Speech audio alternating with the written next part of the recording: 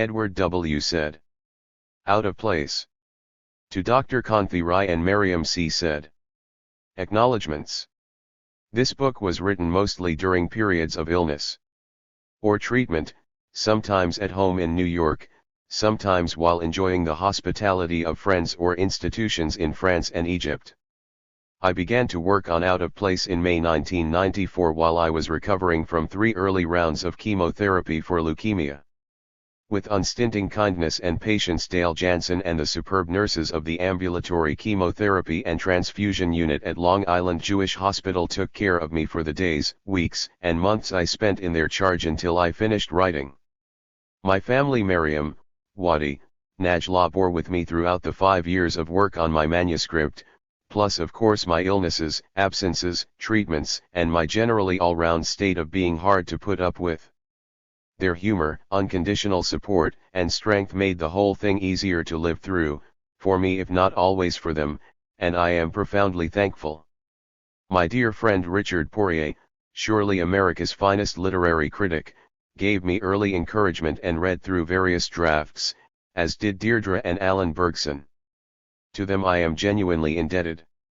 To Zainab Istrabadi, my excellent assistant at Columbia, must go a prize for deciphering my handwriting, reproducing it for me in readable form, helping with numerous drafts, and always without impatience or a disagreeable word.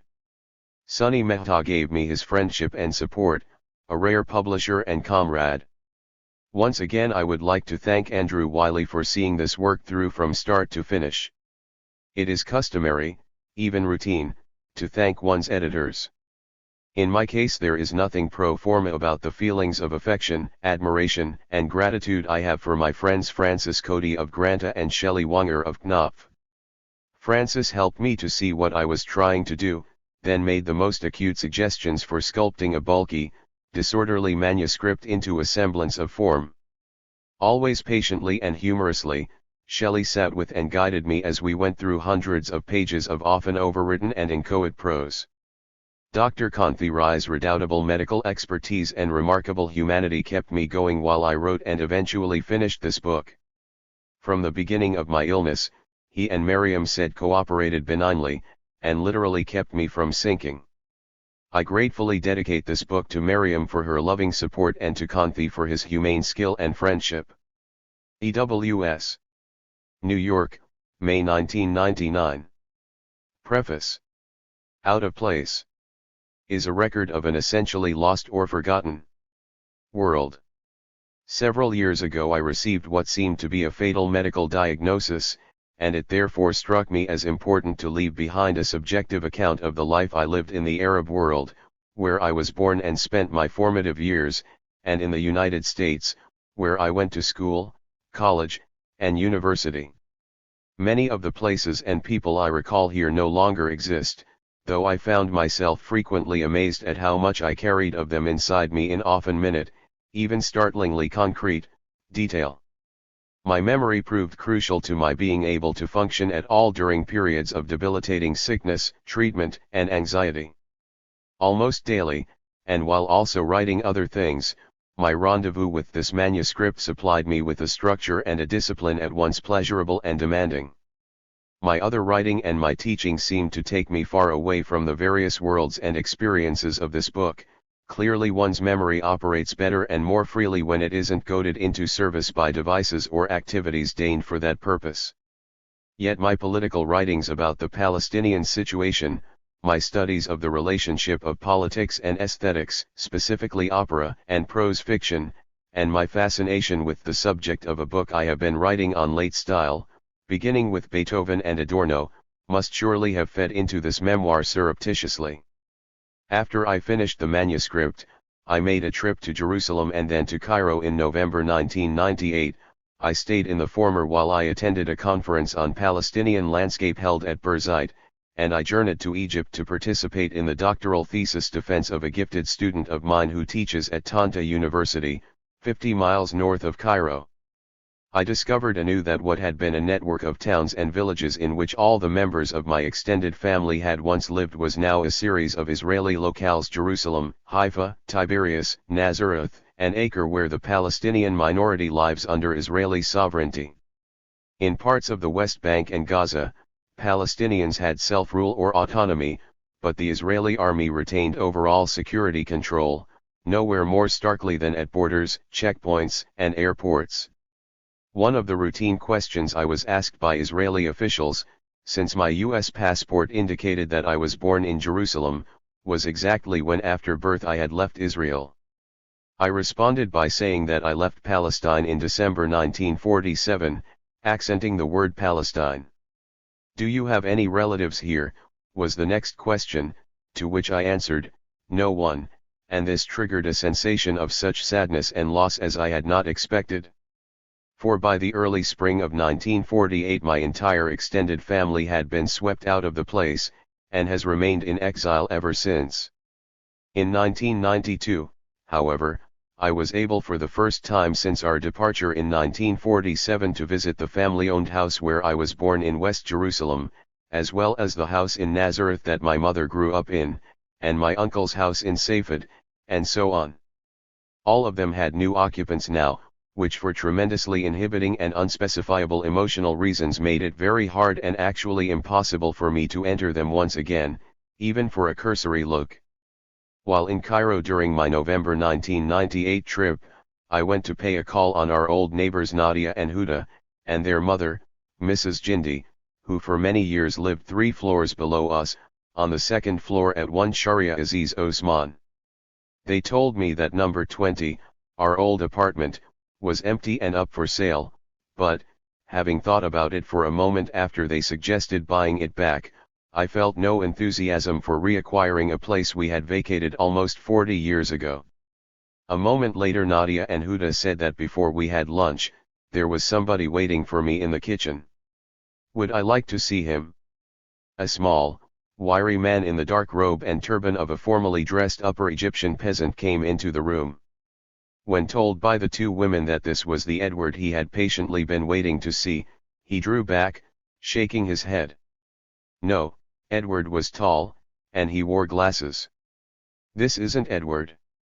I had quickly recognized Ahmed Hamd, our Sufraki, butler, for almost 3 decades, an ironic, fanatically honest and loyal man whom we had all considered a member of the family. I then tried to persuade him that it was indeed me, changed by illness and age, after 38 years of absence. Suddenly we fell into each other's arms, sobbing with the tears of happy reunion and a mourned, irrecoverable time. He talked about how he had carried me on his shoulders, how we had chatted in the kitchen, how the family celebrated Christmas and New Year's, and so on. I was astounded that Ahmed minutely remembered not only the 7 of us parents and 5 children but also each of my aunts, uncles, and cousins, and my grandmother, in addition to a few family friends. And then, as the past poured out of him, an old man retired to the distant town of Edfu near Aswan, I knew again how fragile, precious, and fleeting were the history and circumstances not only gone forever, but basically unrecalled and unrecorded except as occasional reminiscence or intermittent conversation. This chance encounter made me feel even more strongly that this book, which revealed as much as I could of life lived in those days, mostly between 1935, the year of my birth, and 1962, when I had about completed my doctorate, had some validity as an unofficial personal record of those tumultuous years in the Middle East. I found myself telling the story of my life against the background of World War II, the loss of Palestine and the establishment of Israel, the end of the Egyptian monarchy, the Nasser years, the 1967 war, the emergence of the Palestinian movement, the Lebanese civil war, and the Oslo peace process. These are in my memoir only elusively, even though their fugitive presence can be seen here and there. More interesting for me as author was the sense I had of trying always to translate experiences that I had not only in a remote environment but also in a different language. Everyone lives life in a given language, everyone's experiences therefore are had, absorbed, and recalled in that language. The basic split in my life was the one between Arabic, my native language, and English, the language of my education and subsequent expression as a scholar and teacher, and so trying to produce a narrative of one in the language of the other, to say nothing of the numerous ways in which the languages were mixed up for me and crossed over from one realm to the other, has been a complicated task. Thus it has been difficult to explain in English the actual verbal distinctions, as well as the rich associations, that Arabic uses to differentiate between, for example, maternal and paternal uncles, but since such nuances played a definite role in my early life, I had to try to render them here. Along with language, it is geography, especially in the displaced form of departures, arrivals, farewells, exile, nostalgia, homesickness, belonging, and travel itself, that is at the core of my memories of those early years. Each of the places I lived in, Jerusalem, Cairo, Lebanon, the United States, has a complicated, dense web of valences that was very much a part of growing up, gaining an identity, forming my consciousness of myself and of others. And in each place schools have a privileged place in the story, microcosms of the cities or towns where my parents found these schools and put me. Since I am myself an educator, it was natural that I should have found the school environment particularly worth describing and telling about, although what I was not prepared for was how well I remembered the earlier institutions I attended, and how comparatively more the friends and acquaintances I had there have been a part of my life than those from university days, or my boarding school years in the United States. One of the things I tried to explore implicitly is the hold those very early school experiences had on me, why their hold persists, and why I still find them fascinating and interesting enough to write about for readers 50 years later. The main reason, however, for this memoir is of course the need to bridge the sheer distance in time and place between my life today and my life then. I want only to mention this as an obvious fact, not to treat or discuss it, except to say that one of its results is a certain detachment and irony of attitude and tone, as I have said about reconstructing a remote time and experience. Several people described here are still alive and will likely disagree with or dislike my portrayals of them and others. Much as I have no wish to hurt anyone's feelings, my first obligation has not been to be nice but to be true to my perhaps peculiar memories, experiences, and feelings. I, and only I, am responsible for what I recall and see, not individuals in the past who could not have known what effect they might have on me. I hope it is also clear that, both as narrator and as character, I have consciously not spared myself the same ironies or embarrassing recitals. All families invent their parents and children, give each of them a story, character, fate, and even a language. There was always something wrong with how I was invented and meant to fit in with the world of my parents and 4 sisters. Whether this was because I constantly misread my part or because of some deep flaw in my being, I could not tell for most of my early life. Sometimes I was intransigent, and proud of it. At other times I seemed to myself to be nearly devoid of any character at all, timid, uncertain, without will. Yet the overriding sensation I had was of always being out of place. Thus it took me about 50 years to become accustomed to, or, more exactly, to feel less uncomfortable with, Edward, a foolishly English name yoked forcibly to the unmistakably Arabic family name said. True, my mother told me that I had been named Edward after the Prince of Wales, who cut so fine a figure in 1935, the year of my birth, and said was the name of various uncles and cousins. But the rationale of my name broke down both when I discovered no grandparents called said and when I tried to connect my fancy English name with its Arabic partner. For years, and depending on the exact circumstances, I would rush past Edward and emphasize said. At other times I would do the reverse, or connect these two to each other so quickly that neither would be clear. The one thing I could not tolerate, but very often would have to endure, was the disbelieving, and hence undermining, reaction, Edward said. The travails of bearing such a name were compounded by an equally unsettling quandary when it came to language. I have never known what language I spoke first, Arabic or English, or which one was really mine beyond any doubt. What I do know, however, is that the two have always been together in my life, one resonating in the other, sometimes ironically, sometimes nostalgically, most often each correcting, and commenting on, the other. Each can seem like my absolutely first language, but neither is. I trace this primal instability back to my mother, whom I remember speaking to me in both English and Arabic, although she always wrote to me in English once a week, all her life, as did I, all of hers. Certain spoken phrases of hers like Tislamli or Mishrafishu Bidi Mal or Ruha, dozens of them were Arabic, and I was never conscious of having to translate them or, even in cases like Tislamli, knowing exactly what they meant. They were a part of her infinitely maternal atmosphere, which in moments of great stress I found myself yearning for in the softly uttered phrase "Ya Mama," an atmosphere dreamily seductive then suddenly snatched away, promising something in the end never given. But woven into her Arabic speech were English words like naughty boy and of course my name, pronounced Edwayed. I am still haunted by the memory of the sound, at exactly the same time and place, of her voice calling me Edwayed, the word wafting through the dusk air at closing time of the fish garden, a small Zamalek park with aquarium, and of myself, undecided whether to answer her back or to remain in hiding for just a while longer, enjoying the pleasure of being called, being wanted, the non-Edward part of myself taking luxurious respite by not answering until the silence of my being became unendurable. Her English deployed a rhetoric of statement and norms that has never left me.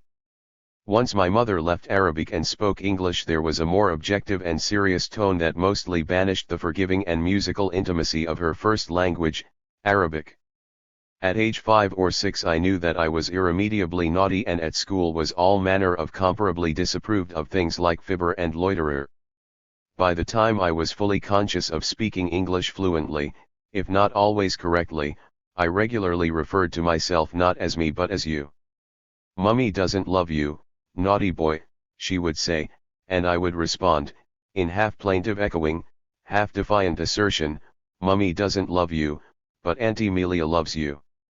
Auntie Melia was her elderly maiden aunt, who doted on me when I was a very young child. "No she doesn't," my mother persisted. "All right. Sally, Auntie Melia's Sudanese driver loves you," I would conclude, rescuing something from the enveloping gloom. I hadn't then any idea where my mother's English came from or who, in the national sense of the phrase, she was. This strange state of ignorance continued until relatively late in my life, when I was in graduate school. In Cairo, one of the places where I grew up, her spoken Arabic was fluent Egyptian, but to my keener ears, and to those of the many Egyptians she knew, it was if not outright Shami, then perceptibly inflected by it. Shami, Damascene, is the collective adjective and noun used by Egyptians to describe both an Arabic speaker who is not Egyptian and someone who is from Greater Syria, i.e., Syria itself, Lebanon, Palestine, Jordan, but Shami is also used to designate the Arabic dialect spoken by a Shami.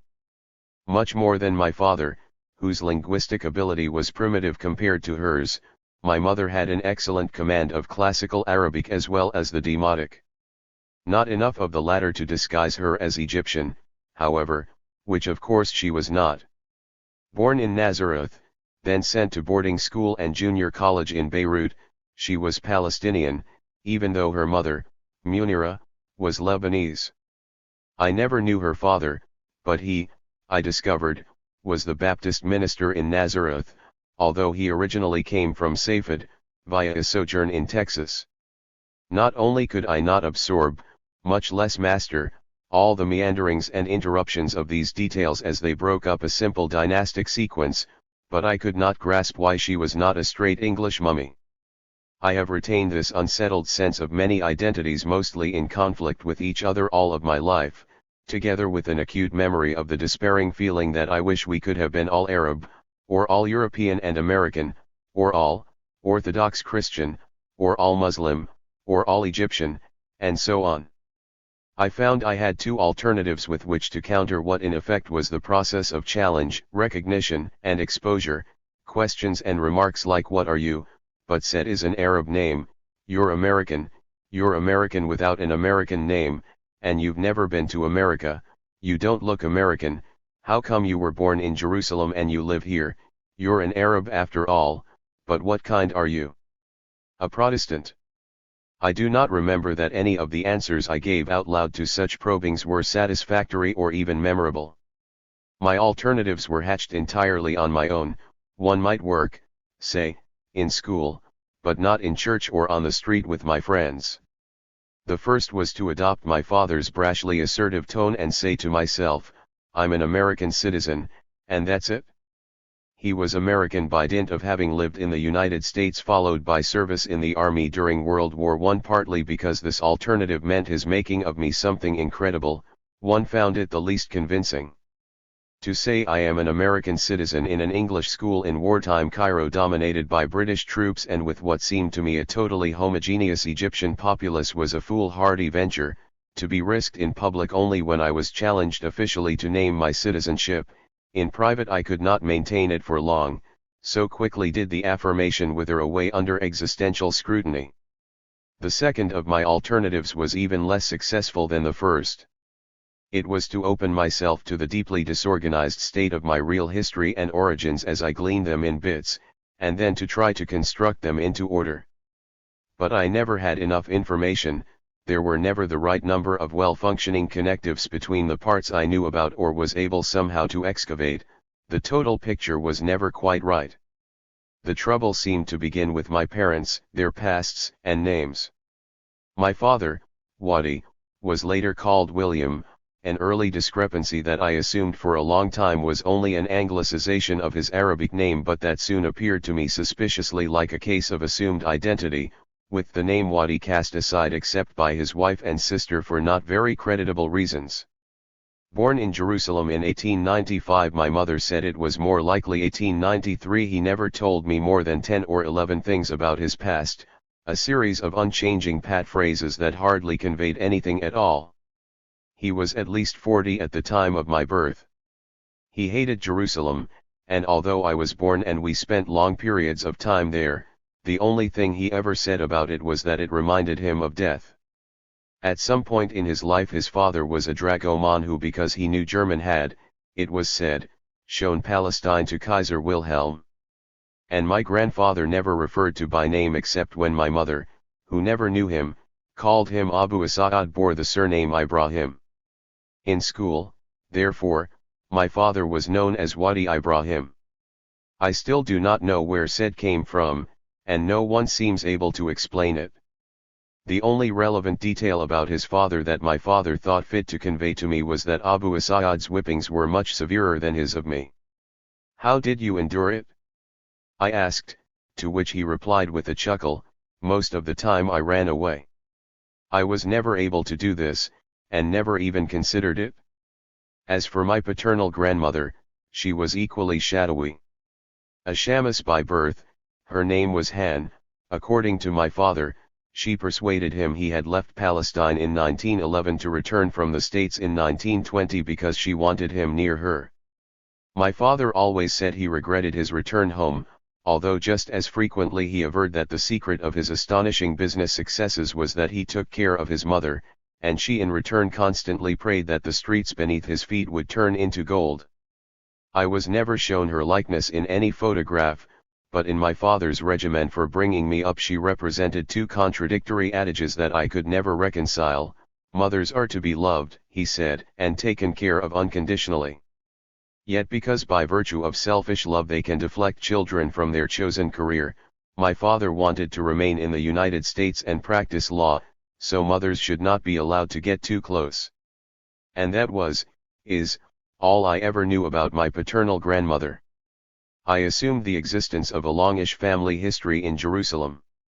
I based this on the way my paternal aunt, Nabiha, and her children inhabited the place, as if they, and especially she, embodied the city's rather peculiar, not to say austere and constricted, spirit. Later I heard my father speak of us as Claphais, which I was informed was our real clan origin, but the Claphais originated in Nazareth. In the mid-1980s I was sent some extracts from a published history of Nazareth, and in them was a family tree of one Clyphi, probably my great-grandfather. Because it corresponded to no lived, even hinted at, experience of mine, this startlingly unexpected bit of information which suddenly gave me a whole new set of cousins means very little to me. My father, I know, did attend St. George's School in Jerusalem and excelled at football and cricket, making the first 11 in both sports over successive years, as centre forward and wicket-keeper, respectively. He never spoke of learning anything at St. George's, nor of much else about the place, except that he was famous for dribbling a ball from one end of the field to the other, and then scoring. His father seems to have urged him to leave Palestine to escape conscription into the Ottoman army. Later I read somewhere that a war had broken out in Bulgaria around 1911 for which troops were needed. I imagined him running away from the morbid fate of becoming Palestinian cannon fodder for the Ottoman army in Bulgaria. None of this was ever presented to me in sequence, as if his pre-American years were discarded by my father as irrelevant to his present identity as my father, Hilda's husband, U.S. citizen. One of the great set stories, told and retold many times while I was growing up, was his narrative of coming to the United States. It was a sort of official version, and was intended, in Horatio Alger fashion, to instruct and inform his listeners, who were mostly his children and wife. But it also collected and put solidly in place both what he wanted known about himself before he married my mother and what thereafter was allowed into public view. It still impresses me that he stuck to the story in its few episodes and details for the 36 years he was my father until his death in 1971, and that he was so successful in keeping at bay all the other either forgotten or denied aspects of his story. Not until 20 years after his death did it occur to me that he and I were almost exactly the same age when we, precisely 40 years apart, came to the United States, he to make his life, I to be directed by his script for me, until I broke away and started trying to live and write my own. My father and a friend called Belura, no first name ever given, went first from Haifa to Port Said in 1911, where they boarded a British freighter to Liverpool. They were in Liverpool for 6 months before they got jobs as stewards on a passenger liner to New York. Their first chore on board was to clean portholes, but since neither of them knew what a porthole was, despite having pretended to great seagoing experience in order to get the jobs, they cleaned everything but the portholes. Their supervisor was nervous, a word my father used regularly to signify anger and general bother, about them, overturned a pail of water, and set them to floor swabbing. Waddy was then switched to waiting on tables, the only memorable aspect of which was his description of serving one course, then rushing out to vomit as the ship heaved and pitched, then staggering back to serve the next. Arriving in New York without valid papers, Waddy and the shadowy Belura bided their time, until, on the pretext of leaving the ship temporarily to visit a nearby bar, they boarded a passing streetcar going they had no idea where, and rode it to the end of the line. Another of my father's much repeated stories concerned a YMCA swimming race at an upstate New York lake. This provided him with an engaging moral: he was the last to finish, but persisted to the end. Never give up was the motto, in fact until the next race had already begun. I never questioned, and was duly submissive to, the packaged homily never give up. Then, when I was in my early 30s, it dawned on me that Waddy was so slow and stubborn he had in fact delayed all the other events, not a commendable thing. Never giving up, I told my father with the uppityness of a recently franchised but still powerless citizen, could also mean a social nuisance, obstructing others, delaying the program, maybe even giving impatient spectators an opportunity to hoot and boo the offendingly slow and heedlessly stubborn swimmer. My father shot me a surprised, even slightly uncomfortable, smile, as if I had finally cornered him in a small way, and then he turned away without a word. The story was not repeated again. He became a salesman for Arco, a Cleveland paint company, and he studied at Western Reserve University. Hearing the Canadians were sending a battalion to fight the Turks in Palestine, he crossed the border and enlisted. When he discovered that there was to be no such battalion, he simply deserted. He then signed up for the American Expeditionary Force and was consigned to the rigors of Camp Gordon, Georgia, where his reaction to a battery of inoculations meant that he spent most of basic training ill and in bed. The scene then shifts to France, where he did time in the trenches, My mother had 2 photographs of him in the military dress of that time, a cross of Lorraine hung round his neck in one of them, attesting to his French service. He used to speak of being gassed and wounded, then quarantined and interned in Mentone. He always used the Italian pronunciation. Once when I asked him what it was like to be in a war, I recall him telling me about a German soldier whom he had killed at close range, raising up his hands in a great cry before I shot him. He said that he had recurring nightmares about the episode over several years of tormented sleep. After his death, when we had some reason to recover his army discharge papers, lost for half a century, I was stunned to discover that as a member of the Quartermaster's Corps he was recorded as having participated in no known military campaigns. This was probably a mistake, since I still believe my father's version. He returned to Cleveland after the war and set up his own paint company. His older brother, Asayad, Al, was then working as a sailor on the Great Lakes. Even back then it was the younger brother, Bill. The name change occurred in the army, who supplied the older one with money and also sent his parents half his salary. Asayad once threatened to attack Bill with a knife. He needed more money from his prosperous younger brother in order to marry a Jewish woman, whom my father guessed that he abandoned but did not divorce when he suddenly also came back to Palestine in the 20s. Curiously, nothing of my father's American decade survived except his extremely lean retellings of it, and such odd fragments as a love of apple pie a la mode and a few often repeated expressions, like hunkadory, and big boy. Over time I have found that what his stint in the United States really expressed in relation to his subsequent life was the practice of self-making with a purpose, which he exploited in what he did and what he made others around him, chiefly me, do. He always averred that America was his country, and when we strenuously disagreed about Vietnam, he would fall back comfortably on my country, right or wrong.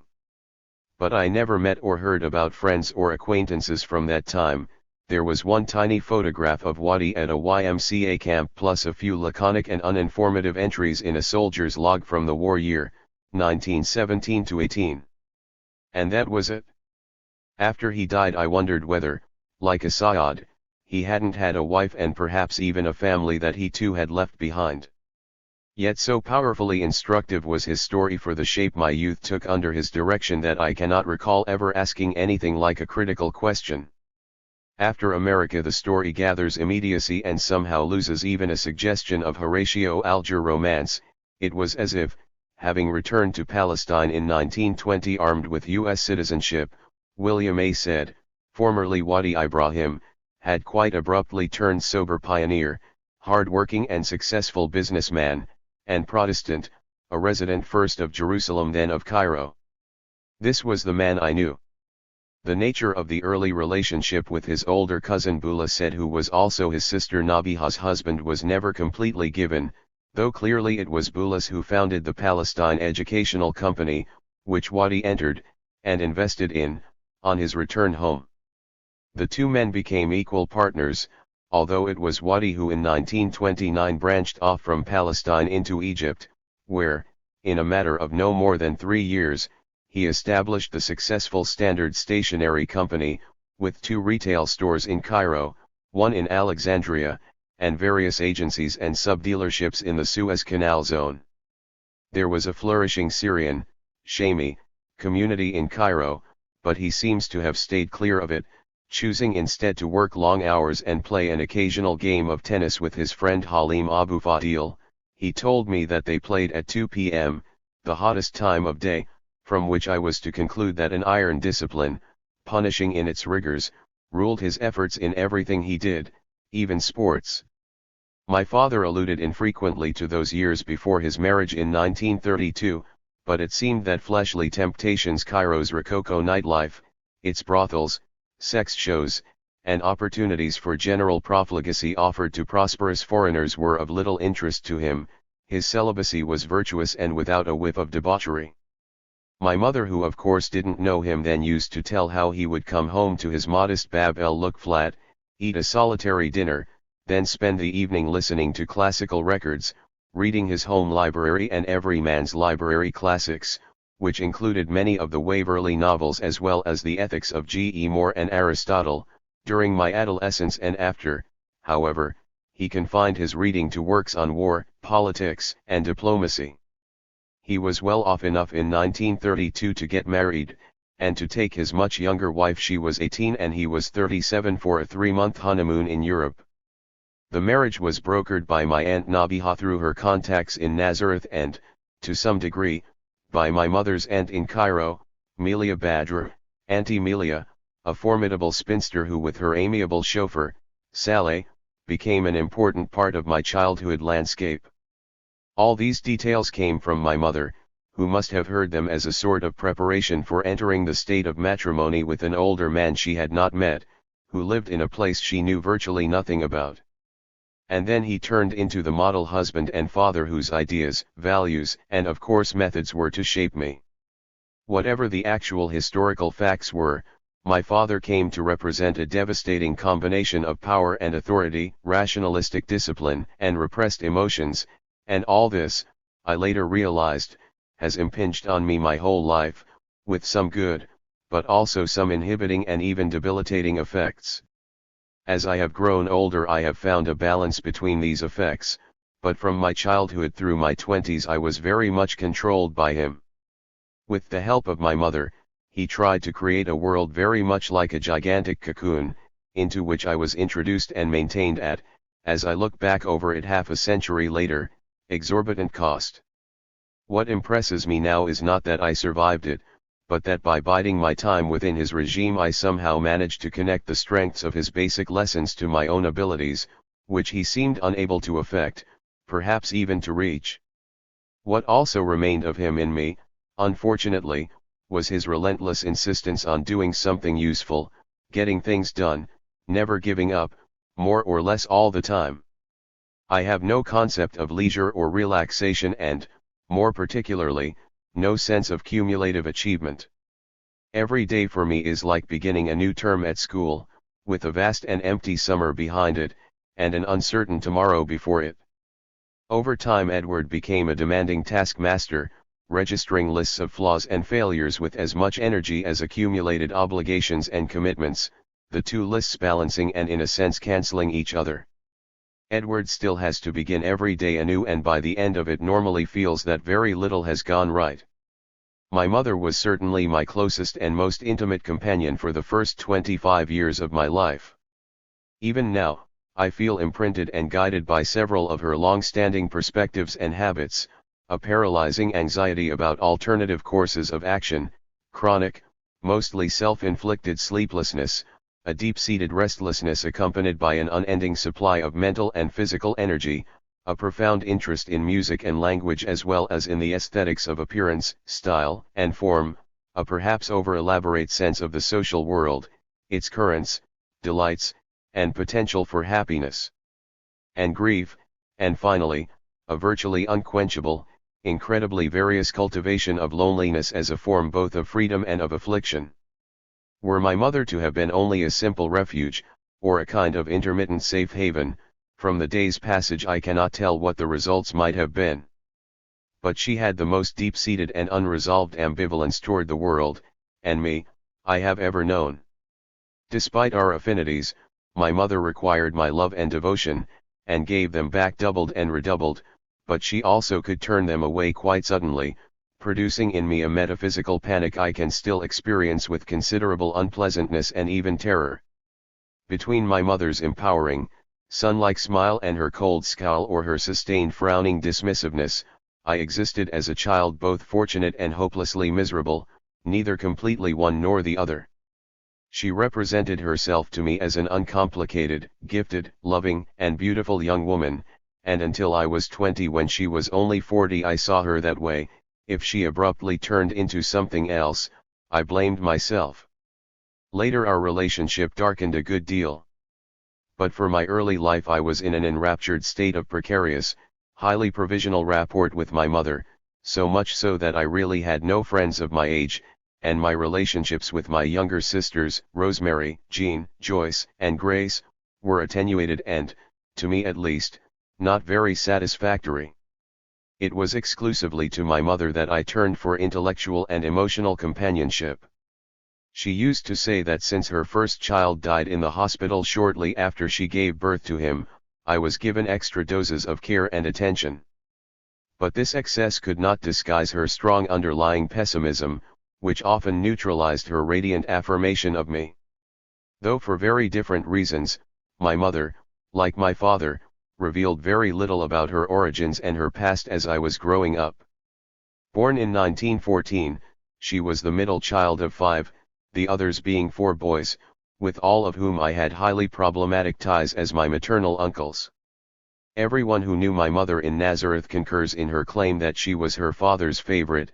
Though she described him as a good man, he sounded to me unappealing, a fundamentalist Baptist minister who was both a harsh patriarch and a repressive husband. Hilda, my mother, was sent to boarding school in Beirut, to the American School for Girls, or ASG, a missionary institution that tied her to Beirut first and last, with Cairo as a long interlude between.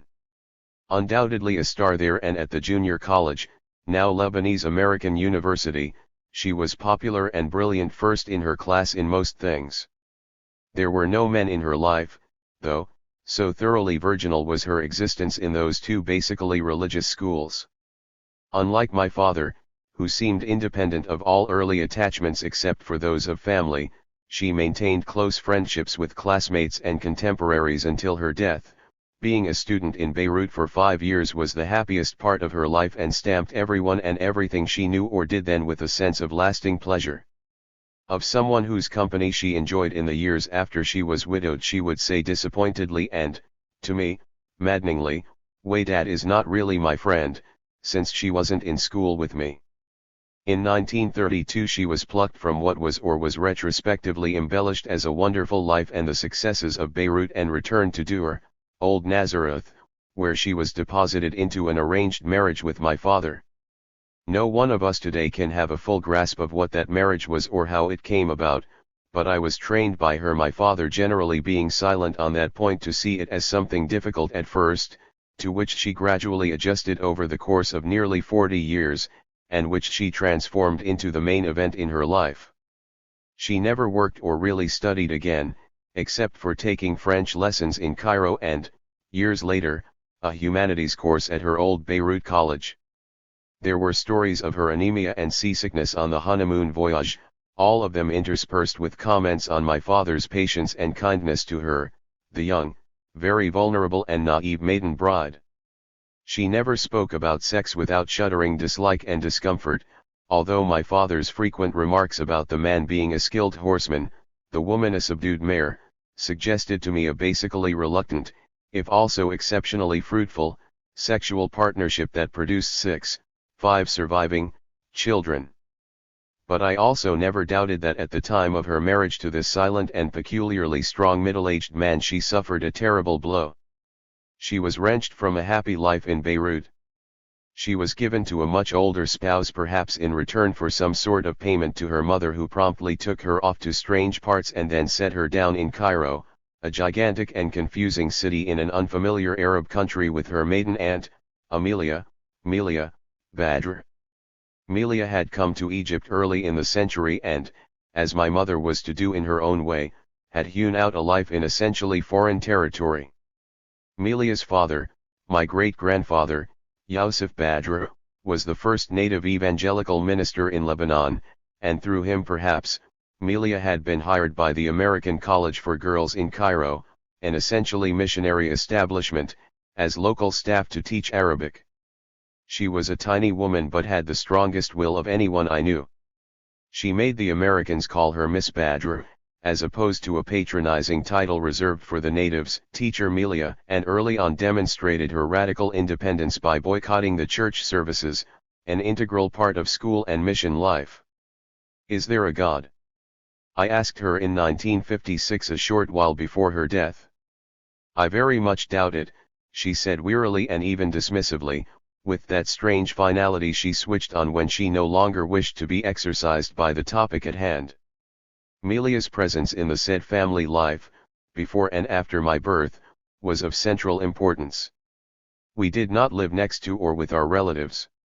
We were alone as a family in Cairo, except for Melia, and later in the 40s her sister, my grandmother, Munira, who lived with us. Melia helped my mother understand the complicated Cairo social system, which was so tumultuously different from anything Hilda had ever experienced as a sheltered girl in Nazareth and Beirut. And Melia introduced the couple to various friends of hers, mostly Copts and Syrians, Shawam, plural of Shami, whose daughters were her students.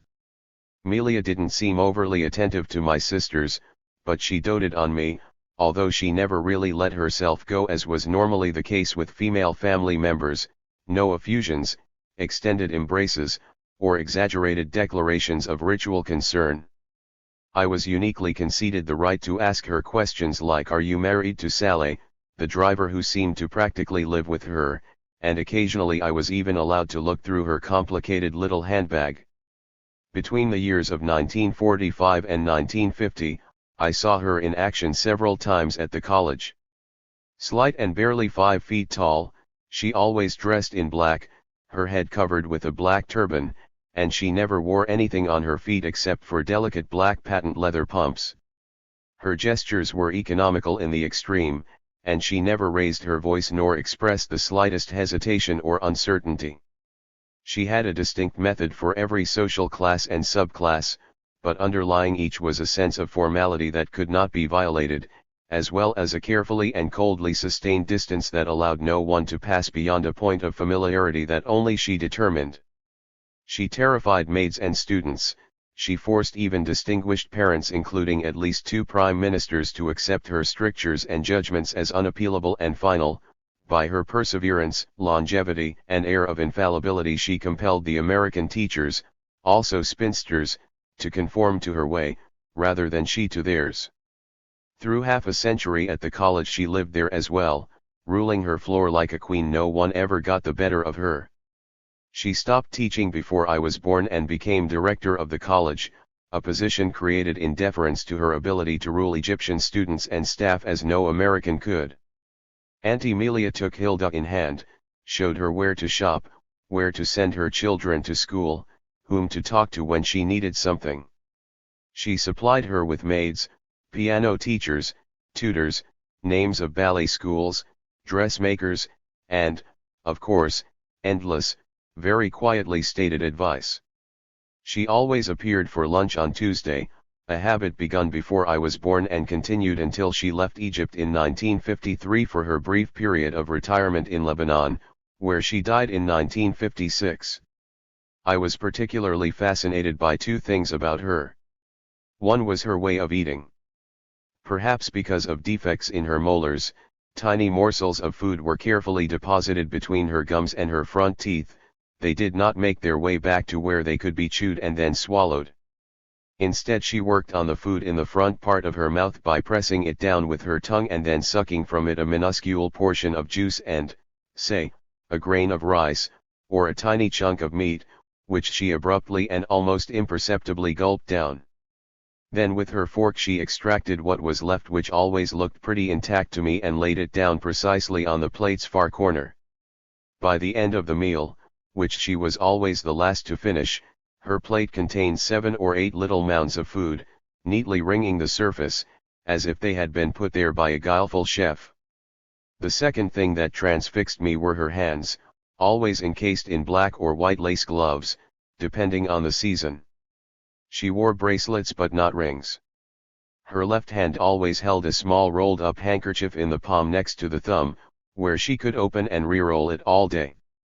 Whenever she offered me candy Bastilia, she called it always emerged from the hanky, always smelling of lavender cologne, always covered in cellophane, always of some gentle, unassertive flavor like quince or tamarind.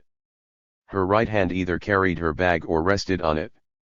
Auntie Melia's relationship with my father was very correct, respectful, even at times cordial. It was quite unlike his attitude toward her sister, the kind and patient and hopelessly good Munira, whom he called Mart Mmi, mother-in-law, literally, my paternal uncle's wife, and whom he always treated with a sort of playful condescension. As for his 4 brothers-in-law, he seemed to have qualified affection, and a great deal of criticism, for them. Hilda's brothers Munir, Aleph, Rayak, and Emil lived in Palestine, and we would visit them there with some regularity. After 1948 they flowed in and out of Cairo, refugees mostly, variously hard up, as my father would say, in need of help. They were more numerous than my father's relatives, especially if to their Palestinian number were added a whole host of Hilda's Lebanese relatives. One of my father's ironclad rules was never to discuss the said family at all. He often told me that a man's family is his honor. But he had no qualms about discussing his wife's family, for whom, this must have greatly complicated my mother's life. He seemed to be, according to him, an unending source of loans. He was always wealthy, whereas Hilda's brothers were not. One of them borrowed money from my father to get married. The others borrowed sums for various unsuccessful business enterprises, and I was led to believe that these sums were never returned. My father told me all these things with distaste, and because of that information I must have subliminally developed a sense of discomfort and mild disapproval that made my adolescent interaction with them awkward and just short of pleasant. But his main objection to them over the years started with his marriage to Hilda. I never had all the details, but it had something to do with the fact that my mother's oldest brother, Munira's favorite, had sold off the small plot of family land in order to get married. This left the widowed Munira, plus Hilda and her other 3 brothers, without adequate means to live. I have long, perhaps inaccurately, supposed that part of the marriage arrangements made with my father by Hilda's family included stipulations for Munira's subsistence.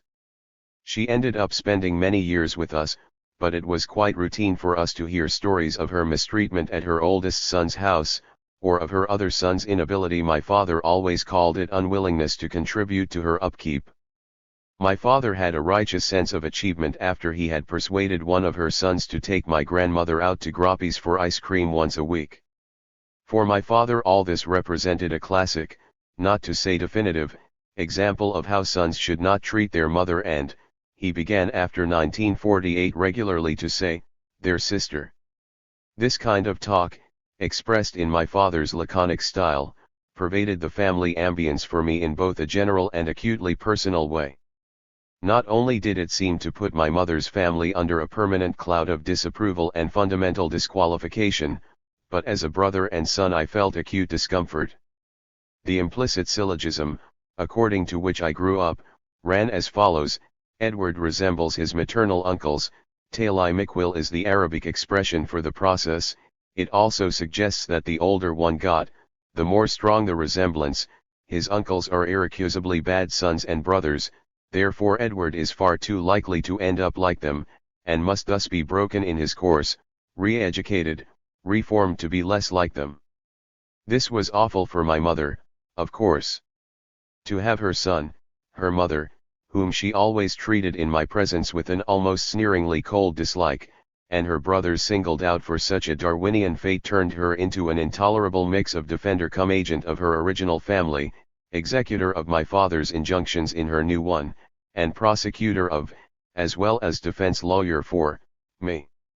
Whatever she did fell into these 3 categories of judgment simultaneously, and ended up tangled inside her, with very disorienting consequences for me, her admired and yet unfortunately wayward son, the child who confirmed the worst of her lineage. Her love for me was both beautiful and withheld, and also endlessly patient. I grew up sliding between being, in my estimation of my father's attitude to me, a delinquent son and my uncle's all too dutiful nephew. I called my father Daddy until his dying day, but I always sensed in the phrase how contingent it was, how potentially improper it was to think of myself as his son. I never asked him for anything without great apprehension or hours of desperate preparation.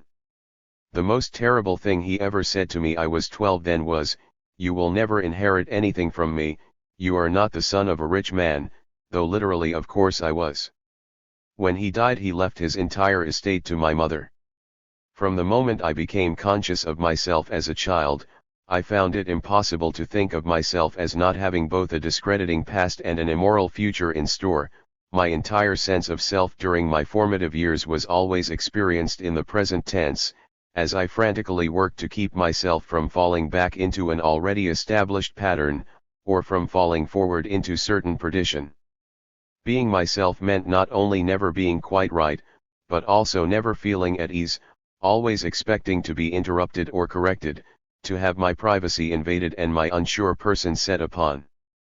Permanently out of place, the extreme and rigid regime of discipline and extracurricular education that my father would create and in which I became imprisoned from the age of 9 left me no respite or sense of myself beyond its rules and patterns. And thus I became Edward, a creation of my parents whose daily travails a quite different but quite dormant inner self was able to observe, though most of the time was powerless to help. Edward was principally the son, then the brother, then finally the boy who went to school and unsuccessfully tried to follow, or ignore and circumvent, all the rules. His creation was made necessary by the fact that his parents were themselves self-creations, two Palestinians with dramatically different backgrounds and temperaments living in colonial Cairo as members of a Christian minority within a large pond of minorities, with only each other for support, without any precedent for what they were doing except an odd combination of pre-war Palestinian habit, American lore picked up at random in books and magazines and from my father's decade in the United States. My mother did not even visit the United States until 1948, the missionaries' influence, incomplete and hence eccentric schooling, British colonial attitudes that represented both the lords and the general run of humankind they ruled, and, finally, the style of life my parents perceived around them in Egypt and which they tried to adapt to their special circumstances. Could Edward's position ever be anything but out of place? 2. Even though they lived in Cairo in 1935, my parents made sure that I was born in Jerusalem, for reasons that were stated quite often during my childhood. Hilda had already given birth to a male child, to be called Gerald, in a Cairo hospital, where he developed an infection and died soon after birth. As a radical alternative to another hospital disaster, my parents traveled to Jerusalem during the summer, and on the 1st of November, I was delivered at home by a Jewish midwife, Madame Bear. She regularly visited us to see me as I was growing up. She was a big, bluff woman of German provenance who spoke no English but rather a heavily accented, comically incorrect Arabic. When she came there were lots of hugs and hearty pinches and slaps, but I remember little else of her. Until 1947 our off and on sojourns in Palestine were entirely familial in character, that is, we did nothing as a family alone but always with other members of the extended clan. In Egypt, it was exactly the opposite. There, because we were by ourselves in a setting to which we had no real connection, we developed a far greater sense of internal cohesion. My early memories of Palestine itself are casual and, considering my profound later immersion in Palestinian affairs, curiously unremarkable. It was a place I took for granted, the country I was from, where family and friends existed, it seems so retrospectively, with unreflecting ease. Our family home was in Tal Bayah, a part of West Jerusalem that was sparsely inhabited but had been built and lived in exclusively by Palestinian Christians like us. The house was an imposing two-story stone villa with lots of rooms and a handsome garden in which my two youngest cousins, my sisters, and I would play. There was no neighborhood to speak of, although we knew everyone else in the as yet not clearly defined district. In front of the house lay an empty rectangular space where I rode my bike or played. There were no immediate neighbors, although about 500 yards away sat a row of similar villas where my cousins' friends lived. Today, the empty space has become a park, and the area around the house a lush, densely inhabited upper-class Jewish neighborhood. When we stayed with my widowed Aunt Nabiha, my father's sister, and her 5 grown children, I was routinely a straggler behind the twins, Robert and Albert, who were about 7 years older than I. I had neither any independence nor a particular role to play, except that of the younger cousin, occasionally used either as an unthinking, blindly obedient loudspeaker to yell insults and nasty messages to their friends and enemies from atop a wall, or as an assenting audience to extremely tall tales. Albert, with his rakish air and sporty sense of fun, was the closest I came to having an older brother or good friend. We also went to Safed, where we stayed for week-long visits with my maternal uncle Munir, a doctor, and his wife, Latifa, who had 2 boys, and a girl roughly my age. Safed belonged to another, less developed, world. The house had no electricity, the narrow, carless streets and steep climbs made for a wonderful playground, and my aunt's cooking was exceptionally delicious. After the Second World War, our visits to Jerusalem and to a greater extent Safed provided an escape from the regimen already forming around me with cumulative daily reinforcement in Cairo. The Safed visits were mostly idyllic times for me, broken occasionally by school or a tutorial, but never for very long. As we increasingly spent time in Cairo, Palestine acquired a languid, almost dreamlike, aspect for me. There I did not as acutely feel the solitude I began to dread later, at 8 or 9, and although I sensed the absence of closely organized space and time that made up my life in Egypt, I could not completely enjoy the relative freedom from it that I had in Jerusalem. I recall thinking that being in Jerusalem was pleasant but tantalizingly open, temporary, even transitory, as indeed it later was. The more significant and charged geography and atmosphere of Cairo were concentrated for us in Zamalek, an island in the Nile between the Old City in the east and Giza in the west, inhabited by foreigners and wealthy locals.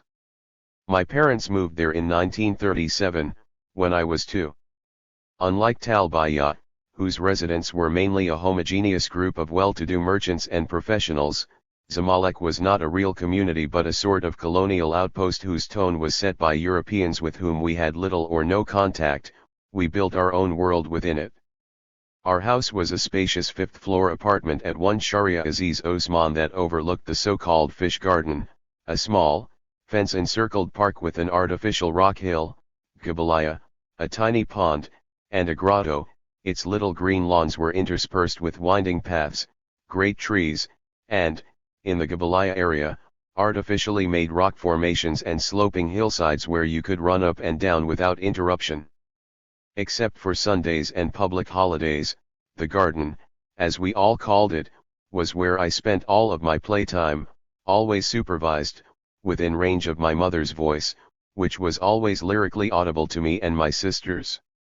I played Robinson Crusoe and Tarzan there, and when she came with me, I played at eluding and then rejoining my mother.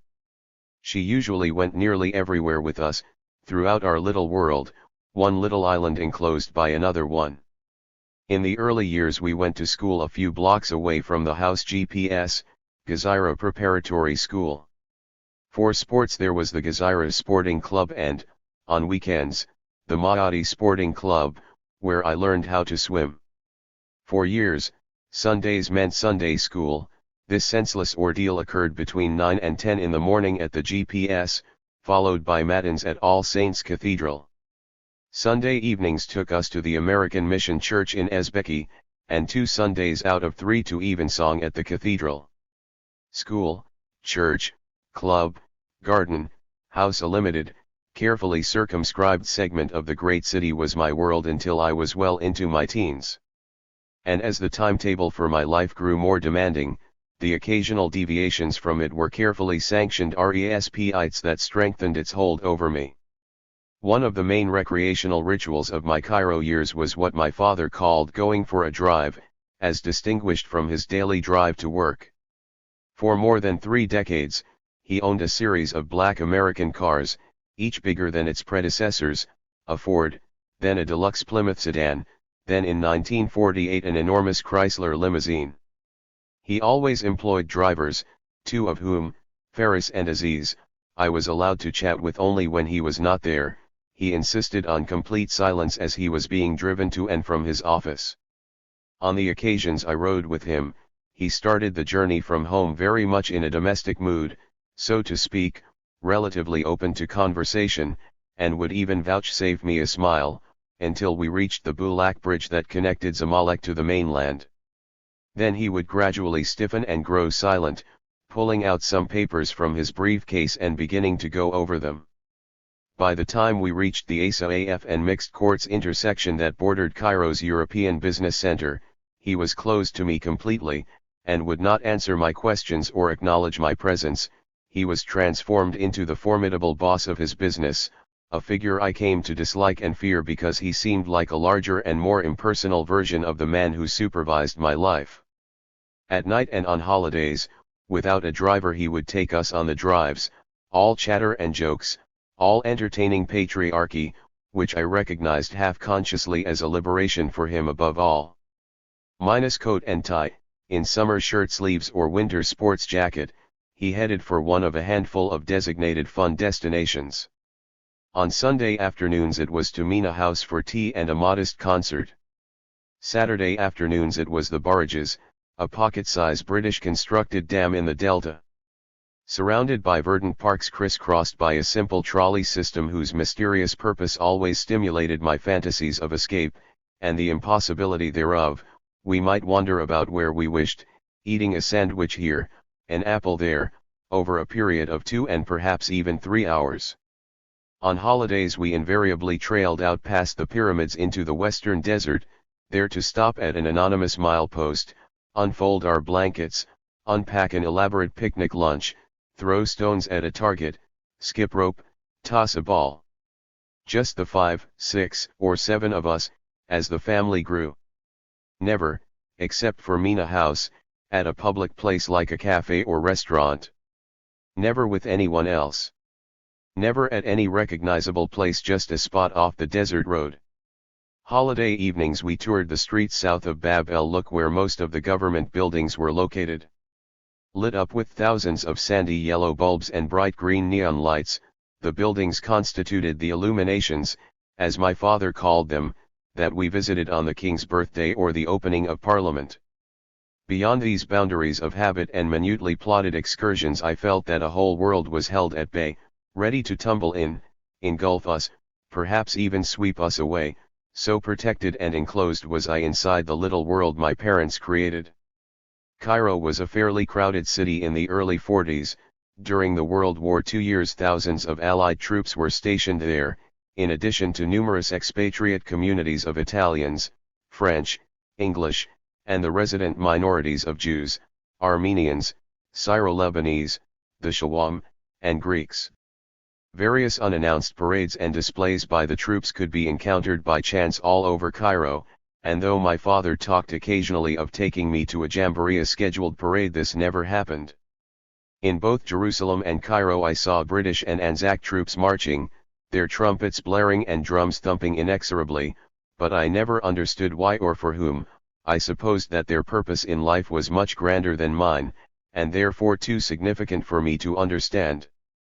I always noticed the facades of forbidden restaurants and cabarets decorated with signs like "All Ranks Welcome," but did not understand their meaning, either. One such place, Salds, in the Immobilia building downtown, happened to be near my uncle Assad's Aero Stationery Company, a gift to him from my father, and he took me there often. "Feed the boy," he would announce to a sleepy-eyed counter clerk, and I would gorge myself on cheese sandwiches and turnip pickles. I first thought that all ranks meant that civvies like me were licensed to enter, but soon realized that I had no rank at all.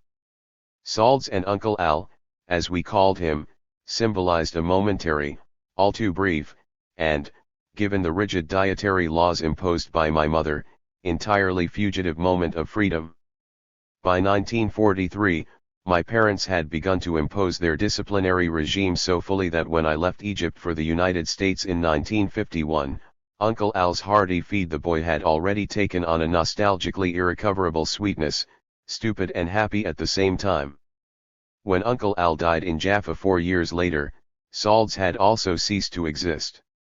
During the first part of the war we spent more time than usual in Palestine. In 1942 we rented a summer house in Ramallah, north of Jerusalem, and did not return to Cairo until November. That summer altered our family life dramatically, as a change occurred in our otherwise rather unpredictable and cumbersome movements between Cairo and Jerusalem. We usually traveled by train from Cairo to Lydda with at least 2 servants, a large amount of luggage, and a generally frenetic air. The return trip was always slightly easier and more subdued.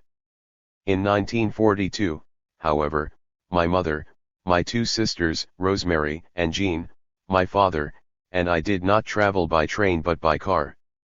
Instead of boarding the luxury wagons Litz train in Cairo's Bab el Hadid station for the 12-hour overnight journey to Jerusalem, in May of that year we were on the run from the rapidly approaching German army, in my father's black Plymouth, its headlights blued out, our quickly packed leather suitcases piled on the luggage rack and in the trunk. Driving to the Suez Canal zone took many hours as we encountered numerous British convoys converging on Cairo. We would be pulled over and forced to wait as tanks, trucks, and personnel carriers trailed past us headed for what was to be an Allied defeat followed by the British counter-offensive that culminated in the Battle of El Alamein in November. We made the long drive in complete silence right through the night. My father negotiated the unmarked Sinai roads after having crossed the Suez Canal without ceremony or fuss at the Kantara Bridge. The customs post there was deserted when we arrived at about midnight. It was at that point that we met up with the only civilian car going the same way, a convertible driven by a Jewish businessman from Cairo, with no passengers, and with only several bottles of iced water and a revolver for luggage. He recognized my father, and even suggested that he might relieve the Plymouth of some of its cargo. Several large suitcases were duly transferred to him but asked in return that he be allowed to follow in our tracks. I vividly remember the haggard, weary expression on my father's face as he assented to this lopsided arrangement, and so we proceeded silently through the night, the second car following hard upon the first, with my father left on his own, both to excavate the sand-blown, meandering, narrow road in the blackest of black nights and also to endure the pressure of his little family inside the car, and outside the Egyptian Jewish businessman, convinced that he was running for his life, constantly bearing down upon us. Earlier that winter I had heard the sirens blaring alarm and all clear. Bundled in blankets and transported in my father's arms to the garage shelter during a German night bombing raid, I felt a vague premonition that we were threatened. The political, to say nothing of the military, meaning of our situation, were beyond me at age 6.5. As an American in Egypt, where the Germans under Rommel were predicted to descend first on Alexandria then on Cairo, my father must have thought he was targeted for an unpleasant fate. A whole wall in our house's entrance room was covered with large maps of Asia, North Africa, and Europe. Every day my father moved red, for the Allies, and black, for the Axis, pins to reflect advances and retreats on the warring sides.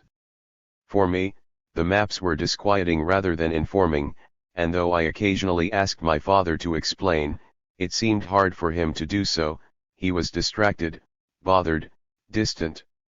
And then suddenly we left for Jerusalem on that difficult night ride. The day he decided to leave, he came home for lunch and told my mother simply to pack and get ready, and by 5 that afternoon we were off, driving slowly through Cairo's half-deserted streets. A desolate, baffling time, my familiar world inexplicably being abandoned as we headed off into the cheerless dusk. The images of my father's withdrawal and silence that followed during the long, perplexing and strange summer in Ramallah continued to haunt me for years. He sat on the balcony gazing off into the distance, smoking incessantly. "Don't make noise, Edward," my mother would say. "Can't you see your father is trying to rest?" Then she and I would go out for a walk through the leafy and comfortable, largely Christian, town north of Jerusalem, with me clinging nervously to her. The Ramallah house was unattractive to me, but nevertheless a perfect setting for the stillness and bleakness of my father's mysterious ordeal. A steep outdoor staircase went up diagonally from the garden, which was divided in the center by a stone path, on either side of which lay furrows of brown earth in which nothing but a few brambles grew. A pair of skinny quince trees stood close to the house by the first-floor balcony, where my father spent most of his time. The bottom floor was closed and empty. Having been forbidden to walk on the furrows, I was left with the ungenerous stony line going from gate to stairs as my playground. I had no idea what was wrong, but Ramallah was where I first heard the phrase nervous breakdown. Associated with that was the protection of my father's peace of mind, a phrase he got from a book of that name, which provided the topic of many conversations with his friends. The tiresome languor of our Ramallah summer was closed to scrutiny and explanation, both of which as a bright 6.5-year-old I needed quite naturally. Was Daddy afraid of something? I wanted first of all to ask, why does he sit there for so long, and say nothing? Either I was led off to some useful or punitive activity, or I was thrown a few enigmatic and generally incomplete hints for an answer. There was talk of extreme anxiety about his suddenly higher blood pressure. There was also reference to having sent off my cousins Abby, Ibrahim, and Charlie Uncle Asayad's boys to Asmara, where, my father worried himself sick, they might be killed. A shady Cairo businessman was said to have tried unsuccessfully to tempt my father into some business scheme for war profiteering. I understood that my father refused. Were those events enough to cause a nervous breakdown? Whatever the reason, once we returned to Cairo a process of change in my life began as a result, and indeed I was encouraged by my mother in particular to believe that a happier, less problematic period had ended. I sank more and more into generalized truancy. You're very clever, I'd be told over and over, but you have no character, you're lazy, you're naughty, etc., and was also made aware of an earlier Edward, sometimes referred to as Eduardo Bianco, whose exploits, gifts, and accomplishments were recounted to me as signs of pre-1942 early promise betrayed. From her I learned that at the age of 1.5 the former Edward had memorized 38 songs and nursery rhymes, which he could sing and recite perfectly. Or that when cousin Abby, a fluent harmonica player, purposely introduced a wrong note in his rendition of John Peel, Edward would clench his fists, close his eyes, and bawl out first his annoyance at the mistake and then the correct version. Or that except for the odd use of you for me, Edward spoke perfect sentences in English and Arabic by the age of 15 months. Or that his ability to read simple prose was quite developed by the age of 2.5 or 3. Or that math and music were as natural to him aged 3 or 4 as they were to 8 and 9-year-olds. Cute, playful, preternaturally fast and smart, this early Edward enjoyed roistering play with his happy father. I recalled none of this myself, but my mother's frequent rehearsal of it plus a couple of photo albums from those years including an idyllic summer in Alexandria supported the claim. None of this, except as regretted memory, was meant to survive the dark days of 1942. We returned to Cairo after the Battle of El Alamein in November, and I went back to GPS, to become a thoroughgoing problem boy for whom one unpleasant antidote after another was devised, until by the age of 9 and right through my 15th birthday I was constantly engaged in private remedial therapies after school and on weekends, piano lessons, gymnastics, Sunday school, riding classes, boxing, plus the mind-deadening rigors of relentlessly regulated summers in Dour el Shwir. After 1943 we started to spend every summer in this dreary Lebanese mountain village that my father seemed more attached to than any other place on earth. My parents were at the heart of the entire administered system that determined my time minute by minute and my father's attitude toward me for the rest of his life, a system that allowed me only the smallest of spots of relief to enjoy and feel that I was out of its clutches.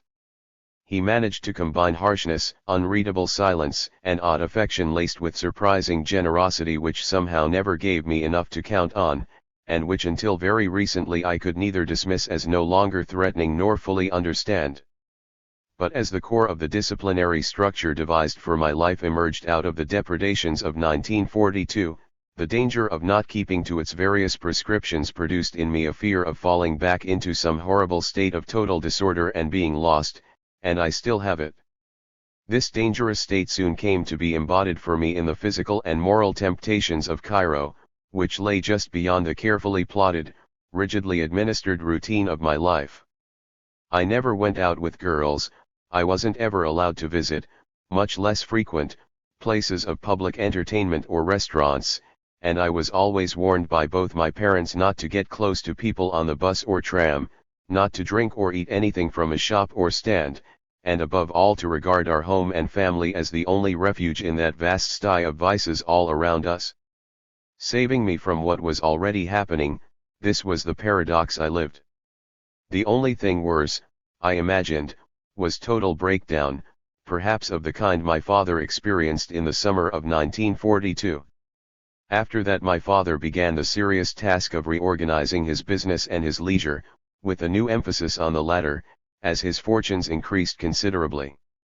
By 1951, he had stopped going to his office at all after lunch. Instead he started to play bridge, which, 7 days a week, every week in the year except when he traveled, became his obsession. He would come home for lunch at 1:30, eat, then sleep until 4, when he would be driven to the club to play until 7:30 or 8. He might play again after dinner. After our summer in Ramallah, a large number of Ely Culbertson books appeared all over the Cairo apartment, in addition to several solo bridge sets and a new green felt cover for use on the 2 folding card tables we had. On Tuesday evening my father would go to Philip Suki's house near the pyramids to play bridge. When we started to spend our summers in Dower El Shwir, he would play bridge in the morning at a cafe, then again in the afternoon, and finally at night he would preside over a game at our house or at a friend's. The distance between us grew even greater as I, and alas he, discovered that I had no talent for or even interest in bridge. He seemed to have a phenomenal capacity for all indoor games, none of which I ever mastered. He tried to teach me backgammon, or tala, with, to me, appalling results. After watching me as I counted spaces laboriously, he would impatiently snatch the counter from under my finger and move it rapidly to the correct space. "Why are you counting like that here?" He would mimic my counting by affixing a crude moronic contortion to his face, as if I were a cretin trying hopelessly to go from 3 to 4 when this is the way it should be done. Later he would ask me to play again but would end up playing the entire game for me. "It's faster this way." I was there just to sit opposite him and do nothing. He played both parts. There wasn't a card game he didn't know, or a casino ritual he didn't unsuccessfully try to teach me. Having had them explained 30 times has not after all enabled me to play either poker or baccarat. During the summer of 1953, after a year of learning how to play pool at my American boarding school, I thought I managed slyly to cajole him into a game of 8-ball at a little cafe in Dower across from the Cirque Cafe. I attributed his initial reluctance to apprehension that he might be beaten, but it was a trick. I realized later that he feigned reluctance, and even a little admiration, just to get me going. "This is the way we play it in the States," I crowed to him, as professional to novice. "If you hit the ball on the side, it's called English." I put in 2 balls, then missed the third. Taking up the cue, my father seemed suddenly transformed from humbly nodding apprentice into fearsome pro. It was no contest at all, not even after we moved to the adjoining 3-ball billiard table, where I thought I might have a chance. I was reduced to a state of complete confusion, and a kind of babbling helplessness as I blamed the cue, the mocking waiter, the absence of practice. "So it's called English," he said caustically on the way home, and this from a player who seemed to have every spin and twist at his command. Games did not require him to say very much nor make more than a minimal emotional investment, and perhaps for this reason card playing became an obsessional and apparently life-sustaining habit. It was a way of sublimating his anxieties in an area of life in which the rules were set, and a routine order prevailed, an escape from any kind of confrontation with people, business, or problems. Bridge, and card games generally, were part of his regeneration from the ravages of 1942. "It's a relaxation," he said once or twice over the years, describing a pastime that occupied at least 12 hours a day during the summer holidays and up to 4 hours during his periods of work. I remember nothing with quite the same dispiriting blankness as those times when as a young boy I was compelled to watch him play. While I sat by his side, every card flipped onto the table, every bid, every laconic post-mortem after the hand was played out signified my mental and moral subordination and increased my sense of his authority over me. He would not speak to me at all, nor point out what in a given hand might have been interesting. There was just the unending monotony of the card game, and his expressed desire to be in it for reasons I could never fully understand. Standing or sitting next to him during the first few years after 1942 was my punishment for misbehaving, and it constituted my parents' primitive idea for keeping me out of trouble at times when I wasn't at school and, worse, when we summered in Lebanon. Being forced to watch him playing bridge or tala for hours on end was a mind-numbing experience. These periods of enforced boredom were early avatars of a larger scheme to curtail my potential mischief-making. "Wadi, please take the boy with you," my mother would say exasperatedly. "He's causing a lot of trouble." When Wadi's services were not available, my mother would either send me on a long and pointless errand or pronounce the words, "Take off your clothes and go right to bed." Books, music, diversion of any kind were forbidden in bed, as were food and drink. I was forbidden to lock the bedroom door, allowing my mother unimpeded, extremely sudden and unannounced entrances into the room to ascertain whether I was complying. The only benefit of this particularly deadening punishment was that, having discovered 3 chessmen lying in the back of a drawer, I practiced throwing them up and catching them until I had taught myself to juggle. My parents' early disciplinary practices I associate first with the long vacations, when extended intervals of leisure might have allowed my inquiring and radically naughty self to go where it might be risky to trespass. But they soon extended to my Cairo life as well. I had an amazingly resourceful curiosity about people and things. I was frequently upbraided for reading books I shouldn't have, and more damningly I was often found looking in the autograph books, notepads, pamphlets, and comics, scribbled messages, and notes of my sisters, schoolmates, and parents. "Curiosity killed the cat" was the frequent verdict on me, but I wanted to get beyond the various cages in which I found myself placed, and which made me feel so dissatisfied, and even distasteful to myself.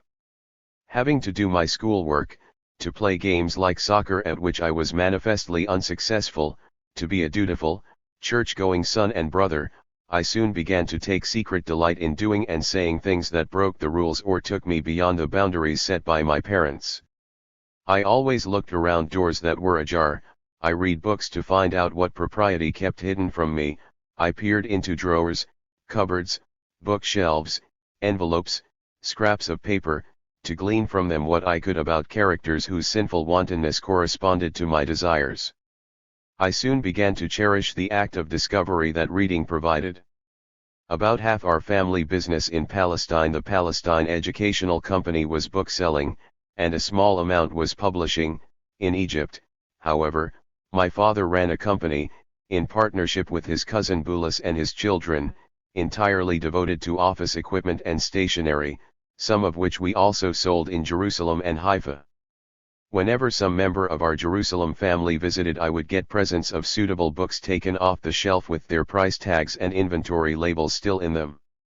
These suitable books seemed to fall into 2 general categories: children's books in the A. A. Milne and Enid Blyton mold, and useful books of information like the Collins Jr. Book of Knowledge, which was given to me when I was between 9 and 10.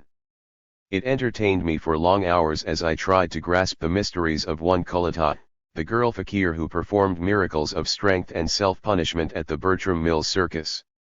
I had not yet even been to a circus. The Circo Togna was not to appear in Cairo until 4 years later, nor, apart from the anodyne suggestions provided in Blyton's Mr. Galliano's circus books, did I have any conception of what life in a European circus was all about. It was enough for me that Kulata was of mysterious origin. In the tiny, grainy, and blurred photographs provided in the text, she wore what appeared to be a 2-piece costume such as I had never seen, and she was able to do amazing, unimaginable things with her body. All of this defied the positive laws of respectability and decency under which I chafed. Her contortions were also at odds with nature, but that increased their excitement. She was described as lying on her back supporting a gigantic stone slab on her bare stomach. A large half-naked man in a turban stood over her with an enormous sledgehammer, which he brought down on the stone.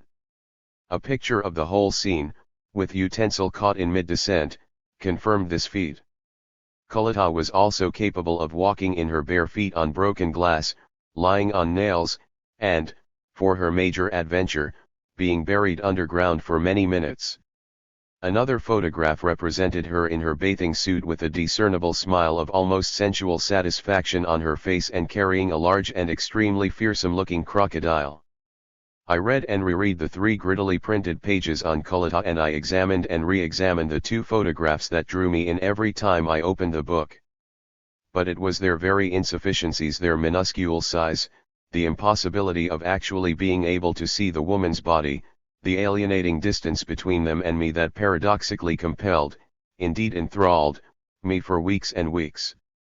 I dreamed of knowing her, being taken into her caravan, being shown some more horrible feats, for example, her imperviousness to, perhaps even enjoyment of, other forms of extreme pain and unknown types of pleasure, her disdain for domestic life, her capacity for diving to unusual depths, eating live animals and disgusting fruits, and hearing from her about her freedom from the ordinary talk and responsibilities of everyday life.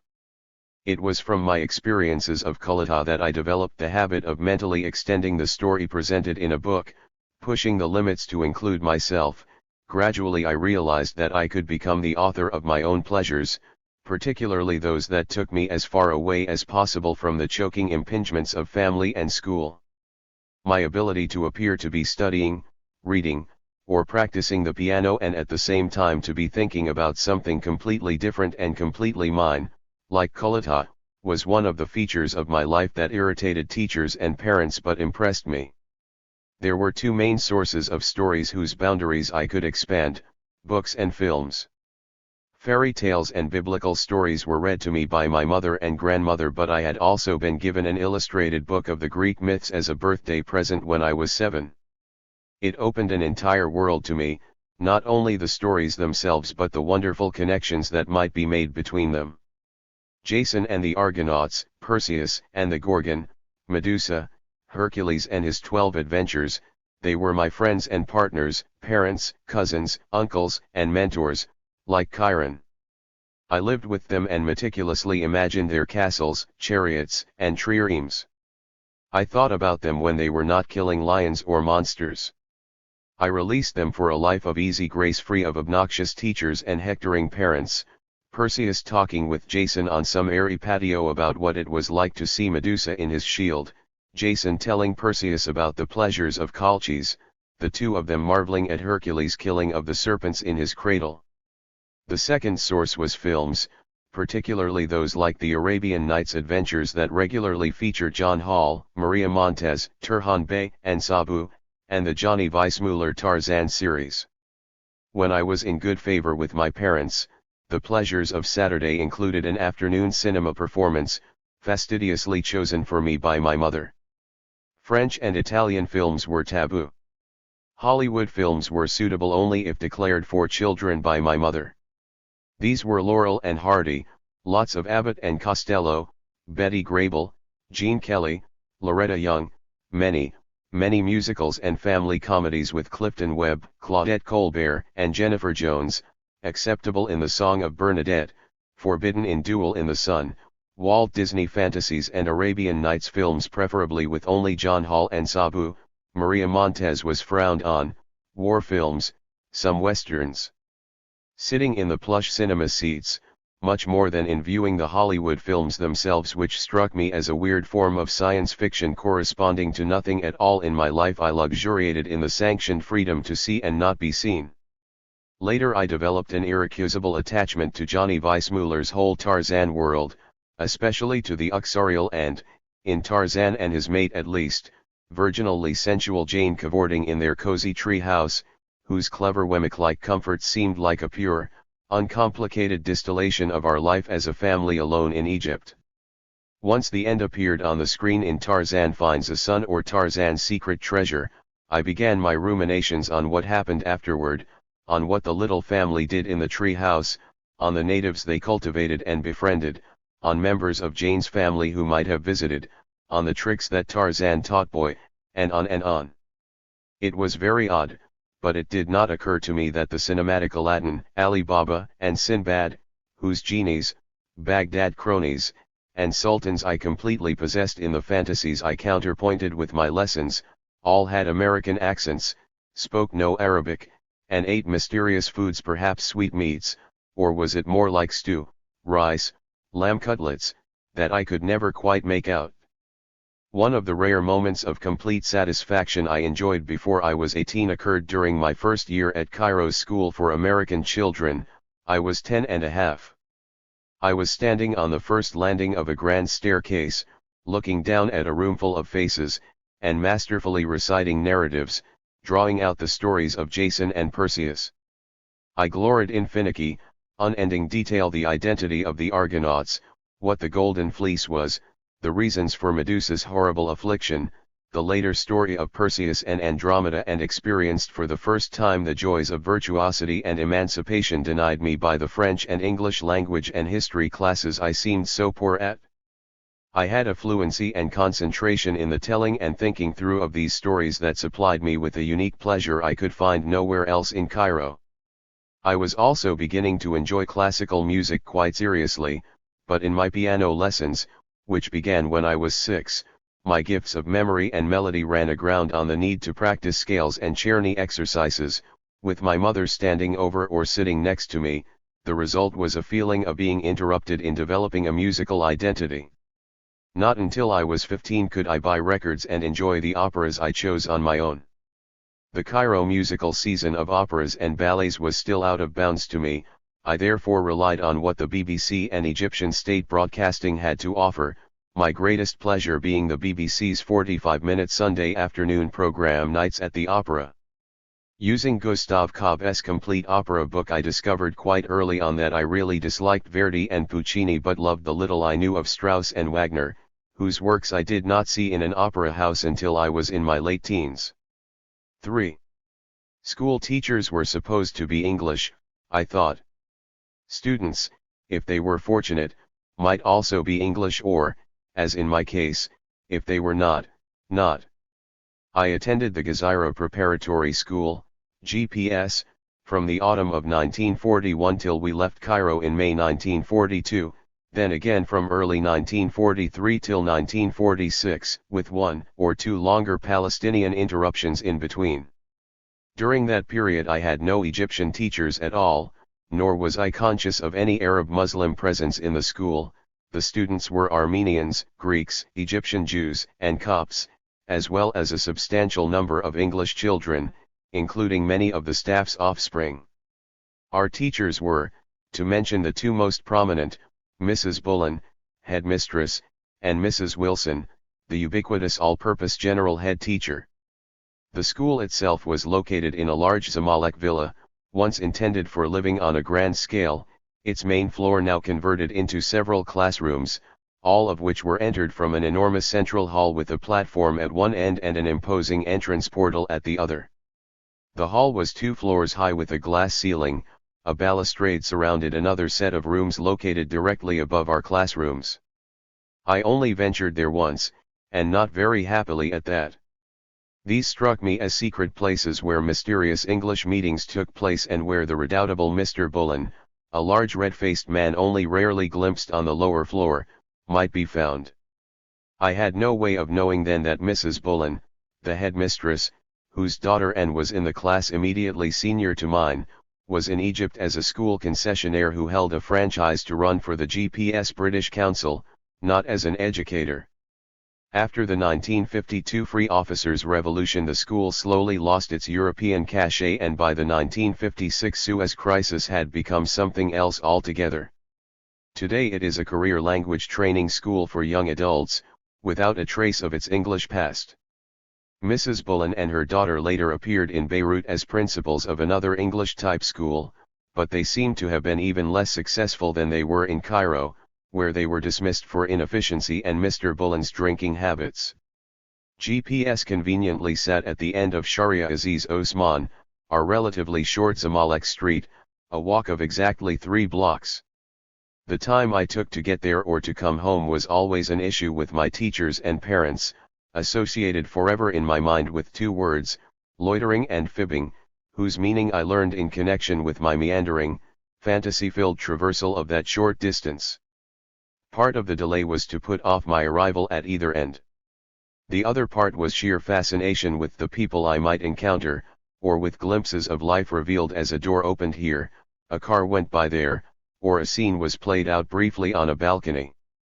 As my day began at 7:30, What I witnessed was invariably stamped with nights' end and days beginning. The black-suited gaffiers, or evening watchmen, slowly divesting themselves of blankets and heavy coats, sleepy-eyed suffragists shuffling off to market for bread and milk, drivers getting the family car ready.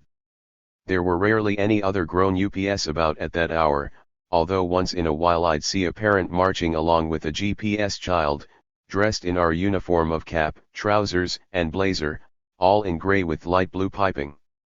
What I cherished in those dawdling walks was the opportunity to elaborate on the scanty material offered me. A red-headed woman I saw one afternoon seemed just by walking by to have persuaded me that she was a poisoner, and I had without specific comprehension heard the word recently, a divorcee. A pair of men sauntering about one morning were detectives. I imagined that a couple standing on a balcony overhead spoke French and had just had a leisurely breakfast with champagne. Fantasizing about other lives and especially other people's houses was stimulated by my quite rigid confinement in our own. I can count on the fingers of one hand the number of times I actually set foot in a classmate's apartment or house as I was growing up. And I cannot remember any occasion at all when one of my friends' friend is probably too strong a word to describe the children of my own age with whom I had contact from either school or the club came to my house. One of my earliest and most long-lasting passions therefore has been an almost overpowering desire to imagine what other people's houses were like. Did their rooms resemble ours? Did their kitchens work the way ours did? What did their cupboards contain, and how were those contents organized? And so on, down to the smallest details: night tables, radios, lamps, bookshelves, rugs, etc. Until I left Egypt in 1951 I assumed that my sequestration was, in an extremely imprecise way, good for me. Only later did it occur to me that the kind of discipline my parents devised for me meant I was to regard our life and house as somehow the norm and not, as it most certainly was, fantastically isolated and almost experimental. As a rare escape I was sometimes allowed to go skating on Saturday mornings at a rink, the Rialto, near B Branch, a small shop maintained by my father mainly to sell pens and expensive leather gifts on Fuad Ali Wall Street. The area was packed with bustling shops and department stores, Kemla and Secural across the street, Paul Favre, the large shoe shop next to B Branch, where, from a tired mustachioed middle-aged Armenian clerk in waistcoat and green eyeshade, we bought shoes for summer, sandals and light shoes, and winter, button or lace UPS, black and dark brown. Tennis shoes and loafers were bad, and hence permanently disallowed.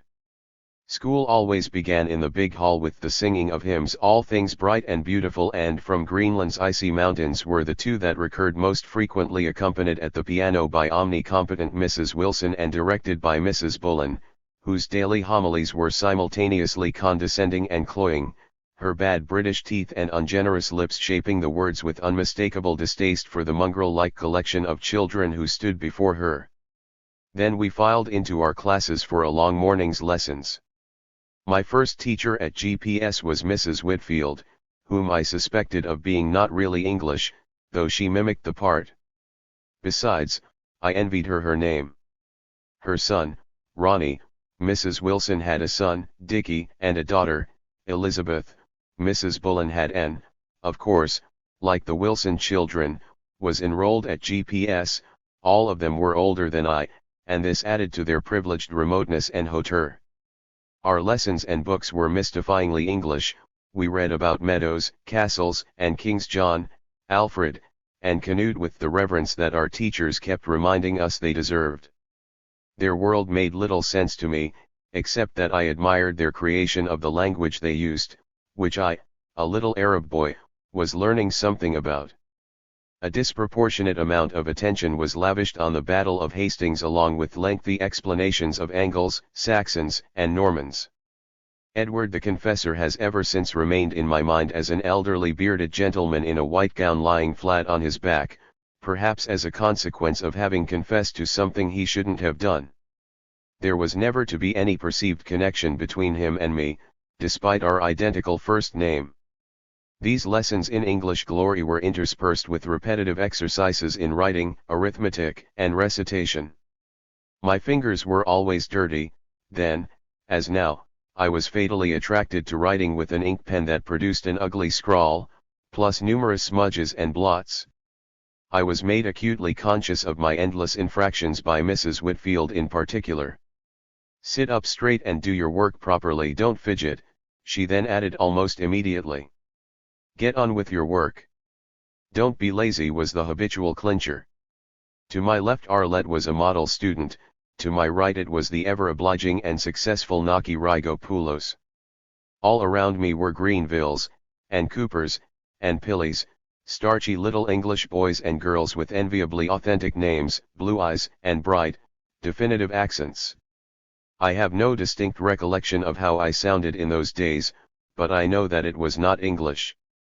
The odd thing though was that we were all treated as if we should, or really wanted to, be English, an unexceptionable program for Dick, Ralph, and Derek, less so for locals like Micheline Lindell, David Ades, Nadia Jindy, and myself. All our time outside class was spent in a little enclosed yard completely shut off from Fuad Aliwal, the bustling main street into which Aziz Osman, our house sat at the bottom left-hand side, ran. Fuad Aliwal was lined with shops and vegetable stands. It carried a healthy flow of traffic as well as an extremely noisy tram line and occasional public buses. Not only was it distinctly urban and busy, but it welled up from the older parts of Cairo, crossed into Zamalek from Bulak, traversed the quietly wealthy and smug Gezira Island, where we lived, and then disappeared across the Nile into Mbaba, another teeming antithesis to Zamalek, with its quiet tree-lined streets, its foreigners, and its carefully plotted, shopless streets like Sharia Aziz Osman. The GPS's playground, as it was called, constituted a frontier between the native urban world and the constructed colonial suburb we lived, studied, and played in. Before school began we would line up by class in the yard, and then again during recess, lunch, and dismissal. It is a sign of how lasting was the impression on me made by those exercises that I still remember left as the side nearest the school building, right as the Fuad Aliwal side. We stood there supposedly to be counted and greeted or dismissed, "Good morning, children," or "Goodbye, children." This seemed a polite ritual camouflaging the travails of being in line, where all sorts of unpleasant things took place. Forbidden to utter a word in class except in answer to the teacher's questions, the line was simultaneously a bazaar, auction house, and court, where the most extravagant of offers and promises were exchanged, and where the younger children were verbally bullied by older boys who threatened the direst punishment. My particular bane was David Ades, a boy 2 or 3 years older than me. Dark and muscular, he was ruthlessly focused on my pens, my pencil box, my sandwiches and sweets, which he wanted for himself, and was fearsomely challenging to everything I was or did. He didn't like my sweaters, he thought my socks were too short, he hated the look on my face, he disapproved of my way of talking. Coming to or leaving the school represented a daily challenge to me, of how to avoid getting caught or waylaid by David Ades, and for the years I was at GPS I was quite successful. But I could never escape him in the class lines, when despite the supervising teacher's presence, pushy, ruffian-like behavior was tolerated and Ades would whisper and mutter his threats and general disapprobation across the row of fidgeting children that kept us mercifully apart. I have retained 2 phrases from Ades in my memory. One I parroted for years thereafter, "I promise you," the other I haven't forgotten, because it frightened me so much when he uttered it, "I'll bash your face after school."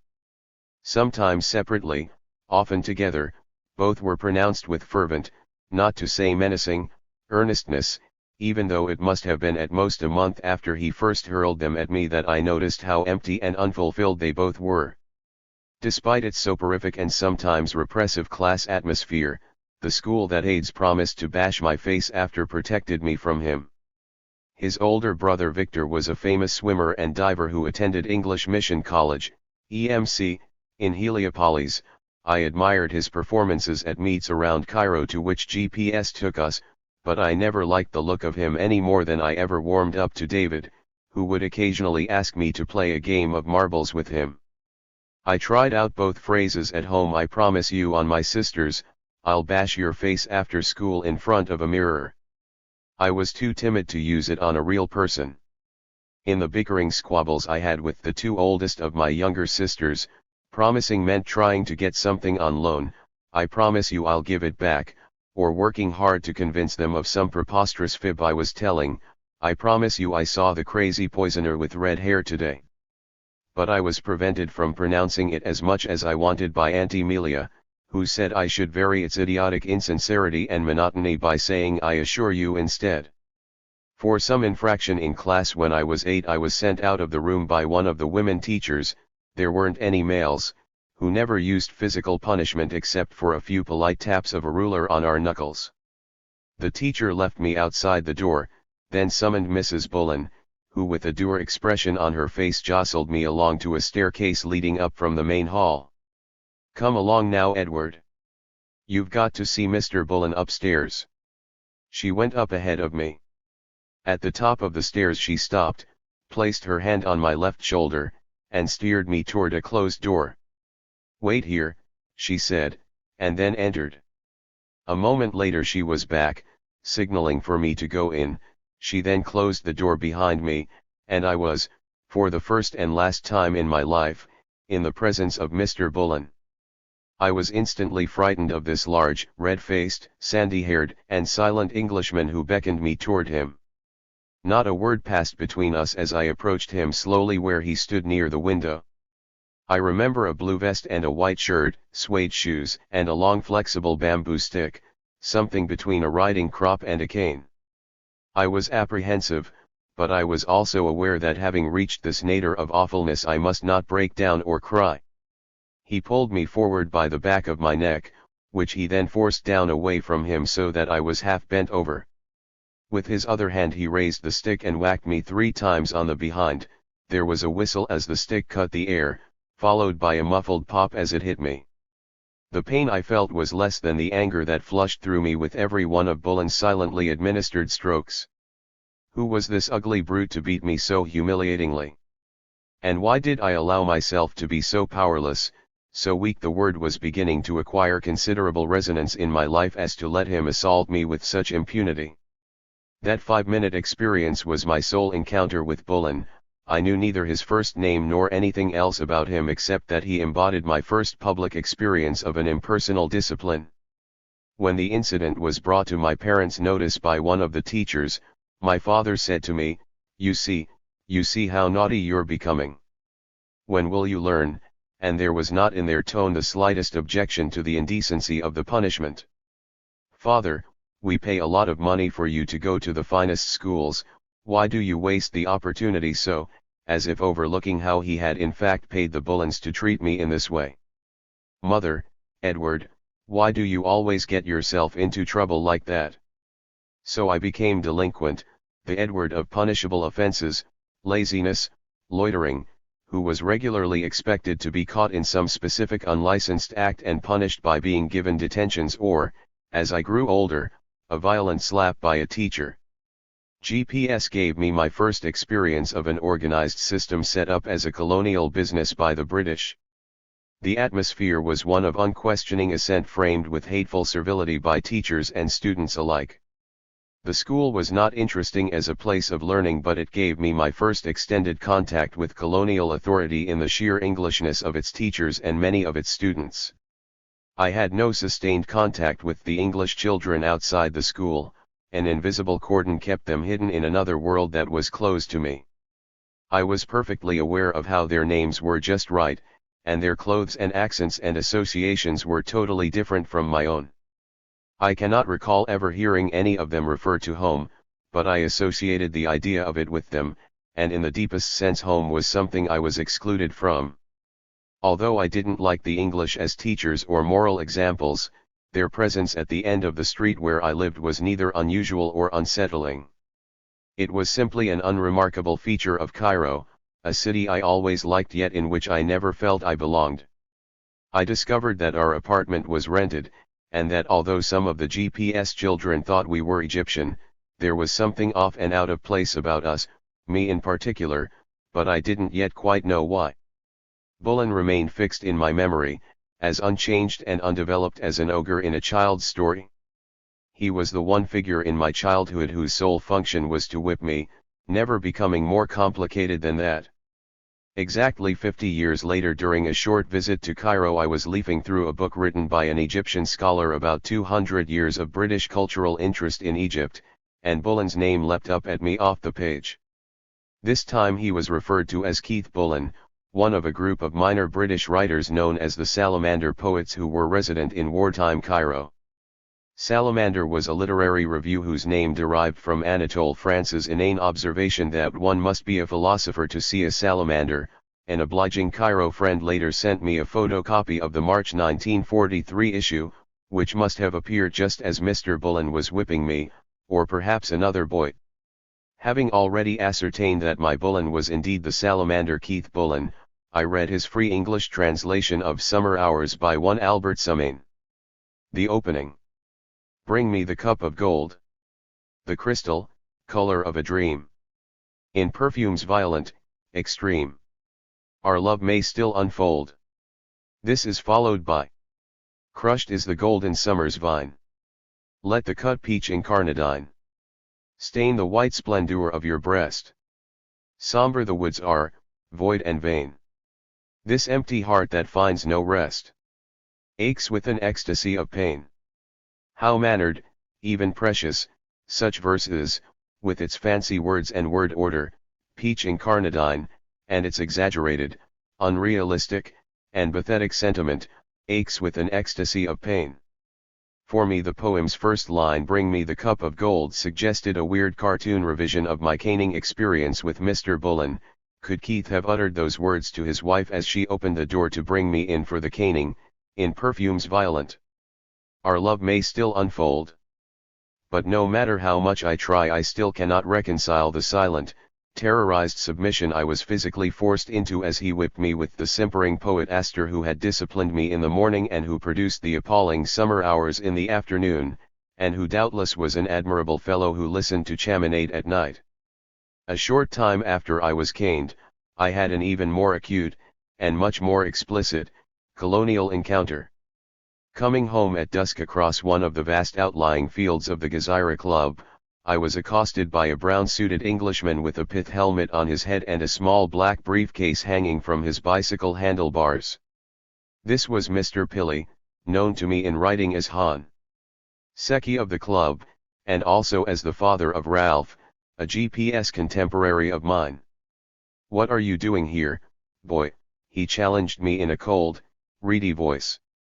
"Going home," I said, trying to be calm as he dismounted from the bicycle and walked toward me. "Don't you know you're not supposed to be here?" he asked reprovingly. I started to say something about being a member, but he cut me off pitilessly. "Don't answer back, boy. Just get out, and do it quickly. Arabs aren't allowed here, and you're an Arab." If I hadn't thought of myself as an Arab before, I now directly grasped the significance of the designation as truly disabling. When I told my father what Mr. Pilley had said to me, he was only mildly disquieted. "And he wouldn't believe that we were members," I pleaded. "I'll speak to Pilley about this," was the noncommittal answer. The subject was never discussed again. Pilley had gotten away with it. What troubles me now, 50 years later, is that although the episode remained with me for such a long time, and although it smarted both then and now, there seemed to be a fatalistic compact between my father and myself about our necessarily inferior status. He knew about it. I discovered it publicly for the first time face to face with Pilley. Yet neither of us saw it then as worth a struggle of any kind, and that realization shames me still. Such disparities in perception and reality could only become apparent to me decades and decades after I had left GPS. Very little of what surrounded me at the school lessons, teachers, students, atmosphere was sustaining or helpful to me. The best memories I have from my years at GPS belong to the end of the school day, when my mother was always there for me to talk and listen to, as she enveloped my waking hours with an interpretation of everything taking place. She explained my teachers, my reading, and me. Except for activities like penmanship and art, I was a clever albeit erratic student, quick as well as perceptive, but my mother seemed unconsciously to take away from my achievements after initially celebrating them, by saying, "Of course you're clever, you're so intelligent, but and here I was brought up short, but that isn't a real accomplishment of yours since God gave you those gifts." Unlike my father, she communicated a kind of melting softness and supportive sentiment that sustained me for as long as it lasted. In her eyes, I felt, I was blessed, whole, marvelous. One compliment from her about my brightness, or my musicality, or my face caused me such a lift as momentarily to give me a feeling of actually belonging somewhere good and solid, although, alas, I soon became aware of how brief that feeling would be.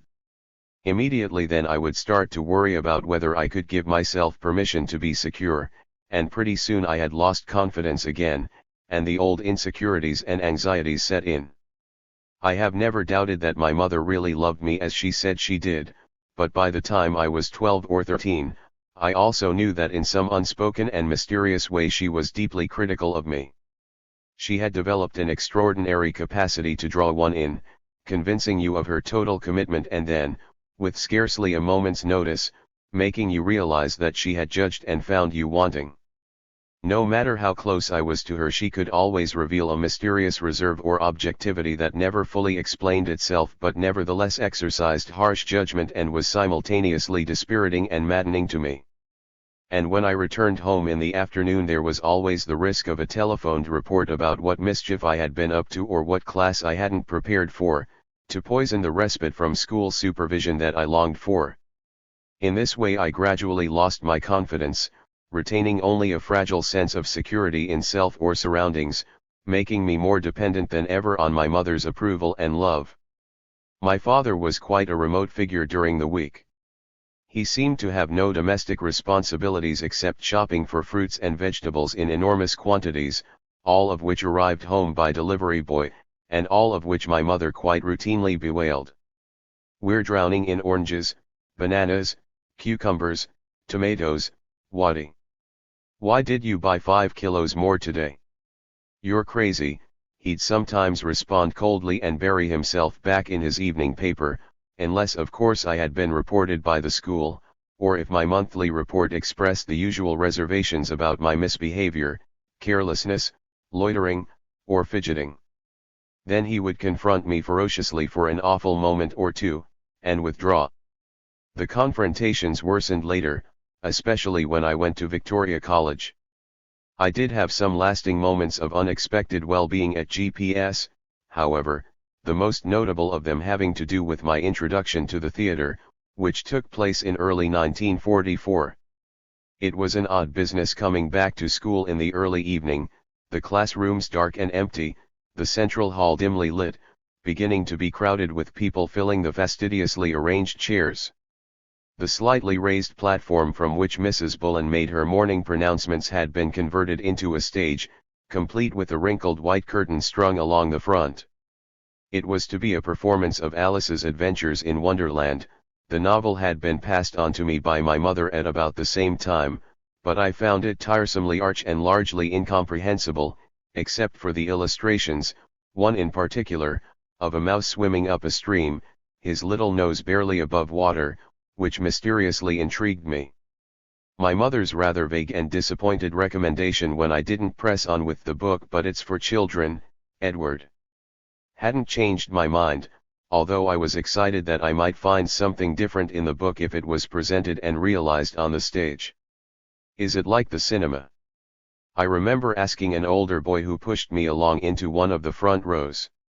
I can still see and hear bits of that school production of Alice, especially the tea party, the Red Queen playing croquet and bellowing off with their heads, and above all, Alice wandering in and out of situations we found funny but that alarmed and disoriented her.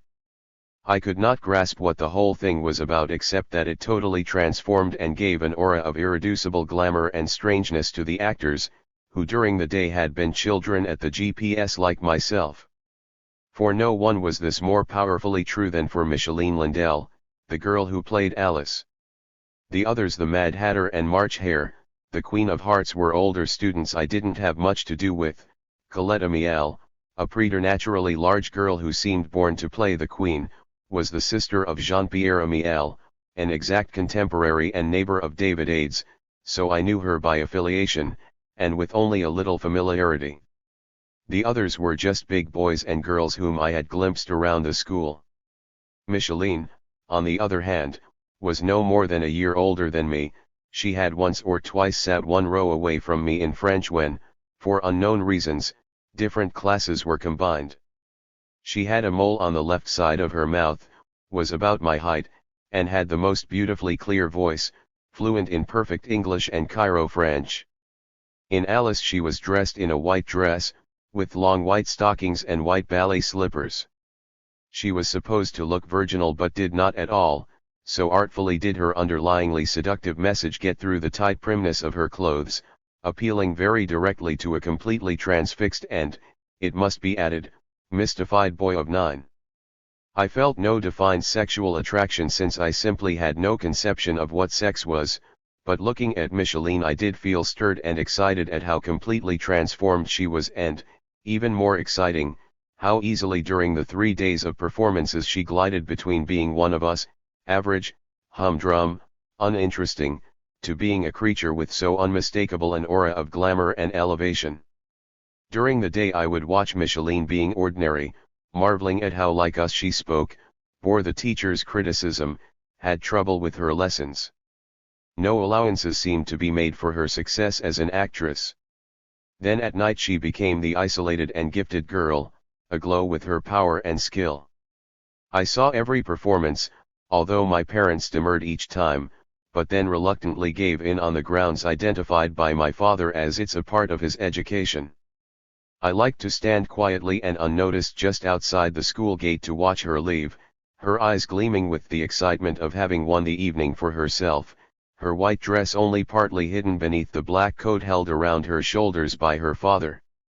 I felt some guilt at my sneakiness, but it was overridden by the thrill of concealment and of having seen Micheline exiting from one life into another. There were no such passages for me. Something was clearly wrong in my life for which systematic remedies were devised, all of them out of school, many of them extensions of it. For a few months when I was in my last year at GPS, 1946, I found myself deposited for 2 afternoons a week across the tramway tracks at the Greenwoods house for extra exercises and sport. Like all the English children at school whose parents were not teachers, Jeremy Greenwood was the son of a company executive whose Zamalek villa, which I never entered, was surrounded by both a large garden and a high wall. On the lawn, and led by a wiry Egyptian instructor dressed impeccably in cricket whites, a few boys were guided through an hour of calisthenics, followed by some running and ball throwing. I learned no skills at the Greenwood sessions, but as the only non-English boy I did learn something about fair play and sportsmanship, a word I distinctly recall our instructors pronouncing with an accent on the man and a heavily rolled R. I understood that both were about appearances. Fair play meant complaining loudly to an adult that something your opponent did was not fair, and sportsmanship meant never revealing your real feelings of anger and hatred. I was the only non-English boy at the Greenwood afternoons, and felt awkward and forlorn as a result. After a few unhappy and aimless weeks of exercise I was switched to the Cubs, whose bedraggled rump the whole troop never seemed to turn up met its 2 scoutmasters behind a shed somewhere on the Gezira Club grounds.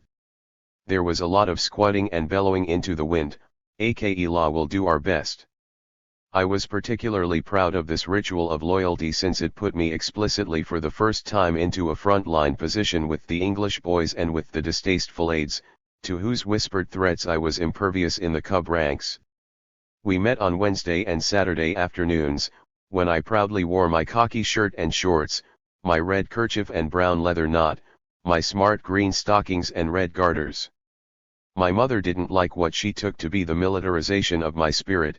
Having read about Mowgli, Kaya, Akela, and even Rikki Tikki Tavi with me, she couldn't accept the hierarchies and authorities imposed on her boy by the English, and she scarcely cared for my costume.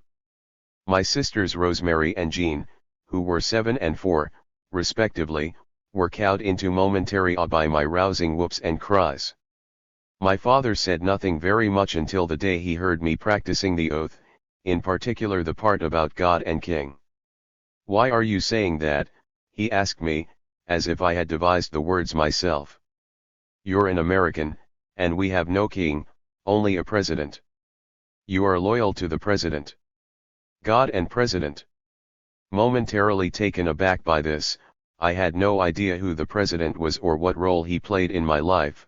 The king after all was the latest I had studied in a long line from Edward the Confessor to the Plantagenets, the Stuarts, and beyond. I stammered a few words of mild objection. "God and president doesn't work," I volunteered at first. Then I wailed, "I can't say that, Daddy, I can't."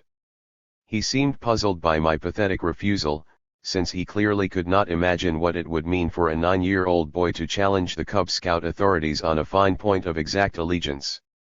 He turned to my mother, who, as always, was nearby, and said to her in Arabic, "Hilda, come, try to figure out what's wrong with your son."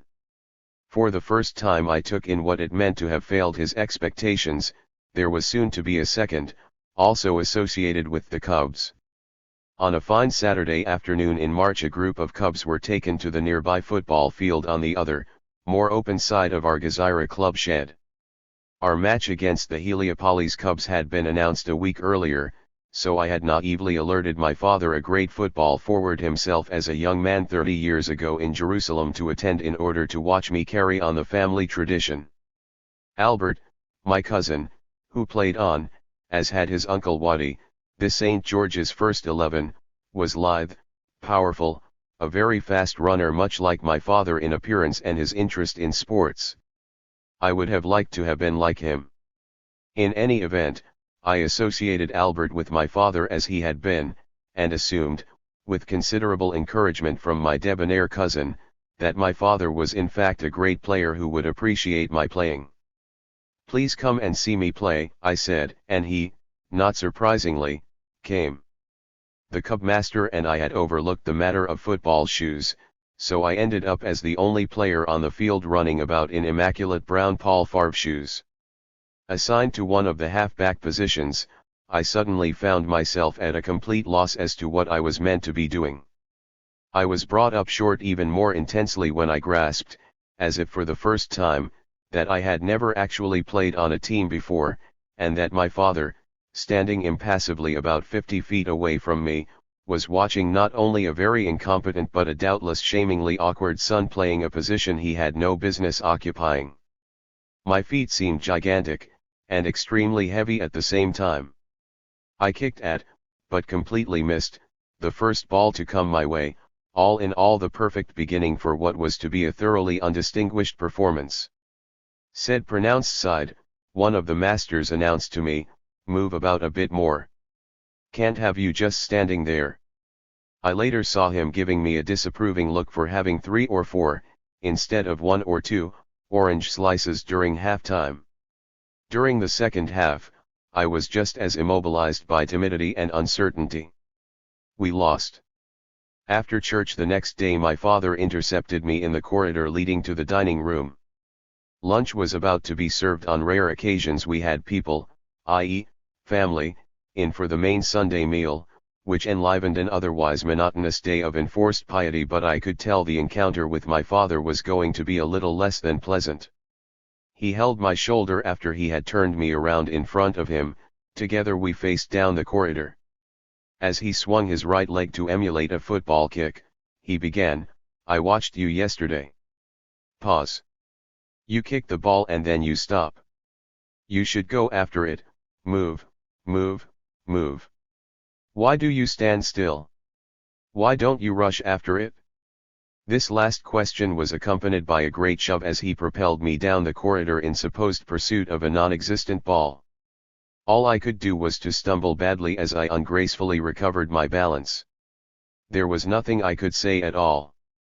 I do not know whether my feelings of physical incompetence, which came from a sense that neither my body nor my character naturally inhabited my assigned spaces in life, derived from this quite unpleasant ordeal at my father's hands, but certainly I have always found myself tracing these feelings back to that event.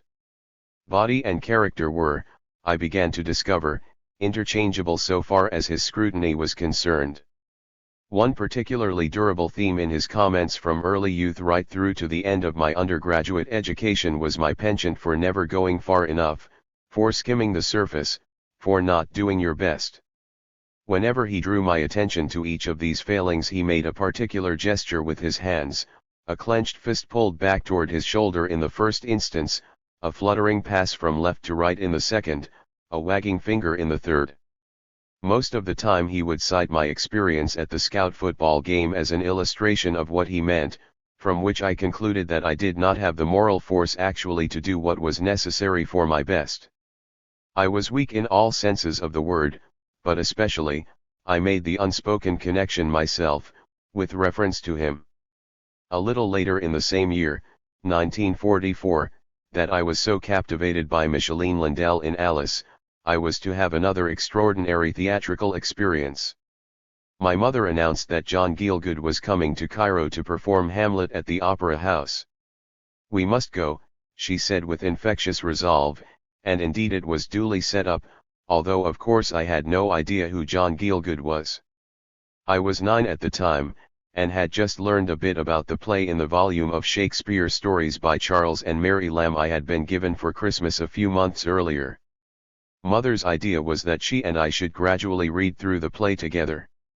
For that purpose a beautiful one-volume complete Shakespeare was brought down from the shelf, its handsome red Morocco leather binding and delicate onion skin paper embodying for me all that was luxurious and exciting in a book. Its opulence was heightened by the pencil or charcoal drawings illustrating the dramas, Hamlet's being an exceptionally taut tableau by Henry Fuseli of the Prince of Denmark, Horatio, and the ghosts seeming to struggle against each other as the announcement of murder and the agitated response to it theatrically gripped them. The two of us sat in the front reception room, she in a big armchair, I on a stool next to her, with a smoky smoldering fire in the fireplace on her left, and we read Hamlet together. She was Gertrude and Ophelia, I, Hamlet, Horatio, and Claudius. She also played Polonius as if in implicit solidarity with my father, who often admonishingly quoted neither a borrower nor a lender be to me as a reminder of how risky it was for me to be given money to spend on my own. We skipped the whole play within a play sequence as too bewilderingly ornate and complicated for the two of us. There must have been at least 4, and perhaps even 5 or 6, sessions when, sharing the book, we read and tried to make sense of the play, the two of us completely alone and together, for 4 afternoons after school, with Cairo, my sisters, and father totally shut out. I only half-consciously understood the lines, though Hamlet's basic situation, his outrage at his father's murder and his mother's remarriage, his endless wordy vacillation, did come through. I had no idea what incest and adultery were, but could not ask my mother, whose concentration on the play seemed to me to have drawn her in and away from me. What I remember above all was the change from her normal voice to a new stage voice as Gertrude. It went up in pitch, smoothed out, became exceptionally fluent and, most of all, acquired a bewitchingly flirtatious and calming tone. "Good Hamlet," I remember her clearly saying to me, not to Hamlet, "cast thine eye color and let thine eye look like a friend on Denmark." I felt that she was speaking to my better, less disabled, and still fresh self, hoping perhaps to lift me out of the sodden delinquency of my life, already burdened with worries and anxieties that I was now sure were to threaten my future. Reading Hamlet as an affirmation of my status in her eyes, not as someone devalued, which I had become in mine, was one of the great moments in my childhood. We were two voices to each other, two happily allied spirits in language. I knew nothing conscious of the inner dynamics that linked desperate prince and adulterous queen at the play's interior, nor did I really take in the fury of the scene between them when Polonius is killed and Gertrude is verbally flayed by Hamlet. We read together through all that, since what mattered to me was that in a curiously un-Hamlet-like way, I could count on her to be someone whose emotions and affections engaged mine without her really being more than an exquisitely maternal, protective, and reassuring person. Far from feeling that she had tampered with her obligations to her son, I felt that these readings confirmed the deepness of our connection to each other. For years I kept in my mind the higher than usual pitch of her voice, the unagitated poise of her manner, the soothing, altogether conclusively patient outline of her presence as goods to be held onto at all costs, but rarer and rarer as my delinquencies increased in number and her destructive and certainly dislocating capacities threatened me more. When I did see the play at the Opera House, I was jolted out of my seat by Gielgud's declaiming, "Angels and ministers of grace defend us," and the sense it conveyed of being a miraculous confirmation of what I had read privately with mother. The trembling resonance of his voice, the darkened, windy stage, the distantly shining figure of the ghost, all seemed to have brought to life the Fuseli drawing that I had long studied, and it raised my sensuous apprehension to a pitch I do not think I have ever again experienced at quite that intensity. But I was also disheartened by the physical incongruencies between myself and the men, whose green and crimson tights set off fully rounded, perfectly shaped legs, which seemed to mock my spindly, shapeless legs, my awkward carriage, my unskilled movements. Everything about Gielgud and the blond man who played Laertes communicated an ease and confidence of being they were English heroes, after all that reduced me to inferior status, curtailing my capacities for enjoying the play. A few days later, when an Anglo-American classmate called Tony Howard invited me to meet Gielgud at his house, it was all I could do to manage a feeble, silent handshake. Gielgud was in a grey suit, but said nothing. He pressed my small hand with an Olympian half-smile. It must have been the memory of those long-ago Hamlet afternoons in Cairo that made my mother, during the last 2 or 3 years of her life, enthusiastic once again about our going to the theatre together. The most memorable time was when, her cancer afflictions already pronounced, she arrived in London from Beirut on her way to the United States to consult a specialist. I met her at the airport and brought her to Brown's Hotel for the one night she had to spend there. With barely 2 hours to get ready and have an early supper, she nevertheless said an unhesitating yes to my suggestion that we see Vanessa Redgrave and Timothy Dalton as Anthony and Cleopatra at the Haymarket Theatre. An understated, unopulent production, the long play positively transfixed her in a way that surprised me. After years of Lebanese war and Israeli invasion, she had become distracted, often querulous, worried about her health and what she should do with herself. All of this, however, went into abeyance as we watched and heard Shakespeare's lines. Eternity was in our lips and eyes, bliss in our brows bent, as if spoken in the accents of wartime Cairo. Back in our little cocoon, the two of us very quiet and concentrated, sharing the language and communion despite the disparity in our ages and the fact that we were nevertheless mother and son, for the very last time. 8 months later she began her final descent into the disease that killed her, her mind ravaged by metastases that, before striking her completely silent for the 2 months before she died, caused her to speak fearsomely of plots around her, then to utter what was the last lucidly intimate thing she ever said to me, "My poor little child," pronounced with such sad resignation, a mother taking final leave of her son. When I was growing up, I always wished that she might have been the one to watch me play football or tennis, or that she alone could have talked to my teachers, relieved of her duties as my father's partner in the joint program for my reform and betterment. After she died, and I no longer wrote her my weekly letter, nor, when she was in Washington nursing her illness, spoke directly to her in our daily phone call, I kept her as a silent companion anyway. To be held in her arms when she wished to cuddle and stroke me as a small boy was bliss indeed, but such attention could never be sought or asked for. Her moods regulated mine, and I recall one of the most anguished moods of my childhood and early adolescence was trying, with nothing to guide me and no great success at all, to distract her from her role as taskmaster, and to tease her into giving me approval and support. A good deed, a decent grade, a well-executed passage on the piano might nevertheless cause in her a sudden transfiguration of her face, a dramatic elevation in her tone, a breathtakingly wide opening of arms, as she took me in with "Bravo, Edward, my darling boy, bravo, bravo. Let me kiss you." Yet most of the time she was so driven by her sense of duty as mother and supervisor of household life that the habitual voice of those years that has also stayed with me is the one she used to call out injunctions: "Practice your piano, Edward, get back to your homework, don't waste time, begin your composition, have you had your milk, your tomato juice, your cod liver oil, Finish your plate. Who ate the chocolates? A full box has disappeared. Edward. 4. My father's strength, moral and physical, dominated the early part of my life. He had a massive back and a barrel chest, and although he was quite short he communicated indomitability and, at least to me, a sense of overpowering confidence. His most striking physical feature was his ramrod stiff, nearly caricature-like upright carriage. And with that, in contrast to my shrinking, nervous timidity and shyness, went a kind of swagger that furnished another browbeating contrast with me. He never seemed to be afraid to go anywhere or do anything. I was, always. Not only did I not rush forward, as I should have done in the unfortunate football game, but I felt myself to be seriously unwilling to let myself be looked at, so conscious was I of innumerable physical defects, all of which I was convinced reflected my inner deformations. To be looked at directly, and to return the gaze, was most difficult for me. When I was about 10 I mentioned this to my father.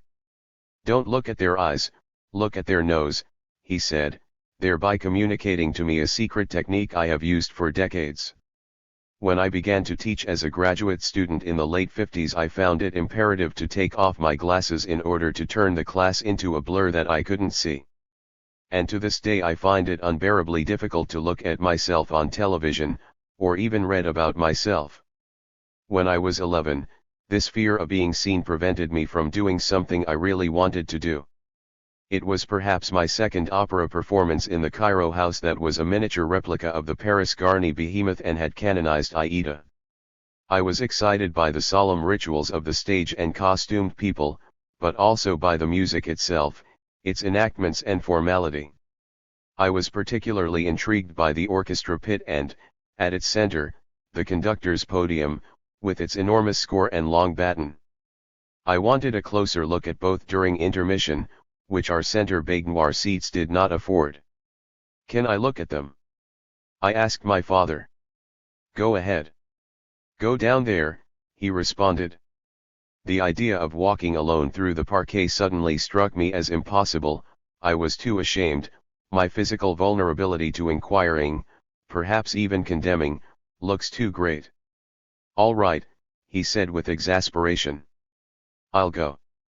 I saw him commandeer the aisle, almost strutting toward the podium, which he very slowly, deliberately, reached. Then, adding to my discomfort, he pretended to turn the pages of the score with curiosity and daring all over his face. I sank further into my seat, allowing myself only a peep over the banister, unable to bear the combined embarrassment, perhaps even fear, at my father's exposure, and my shrinking timidity. It was my mother's often melting warmth which offered me a rare opportunity to be the person I felt I truly was, in contrast to the Edward who failed at school and sports, and could never match the manliness my father represented. And yet my relationship with her grew more ambivalent, and her disapproval of me became far more emotionally devastating to me than my father's virile bullying and reproaches. One summer afternoon in Lebanon when I was 16 and in more than usual need of her sympathy, she delivered a judgment on all her children that I have never forgotten. I had just spent the first of 2 unhappy years at Mount Hermon, a repressive New England boarding school, and this particular summer of 1952 was critically important, mainly because I could spend time with her. We had developed the habit of sitting together in the afternoons, talking quite intimately, exchanging news and opinions. Suddenly she said, "My children have all been a disappointment to me. All of them." Somehow I couldn't bring myself to say, "But surely not me," even though it had been well established that I was her favorite, so much so, my sisters told me, that during my first year away from home she would lay a place for me at table on important occasions like Christmas Eve, and would not allow Beethoven's Ninth, my preferred piece of music, to be played in the house. "Why?" I asked. "Why do you feel that way about us?" She pursed her lips and withdrew further into herself, physically and spiritually.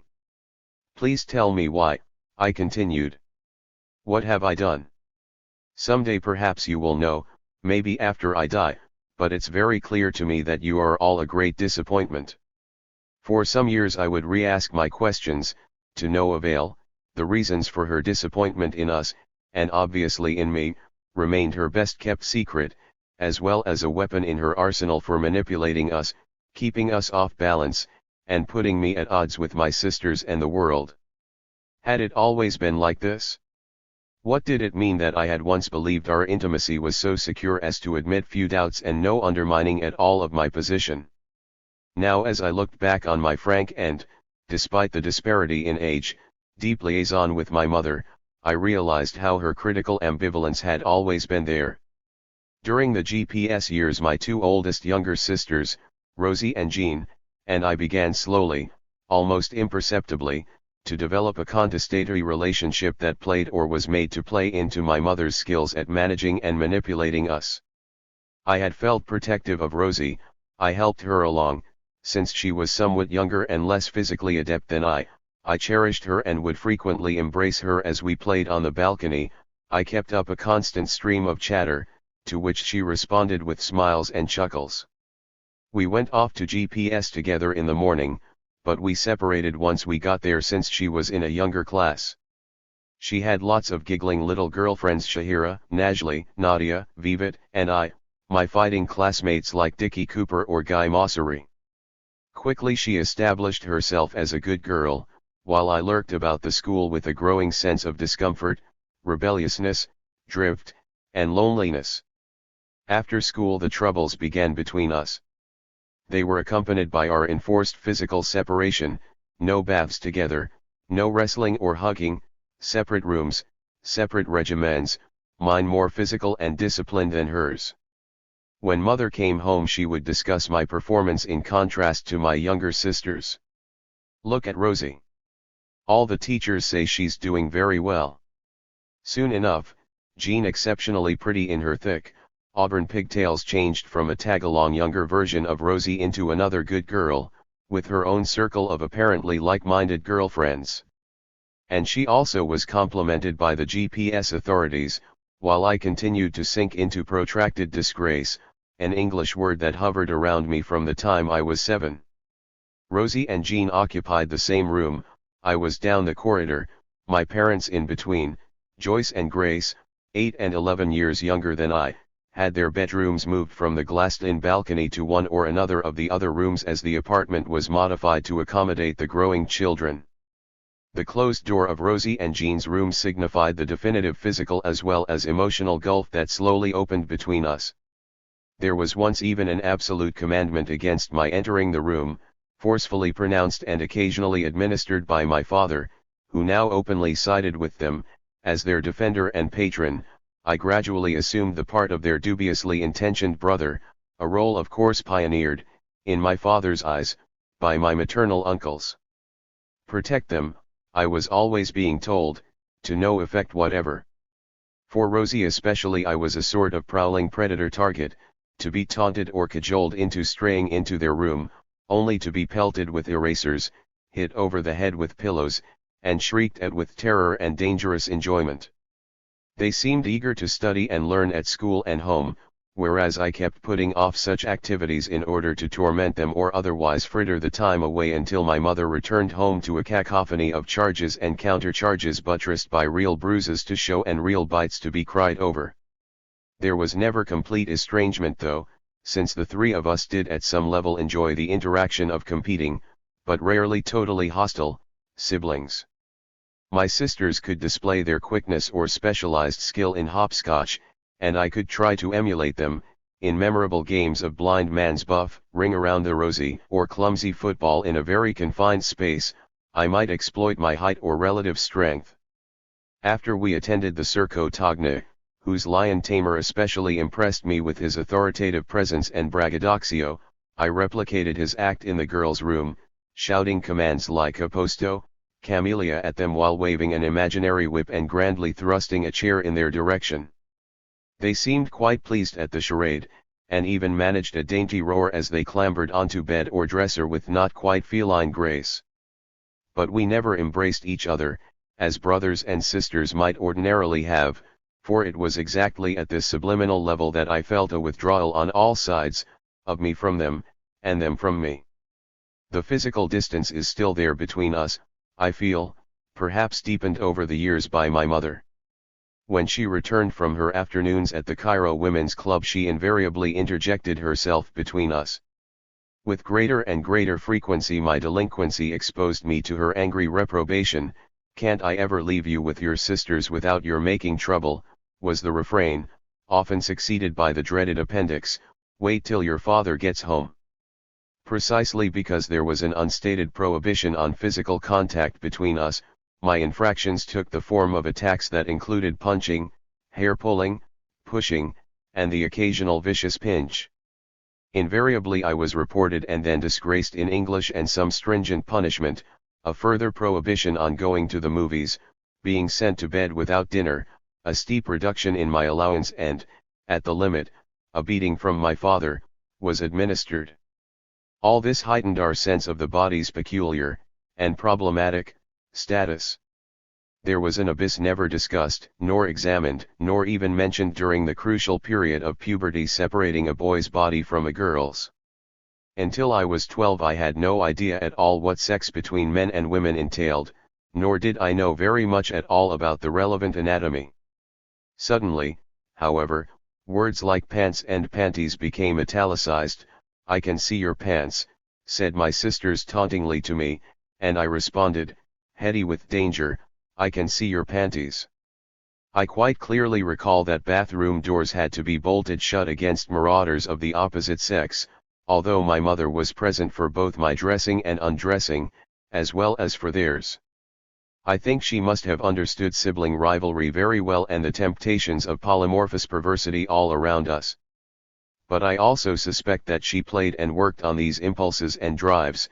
She kept us apart by highlighting our differences, she dramatized our shortcomings to each other, she made us feel that she alone was our reference point, our most trusted friend, our most precious love, as, paradoxically, I still believe she was. Everything between me and my sisters had to pass through her, and everything I said to them was steeped in her ideas, her feelings, her sense of what was right or wrong. None of us of course ever knew what she really thought of us, except fleetingly, enigmatically, alienatingly, as when she told me about our all being a disappointment. It was only much later in my life that I understood how unfulfilled and angry she must have felt about our life in Cairo and, retrospectively, its busy conventionality, its forced rigors and the absence, in her and in her children, of openness, its limitless manipulations, and its peculiar lack of authenticity. A lot of this had to do with her fabulous capacity for letting you trust and believe in her, even though you knew that a moment later she could either turn on you with incomparable anger and scorn or draw you in with her radiant charm. "Come and sit next to me, Edward," she would say, thereby letting you into her confidence, and allowing you an amazing sense of assurance. Of course you also felt that by doing this she was also keeping out Rosie and Jean, even my father. There was a kind of demonic possessiveness and, at the same time, an infinitely modulated responsiveness that accepted you not just as a son but as a prince. I once confessed to her my belief in myself as someone both gifted and unusual, despite the almost comic lineup of failures and endless troubles I found myself in at school, and everywhere else. It was a very timidly volunteered affirmation of a force, perhaps even another identity underneath Edward. "I know," she said softly to me, in the most confidential and reassuring of fugitive sotto voces. But who was she really? Unlike my father, whose general solidity and lapidary pronouncements were a known and stable quantity, my mother was energy itself, in everything, all over the house and our lives, ceaselessly probing, judging, sweeping all of us, plus our clothes, rooms, hidden vices, achievements, and problems into her always expanding orbit. But there was no common emotional space. Instead there were bilateral relationships with my mother, as colony to metropole, a constellation only she could see as a whole. What she said to me about herself, for instance, she also said to my sisters, and this characterization formed the basis of her operating persona. She was simple, she was a good person who always did the right things, she loved us all unconditionally, she wanted us to tell her everything, which only she could keep hidden from everyone else. I believed this unquestioningly. There was nothing so satisfying in the outside world, a merry-go-round of changing schools, and hence friends and acquaintances, numerous lives, being a non-Egyptian of uncertain, not to say suspicious, composite identity habitually out of place, and representing a person with no recognizable profile and no particular direction. My mother seemed to take in and sympathize with my general predicament. And that was enough for me. It worked as a provisional support, which I cherished tremendously. It was through my mother that my awareness of my body as incredibly fraught and problematic developed, first because in her intimate knowledge of it she seemed better able to understand its capacity for wrongdoing, and second because she would never speak openly about it, but approached the subject either with indirect hints or, more troublingly, by means of my father and maternal uncles, through whom she spoke like a ventriloquist. When I was about 14 I said something she thought was tremendously funny. I did not realize at the time how unknowingly astute I was. I had left the bathroom door unlocked, a telling inadvertence, since I had gained some privacy as an adolescent, but for some reason wanted it occasionally infringed upon, and she suddenly entered. For a second she didn't close the door, but stood there surveying her naked son as he hastily dried himself with a small towel. "Please leave," I said testily, "and stop trying to catch up where you left off." This injunction carried the day, since she burst out laughing, quickly closed the door, and walked briskly away. Had she ever really left off?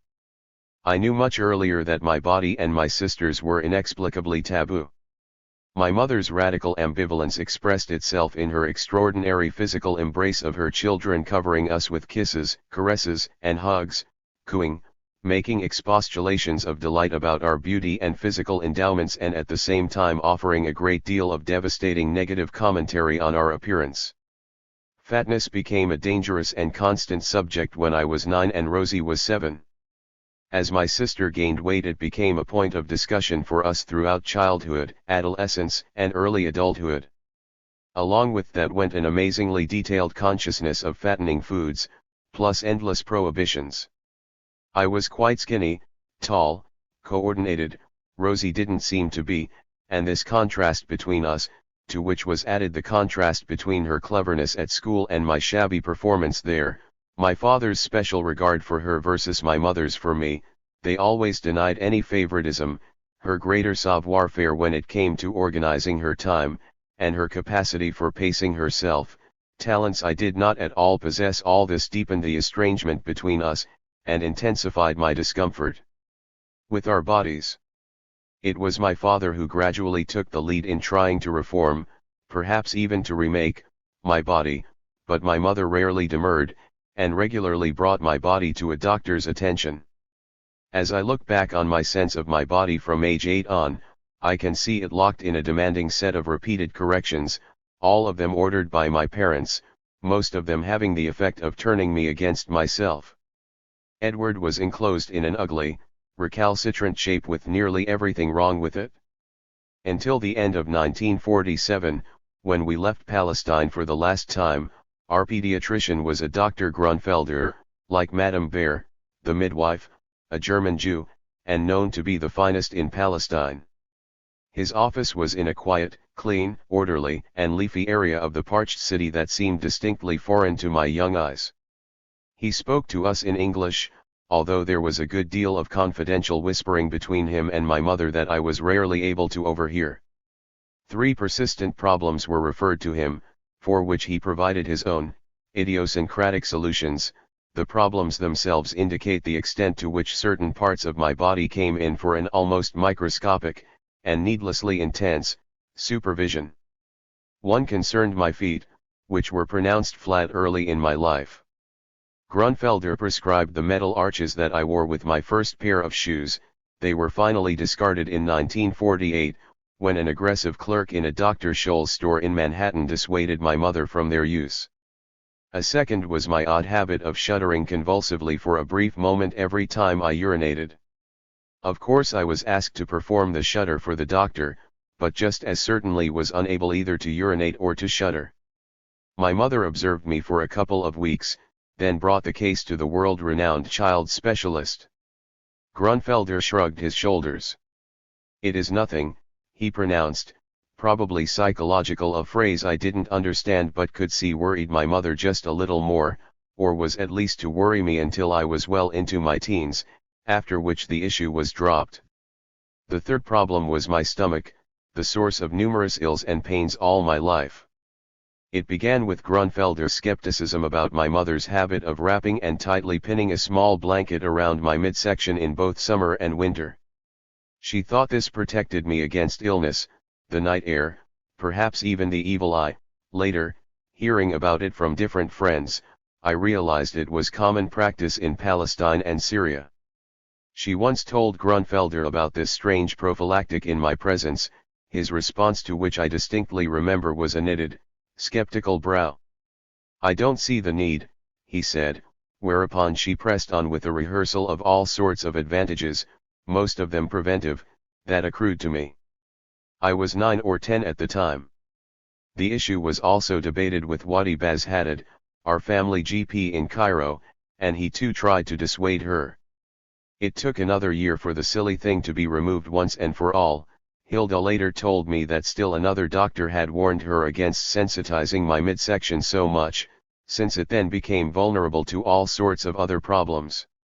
My eyes had grown weaker because I had spring catarrh and a bout with trachoma. For 2 years I wore dark glasses at a time when no one else did. At age 6 or 7, I had to lie in a darkened room every day with compresses on my eyes for an hour. As my short-sightedness developed, I saw less and less well, but my parents took the position that glasses were not good for you, and were positively bad if you got used to them. In December of 1949, at the age of 14, I went to see Arms and the Man at the American University of Cairo's Ewart Hall, and was unable to see anything taking place on stage, until my friend Mustafa Hamdallah loaned me his glasses. 6 months later, after a teacher's complaint, I did get glasses with express parental instructions not to wear them all the time. My eyes were already bad enough, I was told, and would get worse. At the age of 12 I was informed that the pubic hair sprouting between my legs was not normal, increasing my already overdeveloped embarrassment about myself. The greatest critique, however, was reserved for my face and tongue, back, chest, hands, and abdomen. I did not know I was being attacked, nor did I experience the reforms and strictures as the campaigns they were. I assumed they were all elements of the discipline that one went through as part of growing up. The net effect of these reforms, however, was to make me deeply self-conscious and ashamed. The longest-running and most unsuccessful reform, my father's near obsession, was my posture, which became a major issue for him just as I reached puberty. In June of 1957, when I graduated from Princeton, it culminated in my father's insisting on taking me to a brace and corset maker in New York in order to buy me a harness to wear underneath my shirt. What distresses me about the experience is that at age 21 I uncomplainingly let my father feel entitled to truss me up like a naughty child whose bad posture symbolized some objectionable character trait that required scientific punishment. The clerk who sold us the truss remained expressionless as my father amiably declared, "See, it works perfectly. You'll have no problems." The white cotton and latex truss with straps across my chest and over the shoulders was the consequence of years of my father trying to get me to stand up straight. "Shoulders back," he would say, "shoulders back," and my mother, whose own posture, like her mother's, was poor, would add in Arabic, "Don't slump." As the offense persisted, she resigned herself to the notion that my posture came from the Badgers, her mother's family, and would routinely emit a desultory sigh, fatalistic and disapproving at the same time, followed by the phrase "heard a bit bite Badger," or the Badger family humpback, addressed to no one in particular, but clearly intended to fix the blame on my ancestry, if not also on her. The Badgers or not, my father persisted in his efforts. These later included exercises, one of which was to slip one of his canes through both my armpits and make me keep it there for 2 hours at a stretch. Another was to make me stand in front of him and for half an hour respond to his order, 1, by thrusting my elbows back as hard and as quickly as possible, supposedly straightening my back in the process. Whenever I wandered across his line of vision he would call out, "Shoulders back." This of course embarrassed me when others were around, but it took me weeks to ask him to please not call out to me so loudly on the street, in the club, or even walking into church. He was reasonable about my objection. "Here's what I'll do," he said reassuringly. "I'll just say back, and only you and I will know what it means." And so back I endured for years and years until the truss. A corollary to the struggle over my posture was how it affected my chest, whose disproportionately large size and prominence I inherited from my father. Very early in my teens I was given a metal chest expander with instructions to use it to develop the size and disposition of the front of my body, sorely affected by my posture's continuing misdemeanor. I was never able to master the gadget's crazy springs, which leapt out at you threateningly if you did not have the strength to keep them taut. The real trouble, as I once explained to my mother who listened sympathetically, was that my chest was already too large. Thrusting it forward aggressively, making it even bigger, turned me into a grotesque, barrel-chested caricature of a well-developed man. I seemed to be caught between the hump and the barrel. My mother understood and tried to persuade my father of this without any observable result. When he was in the United States before World War I, my father had been influenced by Gregory Sando, the legendary strongman who even turns up in Ulysses, and Sando featured an overdeveloped chest and erect back.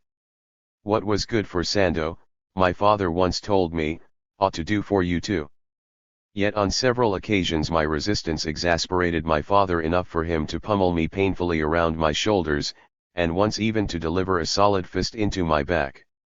He could be physically violent, and threw heavy slaps across my face and neck, while I cringed and dodged in what I felt was a most shameful way. I regretted his strength and my weakness beyond words, but I never responded or called out in protest, not even when, as a Harvard graduate student in my early 20s, I was bashed by him humiliatingly for being rude, he said, to my mother. I learned how to sense that a cuff was on its way by the odd fashion he drew his top lip into his mouth and the heavy breath he suddenly took in. I much preferred the studied care he took with my canings using a riding crop to the frightening, angry, and impulsive violence of his slaps and swinging blows to my face. When she suddenly lost her temper, my mother also flailed at my face and head, but less frequently and with considerably less force. As I write this now, it gives me a chance, very late in life, to record the experiences as a coherent whole that very strangely have left no anger, some sorrow, and a surprisingly strong residual love for my parents. All the reforming things my father did to me coexisted with an amazing willingness to let me go my own way later on. He was strikingly generous to me at Princeton and Harvard, always encouraging me to travel, continue piano studies, live well, always willing to foot the bill, in his own special way, of course, even though that took me further from him as an only son and the only likely successor in the family business, which he quietly sold the year I got my PhD in literature. What I cannot completely forgive, though, is that the contest over my body, and his administering of reforms and physical punishment, instilled a deep sense of generalized fear in me, which I have spent most of my life trying to overcome. I still sometimes think of myself as a coward, with some gigantic lurking disaster waiting to overtake me for sins I have committed and will soon be punished for. My parents' fear of my body as imperfect and morally flawed extended to my appearance. When I was about 5, my long curly hair was chopped down into a no-nonsense very short haircut. Because I had a decent soprano voice and was considered pretty by my doting mother, I felt my father's disapproval, even anxiety, that I might be a sissy, a word that hovered around me until I was 10. A strange motif of my early teens was an assault on the weakness of my face, particularly my mouth.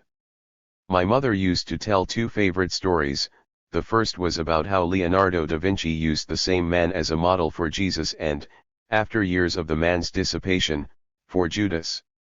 The other had her quoting Lincoln, who, after condemning a man for his awful looks and being challenged by a friend that no one is responsible for being ugly, was reported to have responded, "Everyone is responsible for his face." When I was being upbraided for delinquency against my sisters, or lying about having eaten all the candy, or having spent all the money, my father would swiftly thrust his hand out, put his thumb and second finger on either side of my mouth, press in, and hold the area with a number of energetic short jerks to the left and right, all the while producing a nasty, buzzing sound like quickly followed by "that weak mouth of yours." I can recall staring at myself disgustedly in the mirror well past my 20th birthday, doing exercises, pursing my mouth, clenching my teeth, raising my chin 20 or 30 times, in an effort to bring strength to my weak droop. Glenford's way of flexing his jaw muscles to signify moral fortitude and the travails of being strong was an early model, which I tried to imitate when responding to my parents' accusation. And it was as a subsidiary aspect of my weak face and mouth that my parents disapproved of my wearing glasses. My mother, ever ready to condemn and praise at the same time, stipulated that glasses obscured "that beautiful face of yours." As for my torso, there wasn't much said about it until I was 13, a year before I went to Victoria College in 1949. My father met a gentleman at the Gezira Club called Mr. Murad, who had just opened a gymnasium in an apartment on Fuad Ali Wall Street in Zamalek, about half a mile from where we lived. Soon thereafter I found myself enrolled in 3 exercise classes a week, along with half a dozen Kuwaitis who had come to Egypt to attend the university. These classes included knee bends, medicine ball raises and lifts, sit-ups, jogging, and jumping, all inside a tiny square room. I was soon the butt of our wiry instructor, Mr. Ragab. "More effort," he would call out hectoringly at me in English, up, down, etc. Then, a few weeks into the course, came the bombshell. "Come on, Edward," he said contemptuously of my sit-ups, "we must get that stomach of yours into shape." When I said that I thought the purpose of my being at the gym was my back, he said that it was, but my midsection was not firm enough. "Anyway, it's what your parents want us to do." I was too embarrassed knowing what they thought about my midsection ever to raise the matter with my parents. Another tier opened in the relationship to my body. And as I accepted the verdict, I internalized the criticism, and became even more awkward about and uncertain of my physical identity. My problematic hands became my mother's special province of critical attention. Although I was only dimly aware that physically I noticeably resembled neither the Seds, short, stocky, very dark, nor her family, the Mousas, white-skinned, of medium height and build, with longer than average fingers and limbs, it was clear to me that I had endowments of strength and athletic ability denied anyone else. By the age of 12 I was a good deal taller than everyone else in my family, and, thanks to my father's curious persistence, I had amassed knowledge and practice of numerous sports, including tennis, swimming, football, despite my noted failure at it, riding, track and field, cricket, ping pong, sailing, boxing. I was never outstanding in any of them, being too timid to be able to dominate an opponent, but I had developed an already considerable natural competence. This allowed me over time to develop my strength, certain muscles, and something I still possess, a very unusual stamina and wind. My hands in particular were large, exceptionally sinewy, and agile. And to my mother, they represented objects both of adoring admiration, the long, tapered fingers, the perfect proportions, the superb agility, and of often quite hysterical denunciation. "Those hands of yours are deadly instruments, they're going to get you into trouble later, be very careful." To my mother they were almost everything except a pair of hands. They were hammers, pliers, clubs, steel wires, nails, scissors, and when she wasn't angry or agitated, instruments of the most refined and gentle kind. For my father my hands were noteworthy for the fingernails, which I chewed on and which for decades he tried to get me not to chew, even to the point of having them painted with a vile-tasting medicine and to promising me a fancy manicure at Chez George's, the plush barber shop he frequented on Kasr El Nil Street. All to no avail, though I often found myself hiding my hands in my pockets, as I tried not to expose myself to my father's gaze so that my back would not obtrusively draw his, and everyone else's, attention. The moral and the physical shaded into each other most imperceptibly of all when it came to my tongue, which was the object of a dense series of metaphorical associations in Arabic, most of which were negative and, in my particular case, recurred with great frequency. In English one hears mainly of a biting or sharp tongue, in contrast with a smooth one. Whenever I blurted out something that seemed untoward, it was my long tongue that was to blame, aggressive, unpleasant, uncontrolled. The description was a common one in Arabic and signified someone who did not have the required politeness and verbal savoir-faire, important qualities in most Arab societies. It was my state of being repressed that caused my occasional outbursts as I compensated too much in the wrong direction. In addition, I violated all sorts of codes for the proper way to address parents, relatives, elders, teachers, brothers, and sisters. This was noted by my mother, who would escalate my offense into a portent of truly dire things to come. Added to that, I was also singularly unable to keep secrets or to do what everyone else did by way of choosing what not to say. In the context of Arabic, therefore, I was regarded as outside the range of normal behavior, a rogue creature of whom other people should be wary. Perhaps the real issue was sex, or, rather, my parents' defense against its onset in my life and, when it could no longer be staved off, its taming. Even when I left for the United States in 1951 at 15, my existence had been completely virginal, my acquaintance with girls non-existent. Movies like The Outlaw, Duel in the Sun, even the Michelle Morgan costume drama Fabiola, which I desperately wanted to see, were forbidden as being not for children. Such bans existed until I was 14. There were no visibly available sex magazines or pornographic videos in those days. The schools I went to in Egypt or the States until I was 17 and a half infantilized and desexualized everything. This was also true of Princeton, which I attended until I was 21. Sex was banned everywhere, including books, although there my inquisitiveness and the large number of volumes in our library made a complete prohibition impossible to enforce. The experience of lovemaking was described in convincing detail in the World War I memoirs of Wilfred de Saint-Mandé, a British officer of whom one never learned anything at all except that he went from battle to sexual encounter for well over 600 pages. Saint-Mandé in effect became one of the silent, secret companions of my adolescence. As a rake, bloody-minded British soldier, and upper-class barbarian he was an appalling role model, but I did not care. I liked him all the more. So in my above-ground life I was steered carefully away from anything that might excite sexual interest, without really talking about it at all. It was my own powerful need to know and experience that broke through my parents' restrictions, until an open confrontation took place whose memory, 46 years later, still makes me shudder. One chilly Sunday afternoon in late November 1949, at 3 o'clock, a few weeks after I had turned 14, there was a loud knock on my bedroom door, followed immediately by a sternly authoritative wrenching of the handle. This was very far from a friendly parental visit.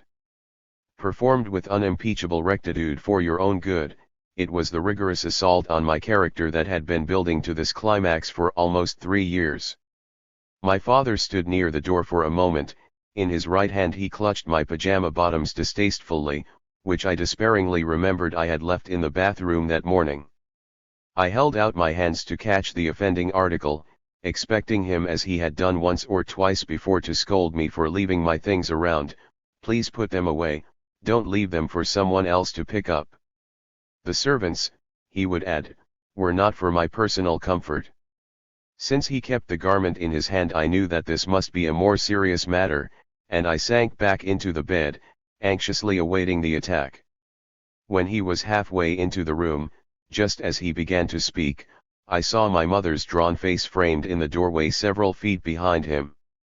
She said nothing but was present to give emotional weight to his prosecution of the case. Your mother and I have noticed here, he waved the pajama, that you haven't had any wet dreams. That means you're abusing yourself. He had never said it accusingly before, although the dangers of self-abuse and the virtues of wet dreams had been the subject of several lectures and were first described to me on a walk around the deck of the Satania en route to New York in July of 1948. These lectures were the result of my asking my mother about a stout little pair of Italian opera singers, fellow passengers on the Satania. She wore very high heels, a tight white dress, heavily painted lips. He was in a shiny brown suit and elevated heels, with carefully slicked back hair. Both exuded a bountiful sexuality to which I could attach no specific practices. In an unguarded moment I had asked my mother confusedly and inarticulately how such people as those actually did it.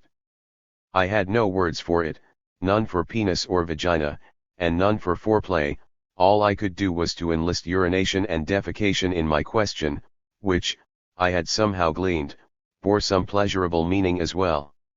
My mother's look of alarm and disgust set me up for the man-to-man talk with my father.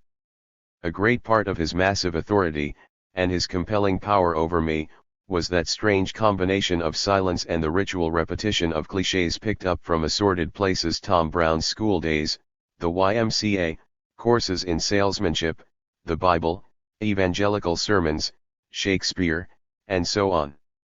"Just think of a cup slowly filling up with liquid," he began. "Then once it is full," here he cupped one hand and with the other schemed off the hypothetical excess, "it naturally flows over, and you have a wet dream." He paused for a bit. Then he continued, again metaphorically. "Have you ever seen a horse win a race without being able to maintain a steady pace? Of course not. If the horse starts out too quickly, he gets tired and fades away. The same thing with you. If you abuse yourself, your cup will not run over, you can't win or even finish the race." On a similar occasion later he added warnings about going bald and / or mad as a result of self-abuse, which only very rarely did he refer to as masturbation, a word pronounced with quite dreadful admonishment, masturbation, the A's almost O's. My father never spoke of making love, and certainly not of fucking. When I tried to bring up the question of how children were produced, the answer was schematic. My mother's frequent pregnancies, and especially her alarmingly protuberant stomach during them, never settled the question. Her line to me was always, "We wrote a letter to Jesus and he sent us a baby." What my father told me after his solemn shipboard warning about self-abuse was a few, almost dismissive words about how the man puts his private parts in the woman's private parts. Nothing about orgasm or ejaculation or about what private parts were. Pleasure was never mentioned. As for kissing, he referred to it only once in all my years of being with and knowing him. "You must marry a woman," he told me when I was in college, "who has never been kissed before you kiss her. Like your mother." There was not even a mention of virginity, an abstruse concept that I had heard about in Sunday school and then through catechism, and that acquired some concrete meaning for me only when I was about 20.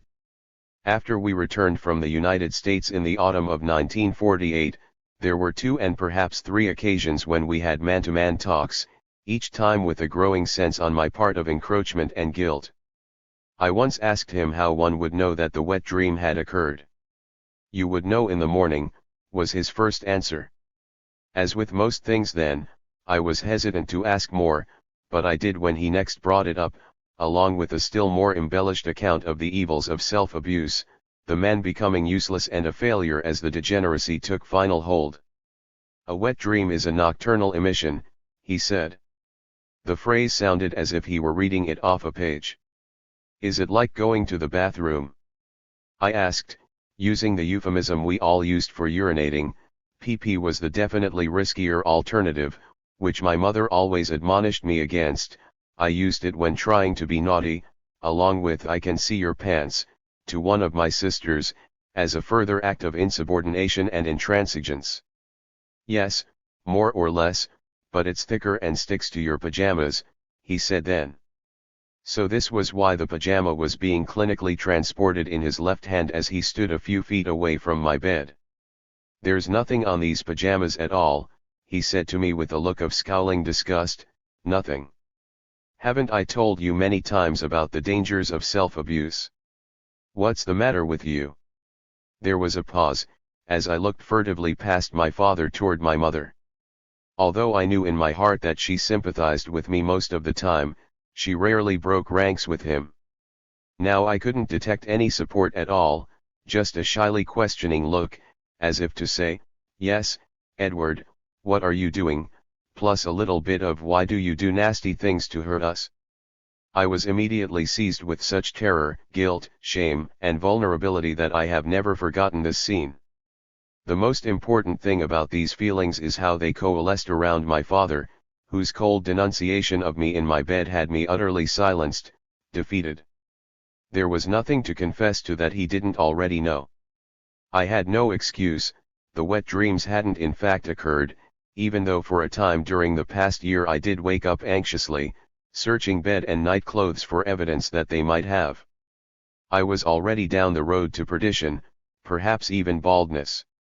I was alarmed after a bath once to notice that my wet hair, normally quite thick, appeared to show a couple of patches of what appeared to be baldness. I also suspected that my father's insistence on frequent haircuts was connected to deterring the premature effects of self-abuse. "Have your hair cut often and short, like your father," he'd say, "and it'll remain strong and full." My secret, such as it was, had been found out. All I could think of was that I had no place to go as the dreadful retribution was about to occur. Somehow, the vague, if also overpowering, anxiety I was experiencing held an extremely concrete sense of threat, and for a moment I felt as if I was clinging to Edward to save him from final extinction. "You have nothing to say, do you?" A quick breath, then the climax. He threw the pajama bottom at me with vehemence and what I thought was exasperated disgust. "All right then. Have a wet dream." I was so taken aback by this peremptory order, could one, in fact, if one wanted, just have a wet dream, that I shrank back even further into the bed. Then, just as I thought he was going to leave, he turned toward me again. "Where did you learn how to abuse yourself?" As if by a miracle I was given an opening to save myself. I recalled in a flash that only a few weeks earlier, near the end of summer and just before school started, I had been loitering in the boys' dressing room at the Maati Club. Although it was at the time my father's favorite club for golf and bridge, I knew relatively few people, and, with my usual shyness, would go into the dressing room to get into my bathing suit but would also take my time, hoping to strike up a friendship perhaps, or meet a stray acquaintance. My feeling of loneliness was unallayed. This time, however, a gaggle of older boys, wet from swimming, burst in. They were led by Ehab, a very tall and thin boy with a deep voice that exuded confidence. Rich, secure, at home, and in place. "Come on Ehab, do it," he was urged by the others. I had seen him before but had not really met him. Our fathers did not know each other and I was still dependent on this kind of parental introduction. Ehab lowered his trunks, stood on the bench, and while peering over the wall at the pool's designated sunbathing area, began to masturbate. I heard myself blurt out, "Do it on Colette," Colette being a voluptuous young woman in her 20s who always wore a black bathing suit and had graced my own private fantasies. No one heard me. I felt like an ass and blushed uncontrollably, though no one seemed to notice. We were all watching Ehab as he rubbed his penis slowly until, at last, he ejaculated, also slowly, at which point he started to laugh smugly, displaying his sticky fingers as if he had just won a sports trophy. It was at the club. "Ehab did it," I blurted out to my father, who had no idea who Ehab was or what it was I was trying to say. I realized that he was not asking me for anything concrete, it was only a rhetorical question. Of course I was guilty. Of course he now knew it. My sins had also been exposed to my mother, who never said a word, but showed signs of scarcely comprehending horror and even bereavement. My father did not seem particularly interested either in my explanation or in listening for a few seconds to my clumsy expressions of determined self-reform, my future action. He had found me out and found me wanting, he knew what harm I was doing myself, and he had judged me both weak and radically unreliable. That was all. He had told me about the cup and the racehorse, about baldness and madness. He had repeated the homilies perhaps 8 times, so all he could do now would be to repeat them yet again, or, wisely, a word he liked to use, he could register the crime and move on, his authority and moral judgment remaining formidably intact. I was neither punished nor even reminded of my secret vice. But I didn't think I had escaped lightly. This particular failure of mine, embodied in that exquisitely theatrical scene, added itself, like a new and extremely undermining fault line, to the already superficially incoherent and disorganized structure of Edward. During the many years we lived in Cairo, my father practiced surveillance of a more public kind as the proud owner, and one of the very first in Egypt, of a Kodak 8mm camera. Father was remarkably busy recording scene after repetitive scene of Edward, his mother, cousins, aunts, and uncles, never anyone outside of the family, at play or at rest, appearing to be happy, idyllic, and without any problems. I was fascinated with the flat rectangular machine that smelled of plastic, its complicated insides and its meandering passages for the film to pass through, requiring patience in loading, threading, and unloading. Neither of my parents was particularly dexterous, a disability I seem to have inherited where practical things are concerned, but my father was positively clumsy. He bought films in tiny spools and put them in the cameras so sloppily that they jammed, whereupon another would be fished out, the old one pulled angrily through the machine and then thrown away, the fresh one put in, and finally he could begin filming. Every couple of weeks he walked over to the Kodak shop on Adli Pasha Street to deliver a handful of films for developing. When I was 8 I'd accompany him, as he collected them 4 or 5 to a large spool, a more convenient size that allowed 30 minutes of continuous running time on his projector. Once or twice a month we performed the ritual of drawing the living room shutters closed and setting up the elaborate, ever-shiny projector on the small modern coffee table and the tripod-borne screen. While the smell of polished, mechanical newness wafted through the air, we turned off the lights and settled snugly into the large overstuffed living room chairs and sofas to watch ourselves at the zoo, on a desert road picnic, or at the pyramids. 6 months after my mother died in 1990, a sizable batch of films, each one carefully encased in the white and blue boxes that my father had made for them by his stationery and binding staff, were found at the bottom of one of her cupboards in Beirut. There must have been 35 of them, containing 120 of the individual films taken between 1939 and 1952, some of them marked in my father's scrawl: Cairo 1944, Jerusalem 1946, Yusuf's wedding, all of them still exuding the smells and even the feel of those projection evenings so long ago. I took them home to New York, where for a couple of years they sat in a nondescript brown cardboard box, provoking my curiosity every now and then as to what portion of our old life was preserved in them as they slowly sank into oblivion and final disuse. A coincidence made them available once again. A pair of young BBC directors, making a documentary on the writing of my book Culture and Imperialism, asked me for some old family pictures, and quite by some mysterious impulse I thought of the box of patiently waiting films. The films were taken back to London and transferred to videotape. It was not so much that I was disappointed at how badly they had been shot or how jerky and unsatisfying the sequences they contained were, or at how the print was either too light or too dark, but rather that the films exclude so much, seem contrived and rigid as they positively ban any trace of the effort and uncertainty of our lives.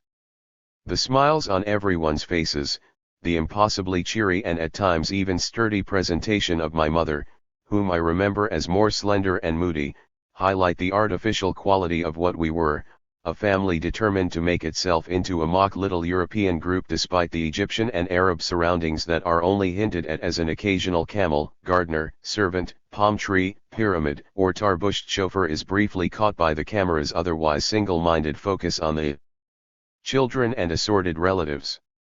The earliest films consist of scenes showing Rosie and me at play. I place her on one end of a seesaw, rush to the opposite side, pump up and down, abruptly stop, then dash back to her and kiss her curls.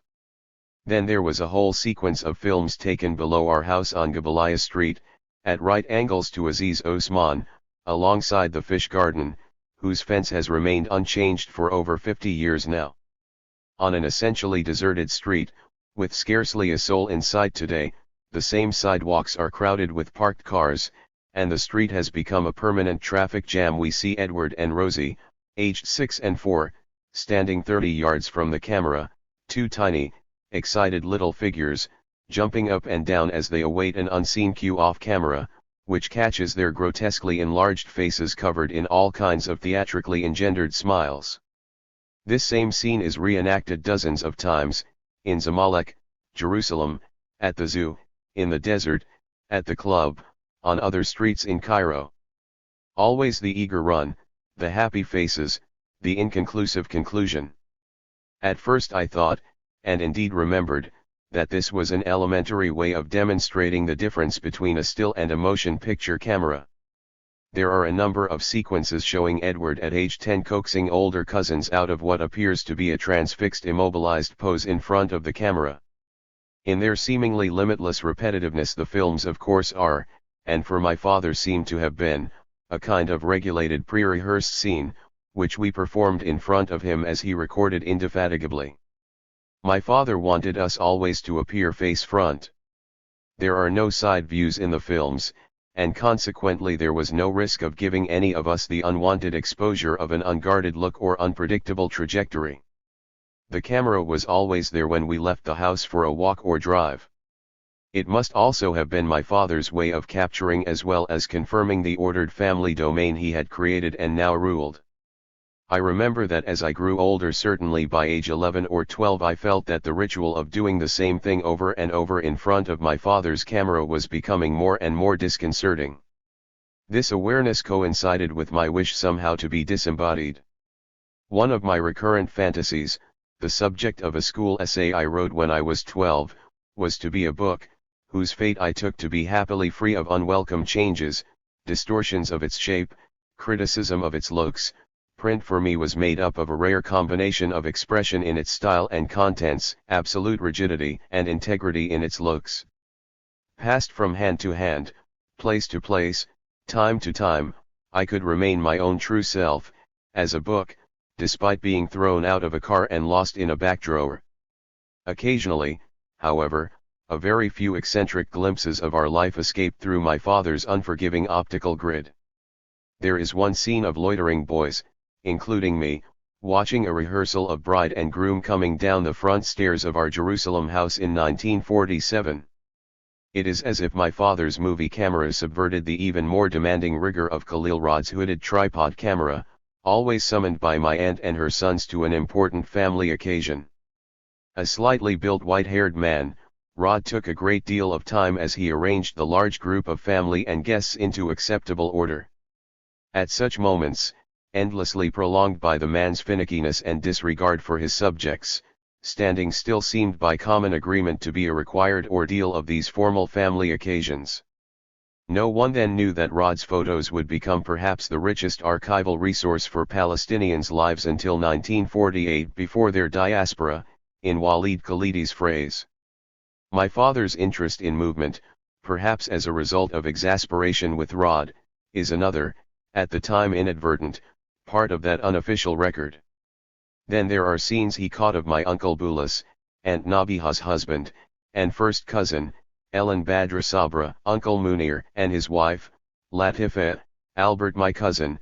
They pass through my father's films smilingly, the premonition of death added retrospectively by the viewer, and in the blurred outlines of their forms they seem in effect to be moving sideways, away from the camera, as if walking to another rhythm, for another reason than the expected one. No one in the film seems informally or lightly dressed, perhaps because my father did his shooting in winter, never in the terrifying brightness of the Middle Eastern sun. The women wear heavy dark satins and wools, the men are always in dark suits, the children in sweaters, caps, long stockings. Only my mother appears for some reason in sleeveless, sometimes polka-dotted dresses, her round arms and dazzling smile occasionally expressing a smiling protest, which I remember clearly from my childhood as being gently voiced against my father's attentions to her with his ever-continuing, whirring camera.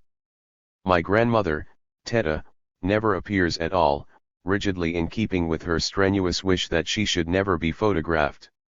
I do not know why she felt this way, or why she always made a point of not eating chocolate, or wouldn't drink tea if the milk had not been poured into the cup first, or why each set of her personal belongings, hankies, notepaper, pajamas, pencils, playing cards, etc., had to be housed, the word was hers, in a little cloth case, which she made and decorated with complicated petit point or embroidered patterns. But Teta felt very strongly about those things and resisted my father to the end of her life. Unlike my grandmother, I never resisted at all. How could I when I felt I was a failure, both physically and morally? Our parents supposed to provide role models, or at least some concrete idea of where all the pushing and kneading into shape would ultimately lead, and where or when it might stop. There was only one intriguing scene in the many hours of videotape films that showed me another version of Edward, my childhood self. It was taken at the Maati pool, probably on a late Sunday morning in June, and reveals a teeming, disorderly scene crisscrossed with bathers, divers, watching parents, all shooting past my father's camera as he, clearly perplexed by the bustle before him, jerks the camera rapidly from figure to figure, up to the sky and down again, and churns the already considerable disorder of the pool into a confusing, dizzying patchwork of light, bodies, and meaningless space, pavement, wall, cloud. Flouting the pre-rehearsed images of order we had become so used to in our runs toward the camera. Watching this maelstrom, I suddenly detected myself, a little boy in a pair of dark swimming trunks with a white belt, slipping between a phalanx of much larger bodies, and diving into the pool with scarcely a splash. It was as if I had caught my father unaware. The camera followed quickly, having abruptly located me, but I seemed to have swum out of shot. The camera returns to the general confusion, and then, from an unexpected angle, running toward him with my head down, arms outstretched, I appear, and almost immediately disappear into the pool. He had missed me entirely the second time, although of course I appeared in the camera for a split second. This tiny, quite trivial episode elats me half a century later as I try to render the outlines and important details of a story I was immersed in with my father's plans and expectations, his drills and proverbs, shaping and directing me, my sisters, and my mother very much in the way his films record his unresting will to make us all move toward him, forward march, with all the unnecessary stuff clipped out. The great paradox is that he was such an immensely sustaining force in our lives. None of us ever had a day's worry about anything material, the cupboards were always full of food, we had the best education, were well dressed, our houses were perfectly run and staffed, we always traveled first class. That I never thought of him as repressive at the time. He pressured me constantly in that lapidary way of his, and I saw it again in the oddly episodic, repetitive, and reductive quality of his films. But that I managed occasionally to escape his fearsome strength, as in the little sequence at the pool, tells me something I only realized years later, when I had gone my own way, that there was more to Edward than the delinquent yet compliant son, submitting to his father's Victorian design. It was my mother who often supplied the justifying gloss on his unyielding and cold exterior. It was as if he were a marble statue and it was her job to put words into his mouth to make him articulate and fluent. She spoke my father to me, miming all the sentiments he never expressed, drawing him out so much that he became a loving, caring man so very different from the harshly unyielding person whose authority over me was practiced almost to his death. "You should hear him talk about my son to his friends," she said. "He's so proud of you." And yet, I could never directly engage, much less attract, his help. I was no more than 4 when he took me for a walk near the fish garden in Cairo. I do not think he ever entered the place, which seemed exclusively my mother's domain. I scampered along behind him, while he pressed on with his hands behind his back at a resolute pace. When I stumbled and fell forward, scratching my hands and knees badly, I instinctively called out to him, "Daddy, please," at which he stopped and turned around slowly toward me. He paused like that for a couple of seconds, then turned back, resuming his walk without a word. That was all. It was also how he died, turning his face to the wall, without a sound. Had he, I wonder, ever really wanted to say more than he actually did? It was as an American businessman's son who hadn't the slightest feeling of being American that I entered the Cairo School for American Children, CSAC, in the fall of 1946, the first day made easier by the fact that the Greek bus driver who picked me up very early on a sunny October morning in Zamalek and drove me with a lot of totally unfamiliar, loud, unself-conscious American children in gaily colored shirts, skirts, and shorts was a driver at my Auntie Melia's college. He recognized me at once and always treated me as no one else did, with deferential, if familiar, courtesy. I had never seen such an assortment, or concentration, of Americans before. Gone were the gray uniforms and subdued, conspiratorial whispers of the GPS's English and mostly Levantine children. Gone too were English names like Dickie, Derek, and Jeremy, as well as Franco-Arab names like Micheline, Nadia, or Vivet. Now there were Marlace, Marlene, Anekia, several Margies, Nancy, Ernst, Chuck, and lots of Bobs. No one paid any attention to me. Edward Said did pass muster, and I was soon able in some way to belong, but every morning when I stepped on the bus I felt a seething panic when I saw the colored t-shirts, striped socks, and loafers they all wore, while I was in my primly correct gray shorts, dress white shirt, and conventionally European lace UPS. For the class I'd settle my inner consternation into an efficient, albeit provisional, identity, that of bright, yet often wayward, pupil. Then at lunch, as they unwrapped the same neatly cut white bread sandwiches of peanut butter and jelly, neither of which I had ever tasted, and I my more interesting cheese and prosciutto in shamey bread, I fell back into doubt and shame that I, an American child, ate a different food, which no one ever asked to taste, nor asked me to explain. One evening we were sitting on the veranda when my father reached into his jacket pocket and pulled out a pair of striped socks. "An American flyer gave them to me," he said.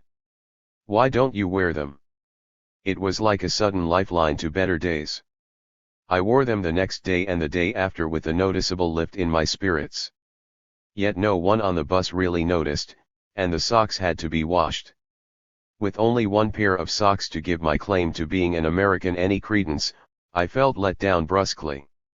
I tried explaining to my mother that it might be nice to have sandwiches cut into rectangles with jam and butter, but that got me a dismissive "we only use toast bread and jam for breakfast.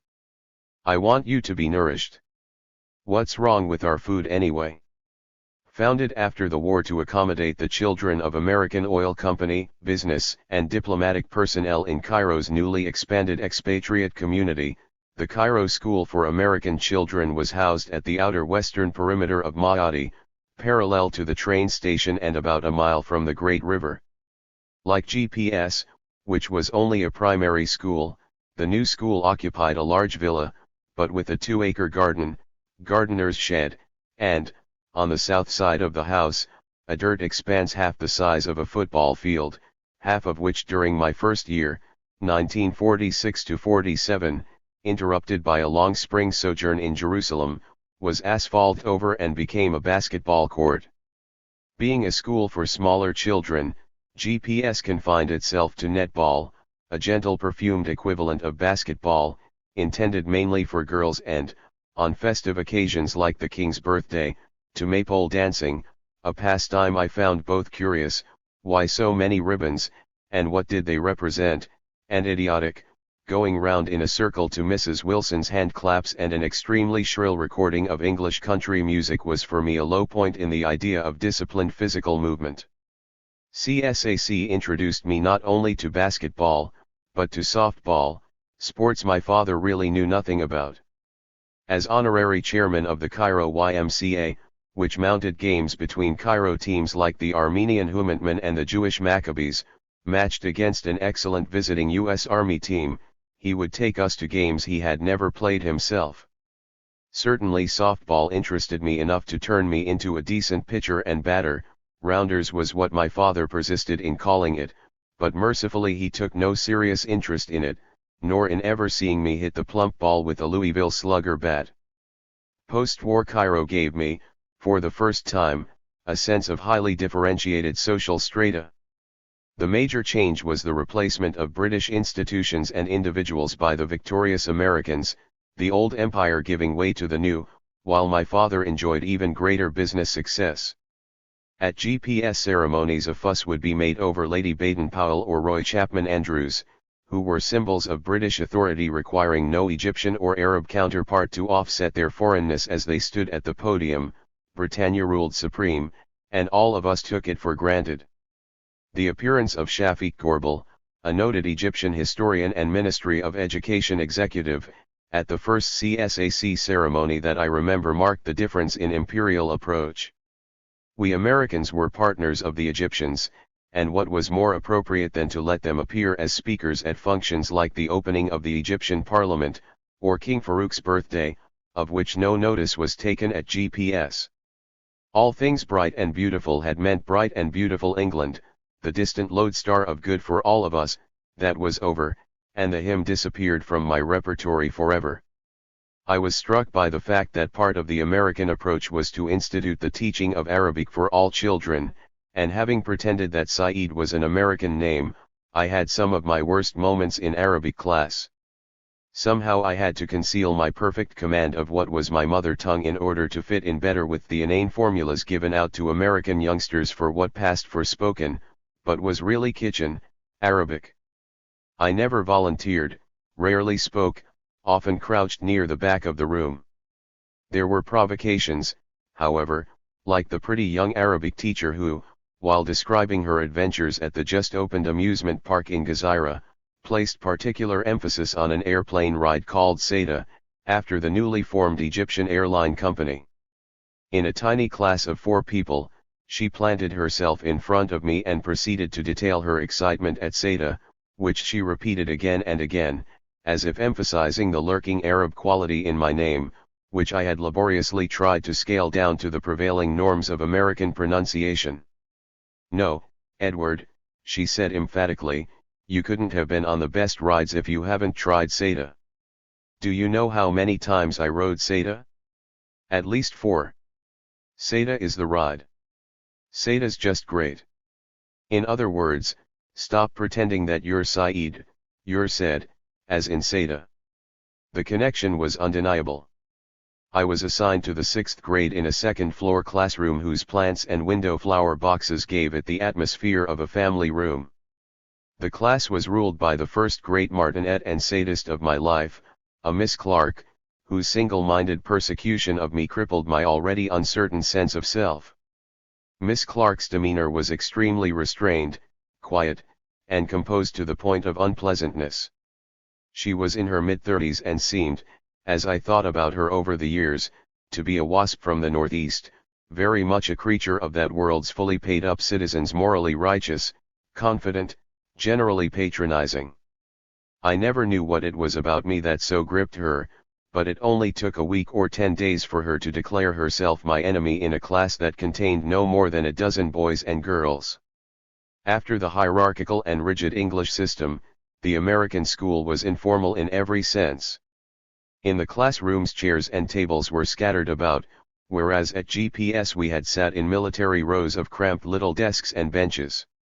Except for the French, Arabic, and art teachers, the instruction was by American women, heavily made up in loud, colored dresses, totally different from the scrubbed plain faces and sensible skirts affected by Mrs. Wilson and her cohorts, and one man, a Mark Wannick, who also doubled as softball and basketball coach. On one occasion he donned a bright yellow Ohio State basketball uniform to play with us, in the torrid Cairo afternoon, surrounded by brown fields with brown peasants in galabeahs leading donkeys and water buffaloes round as they have done for millennia. Mr. Wannick cut a surrealistic sight in his overpoweringly colored uniform, hairy arms and legs, military crew cut, black sneakers, and delicate rimless glasses. I encountered American education as a regimen designed to be attractive, homey, and tailored down to the level of growing children. Books at GPS were uniformly in small print, without illustrations, unrelentingly dry in tone. History and literature, for instance, were presented as matter-of-factly as possible, making each page a challenging task just to read through. No concessions were made in arithmetic to the world of lived experience. We were given rows of figures to add, subtract, divide, and multiply, plus a large number of rules and tables, multiplication, weights and measures, distances, meters, yards, and inches, to memorize. The goal of all this was to do sums, a task whose difficulty for us was commensurate with its programmatic dullness. At CSAC we were all given workbooks, in marked contrast to the GPS's copybooks, which were lined exercise books as anonymous as bus tickets. Workbooks had charming, chatty questions, illustrations, pictures to be appreciated, enjoyed, and, when relevant, filled in. To write in one of our GPS textbooks was a serious misdemeanor. In American workbooks, the idea was to write in them. More attractive still were the textbooks handed out by Miss Clark at the beginning of each day. At the core of each subject there seemed to be a family to whom one was introduced at the outset. There was always a sis, a mom, and a dad, plus assorted family and household members, including a large black woman housekeeper with an extremely exaggerated expression of either sadness or delight on her face. Through the family one learned about adding and subtracting, or civics, or American history. Literature was treated separately. The idea seemed to be to make learning a painless process, on a par with getting through the day on a farm or in a suburb of St. Louis or Los Angeles. References to the drugstore, the hardware or dime stores, mystified me completely but did not need explaining to my classmates, all of whom had actually lived in places like St. Louis or LA. For me, however, such locations corresponded to nothing in my experience, which was barren of soda fountains and soda jerks, the two items that intrigued me the most. I was meant to find this fun, and for a month I did. But I was never left alone by Miss Clark nor by the other children, with whom I quickly became quite antagonistic. After that first pleasurable month I found myself longing for the GPS, with its clear lines of authority, its cut and dried lessons, its very strict rules of deportment. Teachers at CSAC never used or threatened violence, but male students were extremely rough with each other, since the boys were quite big and were willing to use their strength against each other in contests of will and turf. By Christmas time, every day at the school was an ordeal in which I had to make my way through a gauntlet of flailing arms and fists on the bus, followed by the chilly put-downs and severe scoldings I received from Miss Clark in the classroom. The most humiliating moment in my first year came the day after the class had been on a field trip. For me the concept was an entirely novel one, to a large sugar refinery across the Nile from Maadi. I admit that after the first 20 minutes the excursion was simply too boring to warrant much of my attention, but I had no choice but to stick with the group, steered from boiling vat to storehouse to cutting room, to the accompaniment of our guide's voluble enjoyment. 30-minute explanations where only 1 minute would have been sufficient, an overabundance of technical language, an extraordinary air of self-satisfaction to make matters even less compelling. He was a middle-aged gentleman wearing a tarbush who was seconded to us from one of the ministries expressly for this trip. Miss Clark was there, of course. I paid very little attention to her, a great mistake. When she entered my field of vision I saw her nodding. Was it agreement, or understanding, or satisfaction at the torrent of information about sugar cane, its history and structure, the chemistry of sugar, etc., but I gave her no other heed. The whole trip was so bizarrely unlike anything my English colonial schools were likely to mount that I had not even begun to dwell on the differences between the authoritarian Brits and the benevolent Americans, who were so much more eager to give the Egyptians a democratic chance to be themselves. The next day we convened as usual in the classroom. Miss Clark was already behind her desk and seemed as composed and as inscrutable as ever. "Let's spend some time talking about yesterday's field trip," she began, then turned immediately to BJ, a short-haired girl whose clipped tone and business-like manner quickly established her as the class touchstone. BJ provided a detailed appreciation of the day's events. How about you, Ernst?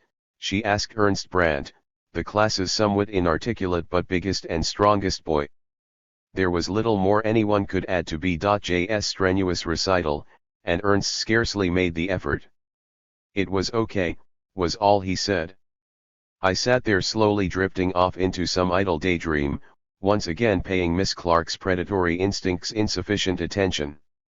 You were all very well behaved yesterday, I'm proud of you, she said, and I thought she would then press on with our English assignment.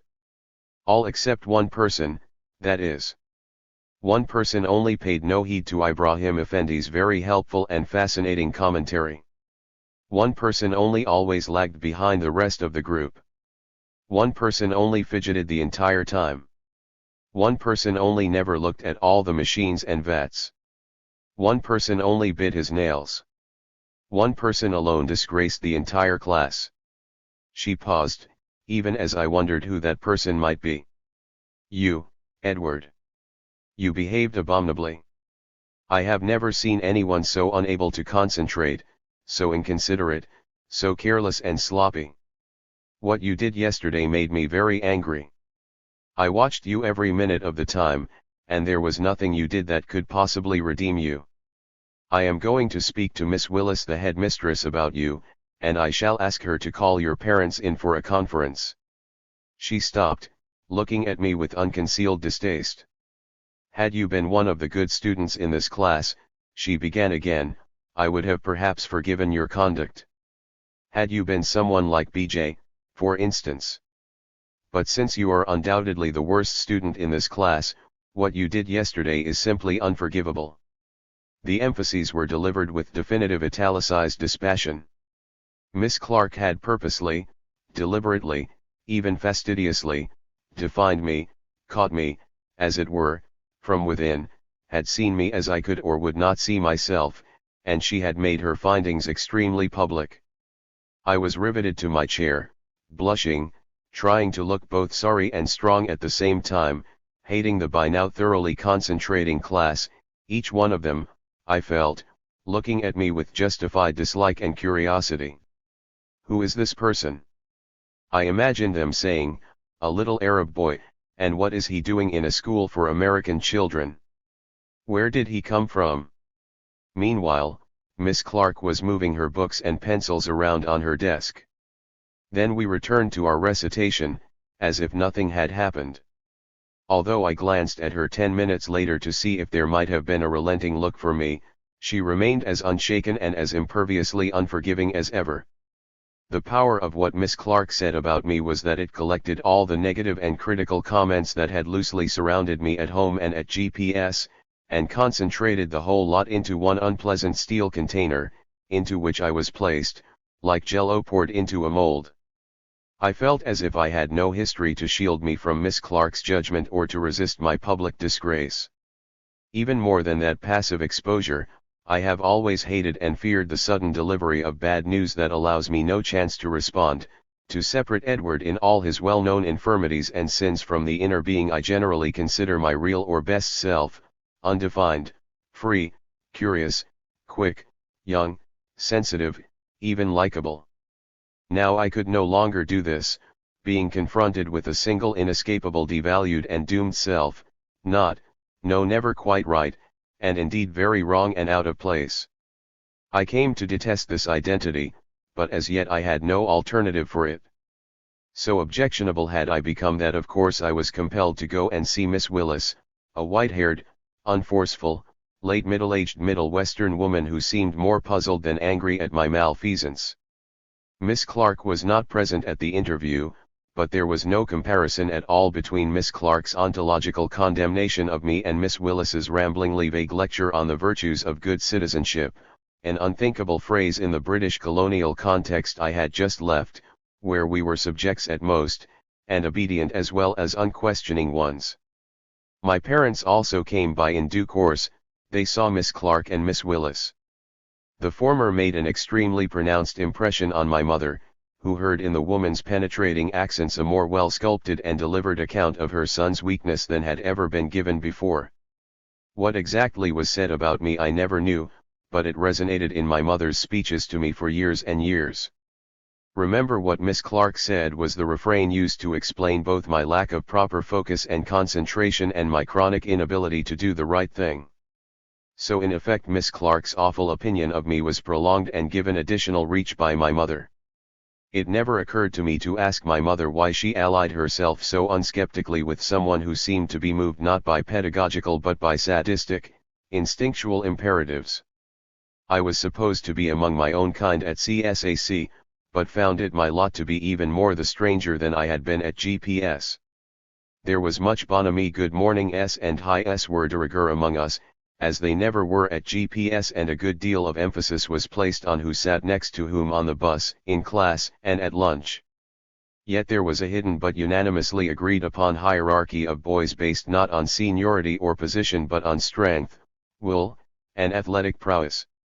The school leader was Stan Henry, a ninth grader whose sister Patty was a year behind me.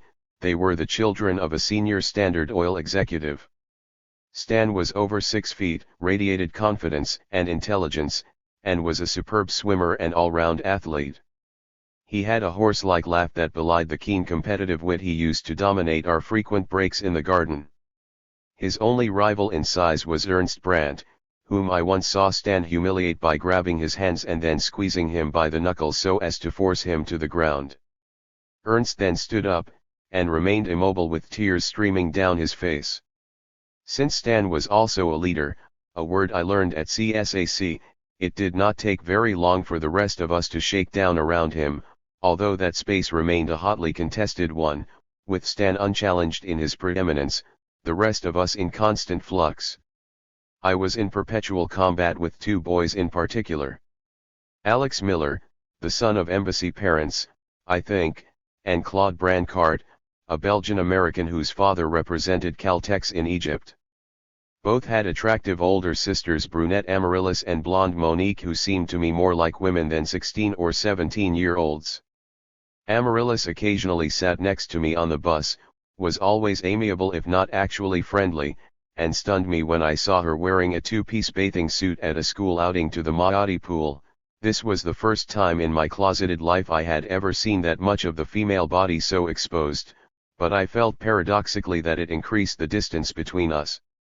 Monique had a vague, dreamy manner about her, and floated around the school very fetchingly. Both girls had little to do with their younger brothers, who were not involved with me as friends at all, but as opponents in a ceaseless round of wrestling and boasting sessions whose object seemed both obscure and indiscussed. I remember being impressed at how one time Alex traded blows with me on the bus, standing on the other side of a seat, patiently, methodically, even slowly, delivering punches at my head and stomach while I, ever the impetuous and relatively uncontrolled fighter, pummeled him with the crosses and roundhouse uppercuts, most of them off target, I had learned from my YMCA boxing instructor, Sade. It is bizarre indeed how such a scene, both pointless and extremely energetic, stays in my memory for such a long time, like a series of Muybridge photographs. What was I all about then, I keep asking myself, and why was I so driven and so prone to such intense antagonisms? Unlike GPS, where there was no chance that a fight would last more than 10 seconds before being broken up by several teachers, CSAC adopted a radically different philosophy, which was to provide a sanctioned space for fighting, and other boyish expenditures of excess energy. I can remember neither a single moment of peace during the lunch break, nor a pleasurable moment of camaraderie. Claude Brancart and I were rivals, but for what, I have no idea, always ready for a spat, or a spitting or throwing contest, or a boasting spree in which our fathers, eminently unqualified in real life for such matters, were pitted against each other in imaginary tennis, wrestling, or rowing contests. At one point when Claude and I had reached a peak of enmity, this warranted an all-out fight, and we went at it on the dusty field, pulling, punching, and then, finally locked in a hugging embrace, we crashed to the ground together. He managed to get on top of me, fought vigorously to pin me back, and finally to make me say I give up. One of the onlookers, Jean-Pierre Sabet, a non-American Maote resident who was enrolled at CSAC by some unintelligible dispensation, at that point matter-of-factly said of me, "He's straining. Can't you see he's straining? It isn't over." He was right. I felt I had been defeated in a sense because Edward had given up, he had let go and was now dominated by someone who should have dominated him. Strangely, though, there was another self beginning to surge inside me, just as Edward had passed and was now a prisoner of Claude Brancard, so this new self came from some region inside myself that I knew existed but could only rarely have access to. My body, instead of remaining supine and abject underneath Brancard, began to push up against him, first disengaging my arms, then pounding his chest and head until he was forced to defend himself, lose his grip on me, and finally roll over sideways as I got up and continued pummeling him. In a minute Mr. Wanek had appeared, pulled us apart, and with a disdainful "What is the matter with you two?" sent us back into the school building. A year earlier I had had a similar experience of defeat and regeneration, and it is only now that they strike me as examples of the same unpredictable will to go on past rules and deadlines that had already been accepted by Edward. I had met Guy Mosseri, a small, slim boy who lived in Maote but who also went to GPS, at the Maote swimming pool one weekend. We started a game of catch. I was to dive in and swim, then pull myself out of the pool, then dive in and swim some more, until, if he could, he caught me. I began exuberantly, threading my way through all the other swimmers, Guy in close pursuit. But soon I began to flag, whereas to my consternation Mosseri simply kept coming after me, inexorably, expressionlessly. The chase became even grimmer, blown out of proportion by my feeling of crushing failure. As he closed in I started to slow down, a sign that Edward had given up, only to discover that some new energy was propelling my legs and arms farther and farther away from Mosseri, who was perplexed by the sudden change in the relationship between hunter and hunted. A few minutes later he simply stopped and could not go on. Such episodes were rare. CSAC forced me to take Edward more seriously as a flawed, frightened, uncertain construction than I ever had before. The overall sensation I had was of my troublesome identity as an American inside whom lurked another Arab identity from which I derived no strength, only embarrassment and discomfort. I saw in Stan Henry and Alex Miller the much more enviable, rock-like hardness of an identity at one with the reality. Jean-Pierre Sabet, Malik Abu El-Ez, even Albert Coronel who, though obviously Egyptian and Jewish, carried a Spanish passport, all could be themselves, they had nothing to hide, had no American part to play. Once during my second year there, when a new older boy, Bob Singha, appeared, I thought I might have found a companion when my parents explained to me that the name Singha was Arab and Jewish. I tried to discover a hidden affinity between us, but he seemed mystified by my questions about relatives he might have had in Aleppo or Baghdad. "Nah," he told me with dismissive impatience, "I'm from New Rochelle." It was from him that I learned the expression "your father's mustache." Daily at school I felt the disparity between my life as Edward, a false, even ideological, identity, and my home life, where my father's prosperity as an American businessman flourished after the war. After 1946, he and my mother began their at least twice yearly European, later also Asian and American, travels, and because I was the only son, and my father never stopped being the owner and promoter of his far-flung business interests, I was expected to take an interest in his enterprises. A long series of companies, whose representative, agent was the word used then, he was, entered our lives, the house, and our daily speech. Nearly all of their products found their way into number 1 Sharia Aziz Osman, apartment 20, 5th floor, Schaefer Pens and Scrip Inc., Art Metal Steel Furniture, Sybil Chairs and Tables, Chubb Safes, Royal Typewriters, Monroe Calculators, Zoling and Stainless Steel Scissors and Knives, Elms and A.B. Dick Duplicators and Spirit Machines, Maruzen Office Supplies, Let's Diaries, 3M Tapes, Copiers, and Paints, Dictaphone Recording and Transcribing Machines, plus English franking machines, a Swedish adding machine, a Chicago automatic typewriter, and the Weber-Costello Globe Company's more recent additions. It was not only their products but their travelers that we came to know, especially one Alex Calder, a heavily accented Hungarian, or Romanian. His origins were obscure and the subject of much speculation, a bachelor of roughly my father's generation, a royal typewriter voyageur who lived first class all across the globe. He turned up at least twice a year in Cairo, routinely coming by for drinks and taking my parents and, when I got to be about 14, me out to dinner. Calder was the first hard-bitten cynic and expense account freeloader I met, but I liked his way of appearing to have done everything, except perhaps marriage, and to have been impressed with nothing, not even my father, whom he treated with patronizing amusement. He was fat and seemed addicted to Melba toast. I think I found him fascinating because he sounded like Bela Lugosi, whose films I was not permitted to see, not for children, but got to know a little about through the coming attractions snippets that accompanied films for children in the local cinemas. My father started traveling regularly after the war to the various offices and factories of his principals, suppliers, and associates. He always sought and obtained exclusive representations, so that he in turn could sell these products to other dealers and customers as the local principal. By the time I left Egypt, his had become by far the largest office equipment and stationery business in the Middle East.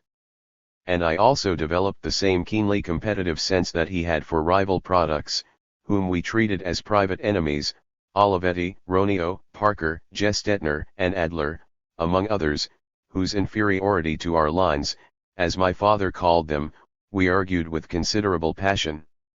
By the same token, the principal salesmen and directors of divisions in the shop were also familiar to us as not quite family, but certainly more than just employees. Most of them endured, looking back on it now, with remarkable longevity. Only one, a Mr. Panikian, the accountant, whose wife had protruding teeth and on their annual visit to our house showed off her musical skills by playing the piano with oranges, left for Australia in 1946 with their 2 sons, and, according to his successor in my father's office, a substantial amount of the firm's money turned out to be missing. The rest stayed for years and years, an odd assortment of Levantine minorities, Egyptian Muslims, and Copts, and, after 1948, an increasing number of Palestinian refugees whom Auntie Nabiha pressed on my father to employ, which he unhesitatingly did. I later appreciated that what my father produced in the way of rational organization and incentives for each member of his ever larger staff was unique not only to him, but to the Middle East. Lampas, a voluble Greek who was my father's oldest employee, was shop manager. Peter, an Armenian, ran copiers and duplicating. Hagop and Nicola Slim, calculators. Leon Krishevsky, typewriters. Sobhai, a Copt, furniture. Farid Tabji, diaries and pens. Shimi was the storekeeper. Ahmed was the cashier. Each of them had a small battalion of assistants to command. In his office across the street my father had one female personal secretary, and one male Arabic secretary, Mohammed Abu Of, a short bespectacled man with incredible patience and the kind of fastidious analy that one associates with a ploddingly diligent, but not gifted, student who never graduated. During my childhood the female secretary was an alert, elegantly dressed Miss Anna Mondell, who would occasionally come to tea, then shortly after the battle at El Alamein abruptly disappeared. She had started work for my father a year before his marriage in 1932, and I recall his conversation in my earliest years as dotted with frequent references to Miss Mondell. I later discovered that she had been made to leave my father's employ by my mother, who, she told me quite calmly many years later, believed that Anna Mondell had wanted to marry your father. Did they have an affair? I asked. She'd have liked that. No, of course not, was the retort. I was never so sure. Most of the women, there were also a couple of men, who subsequently held the post with my mother's approval or acquiescence tended to be extremely young and clumsy, or else overweight and middle-aged, ponderous and slow, not at all like Miss Mondell, whom I dimly remember as a sleek, carefully put together woman. 2 other office divisions rounded off the small army of people my father employed. One was accounts, which was run by a Saad Kakabani, taken in by my father from an English accounting firm and made in effect his second in command. This did not prevent my father from treating a Saad like the merest dunce when he couldn't remember something, or when he misplaced or miscalculated bills. A Saad also ran a staff of his own, all of them following meticulous accounting procedures laid down by Mr. Said, as everyone called my father. Lastly, there was repairs, headed by a contemporary of Lampas's, a man called Hrach, an extremely taciturn Armenian whom I never saw without a leather apron. My father thought Hrach was a genius who could fix anything, including our toys, my mother's kitchen appliances, and furniture. In repairs and later service my father was also a pioneer, inventing the scheme of a service contract for every machine he sold. This allowed him to underbid his competitors, and then make up the difference plus some by persuading customers to buy the contract for several years. Hrach presided over 30 mechanics, supplied with motorcycles or bicycles, who sped all over town servicing virtually everything that the Standard Stationery Company SSCO, as we called it, had sold. The business also employed a battalion of servants, as my father called them, or farashin in Arabic, who worked as delivery boys, coffee makers, porters, cleaners. Some of them also trundled about Cairo on tricycles and later in small delivery vans. Over this quite enormous, always expanding, domain, my father ruled as absolute monarch, a sort of Dickensian father figure, despotic when angered, benevolent when not. He knew more than anyone about the most minute aspects of his empire, remembered everything, would brook no backtalk. He never engaged in personal discussion with anyone on the premises, as he called the place, not even with members of his family, and earned his staff's respect, if not affection, by the virtuosity and sheer infallible competence of his managerial and overall business skills. One of his achievements was to have transformed the Egyptian government bureaucracy by introducing typewriters, duplicators, copiers, and filing cabinets, replacing the haphazard methods of carbon paper, copying pencils, and papers stacked on windowsills and tabletops. With my mother's help, he invented would not be wrong the Arabic typewriter with Royal, whose aristocratic American owners, the John Barry Ryans, he came to know quite well. He had 2 formidable, unfailing capacities possessed by no one else in my experience: the power to execute extremely complicated arithmetical procedures in his head at lightning speed, and a perfect memory for the date acquired and cost of every object, many thousands of them, involved in his business.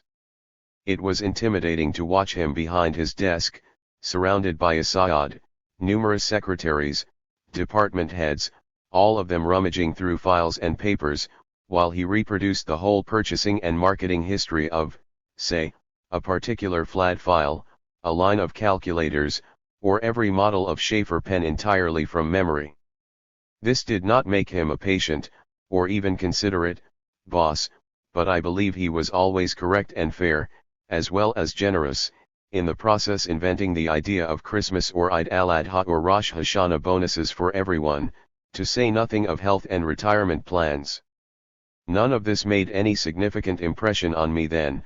I was too busy being managed or feeling persecuted to appreciate his extraordinary business genius, developed on his own in a provincial third-world capital still mired in colonial economics, feudal landowning, and disorganized, albeit at times successful, large as well as small-scale peddling. It is only now, as I survey his accomplishments, that I realize how astounding and, sadly, how unsung and unrecorded they were. He was basically a modern capitalist with an extraordinary capacity for thinking systematically and institutionally, never afraid to take risks or incur expenses for long-range profit, a brilliant exploiter of advertising and public relations, and most of all a sort of organizer and shaper of his clients' business interests, providing them first with an articulation of their needs and goals, then with the necessary products and services to realize them.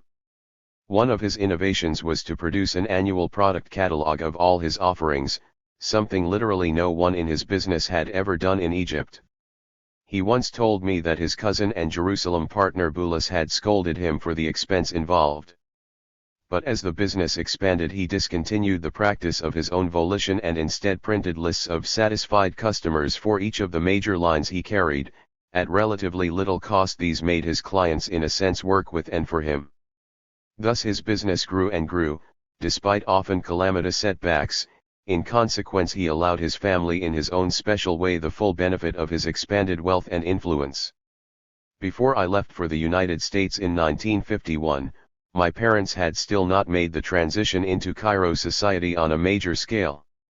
Despite their wealth, the circle of their acquaintances and friends was confined pretty much to various retainers and a few family members such as Isaac Goldenberg, the family jeweler, Asta Ibrahim, the amiable handlebar mustachioed carpenter whose workshops produced furniture for the house and, on an increasing scale, for my father's business, Mahmoud, Asta Ibrahim's son-in-law. His other son-in-law was Mohammed Abu of, my mother's youngest brother, Emil, who was now working for my father. Murad Asfour, a rising young employee at the YMCA who later saddled my father with thousands of pounds in debt when his sports shop failed and the loans my father had guaranteed were called in. Nahib Kalata, a genial Copt who was the YMCA's general secretary and an important associate of my father's. Kalata's daughter Isis possessed a phenomenal alto voice and sang at the American Mission Church. Their circle was completed by a small number of relatives, such as Aunt Emilia, and Uncle Al and his strange giggling wife, Emily, their 2 sons and 1 daughter, plus the occasional Palestine-based relative on a sporadic visit to Cairo, mostly for shopping or business. These friends and acquaintances turned up for meals at appointed times and days, for instance, the carpenter for Saturday breakfast, and I came to know them best by their eating habits. Asta Ibrahim refused to eat white bread, loved garlic, preferred fava beans, to meat, for example. I was meticulously observant of tiny superficial details and became more so as I lived the contrast between American and local environments with increasing intensity that first year at CSAC. Why did the Americans wear colored socks, Egyptians and Arabs not? We had no t-shirts, whereas they did. Miss Clark's impassive dislike and disapproval of me dogged me at home as well.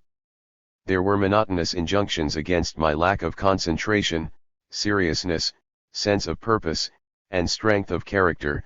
I never learned anything from these injunctions, having taught myself to resist them by reducing them in my mind to pure sound. All pleasures except for parentally certified ones like playing with my Lionel electric train brought back from the United States by my father in 1946, an extremely complicated thing to set up, requiring the dining table to be cleared, plus the services of someone skilled at electricity, since the connections between cars were never just right, were so ringed with approbation as to seem impossible to enjoy. I was allowed 2, and then 3, radio programs a week, 2 from the Children's Corner, on Sunday afternoon and Wednesday evening, a horribly smarmy good collection of aunties and uncles, English during the war, Egyptian after it, all of them affecting ghastly imitation British accents and revolting names like Auntie Lulu and Uncle Fuad, and 1 nights at the opera on the BBC every Sunday afternoon at 1:15, which is where I listened to a full-length opera for the first time. When Smetana's The Bartered Bride was broadcast, I was entranced, my mind desperately trying to imagine Czech wedding festivities and what the completely incomprehensible words across the airwaves giving me so much pleasure might mean.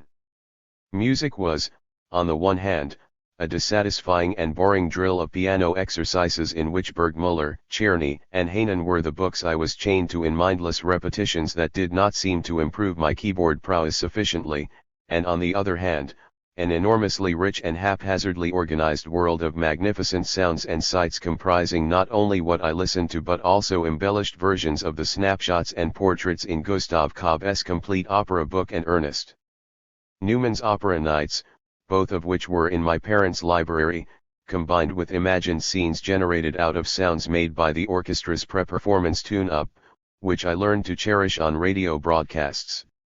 Without a clear rationale or system, the family record collection provided me with a strange hodgepodge of Jeanette MacDonald and Nelson Eddy, Richard Strauss, Paderewski, Paul Robeson, and Bach, plus oddities like Deanna Durbin singing Mozart's Alleluia.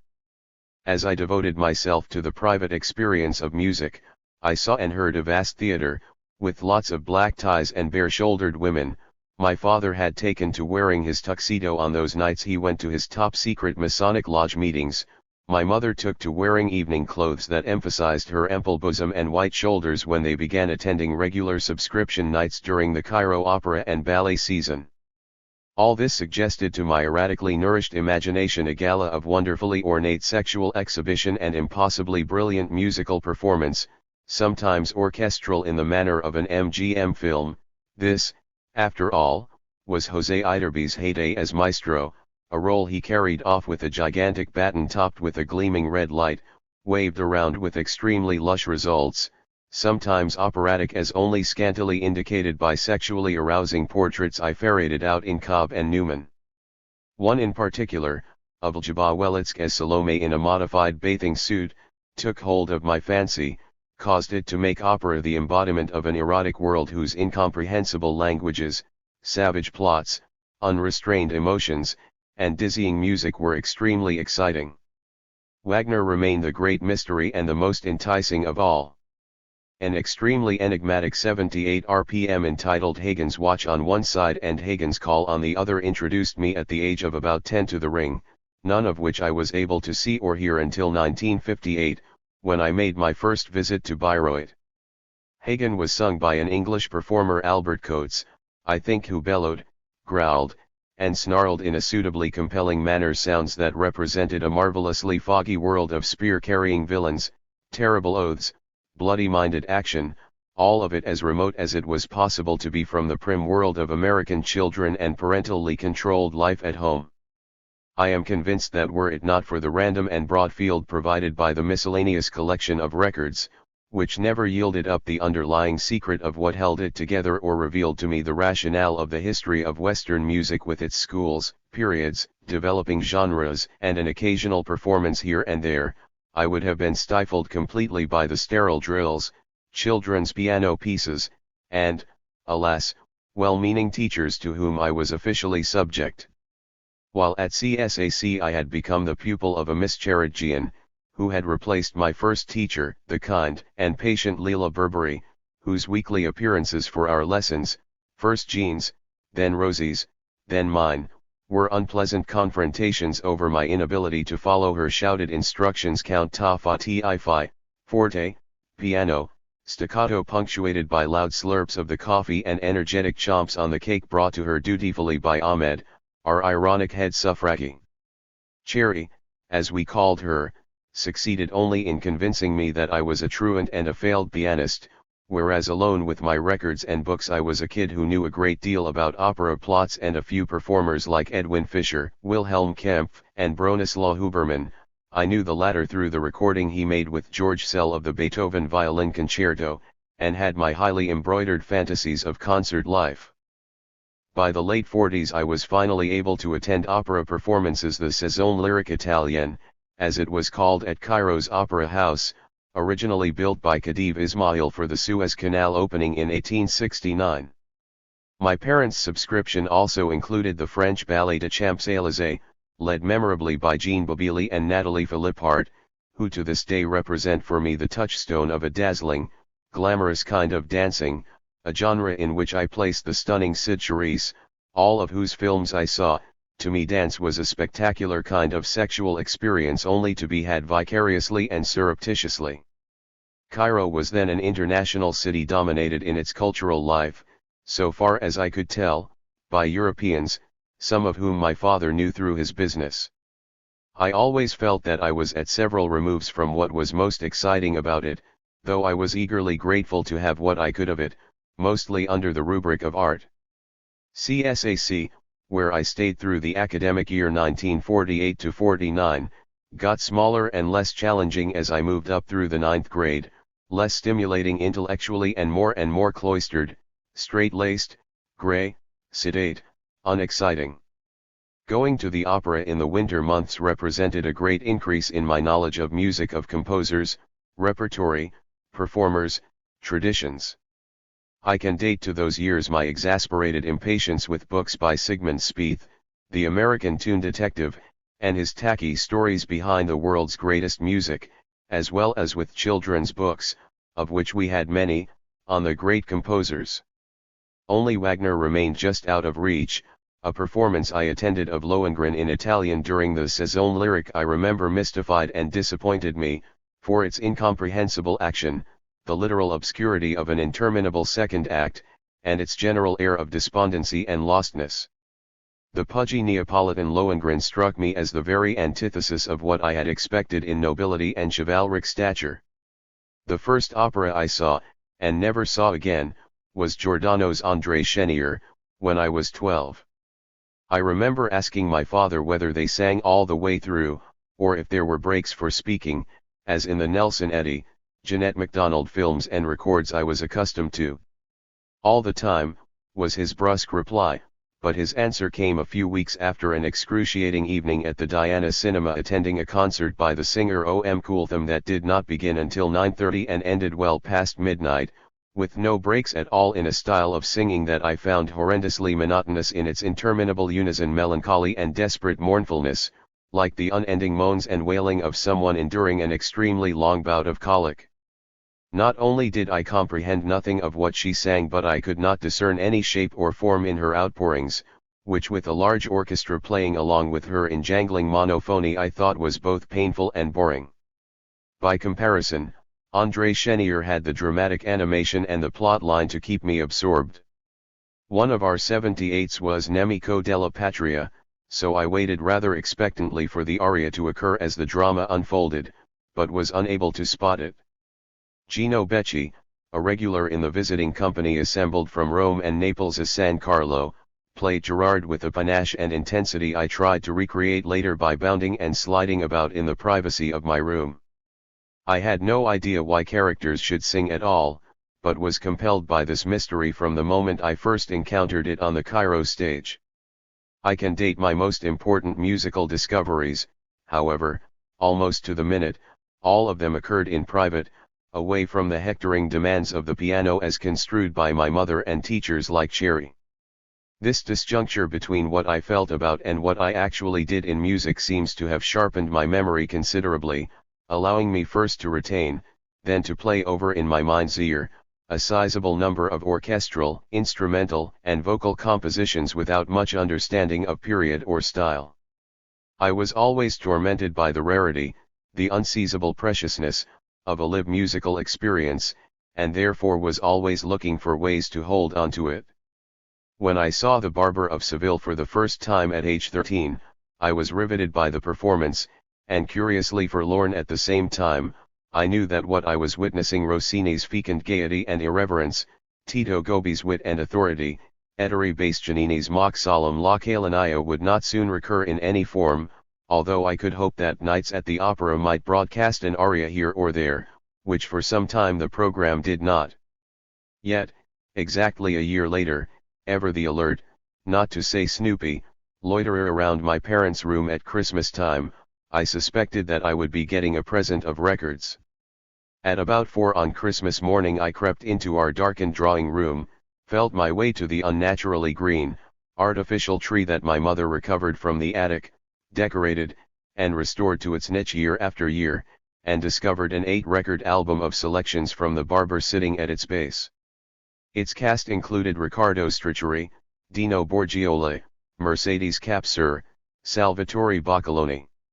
Carefully opening the package, I played through the records immediately, doors closed, volume turned down very low, the somber room gradually lightening as the morning dawned.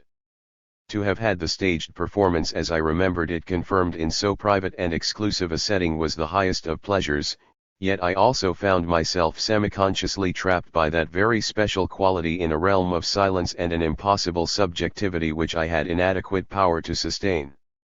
More than any other composer, it was Beethoven who informed my musical self-education most consistently. I wasn't deemed fit for his sonatas as a pianist. Mozart was my bane, although I made repeated covert attempts to play the pathetic sonata and in the process developed a sight-reading appetite way beyond my digital capacities. Scolded for not practicing my assigned Hanen and Czerny exercises, despite my mother's ever-watchful presence, I fled into records and illicitly deciphered grown-up pieces at the piano by Mendelssohn, Handel, who seemed to me programmatically neglected for the trash I was required to persist with for hours on end.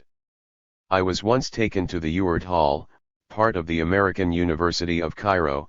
The auditorium was the largest of its kind and was used then as it still is now for important concerts, to attend a concert given by the Music of Eva Orchestra conducted by one Hans Hickman, a careful time beater who buried his head in the score as if in his pillow.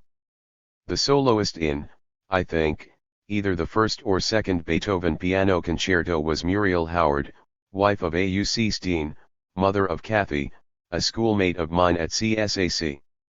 My father was close to Dean Worth, a name whose solid ring for me had the power of the American continent, Howard, and insisted on taking me and my mother up to him and his, I thought, strangely retiring wife who had just completed a breathlessly rapid rendering of the concerto. "Bravo," said my father, and then immediately turned to my mother for backup help.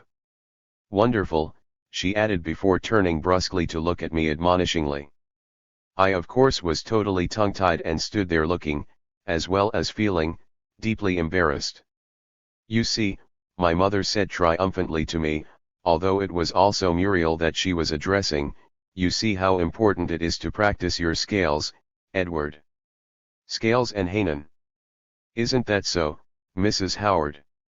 She nodded agreement with a clear sense that practicing scales was the last thing she wished to talk about at that moment.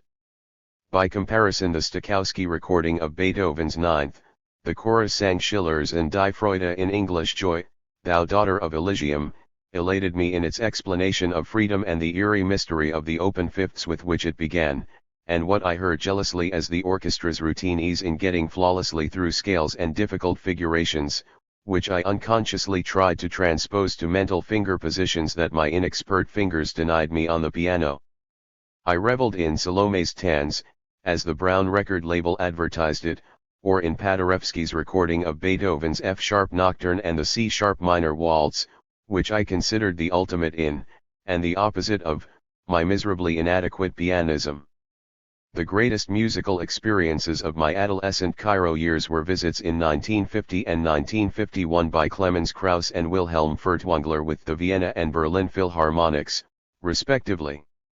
Although in both cases I was taken to the Sunday afternoon performances, stuffed in Krauss's case with lollipops like the Donna Diana Overture and Strauss's Pizzicato Polka, I was liberated from every pedestrian consideration by the gorgeous sound, the authoritative presence on the podium, and even the magic of the German names, Wiener Philharmoniker, for instance.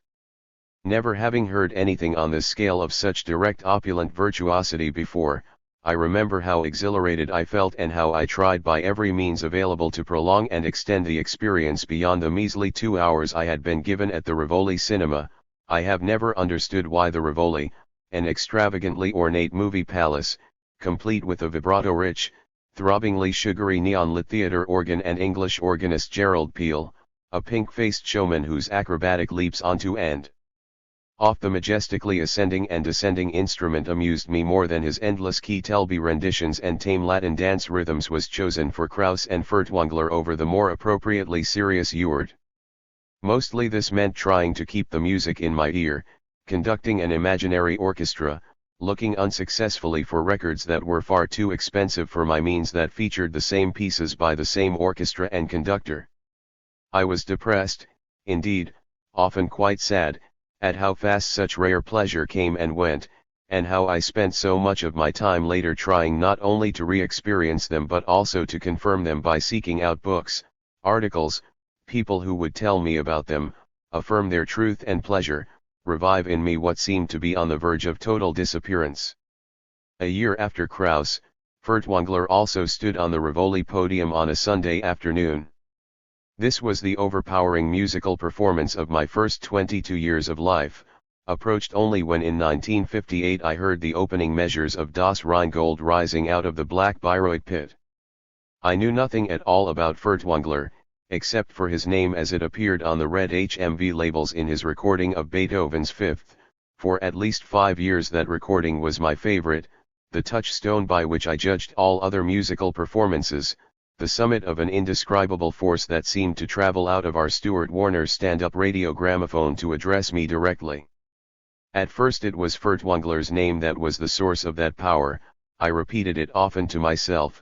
I had no knowledge of German, and imagined Furtwängler to be a wonderfully built, super-refined being for whom Beethoven's music had been written expressly.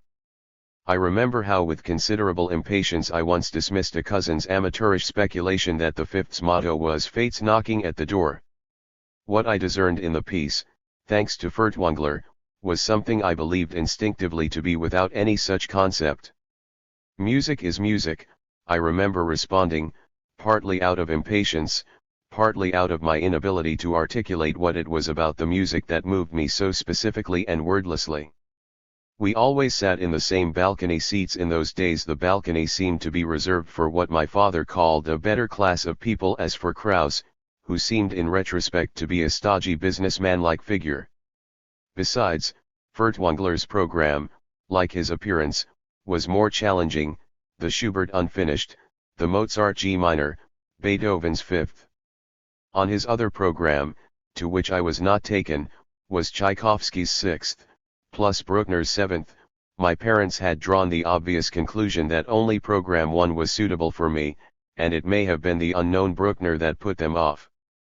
Furtwängler's gaunt, angularly tall, and ungainly figure crowned with a majestically bald pate made just the right impression on me.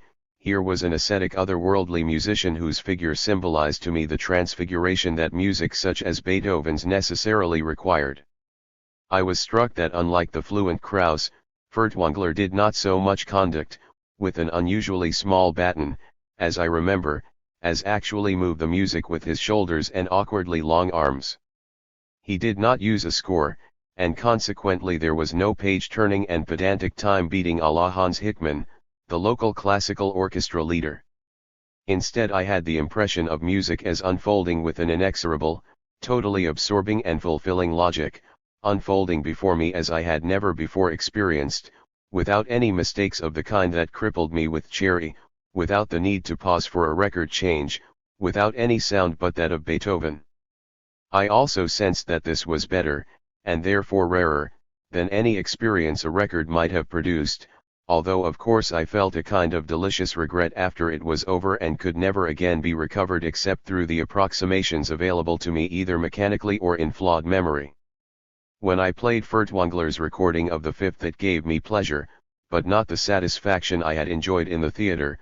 The replica was displaced once and for all by the real thing. Yet I still cherished the work as a particularly favored item to be played and replayed. My later efforts to find out more about Furtwängler were utterly frustrated by the Cairo of my adolescence. There was no German circle in post-war Cairo to rival the cultural institutions of the triumphant British, French, or Americans. I ransacked the papers, the Aram, Egyptian Gazette, Progrès Egyptian, as well as periodicals like Rose El Youssef and Al Hilal for information on him, but there was none to be had. The city was beginning to be flooded with American movie fan magazines like Photoplay and Silver Screen, and whereas you could find out all about Janet Leigh and Tony Curtis, there was nothing comparable about the strange, to my friends, figures who interested me. The war was over, of course, but any documentation of what had happened inside Germany, where Furtwängler figured so prominently, was unavailable. On my 15th birthday, in 1950, my parents had given me Percy Scholz's Oxford Companion to Music, which I still own, and which had a tiny entry for Furtwängler, German conductor born in 1886, see Germany and Austria, that elaborated upon a bit in a general but very oblique discussion of music under the Third Reich, and Furtwängler's role in the Mathester-Mahler case. This gave no sense of why he was so controversial a figure after the war, or that the question of morality and collaboration had so powerful a bearing on him. One of the main reasons for the relatively limited way in which I experienced Furtwängler was my sense of time as something essentially primitive and constricting. Time seemed forever against me, and except for a brief period in the morning when I sensed the day ahead as a possibility, I was boxed in by schedules, chores, assignments, with not a moment for leisurely enjoyment or reflection. I was given my first watch, an insipid-looking Tissot, at age 11 or 12. For several days I spent hours staring at it obsessively, mystified by my inability to see its movement, constantly worried whether it had stopped or not. I suspected at first that it was not entirely new, since there seemed to be something suspiciously worn about it, but was assured by my parents that it was indeed new, and that its slightly yellowed, tinged with orange, face was characteristic of the model. There the discussion ended. But the watch obsessed me. I compared it first with what my CSAC schoolmates wore, which, except for the Mickey Mouse and Popeye models that symbolized the America I didn't belong to, struck me as inferior to mine. There was an early period of experimenting with different ways of wearing it, the face turned inward, on the sleeve, underneath it, fastened tightly, fastened loosely, pushed forward onto my wrist, and on the right hand. I ended up with it on my left wrist, where for a long time it gave me the decidedly positive feeling of being dressed up. But the watch never failed to impress me with its unimpeded forward movement, which in nearly every way added to my feeling of being behind and at odds with my duties and commitments. I do not recall ever being much of a sleeper, but I do remember the faultless punctuality of early morning reveille and the immediate sense of anxious urgency I felt the moment I got out of bed. There was never any time to dawdle or loiter, though I was inclined to both.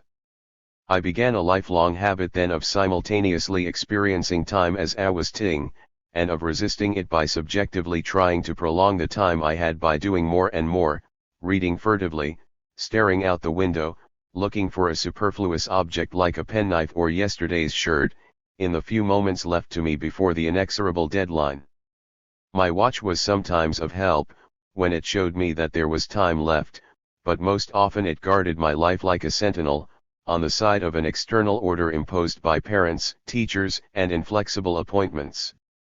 In my early adolescence I was completely in the grip, at once ambiguously pleasant and unpleasant, of time passing as a series of deadlines, an experience that has remained with me ever since. The day's milestones were set relatively early in that period and have not varied. 6:30, or in cases of great pressure 6, I still use the phrase "I'll get up at 6 to finish this," was time to get up. 7:30 started the meter running, at which point I entered the strict regime of hours and half-hours governed by classes, church, private lessons, homework, piano practice, and sports, until bedtime. This sense of the day divided into periods of appointed labor has never left me, has indeed intensified. 11 a.m. still imbues me with a guilty awareness that the morning has passed without enough being accomplished. It is 11:20 as I write these very words, and 9 p.m. still represents lateness, that moment which connotes the end of the day, the hastening need to begin thinking about bed, the time beyond which to do work means to do it at the wrong time, fatigue and a sense of having failed all creeping up on one, time slowly getting past its proper period, lateness in fact in all the word senses. My watch furnished the basic motif underlying all this, a kind of impersonal discipline that somehow kept the system in order. Leisure was unavailable. I recall with stunning clarity my father's early injunction against remaining in pajamas and dressing gown past the early morning hours. Slippers in particular were objects of contempt. I still cannot spend any time at all lounging in a dressing gown. The combined feeling of time-wasting guilt and lazy impropriety simply overwhelms me. As a way of getting around the discipline, illness, sometimes feigned, sometimes exaggerated, made life away from school positively acceptable. I became the family joke for being especially gratified by, even soliciting, an unnecessary bandage on my finger, knee, or arm. And now by some devilish irony I find myself with an intransigent, treacherous leukemia, which ostrich-like I try to banish from my mind entirely, attempting with reasonable success to live in my system of time, working, sensing lateness and deadlines and that feeling of insufficient accomplishment I learned 50 years ago and have so remarkably internalized. But, in another odd reversal, I secretly wonder to myself whether the system of duties and deadlines may now save me, although of course I know that my illness creeps invisibly on, more secretly and insidiously than the time announced by my first watch, which I carried with so little awareness then of how it numbered my mortality, divided it up into perfect, unchanging intervals of unfulfilled time forever and ever. 6. On November 1, 1947, my 12th birthday, I recall the puzzling vehemence with which my oldest Jerusalem cousins, Yosef and George, bewailed the day, the eve of the Balfour Declaration, as the blackest day in our history. I had no idea what they were referring to, but realized it must be something of overwhelming importance. Perhaps they and my parents, sitting around the table with my birthday cake, assumed that I shouldn't be informed about something as complex as our conflict with the Zionists and the British. My parents, sisters, and I spent most of 1947 in Palestine, which we left for the very last time in December of that year. As a consequence, I missed several months of CSAC and was enrolled at St. George's School in Jerusalem. The signs of impending crisis were all round us. The city had been divided into zones maintained by British Army and police checkpoints, through which cars, pedestrians, and cyclists had to pass. The adults in my family all carried passes marked with the zone or zones for which they were valid. My father and Yosef had multi-zone passes, A, B, C, D, the rest were restricted to one or perhaps two zones. Until I turned 12 I did not need a pass and so had been allowed to wander about freely with my cousins Albert and Robert. Grey and sober Jerusalem was a city tense with the politics of the time as well as the religious competition between the various Christian communities, and between Christians, Jews, and Muslims. My Aunt Nabiha once gave us a big scolding for going to the Regent, a Jewish cinema. Why not stick to the Arabs? Isn't the Rex good enough? She asked rather shrilly. After all, they don't come to our cinemas, and even though we were sorely tempted to go back to the Regent we never did so again. Our daily conversation in school and home was uniformly in Arabic, unlike in Cairo, where English was encouraged. Our family in Jerusalem belonged and our native language prevailed everywhere, even when talking about Hollywood films. Tarzan became Tarzan and Laurel and Hardy Al-Bunzwal R.A., Fatso and the Thin Man. I went to St. George's School each morning, usually with my twin cousins Robert and Albert.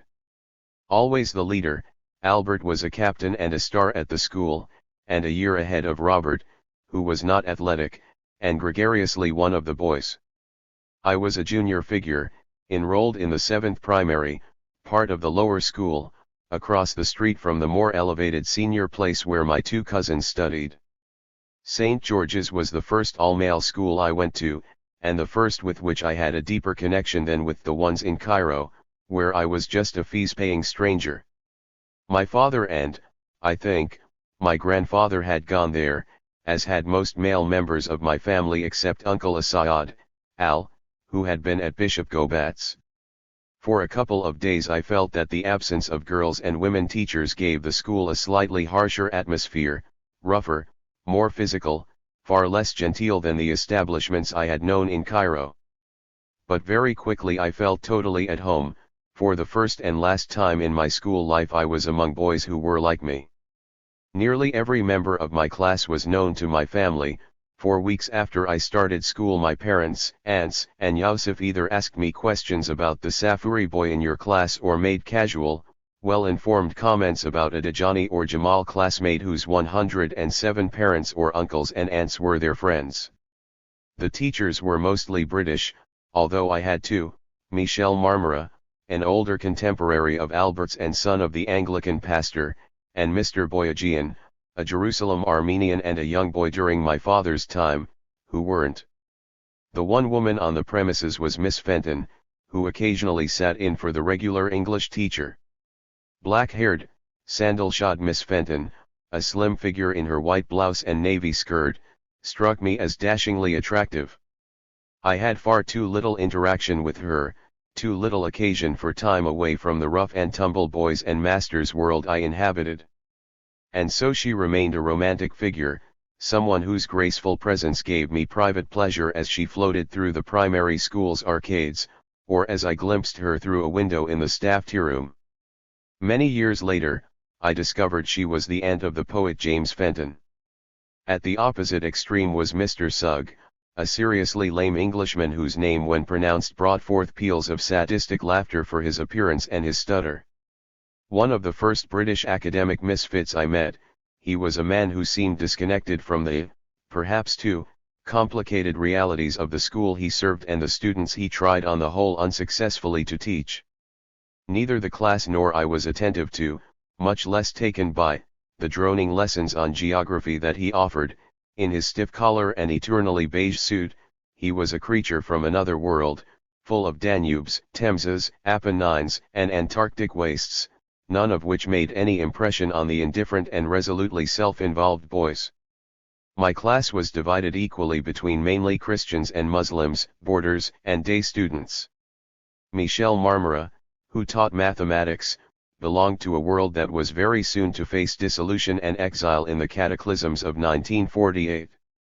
He was a gentle and acutely intelligent teacher who, despite his nervousness at being a family friend of most of the students, and son of the cathedral dean who had baptized me, taught us the rudiments of fractions with considerable skill.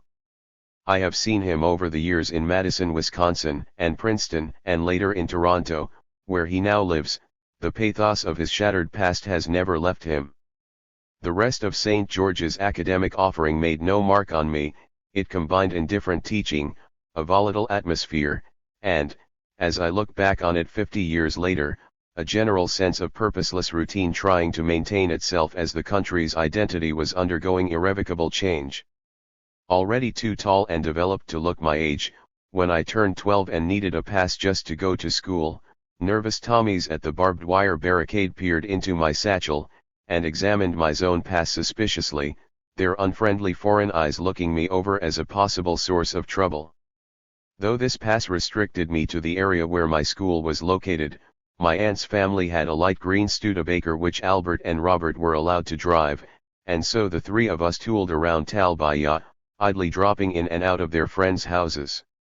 On my own, I rode a bicycle around a little square just west of the house.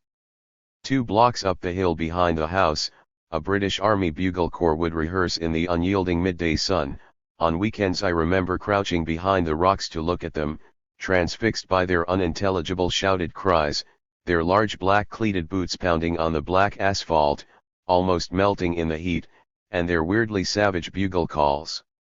Albert had a knack for English poetry, which he declaimed with a great deal of eye-rolling, a caricature of both the English teacher and the actor in full flight, half a league, / half a league onward, / all in the valley of death / rode the 600, he would orate, his right hand slowly rising along with his voice.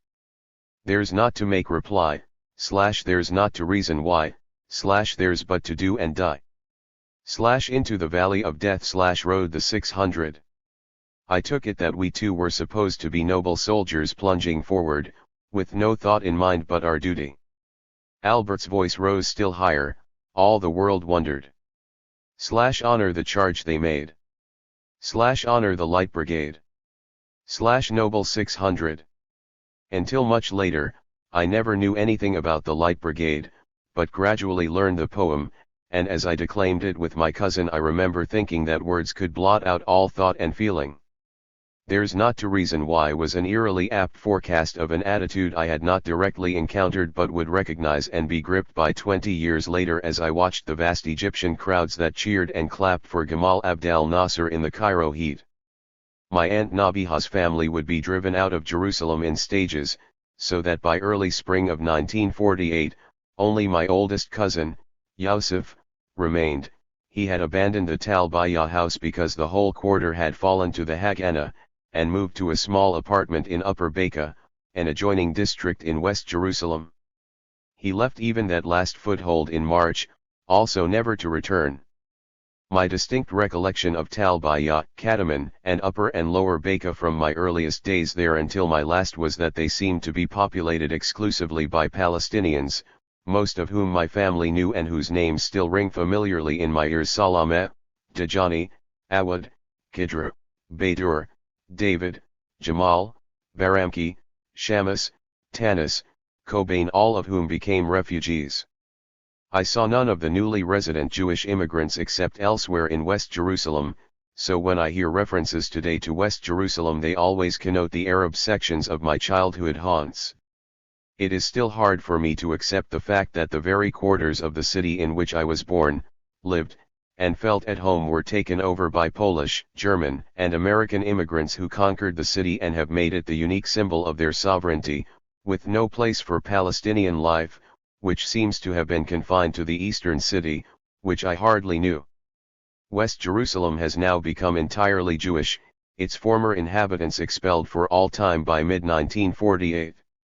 The Jerusalem my family and I knew in those days was a good deal smaller, simpler, and superficially more orderly than Cairo.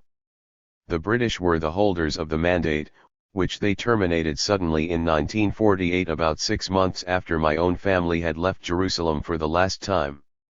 There were British soldiers everywhere. Most of them had already disappeared from Cairo, and the general impression was of an extremely English place with neat houses, disciplined traffic, and a great deal of tea drinking, a place whose residents were, in the case of my family and its friends, English-educated Arabs. I had no idea what either the mandate or the Palestine government whose name was featured on currency and stamps really meant. Compared to Cairo, Jerusalem was a cooler place, without the grandeur and wealth, opulent houses, expensive shops, big cars, and large, noisy crowds that surrounded us in Cairo. Jerusalem, moreover, seemed to have a more homogeneous population, made up mainly of Palestinians, although I do recall the briefest glimpses of Orthodox Jews and one visit to or very near Mea Shearim, where I felt a combination of curiosity and distance, without assimilating or understanding the startlingly different presence of the black-suited, hat, and coated Orthodox Jews. One boy in my class has remained clearly in my memory. I think David Ezra, whose father was a plumber, was the only Jew. There were several in the school, in 7th primary, and the thought of him still grips and puzzles me in light of the subsequent changes in my life and Palestine's. He was strongly built, dark-haired, and spoke to me in English. He seemed to stand apart from the rest of the class, to be more self-sufficient, less transparent, less connected than anyone else, all that attracted me to him.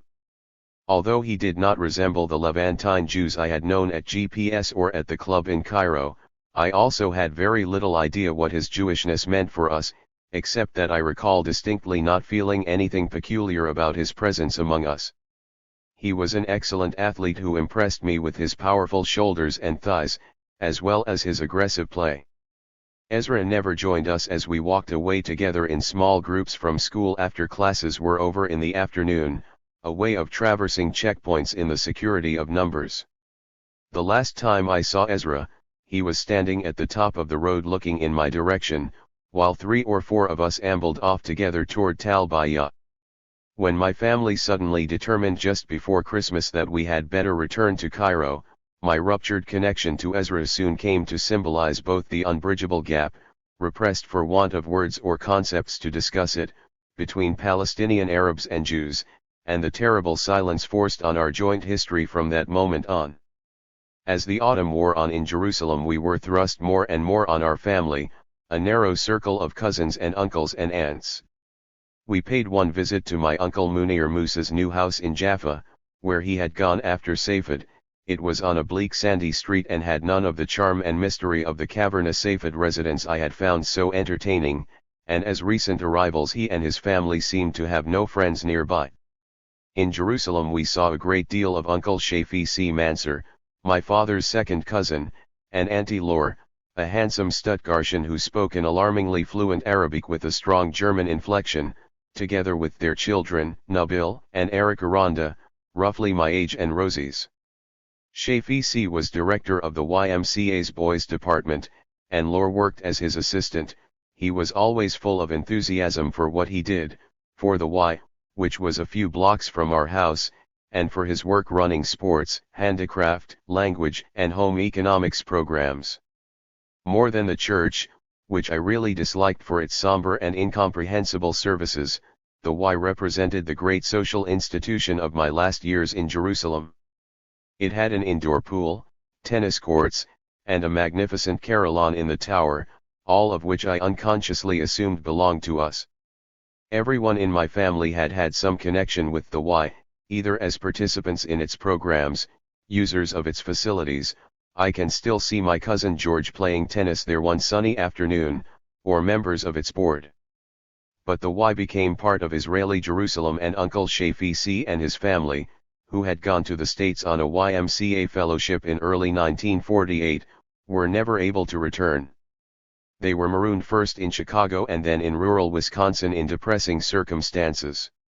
For a while the energetic, voluble head of the boys department worked as a coat check attendant in the Chicago Y, then took to the road in northern Wisconsin as an organizer of Lions clubs. His anger at what had taken place in Palestine and his early days in America scarcely diminished with the years, although more than any of my relatives he was able to derive some satisfaction and even joy from his later American years. Nevertheless, he could never reconcile the two halves of his life. There was one very colorful character in those early Jerusalem years who fascinated me, even though I had little idea until much later who he really was. My father's unappeasable appetite for playing Tala was often satisfied, it seemed, by an elderly, heavily mustachioed man who always wore a dark suit and tarbush, smoked cigarettes incessantly through an ivory holder, and with an alarming frequency coughed his way through the smoke that circled his head. He was Khalil Baidas, my father's cousin, and the senior Arabic teacher at St. George's. I never saw him at school, however, and did not know about his professional connection to it until 4 decades later, when my cousin Yusuf told me that Baidas had been his Arabic instructor. The other fact that I later acquired about Baidas was that he was the father of Yusuf Baidas, a man who had once worked for the Palestine Educational Company, had been my father's best man, and after a short stint in the Arab Bank had come to Beirut as a refugee, and in a matter of 10 years or so had become Lebanon's premier tycoon. He was the owner of the Intra Bank, which had enormous holdings in airlines, shipyards, commercial properties, including a building in Rockefeller Center, who exercised a powerful influence in Lebanon until he was ruined, and Intra collapsed in 1966. He died of cancer a few years later in Lucerne, destitute, nursed at the end by Aunt Nabiha, who had herself moved to Switzerland a short time earlier. Baidas's astounding rise and fall was considered by some to presage the terrible Lebanese-Palestinian disputes of the 70s, but it seemed to me to symbolize the broken trajectory imposed on so many of us by the events of 1948. Yet what I discovered much later about Khalil Baidas was that far from just being an Arabic teacher, he had been educated first in Jerusalem's Russian colony school, Al-Maskoubiya, now an Israeli interrogation and detention center mainly for Palestinians, then in Russia itself as a ward of the Russian Orthodox Church there. When he returned to Palestine early in the century, he became a participant in the literary Nadwe, or ongoing seminar, held in Nazareth at its Al-Maskoubiya, now that town's Israeli police station. When he returned to Jerusalem, full of ideas from the 19th century Russian Christian cultural nationalists, from Dostoevsky to Berdayev, he began to achieve recognition and even fame as a novelist and literary critic. During the 20s and 30s, he contributed to the construction of a Palestinian national identity, particularly in its encounter with the incoming Zionist settlers. It is a sign of how overprotected and ignorant I was as a boy of our political situation that I hadn't any comprehension of Baidas's real stature in Palestine, that I only thought of him as a quaint old man with racking cigarette cough, and when he played Tala with my father, a rollicking, very jovial manner, all of which, I discovered a few years later, did not survive the loss of his country. Unlike his children, he was spared the fate of refugee. What overcomes me now is the scale of dislocation our family and friends experienced, and of which I was a scarcely conscious, essentially unknowing witness in 1948. As a boy of 12 and a half in Cairo, I often saw the sadness and destitution in the faces and lives of people I had formerly known as ordinary middle-class people in Palestine, but I couldn't really comprehend the tragedy that had befallen them, nor could I piece together all the different narrative fragments to understand what had really happened in Palestine. My cousin Evelyn, Yusuf's twin, once spoke passionately at our Cairo dinner table about her faith in Kawauji, a name that meant nothing to me when I first heard it. Kawauji will come in and rout them, she said with definitive force, although my father, to whom I had turned for information, described the man with some skepticism and even disrespect as an Arab general. Aunt Nabiha's tone was often plaintive and scandalized as she described the horrors of events like Deir Yassin, naked girls taken through their camps on the backs of trucks.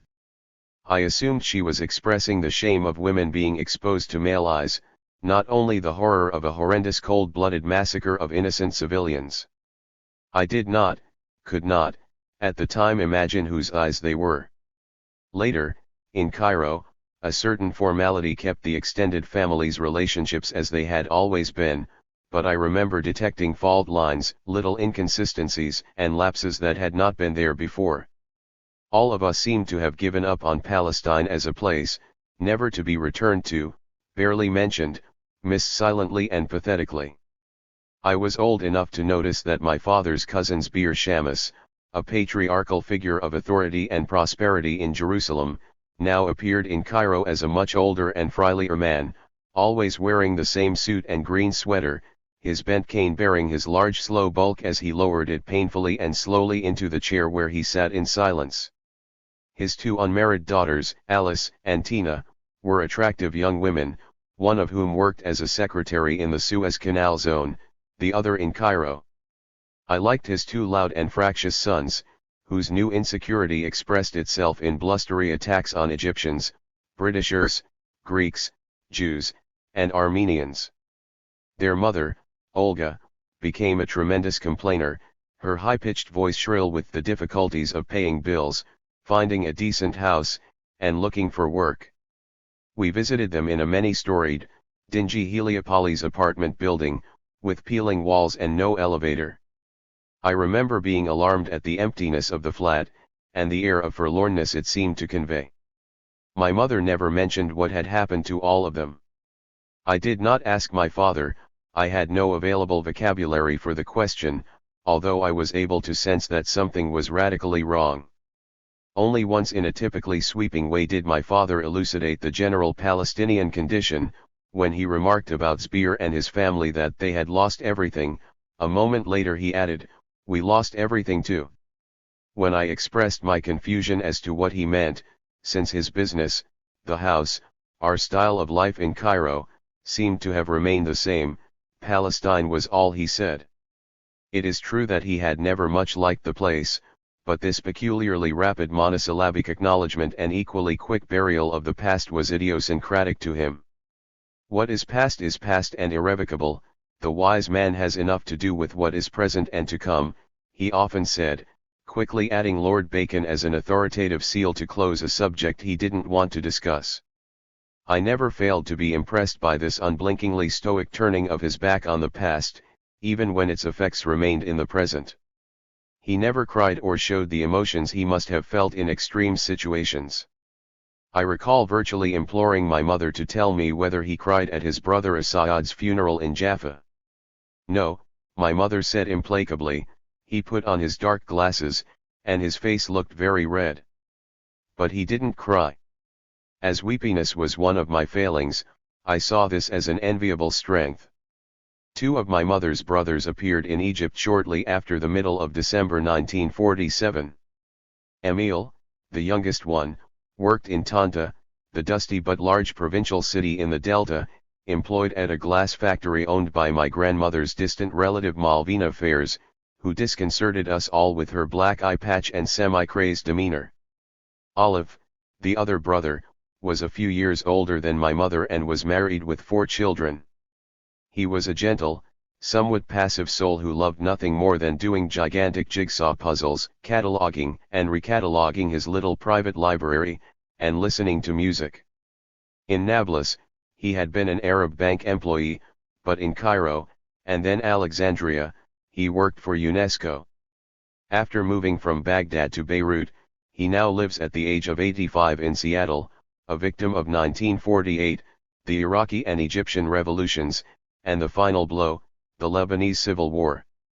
In Cairo, Olive and Silwa, his wife, exuded a combination of paralyzed indignation and supplicatory passivity that I had never seen before. Emil's disorderly life, his many moves, homes, and complaints about harsh work conditions, and difficulties jarred our Olympian detachment and seemingly stable and comfortable way of life. Emil seemed a somewhat forlorn bachelor trying to make his way in Egypt after the fall of Palestine. Many years later I learned that he had an Egyptian Muslim wife and 2 daughters, all kept hidden from us as we were growing up.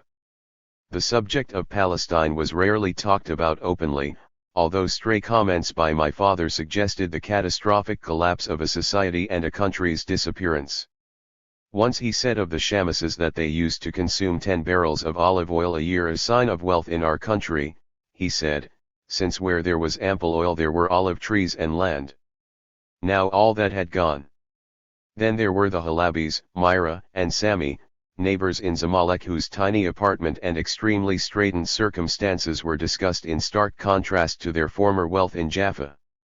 I gathered that Myra was an especially favored child of prosperous, prominent parents. She spoke French, unusual in our circles, but a sign of privileged schooling and much travel in France, and had a natural dignity that impressed us all with its job-like calm, even though my parents routinely spoke of her now as miserable, distressed, under constant pressure. There were other families too, not least those whose fathers and mothers ended up working for us either at home or in my father's business. Marika, a simple Christian refugee woman, was induced by my aunt to attend Arabic services at All Saints Cathedral, an extremely English establishment that we as Anglicans frequented. She became my mother's personal maid. But it was mainly my Aunt Nabiha who would not let us forget the misery of Palestine. She would have lunch with us every Friday. Her dynamic presence overshadowed the older and by now considerably diminished Aunt Emilia and described the rigors of a week spent visiting refugee families in Shubra, badgering callous government authorities about work and residence permits for her refugee families, and tirelessly going from one charitable agency to another in search of funds. It seems inexplicable to me now that having dominated our lives for generations, the problem of Palestine and its tragic loss, which affected virtually everyone we knew, deeply changing our world, should have been so relatively repressed, undiscussed, or even remarked on by my parents. Palestine was where they were born and grew up, even though their life in Egypt, and more frequently in Lebanon, provided a new setting for them. As children, my sisters and I were cloistered away from bad people as well as from anything that might disturb our little heads, as my mother frequently put it. But the repression of Palestine in our lives occurred as part of a larger depoliticization on the part of my parents, who hated and distrusted politics, feeling too precarious in Egypt for participation or even open discussion. Politics always seemed to involve other people, not us. When I began to be involved in politics 20 years later, both my parents strongly disapproved. "It will ruin you," said my mother. "You're a literature professor," said my father, "stick to that." His last words to me a few hours before his death were, "I'm worried about what the Zionists will do to you. Be careful." My father and we children were all protected from the politics of Palestine by our talismanic U.S. passports, as we slipped by customs and immigration officials with what appeared to be risible ease compared to the difficulties faced by the less privileged and fortunate in those war and post-war years. My mother, however, did not have a U.S. passport. After the fall of Palestine, my father set about in earnest right until the end of his life to get my mother a U.S. document of some kind, but failed to do so. As his widow, she tried and also failed until the end of hers. Stuck with a Palestine passport that was soon replaced with a laissez-passer, my mother traveled with us as a gently comic embarrassment. My father would routinely tell the story, echoed by her, of how her document would be placed underneath our stack of smart green U.S. passports in the futile hope that the official would allow her through as one of us. That never happened. There was always a summoning of a higher-ranked official, who with grave looks and cautious accents drew my parents aside for explanations, short sermons, even warnings, while my sisters and I stood around, uncomprehending and bored. When we did finally pass through, the meaning of her anomalous existence as represented by an embarrassing document was never explained to me as being a consequence of a shattering collective experience of dispossession. And in a matter of hours, once inside Lebanon, or Greece, or the United States itself, the question of my mother's nationality would be forgotten, and everyday life resumed. After 1948, my Aunt Nabiha, who had established herself in Zamalek about 3 blocks from where we lived, began her lonely, exasperating charity work on behalf of the Palestinian refugees in Egypt. She started by approaching the English-speaking charities and missions connected to the Protestant churches, which included the Church Mission Society, CMS, and the Anglican and Presbyterian missions. Children and medical problems were the most urgent issues for her. Later, she tried to get the men, and in some cases the women, jobs in the homes or businesses of friends. My strongest memory of Aunt Nabiha is of her weary face and complainingly pathetic voice recounting the miseries of her refugees, as we all used to call them, and the even greater miseries of prying concessions out of the Egyptian government, which refused to grant residence permits for more than 1 month. This calculated harassment of defenseless, dispossessed, and usually very poor Palestinians became my aunt's obsession. She narrated it endlessly, and wove into it heart-rending reports of malnutrition, childhood dysenteries and leukemias, families of 10 living in one room, women separated from their men, children destitute and begging, which angered her beyond reason, men stricken with incurable hepatitis, bilharzia, liver and lung disorders. She told us of all this week after week over a period of at least 10 years. My father, her brother, was her most intimate confidant and friend. Between her and my mother there was always civility if not love. She was jealous of me when we were first married, said my mother. The 2 women who played an essential role in my father's life apparently made a pact after his marriage that allowed cooperation, hospitality, sharing, but not closeness. She and I had a special bond. She was also my godmother, which manifested itself in an almost embarrassing display of affection on her part, and on mine, in a feeling that seeing her, listening to her talk, watching her operate was an experience to be sought out and cherished. It was through Aunt Nabiha that I first experienced Palestine as history and cause in the anger and consternation I felt over the suffering of the refugees, those others, whom she brought into my life. It was also she who communicated to me the desolations of being without a country or a place to return to, of being unprotected by any national authority or institutions, of no longer being able to make sense of the past except as bitter, helpless regret, nor of the present with its daily queuing, anxiety-filled searches for jobs, and poverty, hunger, and humiliations. I got a very vivid sense of all this from her conversation, and by observing her frenetic daily schedule. She was well off enough to have a car and an exceptionally forbearing driver, Asta Ibrahim, smartly dressed in a dark suit, white shirt, and somber tie, plus a red fez, the tarbush worn by respectable middle-class Egyptian men until the revolution of 1952 discouraged the practice, who began the day with her at 8, brought her home for lunch at 2, picked her up again at 4, and stayed with her until 8 or 9. Homes, clinics, schools, government offices were her quotidian destinations. On Fridays she would stay at home and receive people who had only heard about her as a source of help and sustenance. It was a powerful shock to me, when I visited her one Friday, that I could barely make it in the door. She lived on the 2nd floor of an apartment house on Fuad Ali Wall Street at one of its most congested, noise-filled intersections. On one corner was a Shell station, and beneath her flat a well-known Greek grocer, Vasilakis, who occupied the whole ground floor. He was always crowded with customers whose waiting cars blocked traffic and produced an almost constant racket of angry, cacophonous honking, overlaid with the sounds of raucous yelling and expostulation.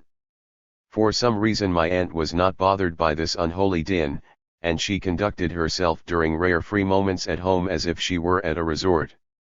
Like a casino, she would say of the evening racket, For her a casino was not a gambling casino but, inexplicably, a hilltop cafe of the imagination where it was always calm and cool. Added to the deafening street noise as I tried to enter her building were the cries, even the wails, of dozens and dozens of Palestinians crowded onto the staircase all the way to her flat's door, the elevator having been angrily switched off by her sulky, scandalized Sudanese doorman. There was the barest semblance of order in this pitching, heaving sea of people. She refused to let in more than one petitioner at a time, with the result that the crowd scarcely diminished in size or impatience in the course of a very long day. When I finally entered her drawing room I found her calmly sitting on a straight-backed chair without a table or any sort of paper in evidence, listening to a middle-aged woman whose tear-streaked face told a miserable story of poverty and sickness which seemed to spur my aunt to greater efficiency and purpose. "I told you to stop taking those pills," she said testily, "all they do is to make you drowsy. Do what I say, and I'll get you another £5 from the church, if you promise to keep off the pills and start to take in washing on a regular basis." The woman began to remonstrate, but she was cut off imperiously. "That's it. Go home and don't forget to tell your husband to go see Dr. Haddad again this week. I'll take care of what he prescribes. But tell him to do it." The woman was waved out, and another one, with 2 children in tow, entered. I sat there silently for about 2 hours as the sad parade continued its relentless course. My aunt occasionally went to the kitchen for some water, but otherwise she sat, imperturbably passing from one desperate case to another, dispensing money, medical, and bureaucratic advice, helping to find places for children in schools that she had managed to cajole into accepting these destitute, uncomprehending waifs, jobs for women as personal maids or office helpers, and for men as porters, messengers, night watchmen, factory workers, hospital orderlies. I was 13 and a half at the time and still recall dozens of details, faces, pathetic little speeches, my aunt's executive tones, but I do not recall ever clearly thinking that all this woeful spectacle was the direct result of a politics and a war that had also affected my aunt and my own family. It was my first experience of trying to allay the travails of Palestinian identity as mediated by my aunt and informed by the misery and powerlessness of those Palestinian refugees whose situation demanded help, concern, money, and anger. The overall impression I've retained of that time is of an ongoing state of medical emergency. With no visible office or institution to back her, my aunt's presence to the people whom she voluntarily took on as her charges seemed to me nothing less than Hippocratic. She was a physician alone with her patients, equipped with amazing discipline and a moral mission to help the sick. And so many of these Palestinian refugees seemed to have lost their health along with their country. For them the new Egyptian environment, far from nurturing them, depleted them further, even as both the pre- and post-revolutionary governments proclaimed their support for Palestine, vowing to eliminate the Zionist enemy. I can still hear the radio broadcasts, see the defiant newspaper headlines in Arabic, French, and English declaiming these things to an essentially deaf populace. It was the detail, the lived unhappiness of unhealthy, disoriented people, that counted more to me then, and for that the only remedy was personal commitment and the kind of independence of thought that allowed a tiny middle-aged woman to battle through all sorts of obstacles without losing her will or her certainty. Whatever political ideas she may have had were hardly ever uttered in my presence, they did not seem necessary at the time. What was of central importance was the raw, almost brutal core of Palestinian suffering, which she made it her business to address every morning, noon, and night. She never preached or tried to convert others to her cause, she simply worked unaided and alone, out of her head and directly from her will. 3 or 4 years after she had started her ministrations a shadowy young man appeared as a personal secretary, but he was soon dropped, and she was alone again. No one seemed able to keep up with her. Her medical partners were Dr. Wadi Baz Haddad, our family doctor, a short, powerfully built, silver-haired man who was originally from Jerusalem but had lived in Shubra, one of Cairo's poorest sections, ever since he got his medical degree in Beirut. Following his death in August 1948, his place was immediately taken by his son Farid. She also relied on Wadi's younger brother, Kamal, who owned a pharmacy across the street and seemed to be able to supply Aunt Nabiha's Palestinian wards with a considerable amount of free or almost free medicine. Dr. Wadi has never been mentioned in any history of the period, but he played a remarkable role among Cairo's poor for his astoundingly profound but unsung charitable mission and, according to my mother and Aunt Nabiha, his genius as a diagnostician. He had an affiliation with the CMS hospital. It was then on the road to Maadi, just past Kasra Al-Aini, the great medical school and hospital complex operated by the state, and I gathered that through him my aunt was able to get patients admitted for little or no charge. I can still remember his no-nonsense manner as he boiled steel needles and glass hypodermics in a little metal box over a tiny collapsible spirit lamp he carried in his pocket. He always called on us at home when one of us was ill, always dispensed medicine and advice with great speed, leaving without taking even one sip of the coffee or lemonade that was offered him, and always, according to my father, refusing or forgetting to submit his bills for payment. Dr. Haddad was peripatetic and ubiquitous. He could rarely be reached by telephone but, like my aunt, was known to be at home 2 or 3 afternoons a week, and since home and clinic were basically one, dozens of people, all of them poor Egyptians, would gather outside his door without appointments, waiting to see him. A rather taciturn man, he never engaged in small talk and made sure that he was never in a place long enough for this to be necessary. His wife, Ida, a gaunt Swedish-German woman, was an early avatar of today's Jesus freaks, and would use the presence of her husband's mostly indigent patients as they anxiously waited for their turn inside, as an opportunity to try to talk to them about Mary and Joseph, and their infant son. Frida Kurban, an elderly Lebanese expatriate known to everyone either as Auntie or Miss Frida, who worked as a girls' matron at a local school, knew Mrs. Haddad quite well, and never tired of telling us about the dotty old Swedes' attempt to convert a lot of poor Shubra, entirely Muslim, residents. She had invited them off the street into the living room, turned out all the lights, and regaled them with a slideshow, droning on and on about the Holy Family, salvation, and Christian virtue. Meanwhile the bored and puzzled strangers, grasping the fact that the elderly foreigner was oblivious to them, each lifted a piece of movable furniture, a vase, a rug, a box, and exited Dr. Haddad's modest living room. In about an hour, the room was stripped while the good doctor was on his rounds and his wife was giving an inspired sermon. We were on our first visit to the United States in the late summer of 1948 when my father received a cable informing him of the kind doctor's death, and asking for money to have him buried. He had left his family totally penniless. Ida was of course ravingly incompetent, and Farid, the eldest son, was in jail at the time for being a communist. He had just completed medical school when he was picked up, although he was released a few months later. The moment he was able to, he became my aunt's medical adjutant, living in the same unself-consciously committed way as his father, caring not a whit for money or advancement except that, unlike his father, he was, and remained till his death in prison in late 1959, a profoundly political man. His affinity with my aunt was perfect.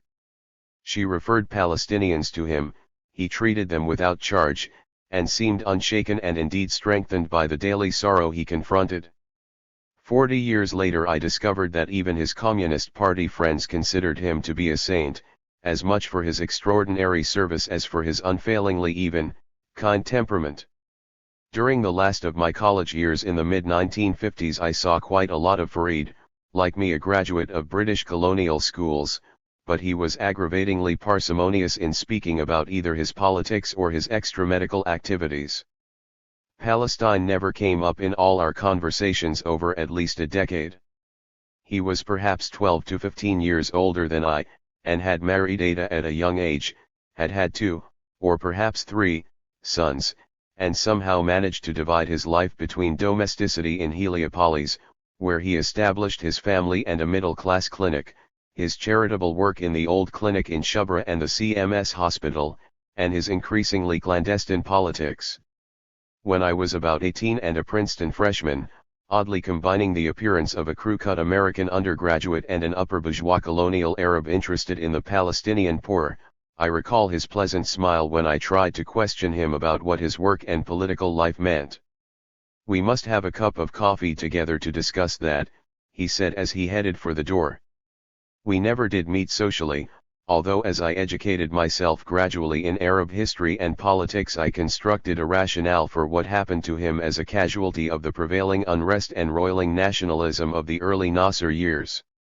He was an activist, committed Communist Party man, a doctor carrying on his father's work, and a partisan for a social and national cause he and I weren't able to discuss or, except for the facts of our birth, even pronounce.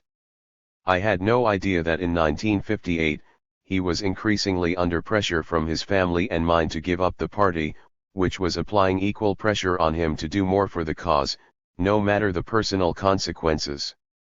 I was away at graduate school on that late December day in 1959 when he was summoned from his Heliopolis flat for questioning at state security. 2 weeks later, his wife, Ada, disheveled and barely dressed, came screaming into the Heliopolis Anglican Church, breaking up the weekly Arabic service. They came to the door and told me to pick up Fareed at the local police station. I thought they were letting him out, but when I got to the place a man at the desk said that I should come back with 3 or 4 men. When I asked why, he only said that I needed the men to carry Fareed's coffin. Too distraught to say more, she was escorted home by a parishioner, while my cousin Yusuf, along with 3 companions, drove to the police station. From there they were led to a desolate graveyard in Abbasiyah where they were met by an officer with 2 shirt-sleeved soldiers in attendance guarding an open hole with a crude wooden box perched at one end. "You can put the coffin in the ground, but one of you must sign a receipt first. You aren't allowed to open the box or to ask any questions." Fareed's bewildered, grieving Palestinian friends did as they were told, whereupon the soldiers quickly shoveled some earth into the hole. "Now you must leave," the officer curtly said, expressly denying them again the right to open their friend's coffin. Fareed's life and death have been an underground motif in my life for 4 decades now, not all of them periods of awareness or of active political struggle. Since I lived in the United States totally outside social and political circles that might have had any contact with Fareed's, I felt I had to spend years if necessary trying to discover exactly what happened to him after his arrest. In 1973, when I was in Paris, a Palestinian political representative there introduced me to 2 Egyptian communists of the period, who said that Fareed had been killed while being beaten in the jail. But they hadn't actually seen the crime, although they were sure of their sources, a phrase that was full of that moment's idiotic third-world posturing, secrecy, and air of furtive self-importance. 20 years later, when I was in Cairo and first working on this memoir, my friend Mona Anis introduced me to an elderly Coptic man, Abu Sif, and his wife, Tant Alice, who were close personal friends of Fareed, although it later transpired during our visit that Abu Sif had in fact been Fareed's direct superior in the party hierarchy. Mona and I went to see the elderly couple, now retired and marooned in a depressing ground-floor flat up the Nile from Bulak, in a large, Romanian-style apartment complex, as if they too should not be remembered. It was dark, dusty, and hot, despite the carefully arranged furniture and Tant Alice's tea and cakes. I asked them whether they knew if Fareed's wife and boys, after emigrating to Australia, had left behind any address or been in touch with their old friends. Both of them said no sadly, as if to signify that the chapter had been closed when Fareed died. Alice brought out a carefully preserved marriage portrait of the young couple, Fareed sporting a smart suit, plump, pretty Ada in a white taffeta dress, so that we might together muse on the fleeting moment of connubial repose they had once enjoyed. Later I was given the photograph to keep in acknowledgement perhaps of my continuing interest in the cause, effectively buried for so many years. He was taken directly to prison, I heard this, and stripped of his clothing, as were we all. Surrounded by a circle of guards, we were then beaten with clubs and canes. Everyone called this the welcoming ceremony. Fareed was directly taken off for interrogation. Though he had already been severely hurt and seemed stunned and very shaky, he was asked whether he was a Russian doctor. We were all leftists and members of various communist groups, his and mine was workers and peasants, and he replied, "No, I am an Arab doctor." The officer cursed him and flailed at Farid's head for about 10 seconds, then it was over. Farid rolled over dead. Only after we left the Abu Sifs did it occur to me to ask them whether they knew that Farid's father was a Palestinian, but it was too late. I surmised that to them he was mainly a comrade, a member, like them, of a Christian minority. Perhaps also they thought of him as a Shami. I also speculated that given the substantial Jewish membership in the Egyptian communist movement, Farid never made much of his potentially divisive origins. That I had never been able to discuss the question of Palestine with Farid during his lifetime is another example of its suppression as a political issue in my early life. But where Palestine played an even more problematic, though equally mysterious, role by virtue of silence and, in my case, partial ignorance was in the slowly developing conflict between my father and his business partners, my cousins, and my aunt Nabiha. George, her second son, and his wife, Huda, had come to Cairo just a few months before Palestine fell in mid-1948. When Yusuf and his wife, Aida, came a short time afterward via Oman, there was considerable tension in the air between the two younger men and my father. As a family we were thrust together even more, now that there was no Jerusalem to return to. But the big question was, who was in charge, and that question rested on a narrative and its interpretation that differed strongly between their branch of the family and ours. For me, my mother played the role of chief historian and of course loyal interpreter. True, she said, Uncle Bulis, my father's first cousin and his sister's husband, founded the business in Jerusalem around 1910. But it was a small, mainly bookselling and stationery shop until Wadi came back from the United States around 1920. He put some money, no one knew exactly how much, since, my mother always said, he never kept records, into his cousin's Palestine Educational Company, and they soon became equal partners. According to my mother, Wadi brought in a lot of new American ideas, galvanizing the business into venturesome routes and unexpected prosperity. A few years later he went to Egypt, Palestine seeming to him to be too small and restricted a place, and in Cairo he established Standard Stationery, acquiring the agencies for companies like Royal Typewriters, Schaefer Pens, Art Metal Furniture, Monroe Calculators, which were familiar to me from childhood. Soon Cairo outstripped Palestine in sales.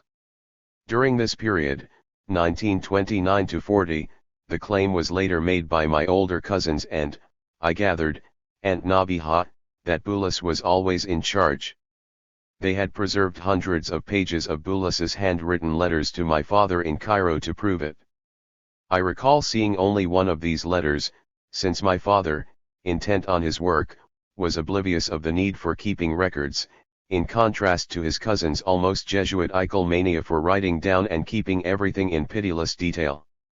My cousins evidently had the carbon copies of these long, haranguing letters, and with these in the overheated atmosphere of the post-1948 period, the younger men were able to demonstrate to their satisfaction that my father had always been regarded as a second-rate manager, a partner who needed to be kept in check by an older, wiser executive who was really in charge and knew how to run a business properly, even from a great distance. George and Yusuf, perhaps urged on in this deeply awful struggle by my aunt, who somehow managed to remain extremely close to her brother, seemed to provoke crisis after crisis in my father's office. We were afforded only the merest glimpse of these through my mother's often elusive and deliberately incomplete retellings. With his quasi-Baconian, quasi-evasive, quasi-inarticulate unwillingness to deal with the past as something to be recounted, analyzed, evaluated, my father was probably able to express his shocked, and very angry, reactions to his nephew's provocations only to his wife. It seems he was regularly held accountable for such things as overextending the firm's credit, for being too much of a salesman, the word taking on a nasty, demeaning aspect as it was applied to him, and for being unwilling to let the two younger men assume more responsibility. I remember my father's asking me once, undoubtedly alluding to his executive-minded nephew's denigration of salesmen. What the hell were we all about if not selling, using salesmen with salesmanship to get it done? Shortly after his arrival in Cairo, Yusuf was given the Alexandria business to manage, but came back to the capital after a few unhappy months in what he considered to be the provinces. In the meantime, as a result of the whole family's peculiar tight-lipped and formalistic social attitudes, we used to have regular family get-togethers, lunches, dinners, and picnics, at our house or under my father's aegis without so much as the slightest trace of tension being apparent to us children. By the time I departed Cairo in 1951 for what I felt was my American banishment, the whole relationship between the Cairo and Jerusalem branches of our family was, from a business point of view, irreparably damaged. I felt then that the disappearance of Palestine itself was at the bottom of this, but neither I nor any other member of my family could say exactly how or why. There was a fundamental dissonance that we all experienced, as foreigners in Egypt without recourse to our real point of origin.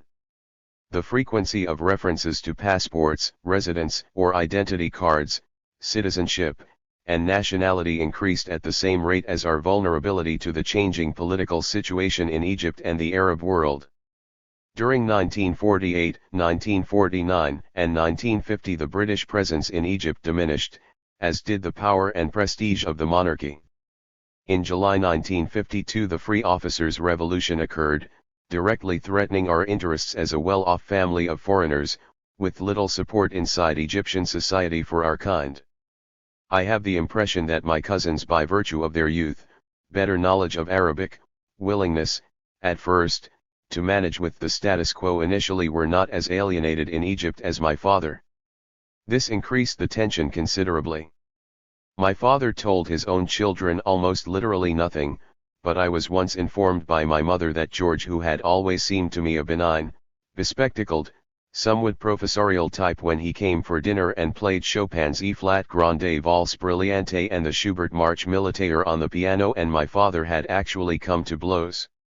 This was tremendously exciting, and I was torn between the satisfaction that someone else besides me had endured my father's blows and the unrealistic hope that perhaps my father was at last the victim of a stronger antagonist. Always, the issue was the dispute over decision-making, which, because authority seemed not totally to derive from Jerusalem and the past, as Yusuf's did, made my father seem more and more embattled, at the same time that as a group, my aunt, her children, and the 7 of us, with an anomalous national status, we seemed to be thrust closer and closer. I was conscious how my father's past, his money, since by now I was hopelessly tongue-tied by guilty shame and inhibition when it came to talking to him about money, Palestine, the simmering interfamilial disagreements were like sex off-limits to me, a set of issues I couldn't raise or in any way allude to. My mother spoke repeatedly of how regrettable it was that your father or daddy never replied to Boulas's hectoring letters from Jerusalem, and that being so decent a man he never even kept the letters, so that it was always Yusuf who would badger him with a text, leaving my father always at a loss, the atmosphere heavy with allusion and unspoken charges and countercharges, so much so that we were cautioned about what to say in front of my aunt, and not to accept lunch invitations. Then suddenly, in the late spring of 1948, with the family battles intensifying and the political situation worsening, my father announced to us that except for my 2 youngest sisters, Joyce, 5, and Grace, 2, we were going to America. I did not fully grasp the extraordinary step we were taking. That spring I had been thrown even more intensely together with American fellow students at the CSAC because of a musical play the school had put on, in which I was, surprisingly, given a part, largely because of my swarthy appearance, I suspected.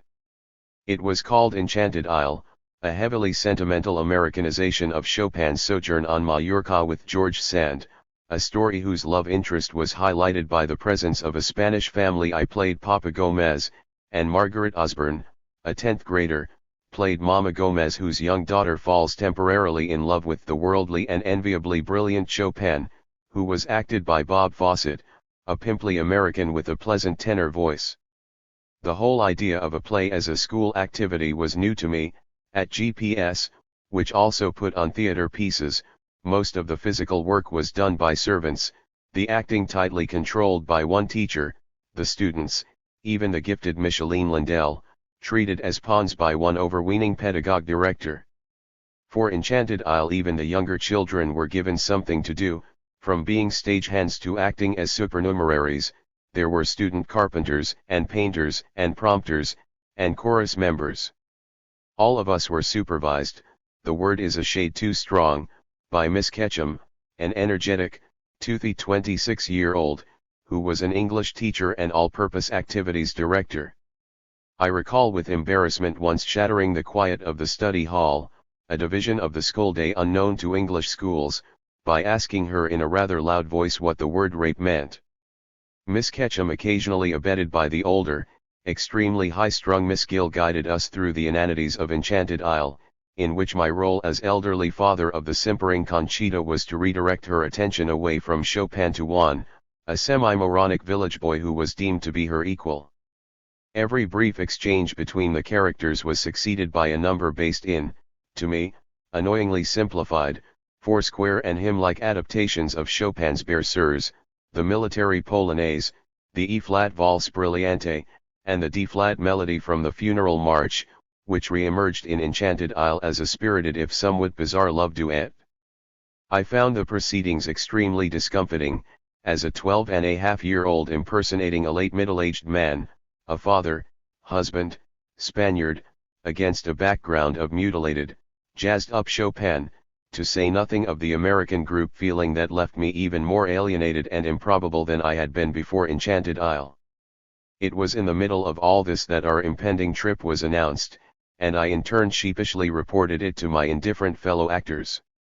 There were to be 2 performances of the play, to the second of which my parents came, my father in particular being impressed with the fact, he said, that I already had acquired a wife. My mother hugged me with her characteristically enveloping warmth, whereas I felt both irritated and embarrassed by what my father said. We stood around with the other parents and actors, drinking punch, chatting amiably to various skittish teachers. Only the redoubtable Miss Clark maintained her ponderous gravity, smoking and drinking at a distance from the rest, her auburn hair done up in a threatening, top-heavy bun. My father spent much time vainly looking for the American minister, who was in charge of the American legation, a favorite subject of his lunchtime conversation. It had not yet become an embassy, the British were still the grander, albeit steadily diminishing, Cairo presence. All of this preceded our embarkation from Alexandria by one day. Rosemary, Jean, and I were quickly shepherded by our mother onto the Italian liner Satania from a sun-baked, teeming Alexandria pier, where my father followed us handing out tips and tersely uttered commands to the small army of local porters who were carrying our many leather suitcases. Although I had heard about the Italian liners from school friends, I had never encountered something so foreign, so vast, so utterly unfamiliar. Everything about it, from the language to the shiny white uniforms of steward and officer alike to the shimmering table settings and the unlimited, non-Arabic food to the ingeniously arranged cabins with their neat little portholes and politely purring overhead fans, fascinated me.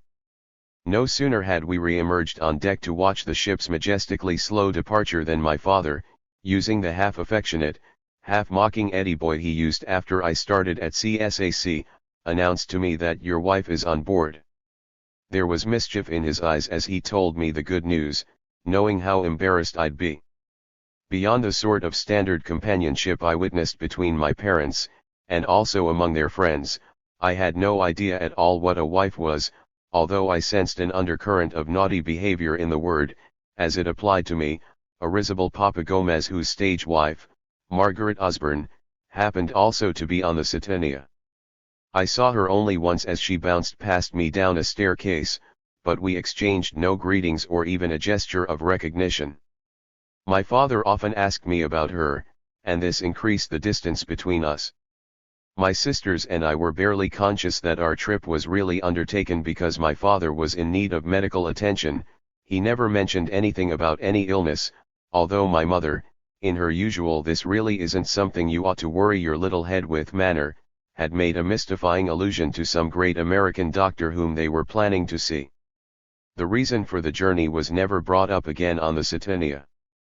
My father played a great deal of bridge, joining us for dinner or lunch in the spacious first-class dining room, or much less frequently for consommé at 11 on the main deck. Once on board I alternated between moments of anxiety about my father's health, which took me back to the troubling Ramallah days of the summer of 1942, compounded by his sudden jibes and lectures on the dangers of self-abuse, my worsening posture, and my habits as a spendthrift, and longer moments of self-forgetting delights in the luxury of shipboard life. I participated in shuffleboard, ping-pong, and almost nightly games of bingo, and allowed myself great long exploratory trips all over the generously endowed ship, which I experienced rather strangely as a welcoming, totally benign female presence. To my delight I discovered that I was impervious to the ravages of heavy weather. While everyone else in my family was miserable and confined to their quarters as we crossed the Straits of Messina pitching and heaving mercilessly, I luxuriated in the solitude of the empty lounges, bars, recreation areas, and decks. There were plenty of American magazines, nightly films, a miniature dance band playing to deserted ballrooms, and dozens of white-suited Italian attendants whose anonymity, I thought, matched mine perfectly as they kept me amused and very well fed.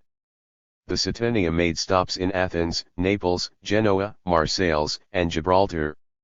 Except for Gibraltar, we were driven around each drab, war-ravaged city for a few hours, followed by a nondescript lunch at a local restaurant, before returning to the ship and our voyage. Naples alone felt like a treat, because after a hasty visit to Pompeii, where we were forbidden to look at the not-for-children mosaics, we had a spaghetti lunch near the harbor. There we could see and hear a boatman sing Santa Lucia, Caruso's recording of which was one of my father's favorites. But what I most remember about all our day trips was the sense of us as a self-enclosed little group, a sort of dirigible suspended above new strange places, making our way through foreign cities but remaining untouched by them. When we first arrived in New York, the question of my mother's status as a non-person after the fall of Palestine once again became urgent. The main difficulty was that in order for her to have a more durable U.S. passport she would have to reside there, and this she refused to do. Every government or lawyer's office we visited in New York told her that residency was required. Both my parents were understandably opposed to this, and for the next 7 or 8 years the search for some device to circumvent the 2-year residency requirement was carried on with undiminished zeal.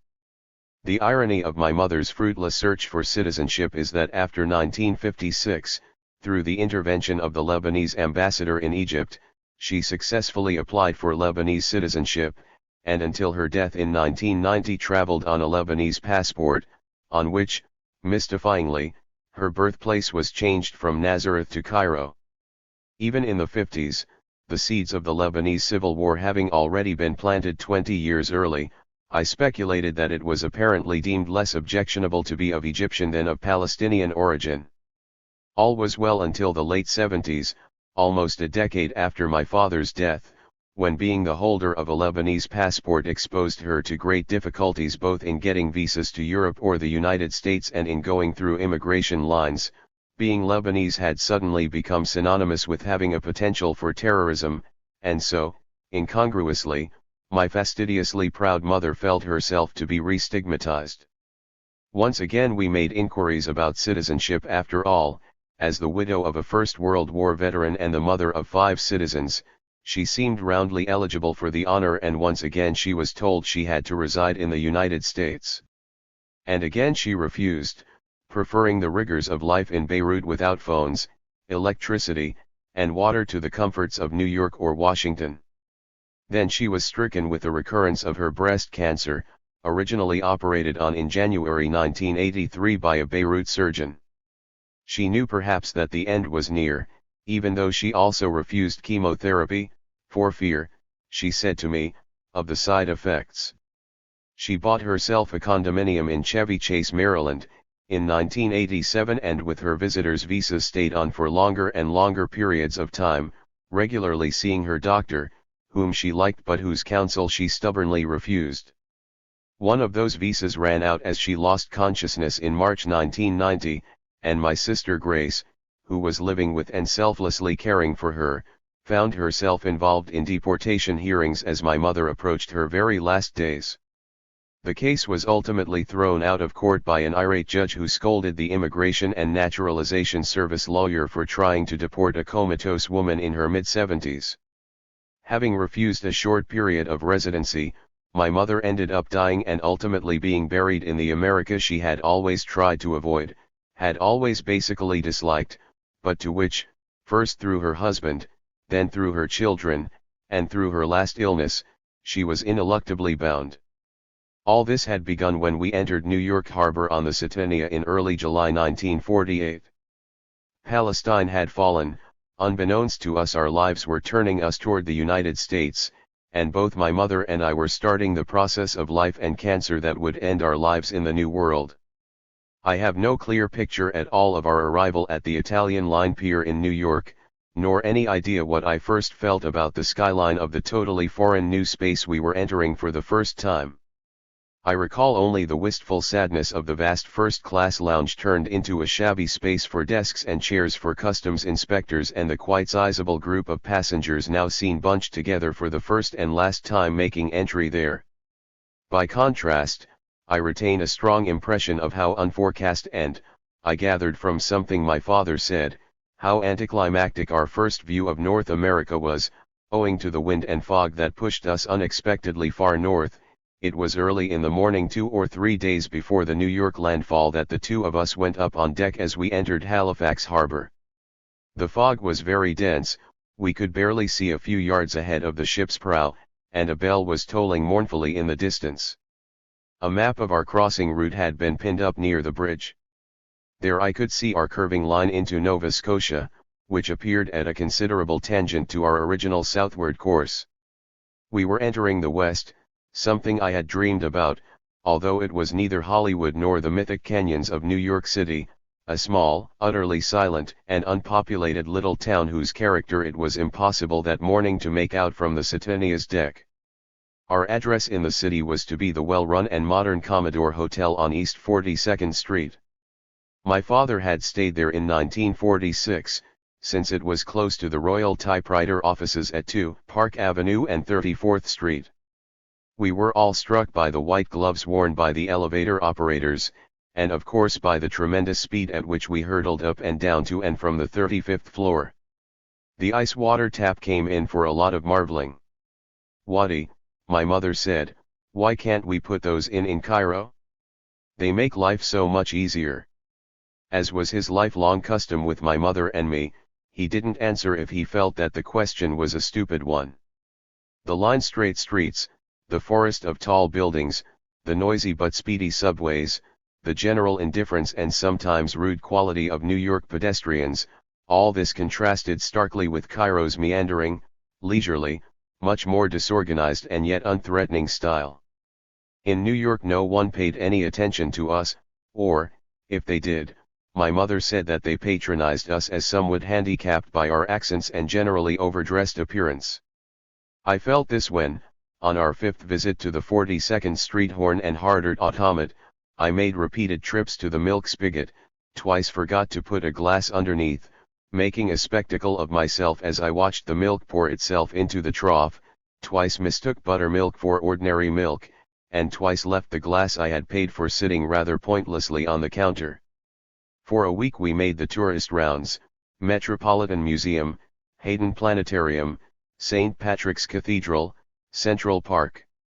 Only Radio City Music Hall made an impression on me, less because of the overwhelming stage show than because of the film A Date with Judy, starring Jane Powell, George Brandt, Carmen Miranda, and Lawrence Melchior.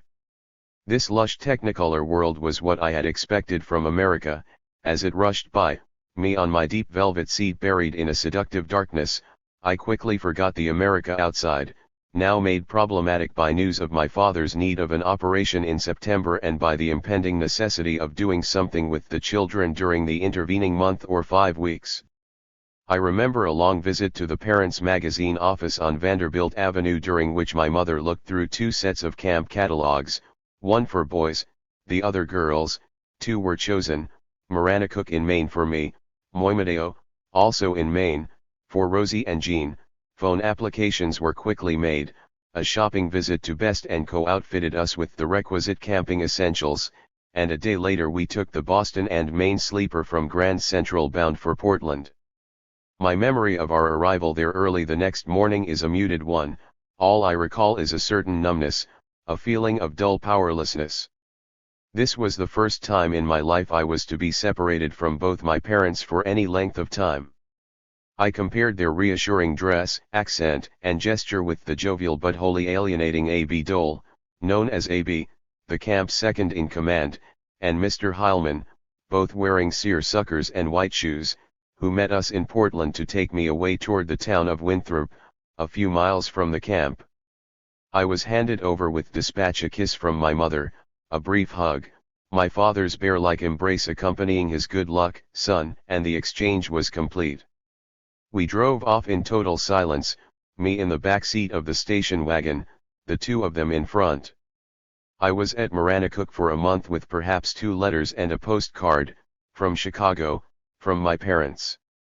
Housed in a cabin with 6 other 12-year-olds and a counselor, Jim Murray, 17, I found myself carried along pleasantly by the daily routine of crafts, riding, swimming, horseshoes, softball, canoeing, the unceasing succession of events seeming to replicate my pell-mell life in Cairo.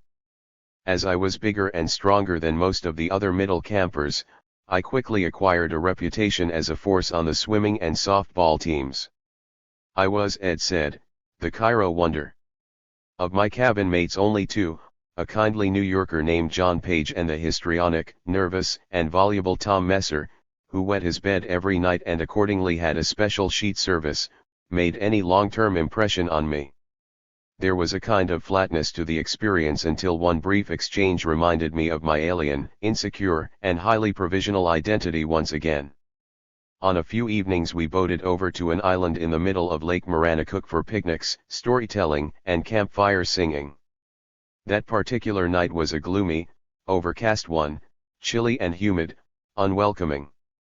We stood around waiting for fires to be lit and the marshmallows and hot dogs to be prepared for roasting, and for me there was a sense of lonely purposelessness. Where was I? What was I doing here in an American setting that had no connection at all to what I was, or even with what I had become after 3 years at an American school in Cairo? The meal was a meager one hot dog, 4 marshmallows, a dollop of potato salad. After the food had been doled out, the group wandered off closer to the shore. There was some desultory singing, then one of the older counselors, a bulky middle-aged man with streaks of silver running through his hair, which reminded me of villainous American Indians in Hollywood westerns, began to tell a story about a colony of red ants first entering a sleeping man's ear, then destroying his brain. I restlessly wandered away from the unpleasantly eerie confines of the circle gathered around the storyteller, toward the quietly glimmering coals of the dinner fire. There were still a few hot dogs left on the table. I was hungry, and couldn't see the harm in quickly wolfing down one of them, although I did so furtively, not wishing to be seen. When we had rowed back across to camp, Murray beckoned to me to follow him outside the cabin toward the lake. "Look, I saw you take that hot dog," he began, as I stood transfixed in shame and wordless embarrassment. "That was very sneaky. All of us only had 1 hot dog. What makes you think you can get away with stealing one like that?" He paused for a few seconds. I couldn't see his face in the dark, but I was sure that it was angry, disapproving, perhaps even full of hate. "If you don't shape up, and act like the rest of the fellows, I'm going to tell Dole and Heilman to send you home. We don't want any of this sort of thing here." I found myself figuratively teetering over the edge, and therefore blubbering apologies, idiotic excuses, pleas not to be sent away, as it would land me in awful trouble. I imagined my mother's tears and, typically, her cutting anger. I saw my father beckon me into his room for a beating. At that moment I had no idea where my parents were, but imagined several days of terrible anguish as they made their way back to Portland to take me away, more disgrace, stricter punishment, greater feelings of guilt and anxiety. But that was the last I heard of it from Murray, who turned away into the night, leaving me to make my way back to my damp, uncomfortable bed. It was only years later, when I read Stendhal, that I recognized much the same kind of deformation in Julian Sorel, who when he is suddenly confronted with a priest's direct gaze swoons away. I felt myself to be a shameful outsider to the world that Miss Clark and Murray wished to exclude me from. Nationality, background, real origins, and past actions all seemed to be sources of my problem.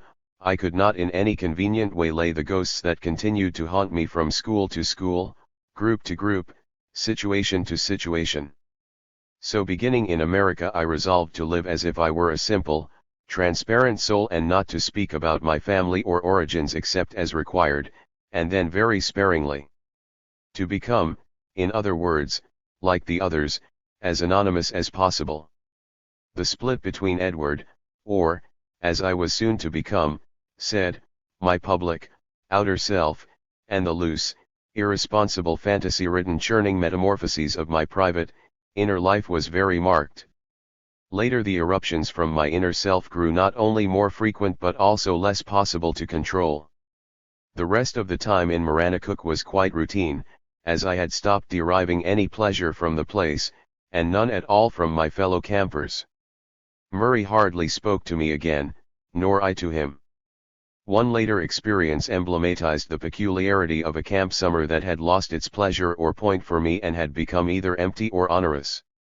There was an overnight canoe trip laid on for my age group that involved portage from one lake to another in the blank Maine forests, as well as long trajectories when we rode across vast blazing hot tracts of brown water lakes. My canoe was manned by me in the stern and another camper in the bow. Comfortably stretched out in the space between us was a counselor, Andy, with a long Czech name, who in his shiny red bathing suit, moccasins, and smoking pipe sat for hours reading a book whose title and contents I could not decipher. The odd thing was that after quickly going down a page with his left index finger he would methodically detach the page from the book, roll it up into a ball, and toss it casually into the lake. For one moment I looked back at the line of bobbing paper casualties of Andy's destructive reading habit, wondering what it all could mean. Discovering no sensible or at least plausible answer, except that he did not want anyone to read the book after him, I put it down to an aspect of American life that was inscrutable. In any event, I remember reflecting afterward that the experience took its significance from the desire to leave no traces, to live without history or the possibility of return. 22 years later I drove to where the camp I thought had once been. All that was left of any habitation were the deserted cabins, which had become a motel, then a retirement colony of some sort, then nothing, as the elderly Down East caretaker told me. He had never heard of Camp Maranacook. We spent the last half of August and the first 2 weeks of September in New York. During the time my father was in the Harkness Pavilion at Columbia Presbyterian Hospital, my mother and I were in a nearby rented bed and breakfast establishment. My 2 sisters were quartered with my Uncle Al's widow, Emily, and her 3 children, Abe, Abby, Charlie, and Dorothy, all of them several years older than I, all of them commuters from Queens to various jobs in Manhattan, Abby at a bank, Charlie at Foster's 42nd Street pen shop, and Dorothy at the Donnelly Company, phone book printers, in the Wall Street area. My father's kidney operation was what our entire U.S. trip was built around, though it was not until the evening before it took place that the risk of what was being embarked upon began terrifyingly to dawn on me. This was the second crisis in his health during my early life, yet it was the first time I sensed the likelihood of his death and a life without him. The third crisis 13 years later was by far the worst, but this one in 1948 disoriented me greatly, filled me with apprehension and vicarious pain, gripped me with its potential for future despair and loneliness.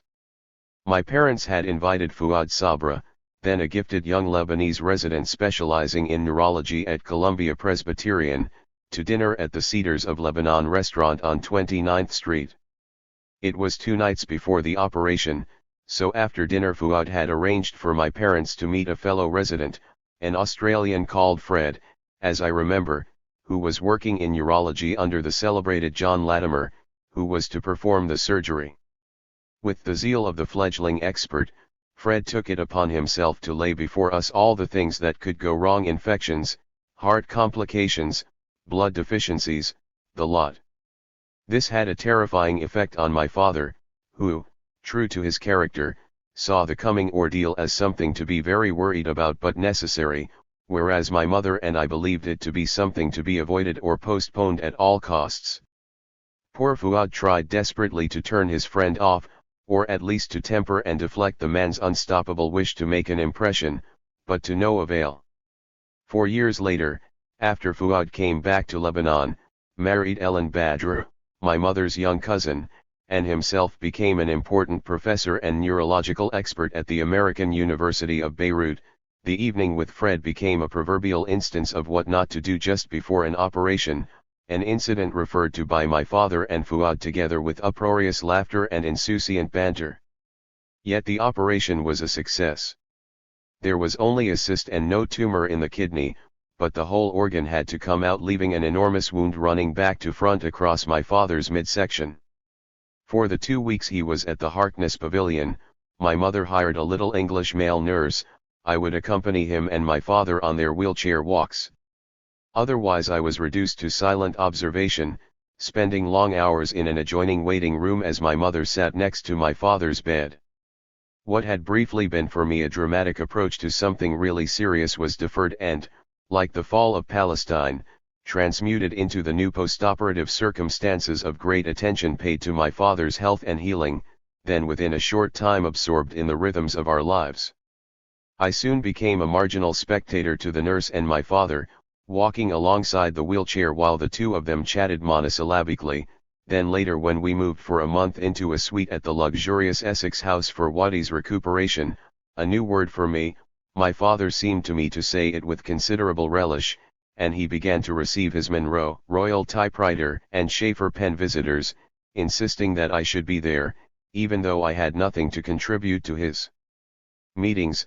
I found myself to be daydreaming and distracted, with little that was interesting or profitable to do.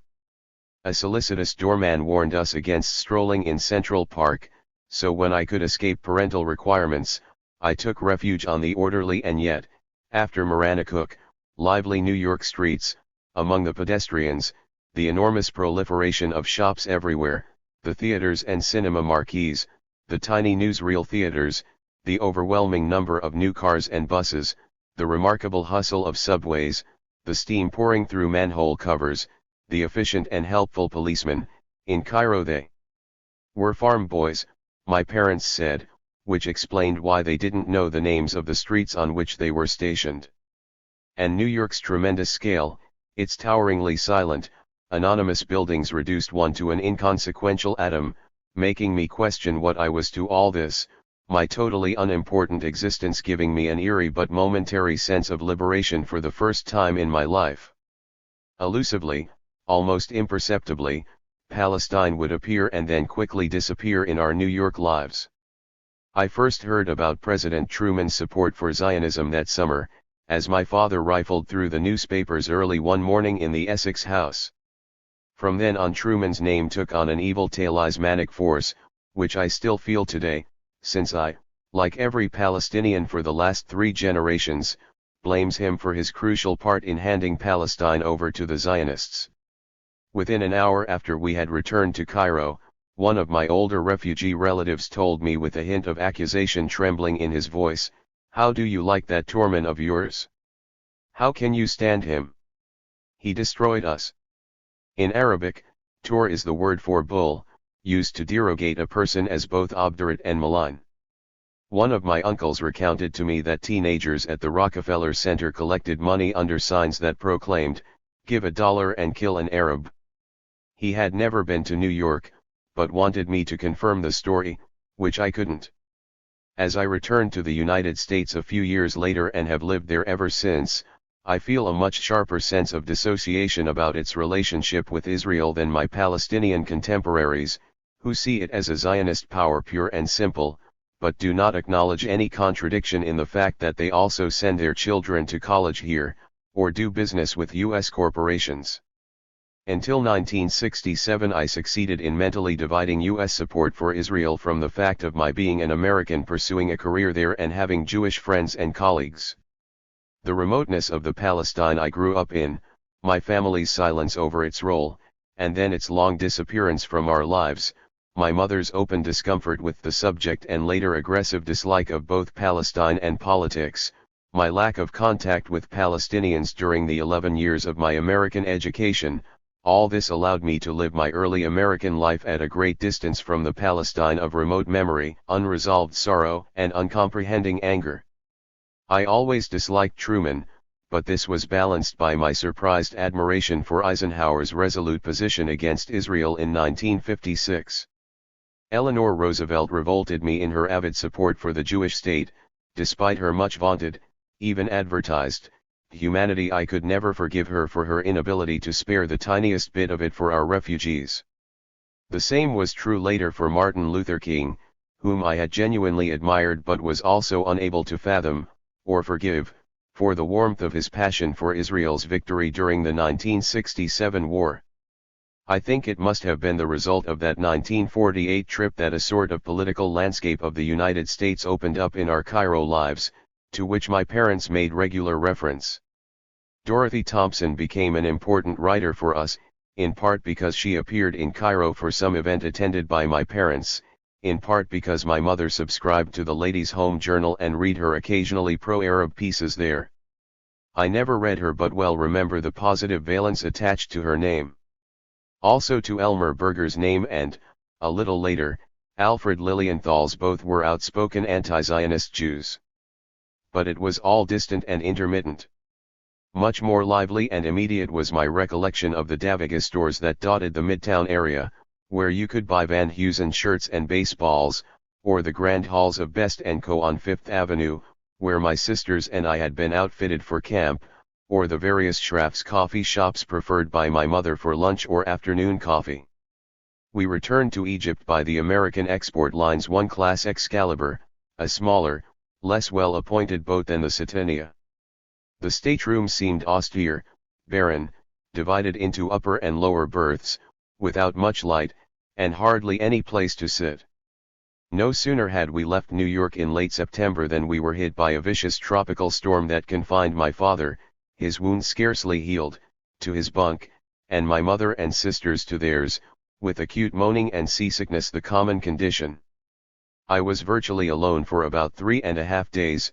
Once again the pitching had no effect at all on my stomach or frame of mind, though being alone at such a time on a more rigorously run ship than the Satania meant that I was forbidden to leave the library or lounge for the howling decks, and was obliged to take my meals of sandwiches and milk in the bar alone with a sadly depressed-looking barman. The final days of our trip into Alexandria Harbor were placidly uneventful, a period in which the United States seemed to drop away from us like a way station we had stopped at for a while before we resumed our main journey, which was in Cairo and, more, Lebanon.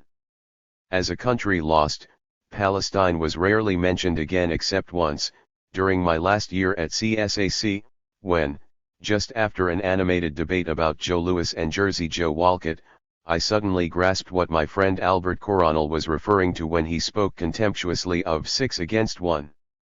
The phrase jolted me, as it seemed to contradict what I implicitly believed, that Palestine was taken from us by Europeans who, coming with, as well as after, the British, were incomparably more powerful, organized, and modern than we.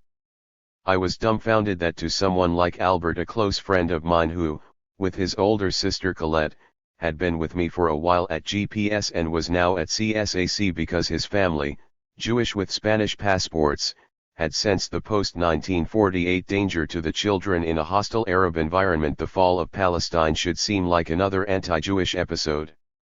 I recall to this day the abrupt sense of mystified estrangement I felt from him, alongside the puzzled, and contradictory, feeling I shared with him at how unsporting and bullying those 6 were. I was suffering a dissociation myself about Palestine, which I was never able to resolve or fully grasp until quite recently, when I gave up trying. Even now the unreconciled duality I feel about the place, its intricate wrenching, tearing, Sorrowful loss as exemplified in so many distorted lives, including mine, and its status as an admirable country for them, but of course not for us, always gives me pain and a discouraging sense of being solitary, undefended, open to the assaults of trivial things that seem important and threatening, against which I have no weapons. My last year at CSAC, 1948-49 as a ninth grader, was sadly limited both academically and socially. I had about 4 classmates and only one main teacher, Miss Breeze, an elderly woman given to frightening tremors when upset. She taught us biology, math, English, and history, while French and Arabic were given by nondescript local teachers whose place in the curriculum resembled recreation time more than instruction. There was no 10th grade, so it was decided that the next year I should go to a school in which, as Miss Breeze put it in a letter to my parents, I would be challenged. This meant I had to sit the entrance exam to the English school in Heliopolis. The questions were uninteresting but nonetheless reminded me how much my knowledge of England's pastures green lagged considerably behind the expected level. The years at CSAC weren't too useful to this other environment. Better the rowdier, all-male precincts of Victoria College, which accepted me without much fuss, than what seemed to me the precious, inhospitable outpost of the English school. My foreignness and difference barred me from the privileged exclusivity of the English school, in contrast to my sisters who were shining examples of assiduous students, well liked, with lots of friends who would often turn up at home for tea and birthday parties. I was more done than ever that last spring at CSAC, which seemed less and less like a real institution and more like a one-room schoolhouse fussily run by the ubiquitous and erratic Miss Breeze. All of the older students, Stan Henry, Dutch von Schilling and his sister, Bob Singha, Margaret Osborne, Jean Badeau had left, as had many of the teachers except for obviously overage and unhirable creatures like Blow, as we called her. At the same time, my moral and spiritual character was being attended to by weekly catechism classes at All Saints Cathedral on Sharia Maspero. The church itself was part of a grand compound facing the Nile a little to the north of the British Army's Kasr el-Nil barracks, now the site of the Nile Hilton. An impressive plaza with ceremonial driveway allowed cars entry to the cathedral's main doors, the whole of the place communicating that sense of monumental power and absolute confidence which was so much the hallmark of the British presence in Egypt. On both sides of the cathedral stood annexes that housed offices and homes for the resident staff, which included a bishop, an archdeacon, and various padres, all of them British. All this completely disappeared in the late 1980s when a traffic flyover was constructed across the Nile. But it was especially from Padre Fedden, whom my parents represented to me as a saintly man much envied by the others, and from Bishop Allen, who was nominally in charge, that I learned to love, and have still managed to hold in my memory, both the Book of Common Prayer and the spirited parts of the Gospels, John in particular. Fedden seemed more approachable and human than the others, but I always felt the rift between white man and Arab as separating us in the end, maybe because he was in a position of authority and it was his language, not mine. I remember nothing of the weekly catechism classes in terms of what we discussed, none at all. But I do remember the earnestly sincere look on Fedden's face when he intoned, "In the beginning was the Word," for example, or when he explained the Apostles' Creed, "On the third day he rose from the dead, ascended into heaven, and sitteth on the right hand of God, the Father Almighty," or aspects of the Trinity. I still have my Book of Common Prayer from that time, even though I read it only as a way of regretting the pedestrianism of the New Standard Revised Edition, or whatever it is now called. My fellow catechist was an American university student 8 or 9 years my senior, a bespectacled Copt called Jimmy Bishai, whose interest in psychology had somehow delivered him to seek the embrace of the Anglican Church. Occasionally he and Fedden would engage contentiously on points that Bishai thought could be made more experiential, a word I did not know then but that he patiently explained to me one day as we left the class, and less dependent on either faith or vision, Fedden always and in the end impatiently holding out for mystery, drama, inexplicability. I admired Fedden's belief without completely accepting it, since the whole business seemed to be important because my family was set on this confirmation ritual, not because God had moved me. Bishop Allen's rare appearances were somber and dispiriting. He had apparently been an Oxford don or religious figure of some estimable sort, and over time had risen in rank to become Archbishop Geoffrey Allen, head of the Egyptian, Sudanese, and one other I've missed here, perhaps Ethiopian, diocese, a man of considerable power and administrative stature. He was always in at least some of his scarlet-robed uniforms whenever I saw him, communicating a sense of haughty distance, even indifference, together with a sense of powerful connections to the embassy and more worldly affairs. He had an intensely executive air totally at odds with Fedon's enthusiasm for religious substance. When I saw the two of them together, it was clear that Allen regarded his junior deacon as barely to be taken notice of. When he examined us, "Let's take a look at the meaning of the sacraments," he might begin, his eyes flitted impatiently and curiously while he busied himself with his tea, though it was evident he had the religious material down pat and could reel off concrete facts and features about James I and Hooker that Fedon's expostulations did not contain. All this took place in a country whose own astonishingly long and dense history, from the pharaohs to King Farouk, was simply never mentioned. I was confirmed and took my first communion on a Sunday in early July 1949 with my godmother, Aunt Nabiha, standing next to me in the imposing transept of the cathedral. Fedon was there but was relegated to a minor role, while Bishop Allen presided over the ceremony with almost oriental opulence, candles, intoned prayers, crosses, crooks, antiphonal choruses, the organ and choir, procession, recession, and several orders of lesser clergy, all for me and Jimmy Bishai.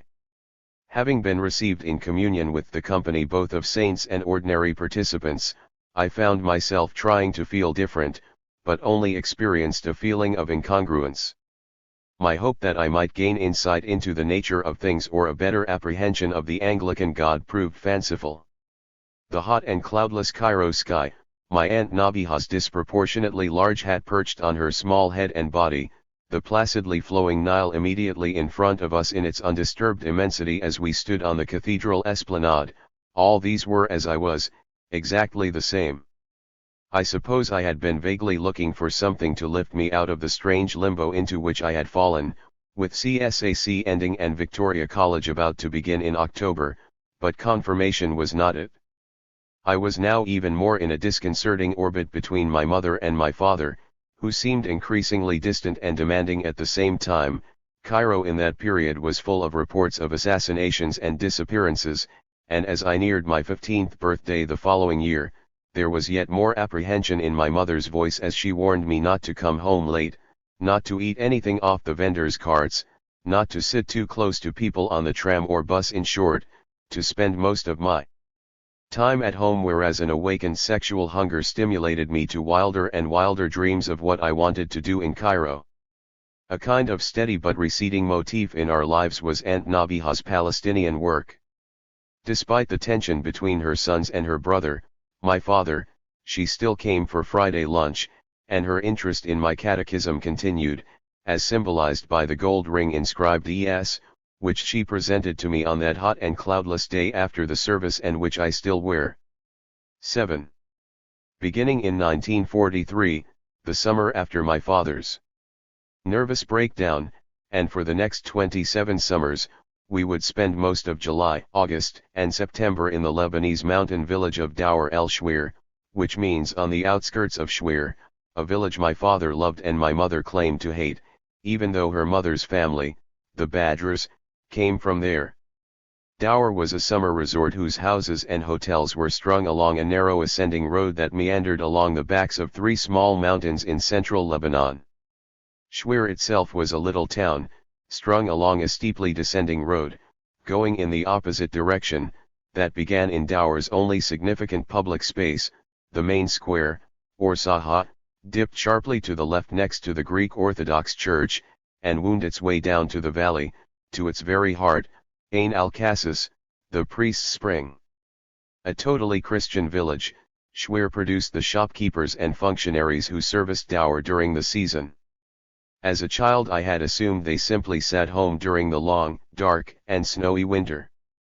Except for my mother's extremely aged great-uncle Faris Badr, a rosy-faced, heavily mustachioed gentleman who always wore dark glasses and a black suit and tie with a red tarbush, carried a very ancient black umbrella, and was resident there all year. My mother's Lebanese relatives lived and worked in Beirut, only visiting Dour in the summer season. We spent our first summer of 1943 in Dour's only grand hotel, the Kassouf, which sat rather haughtily and pretentiously on a promontory near the end of the road leading due east for 2 miles out of the Saha toward Bois de Boulogne, the next village. The Kassouf was clearly modeled after a chateau, its long sweeping staircase, balustrades, and massive stony assertiveness dominating the village and valley. I first learned about red wine and red vinegar in the Kassouf's formal dining room, and I also caught my first glimpse of a roulette and baccarat room. The hotel seemed to be full of wealthy Syro-Lebanese tourists from Egypt, Shawam, people from our class, I suppose, for whom in comparison with Cairo's oppressive summer heat, Dour's sunny and relatively dry warm days and cool, foggy afternoons and evenings were a bracing contrast. These people, like us, spent a good deal of time walking the Kassouf's terraces, occasionally venturing onto the only road, which had no pavements and a steep fall on either side, at the risk of being run over by a speeding car or bus. There were no shops between the Kassouf and the Saha, and the hotel was just far enough to make a casual stroll into town out of the question, so we stayed on the grounds with the other children, their nannies, and parents. My mother was pregnant that summer with Joyce and seemed to spend most of her time in the room, while my father, by now a confirmed bridge addict, stayed in one or another card room most of the morning, afternoon, and, at least 3 times a week, evening. Not until 1944 did I begin very tentatively to make out the broad lines of my parents' plan for each summer, which began after school finished in the early spring. By late May I could sense the impending departure date without being told. New shorts and sandals would have to be purchased, there would be an agonizingly long and maddeningly finicky family photo session with a pair of elderly spinster sisters, both of whom were totally dumb and therefore limited in communication to excited grunts and agitated nods, in their extremely hot third-floor studio around the corner from Shepheard's Hotel. Dr. Haddad would call to give us our round of typhoid shots, and one day all the living room and smaller salon's furniture would suddenly be draped in pink, white, or pale green sheets. Until 1948 we would gather, on the appointed day, in the lobby of one Sharia Aziz Osman for a caravan of 2 or, later, as our number increased, 3 cars to take us, 1 or 2 maids, and the cook, to Bab el Hadid station, where we would board the wagon litbound for the Suez Canal towns of either Ismailia or Alcantara. From there we crossed into Sinai for the long overnight ride to Haifa, which we would reach at about noon the next day. The train journey was indescribably romantic and pleasurable. I loved the polished wood walls, the handsome seat I could pull down and sit on by the window, the blue-shaded lamps coming on at twilight, the Greek waiters and vaguely French conductor, who sat at the end of the corridor along which our 3 or 4 compartments lay and, after dinner, came by to pull down the upper beds and do up the lower ones. I used to look forward to going to the resplendently gaudy dining car, with its table silver and beady lampshades tinkling as the train lurched from side to side, making the white-robed suffragist and the tuxedo-clad Italian or Armenian maitre d'hotel do the same. The menu always contained a rice first course, followed by a second course of lamb-like meat with gravy, and finally a small bowl of oversweet cream caramel, all of them foods banned from my parents' rigorously healthy table of spinach, carrots, celery, and peas, enlivened only slightly by broiled chicken or grilled veal and the bland pastas that seemed so important to what we called my father's regime. When I crawled into the fresh sheets of my tightly made-up upper-deck bed, I would switch on my special reading light and extricate my book from the odd little net strung up along the wall where I could store my possessions with a rare sense of privacy, safe from sudden parental invasion. Sleep would come very late and the desert dawn very early. The melancholy of the half-lit desert wastes brought with them an additional sense of calm, and in the scene's monotony, and my utter solitude as everyone else slept, I was relieved of pressure and the continual anxiety of not getting anything right. In Haifa we would be met by 2 7-seater taxis operated by the El Alamein Company, which took us either to Jerusalem for a week or, more frequently, along the northwest road out of Palestine via Acre to Naqoura, the Lebanese border village, and from there a few more kilometers past Tyre to the fishing village of Al Sarafand. There we stopped at the waterside restaurant where it always seemed like hours before the fish was slowly grilled to my father's satisfaction and duly eaten, and we were able to proceed north along deserted roads to Sidon. Bypassing Beirut we would take the Dour, Bikefia road, which with a sudden hoist took us up above Antelias, and the dark blue Mediterranean spread out in all its shimmering mystery beneath us.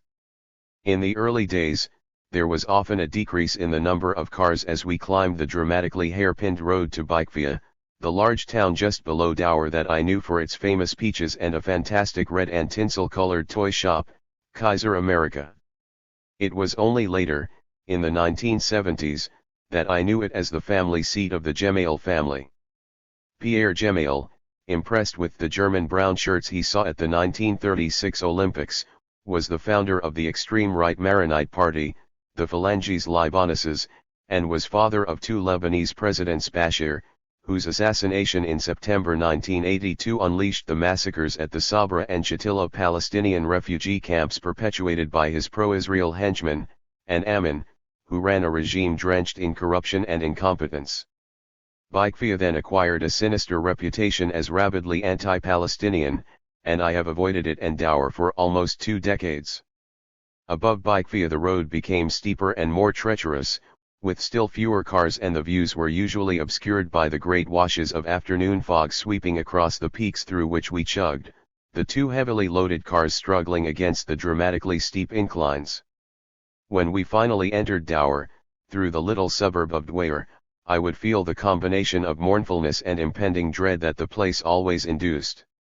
For our summers we lived in an unfurnished rented Dour house, since despite his wealth my father told me many times that he did not trust real estate, and consequently spent his life outside Palestine in rented residences. This was an important part of my parents' plan for summer living, and the houses were as plain, unadorned, and free of ornament or luxury as they could find. In 1944 a truckload of wooden furniture was being moved in just as we arrived that June.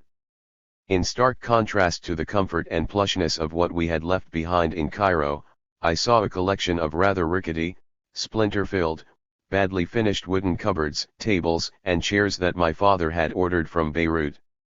This ugly Spartan furniture followed us around the various houses we rented in Dour, until 1946, when we took the second floor of a big square house in an impressive terrace which would be our summer abode for the next 24 years. The 7 beds had identical metal frames hastily painted in a white that never stopped peeling, as well as formidable springs that looked like something out of a medieval torture chamber. The living room furniture was confected out of a couple of low davits that my mother covered with something she had brought from Cairo, in addition to a few cushions slung across the wall behind them. There were no pictures anywhere. The idea was that we would lead an austere, rustic, minimally comfortable existence stripped of any amenities that my father considered to be either too urban or too luxurious. We were not allowed to have a radio in the house until 1949. I vividly recall how on the cool August 1949 afternoon when I first had the little radio to myself I heard the BBC announce Richard Strauss's death, then crackle and fade gently off the air, and how when we returned to Cairo I wrote in the date next to his name in my 1-volume music encyclopedia. A telephone was allowed in around 1954, and a car in 1956. Except for our maids Ensaf and later her sister Swad, our cook Hassan, in the village he was always referred to demeaningly by the natives as Al-Bidi, black slave, had to endure about 5 years of Dour before my father allowed my mother some local help, an aged and wrinkled crone known as Najm who did the washing and bread baking, and a different younger woman each year for general house cleaning and kitchen help. The electricity and hot water were highly unreliable, and a bath required several hours of wood burning in the mammoth kazan, or stove. In 1953, at my mother's importuning, a spinet piano was rented for me to play, but it was installed in my room for fear that it might create too civilized an impression in the main room. What books we had in the house were brought in strictly limited quantities from Cairo, since weight and space were important considerations. In Dower, the only bookshop was a branch of Steamataskis installed in an unrefurbished garage and staffed by an erudite-looking, vaguely clerical man in open sandals and massive black-rimmed spectacles who carried an extensive line of comics and movie magazines, plus a few paperback murder mysteries for which I never developed a taste. I would forage for books at the houses of my mother's relatives, and was later able to purchase them in Beirut. Dower drove me further into the world of print, which because I had so little time to read in Cairo became for me a precious respite from the abysmal vacancy of my life there. For my father the idea of Dower was to be as far away as possible, in every sense, from his Cairo business world and all that it entailed, cars, employees, phones, business suits, papers, and the city. Rest, rest, rest. For him this meant hours and hours spent either at the bridge table at the Hotel Silwa in the morning or the Cirque Café in the afternoons, or playing backgammon on the terrace with a local friend or a visitor from Beirut, Jerusalem, or even Cairo. Had it not been for my mother's insistence he would never have changed the green or maroon sport shirt, baggy beige trousers, scruffy brown shoes, hat, and cane that made up his uniform every day from earliest morning to bedtime.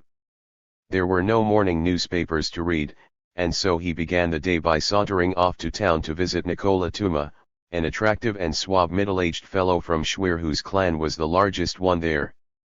Tuma's grocery shop was amply stocked with everything from fruit and vegetables to toilet paper, soap, oil, and spices. Mysteriously to me, we never paid cash but said instead, "Put it on the account."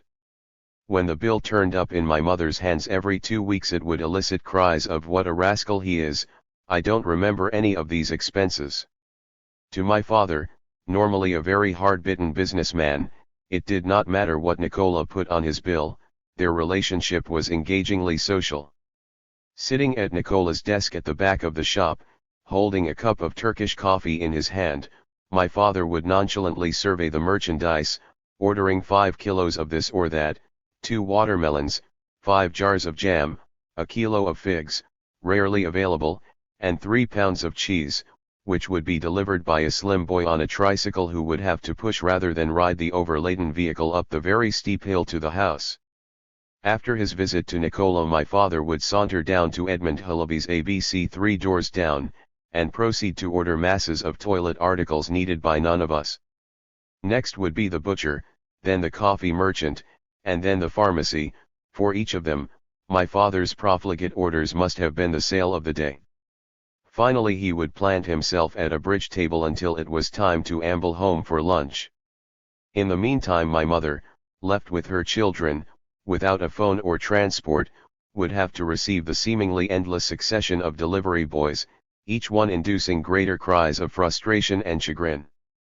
Much of the merchandise would be sent back, and when my father finally turned up for his midday meal he would be greeted with a highly repetitious daily scolding delivered by my mother in a relentlessly querulous voice, his only occasionally raised in monosyllabic response as he ate his stringy chicken or tough grilled meat, apparently indifferent to her fury.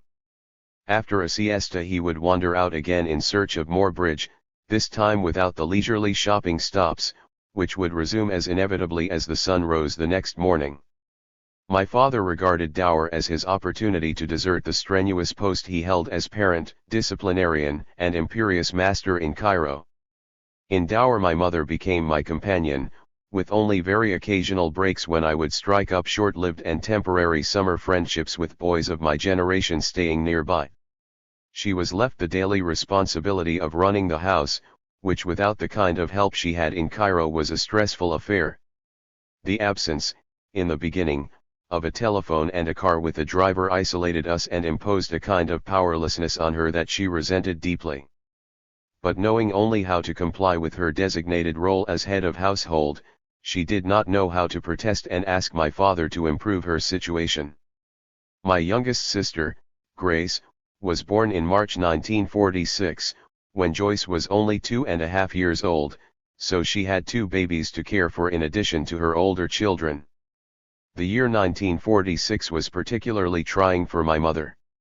My father decided that his business required him to make his first American trip since he had left the States in 1920 to return to Palestine. 2 weeks after we arrived in Dour and quickly installed ourselves in the cavernous and inhospitable house, he took the laborious overland route back to Egypt via Jerusalem and embarked for the United States on the first direct commercial air service from Cairo to New York, TWA. His 2-month absence, during which he sent occasional letters and, mainly, postcards, left my mother in a hyper-energized panic. The main purpose of her day seemed to be to get me out of the house and away from my volatile sisters for as long as possible. In order to do this, my mother devised a continuous series of errands, as we both called them, which I, 10.5 years old, dreaded. At roughly 8:30 I was sent off to Nicola's, the butcher shop, and the bakery. There was nothing going on at that hour. Even Abu Babuha, a grizzled, rough man missing several fingers who wore a filthy apron over his plaid shirt and sold hot peanuts off a little cart with a tiny smoky chimney, just outside the church, hadn't appeared yet, and old Bouffers, always wearing the darkest of dark glasses and his perdurable khakis, standing alongside the church, was just beginning to polish and then line up the ancient bicycles he rented out. It would be another year before I was allowed to rent one, though even then my father never thought it a wise practice anyway. The morning commuters to Beirut had already been to the Saha to catch their taxis, so with the exception of Najib Farfar's 1936 Ford, which still saw service as a local Dour taxi, there were no cars about. Just a few shopkeepers, me, and clumps of buzzing flies and bees that went from the apricots in one store to the raw meat hanging in the doorway of another. A few loaves of bread were the only things I carried home about an hour later.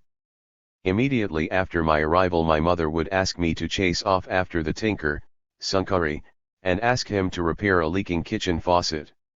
Then when the groceries had been delivered, there were always 2 tomatoes, 3 eggplants, 4 lemons, and 10 plums that had to be returned and replaced with better ones. Your father has spoiled the man so much that he thinks he can get away with sending us his worst produce. Edward, tell him that I'm very angry. It took me even longer for this third errand into town, mainly because I was extremely anxious about saying anything disapproving to the benevolent Nicola, who seemed to have reserved all his cordiality and good cheer for my father, his best client. When I deposited the offending stuff on his desk, he barely looked up from one of his account books. "What's the matter with these?" he would ask me coldly. I tried to pull the words out but would only sputter something incoherent that included the phrase "my mother," to which he coldly replied, "Leave them there. I'll look at them later," meaning something that fell short of replacing them right away. I was faced either with the choice of returning home empty-handed and being sent back, or facing down the sharp-eyed grocer myself, with little confidence in the demand. I settled on a complete evasion, which amazes me to this day for its unforeseen brilliance. "Could I have a cheese and pickle sandwich, please?" I said firmly to Nicola, who languidly waved to one of his helpers to make the thing for me.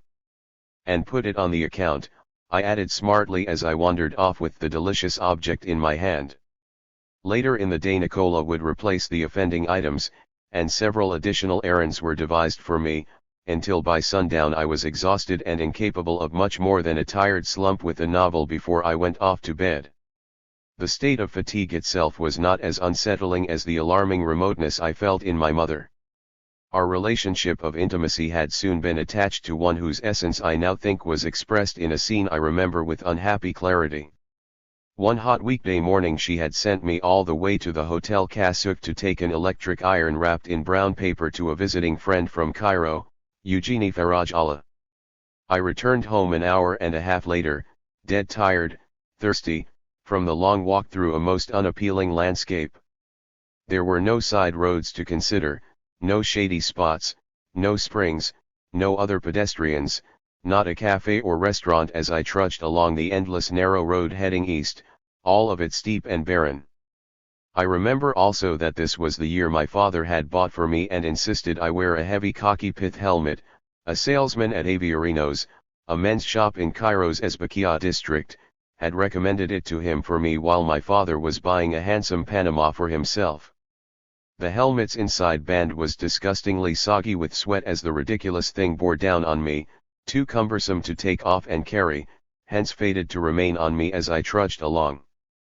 As I wearily climbed the long dusty stairs that led from Dower's only road back to our house, I saw my mother standing on the balcony, dressed in a shapeless grey house dress, without makeup, her hair wrapped in the turban she wore in those years, waving to me with what I had hoped was a greeting on my return but in fact was a hail to attract my attention, to intercept me before I too securely began to climb the final set of stairs onto the terrace.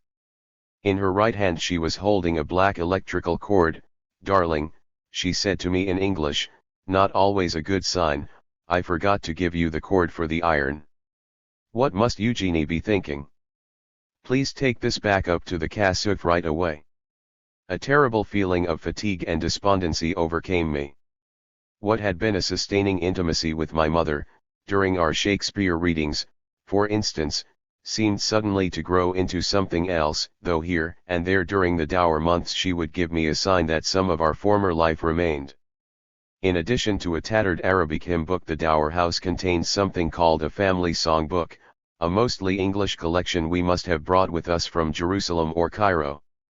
Since I could read music well enough to sing some of the songs, I would often softly either hum or sing The Minstrel Boy or John Peel from the book to myself. Overhearing me from her room, my mother would call out a sentence of loving approbation, which quickly lifted a humdrum or merely uninteresting day into momentary happiness.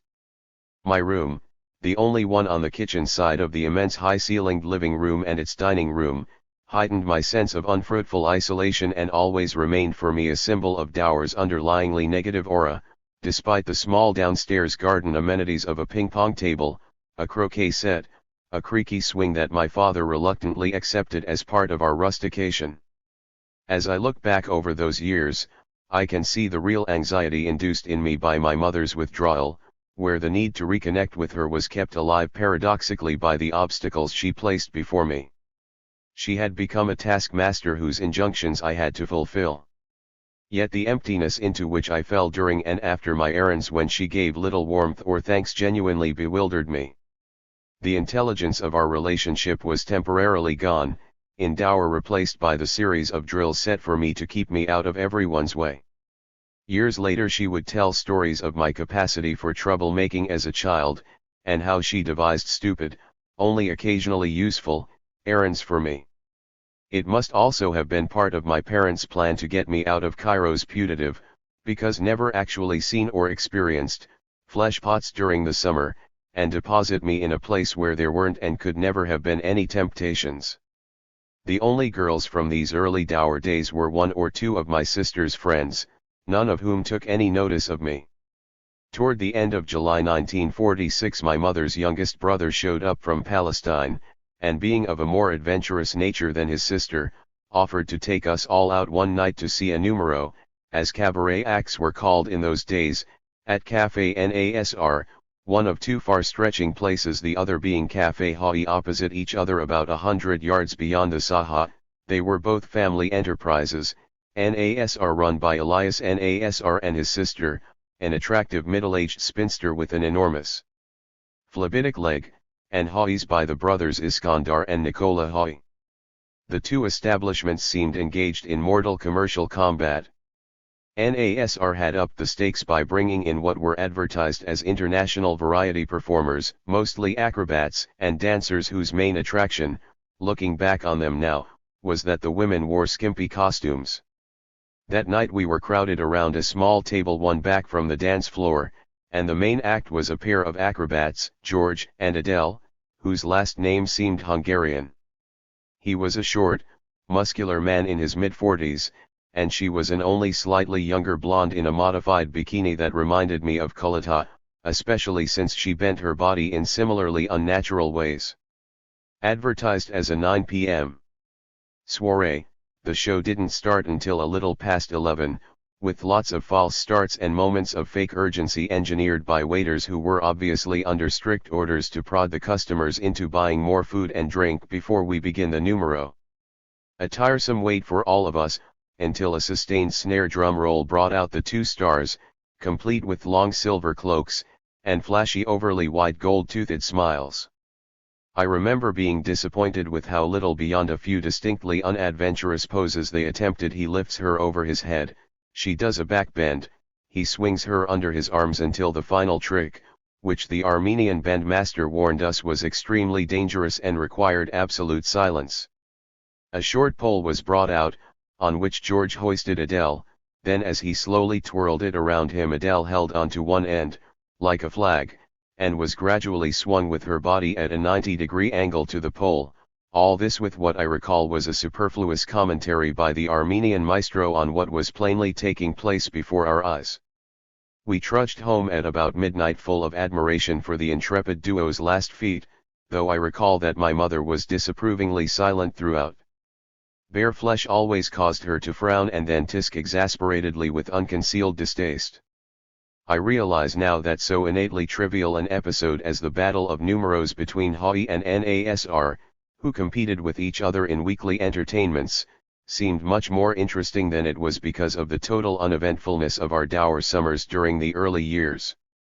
I recall the indifference I felt when my mother would receive guests for morning coffee or afternoon tea, during which I would be summoned from my room for a perfunctory handshake, and then sent either back or on an errand.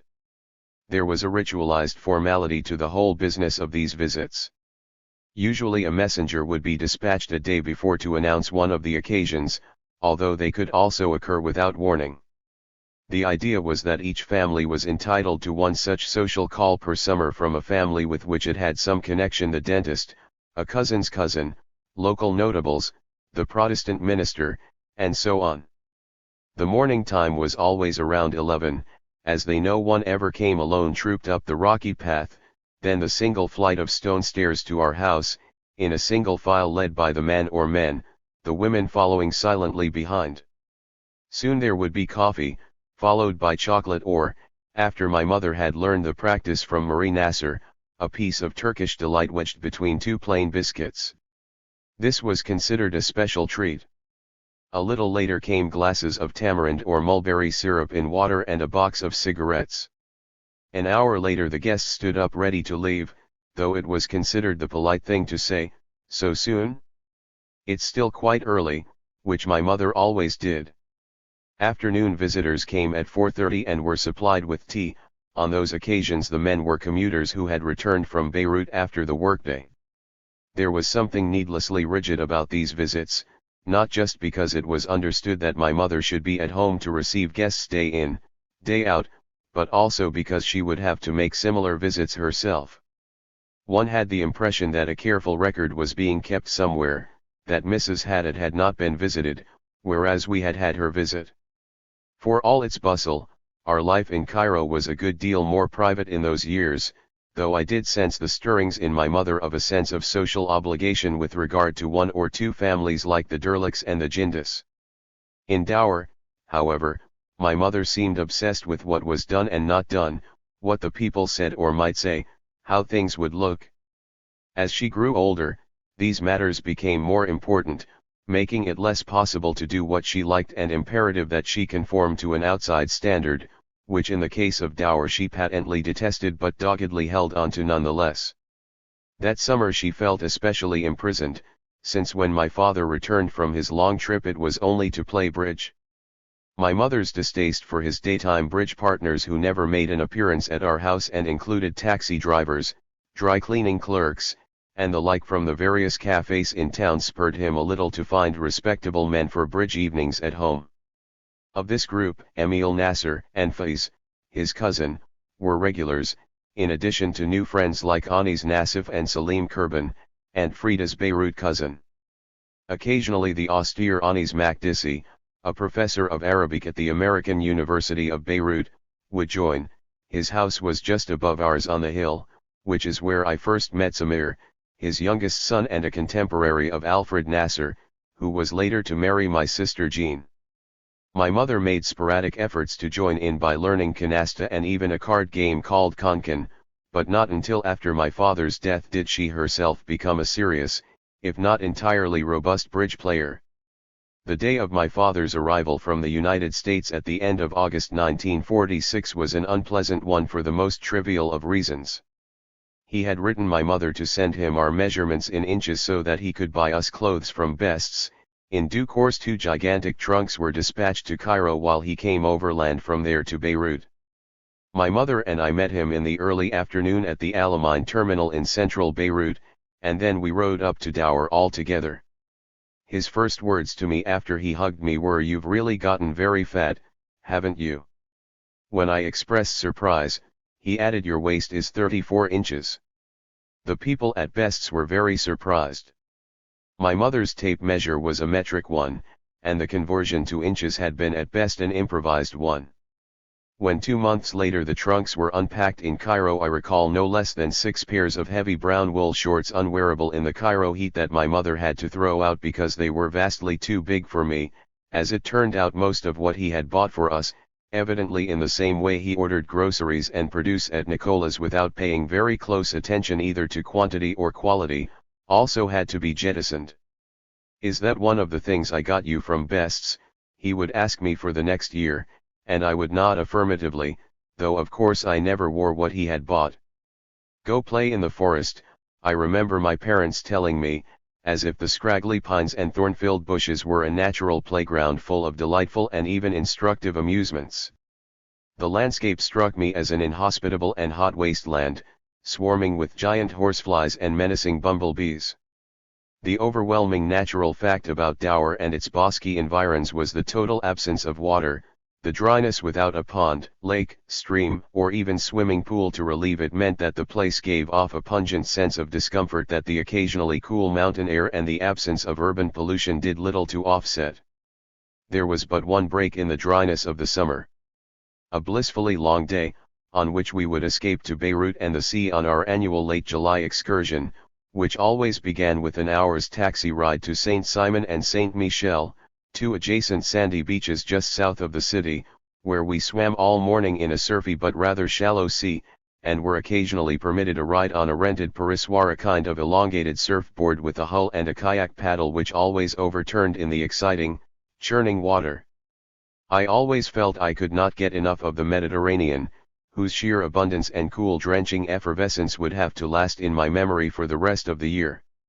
Neither of my parents swam, but they seemed content to spend the day under the thatched awning of the beach cafe, where we had our lunch.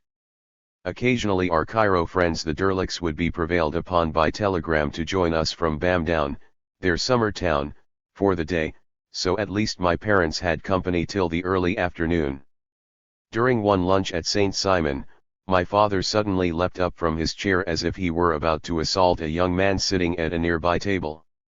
"No, Waddy, please no," wailed my mother as she held onto her husband's powerful white shirt-sleeved arms, preventing him from going after the man who had provoked him. "I'll tear your eyes out," my father called to the man as he sat down. Then, turning to me, he added, "I won't let anyone look at your sister that way." Finding this illogical, I remarked that there's nothing wrong with looking, to which Loris Derlick sagely rejoined, "There are ways and ways of looking," since clearly to everyone but me the person in question had crossed an imaginary line. My sister Jean, the source of this turmoil, appeared oblivious, but I certainly felt at the time that I could not emulate my father's possessiveness.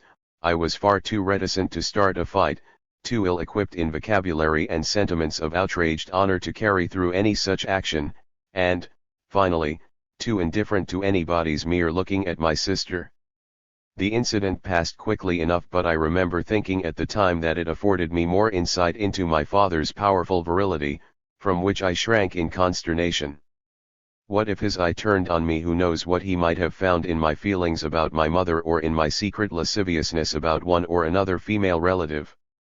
Without the insulation of school and Cairo's daily routine, there was nowhere for me to hide my vulnerability from this man who could erupt with such frightening volcanic force.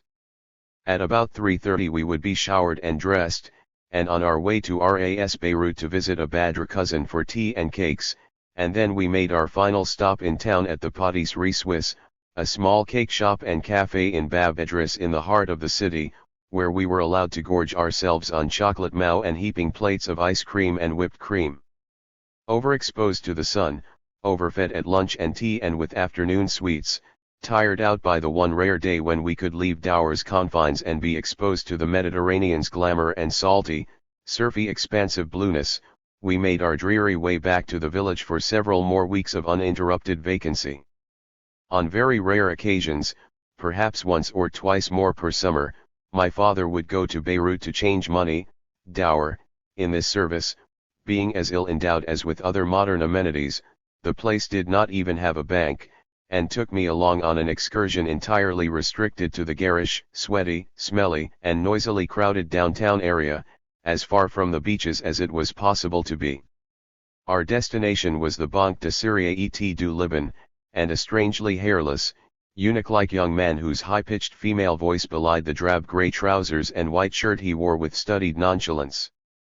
These were the days of gigantically large letters of credit from which this clerk would clip several little boxes with scissors, make half a dozen trips to various desks for signatures, and return finally with a thick wad of Lebanese pounds, which he would first count with his rubber-coated thumb, then pass portentously under the steel window to my father, who would recount the whole pile to make sure he got the exact amount. After an hour and a half of the bank, the two of us would go shopping for heavy goods unobtainable in Dower wicker baskets, plates and cups, sheets and towels, 20-kilo bags of sugar and rice, and hire one of the numerous barefoot, Charwell-suited porters idling on the main tram line to carry them for us.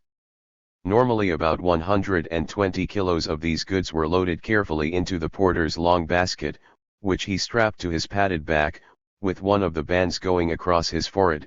I was afraid it might split open from the pressure. We usually stopped at the Café Automatique, with its bustling seemingly all-male clientele, gaily colored tile floor teeming with shop clerks, shoppers, bank employees and the like, for me to have a quick ice cream cone, my father a small cup of coffee, before we made our way, the porter slowly plodding at our side in his bare feet, to the Dower El Shwir taxi stand at the bottom of Place de Cannons for our ride back up to the mountains. I remember these occasions for the uncomfortable sticky heat of the day, the absence of air, and the stifling boredom punctuated by the small pleasures of the many hours at my father's side, with nothing to do except to be there and only the most meager conversation to enliven the silence between us. In our terrace house we acquired neighbors, the Nasser family, who lived on the ground floor. The Nassers were everything we were not. The patriarch was Emile Nasser, also known behind his back as Lord Gresham, because as the local representative of the London-based Gresham Assurance Company he spoke incessantly of the company he worked for, always trying to interest his bridge partners, or a fellow taxi passenger, or a visitor in purchasing a Gresham policy. He left for his Beirut office at the crack of dawn, returning home in mid-afternoon for a late lunch, siesta, and bridge. Unlike my father, he always wore a suit and furnished his house like a replica of his customary city residence. The Nassers had real furniture, a phone, a record player and radio, referred to as a pickup, curtains at the windows, rugs on the floor, and an extremely ornate heavy dining table covered with dishes of real cooked food twice a day, in contrast to our solitary evening meal on the floor above of Protestant supper, which was always cold, and somehow medicinal cheeses, olives, tea, a few fruits and raw vegetables, and the dried cakes called irshali, much like the rest of the puritanical summer life instituted by my father. The Nasser life was more interestingly advanced. The three Nasser boys, Raja, Alfred, and Munir, were about 10, 6, and 3 years older, respectively, than I. Their real mother had died quite young, and their father had become remarried to a cheery francophone woman, Marie, whose relationship to the boys I could never fathom. This was the first broken, or at least divided, family I had ever had contact with. It had never occurred to me that a family could be unlike ours in terms of its basic structure, and divorce I had associated, as did my two older sisters, with glamour and crime, the divorced woman we could see on our Cairo street being the perfect example, with her cigarette and red hair. Raja and Alfred referred to Marie as Tant, but for Munir, who was a very young child when his father remarried, she was Mama. In addition there was young Wadad, Marie's child with Emile, who acted like and was treated by Munir as a younger sister, but by the two older boys as a niece. Much as I liked and was drawn to them, I never felt truly comfortable with the Nassers, partly because they were so different but also because of my parents' nagging insistence that I should not spend so much time in the place for fear, my mother said, that I might become an unwelcome presence there. So I always felt that I was intruding, though they never gave any hint that I might have been a nuisance. Only later did I recognize that such fearful parental injunctions were intended to keep us psychologically enclosed within our own tight family circle. The thrill I felt when Marie Nasser or Munir asked me to join them for a delicious dinner was always accompanied by a sense of unease and a feeling that I shouldn't be there at all. A dinner might include lots of salads, bits of leftover cooking like kib or white bean stew, mountains of rice, lavish desserts, all of which I wolfed down with avid pleasure. My mother routinely put on a disapproving look when I mounted the stairs from the Nassers to our house after such an occasion. "It's bad to eat such heavy food at night," she might say, "you'll have trouble sleeping." And of course I did. To my disappointment, during the 40s and early 50s, Munir and his brothers were rarely there during the week, either because they had jobs or, in Munir's case, because he was enjoying the freedom of Beirut and the family house with his parents away. They did give me generous access to their books, however. During my high school years I became more friendly with Munir Nasser, whose expansively positive feeling about his Beirut school and university was an emotion I never could have had as an outsider in my school. The elevated subjects proposed by Munir for our rather ponderous discussions, the meaning of life, art, and music, for example, rounded me intellectually but kept us away from any real intimacy. This suited us both, I think. What we spoke of together was self-consciously deliberate and serious, but at least, since he and his closest friend, Nicola Saab, were hard-working medical students, our discussions had the virtue of keeping me aware of complexities that in almost every other way life in Dower seemed designed to suppress. Philosophy was our main subject, of which I knew nothing, but Munir had been influenced by two Americans, Dick Yorkey and Richard Scott, both products not of missionary piety but of the secular liberal arts, and this opened new intellectual doors for me that I first reacted to defensively, then entered with surprising enthusiasm. I first learned about Kant, Hegel, and Plato during those discussions, and, as when I heard Furtwängler and then rushed to his recordings for confirmation, I started borrowing Munir's book of extracts from the great Western philosophers. Such relatively modest, even imperceptible breaks in the dullness and enforced monotony of our relaxation in Dower provided me with a gradually emerging sense of complexity for its own sake, unresolved, unreconciled, perhaps finally unassimilated. One of the themes of my life as conceived by my parents was that everything should be pushed into the preordained molds favored by my father and embodied in his favorite adages: play cricket, neither a borrower nor a lender be, take care of your mother, protect your sisters, do your best. All this was what Edward was supposed to be, although my mother held out some inducements for straying further beyond these boundaries, which with typical contradictoriness she herself never explicitly renounced. My father's prescriptions may not have been her style, but she would often endorse them with phrases like "your father and I think." And yet there survived an unspoken compact between us that encouraged me in music, literature, art, and experience, despite the silly errands and reductive clichés. I recall talking to her about The Idiot when I was 15, after I had heard about the book from Munir and his friends. She had read it and was much taken with the blank goodness of Mishkin, and urged me to read Crime and Punishment, which I subsequently did, a book I also borrowed from Munir. The sense of complexity beyond Dower's appalling limitations continued to grow in me after my departure to the United States in 1951, but the seeds had been planted paradoxically at a time of my greatest deprivation, while I wandered the summer resort's bleak streets with only the heat and a generalized dissatisfaction to preoccupy me on the surface.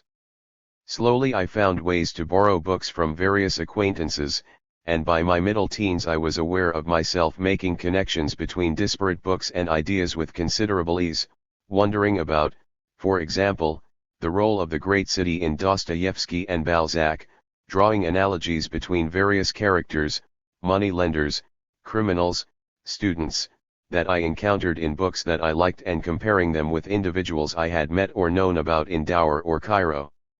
My greatest gift was memory, which allowed me to recall visually whole passages in books, to see them again on the page, and then to manipulate scenes, characters, giving them an imaginary life beyond the pages of the book. I would have moments of exultant recollection that enabled me to look out over a sea of details, spotting patterns, phrases, word clusters, which I imagined as stretching out interconnectedly without limit. I did not know as a teenager what the whole texture was or what it really meant, only that it was there and I could sense its complex workings and vividly grasp relationships between, say, Colonel Faiz Nasser and his nephew Hani, the Badr family and a certain kind of furniture, me and my sisters and our schools, teachers, friends, enemies, clothes, pencils, pens, papers, and books. What I wove and rewove in my mind took place between the trivial surface reality and a deeper level of awareness of another life of beautiful, interrelated parts of ideas, passages of literature and music, history, personal memory, daily observation nourished not by the Edward whose making my family, teachers, and mentors contributed to, but by my inner, far less compliant and private self, who could read, think, and even write independent of Edward. By complexity I mean a kind of reflection and self-reflection that had a coherence of its own, despite my inability for some years to articulate this process. It was something private and apart that gave me strength when Edward seemed to be failing. My mother would often speak about the Badr coldness, a sort of reserve and distance radiated by some of her cousins, uncles, and aunts. There was much talk of inherited traits. You have the Badr hunchback, she would say, or like my brothers, you're not a good businessman, you're not clever that way. I connected the sense of distance, apartness in myself with the need to erect a kind of defense of that other non-Edward self. For most of my life I have in an ambivalent way cherished and disparaged this core of icy detachment that has seemed impervious to the tribulations of loss, sadness, instability, or failure I have lived through. One summer 2 new friends who fit the increasingly but unacknowledged sophistication of my inner life came into my existence at Dour. John Racy, my mother's classmate's oldest son, like me was unusually fluent in English, liked music, and was a gifted game player and craftsman. The Racy family was spending the summer of 1947 in a house beyond the Memoir Hotel, off to the left of the main square, a good mile from our house. I was impressed with John's deliberate, meticulously shaped English sentences. He must have been 4 or 5 years older than I, and his extraordinary self-possession. He used to talk to me about books, music. He introduced me to Beethoven's E-flat Piano Sonata, La Chasse, played by Claudio Airo, and about the finer points of chess, a game I neither mastered nor particularly enjoyed, except when Johnny talked about it and about Stefan Zweig's The Royal Game. I don't recall ever saying more than yes or no and asking Johnny questions to get him to say more, as I listened to him entranced. Years later his mother, Sumaya, would remind me of how after they stopped coming to Dour he had become a psychiatrist, had married an American nurse, lived first in Rochester, where I visited him at Strong Memorial Hospital in 1956, then in Arizona, after which I never saw him again. She would remind me that in 1949 or 1950 I had said to her plaintively, "But where is Johnny? I miss him." Perhaps it was not quite a friendship because it was so one-sided, but he opened up a rich world to be found nowhere else in Dour. My other friend, also from our early days in Dour, was Ramzi Zian, whose father, Zian, professor of history at American University of Beirut, was a Baha'i whom we would see not so much in Dour but on his twice-yearly visits to Cairo. A gifted storyteller, Professor Zian went with me on my first museum visit, to Cairo's Wax Museum, where in the funereally still, empty rooms framed by elaborate wax scenes from modern Egyptian history, Zian would speak grippingly about Muhammad Ali, Bonaparte, Ismail Pasha, the Arabi Rebellion, and the Denzhawi incident. I rarely saw him after I was about 16, but I know that during the Lebanese Civil War of 1975-90 he was outspokenly anti-Muslim and anti-Palestinian, and during the 1980s refused to leave his house until his solitary death at the age of 90. Ramzi was, like me, a lonely child, but his family had constructed a small rustic green wooden bungalow for him in a vineyard a few dozen meters from our heavy stone house. I had never seen such a place, but with his pet rabbits, his unerring little slingshot, which he had made himself out of an oak branch lying just outside his door, Ramsay struck me as what I might have liked to be, a child of nature, happy and at ease in Dower's arid environment. He provided an unwanted contemplative dimension to the place's inhospitableness. Like Johnny, Ramsay's Dower presence was extremely brief and, as the summers wore on and I looked back on it wistfully, very precious. I did not sustain a relationship with either Johnny or Ramsay past my late childhood, and both disappeared from my life thereafter. As if to make up for his absence, my father, when he returned from the United States in midsummer 1946, organized a series of family trips throughout Lebanon. He had made the acquaintance of Jamil Yard, who owned a pink 7-seater taxi, and with this very long eye-catching car we went to the Hamana waterfalls, the heights of Sunin, the rather disappointing cedar forest in the north, to Ain Zalta, Kasrouan, the Qadisha cave, Beit Din. Certainly these trips offered a welcome opportunity to leave Dower for the day, but spending anywhere from 3 to 6 hours each way on the road, arriving and having lunch in a restaurant picked by Yard, then returning to Dower scarcely qualified as a real picnic. My 6-year-old sister Jean was discovered to be very prone to car sickness, so her discomfort managed to overtake and somewhat spoil the journey for us all, except for my father, who maintained his composed indifference. The food was almost always the same, with local variations providing entertaining relief. In Ain Zalta, the spring water was so cold it would burst open a watermelon. In Pshiryi, where we went on a desultory 15-minute tour of Khalil Gibran's house as he left it, with the bed unmade and the waste baskets unemptied, the local restaurant specialized in grilled chicken. What I took for granted as we traveled about was that no one consulted a map, and in fact there seemed to be no maps available. Most of the time Jamil steered by his nose, which often occasioned numerous stops for information. Lebanon then had no advertisements, road signs, or tourist services. Arriving in Rafun was like suddenly entering a new country where the people stared at us, and tried to make sense of my father's quixotic mixture of Egyptian and Palestinian dialects, my mother gently mocking his linguistic clumsiness from the back seat. Why does he think these people understand words like halkate now in Palestinian or badr early in Egyptian? As we unloaded ourselves out of the long pink car we must have seemed like a family of odd bedraggled strangers from across the oceans, so exaggeratedly guarded and reserved were the reactions to us. It was from those excursions that I have derived, and later nurtured, the habit of always being dressed differently from the natives. Any natives? I still find myself surprised at not only the assiduous frequency of these journeys, but at how little we learned about Lebanon generally or the places we visited in particular. A great deal depended on our driver, whose knowledge, as far as it went, was spotty and essentially folkloric and gastronomic. The grapes here are exceptionally good, or you really ought to order their green walnuts here. There seemed to be little history to impart to us, and we were content with geographical facts such as that Ain Zalta isn't as high in its elevation as Dower. Very occasionally I would glean from something that passed between my parents and a waiter or maitre d' hotel that a particular village was Maronite or Orthodox or Druze, but the inflamed sectarian sentiment about Lebanon that I would first become aware of in the mid-50s was still submerged.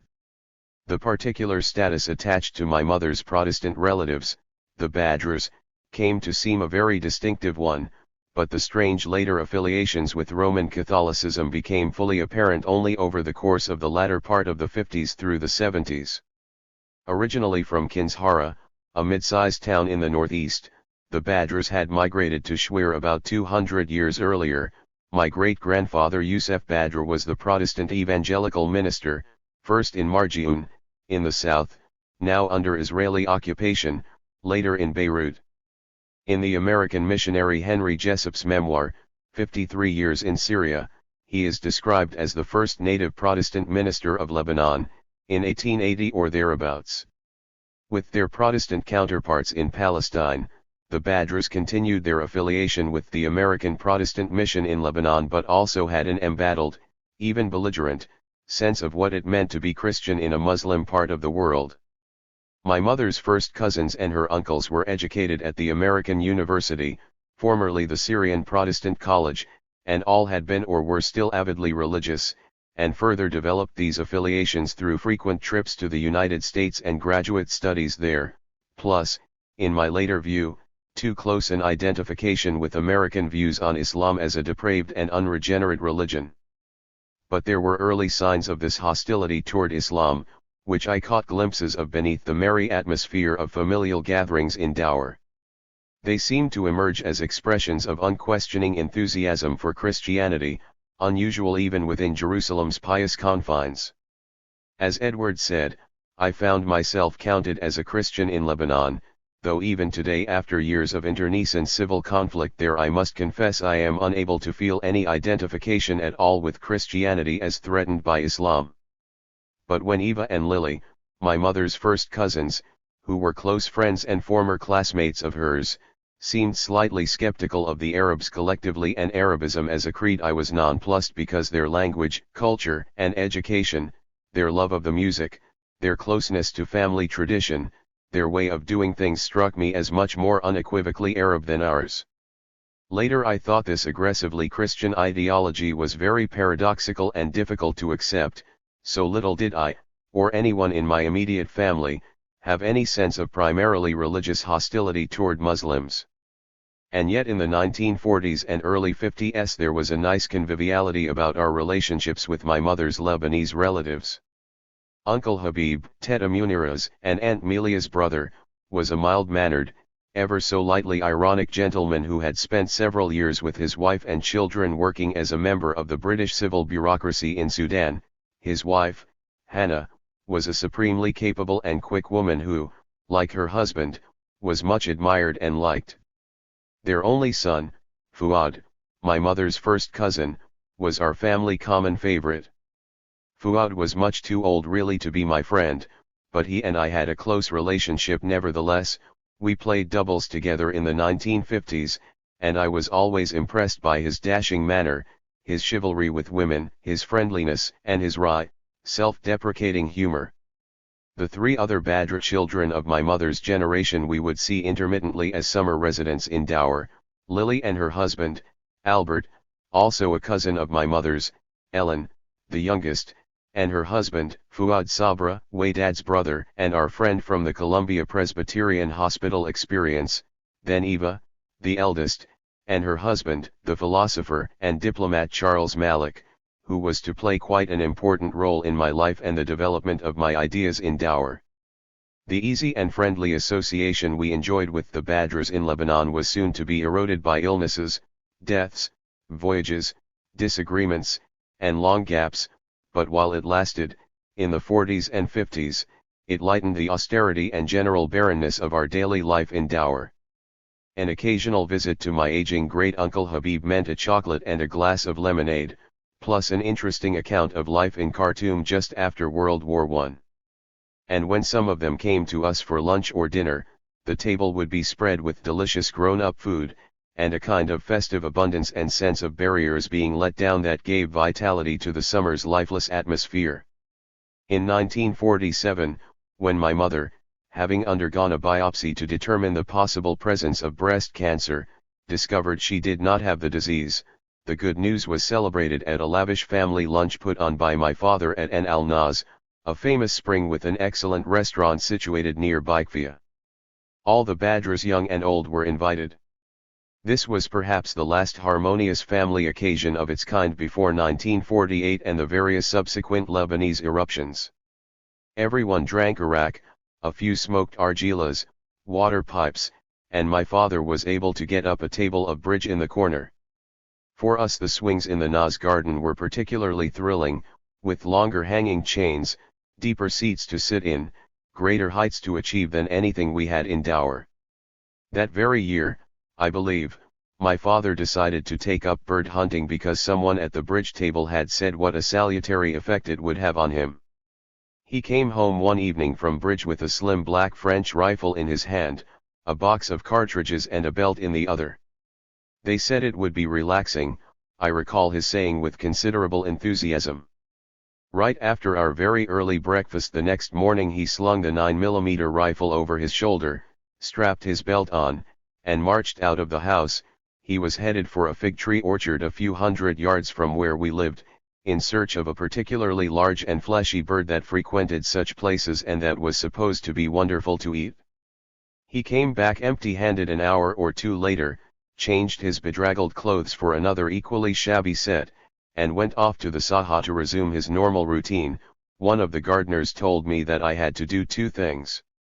The first is to come at about 6, the other was not to walk around looking for the birds, but to sit quietly under a tree and wait there.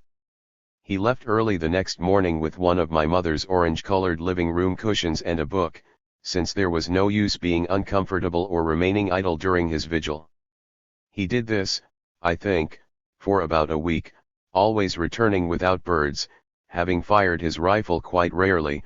For the first 2 or 3 days he would spend a few minutes cleaning the gun barrel with a long green tufted brush dipped in gas, but stopped doing so when it appeared that infrequent firing scarcely demanded such an effort.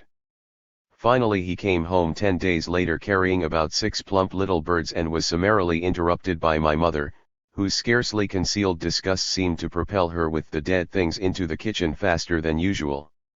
We had them for lunch, tiny, tough creatures that were the size of a frog. My sisters, mother, and I then surrounded my father as if he were a hero, so elated were we all by his astonishing, albeit very sudden, success. As we pressed him for details of where and how he had accomplished this amazing feat his answers got shorter, he seemed befuddled by the insistence of our queries, and finally shook us all off by disappearing into his room.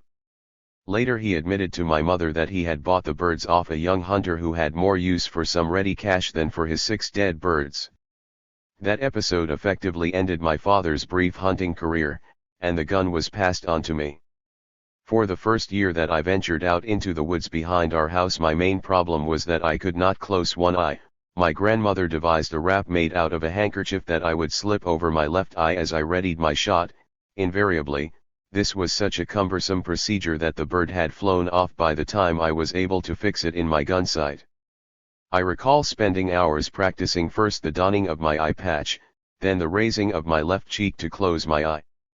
I remained at the same rudimentary level for the 4 or 5 years I did it with my mother's grudging approval. She saw it as an extension of her time-consuming errands for me, and an occasional gesture of approbation from my father. I did not think of myself as a skilled hunter, although coming home with a couple of kills was a sign that I had done better than my father. I got to know the several patches of woods that were close to the house, but on the whole I found the experience unattractive and tedious. I was once able to persuade my sister Jean to come with me. She seemed to enjoy the foray more than I did. The first opportunity for intellectual instruction during the summer came in 1949, when I was required to take a sort of catch-up tutorial in geometry as preparation for entering Victoria College in the fall. One of my father's bridge cronies was found for the job, and 3 mornings a week at 9 I would hike to his house halfway down to Ain Alcasis for a 2-hour tutorial.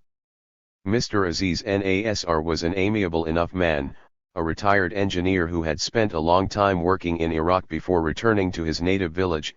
He was, I think, a cousin of the cafe owner, which gave him appealing credentials for me. His precise little gestures fascinated me less for the soundness of the geometric logic they illustrated than for the incredible neatness of the diagrams and sketches he produced in the course of instructing me. My father had obtained a copy of the Oxford and Cambridge School Certificate Geometry text, a thick grey book of appalling seriousness, unredeemed by any of the amiable pictures I had been accustomed to in CSAC manuals, and Mr. Nasr proceeded to take me through it, page after dreadful page. He had an inexplicable penchant during the bi-weekly tests he set of assigning me not the ordinary problems and questions provided by the authors, but the so-called writers, those problems of exceptional difficulty that he presumed I should be able to figure out. I did so only very rarely. Most of the time I fumbled badly, waiting quietly as he went over my inadequate efforts, until, in a sudden gesture of impatience, he tore out the offending page from my exercise book and solved the problem, elegantly I thought, on a fresh one.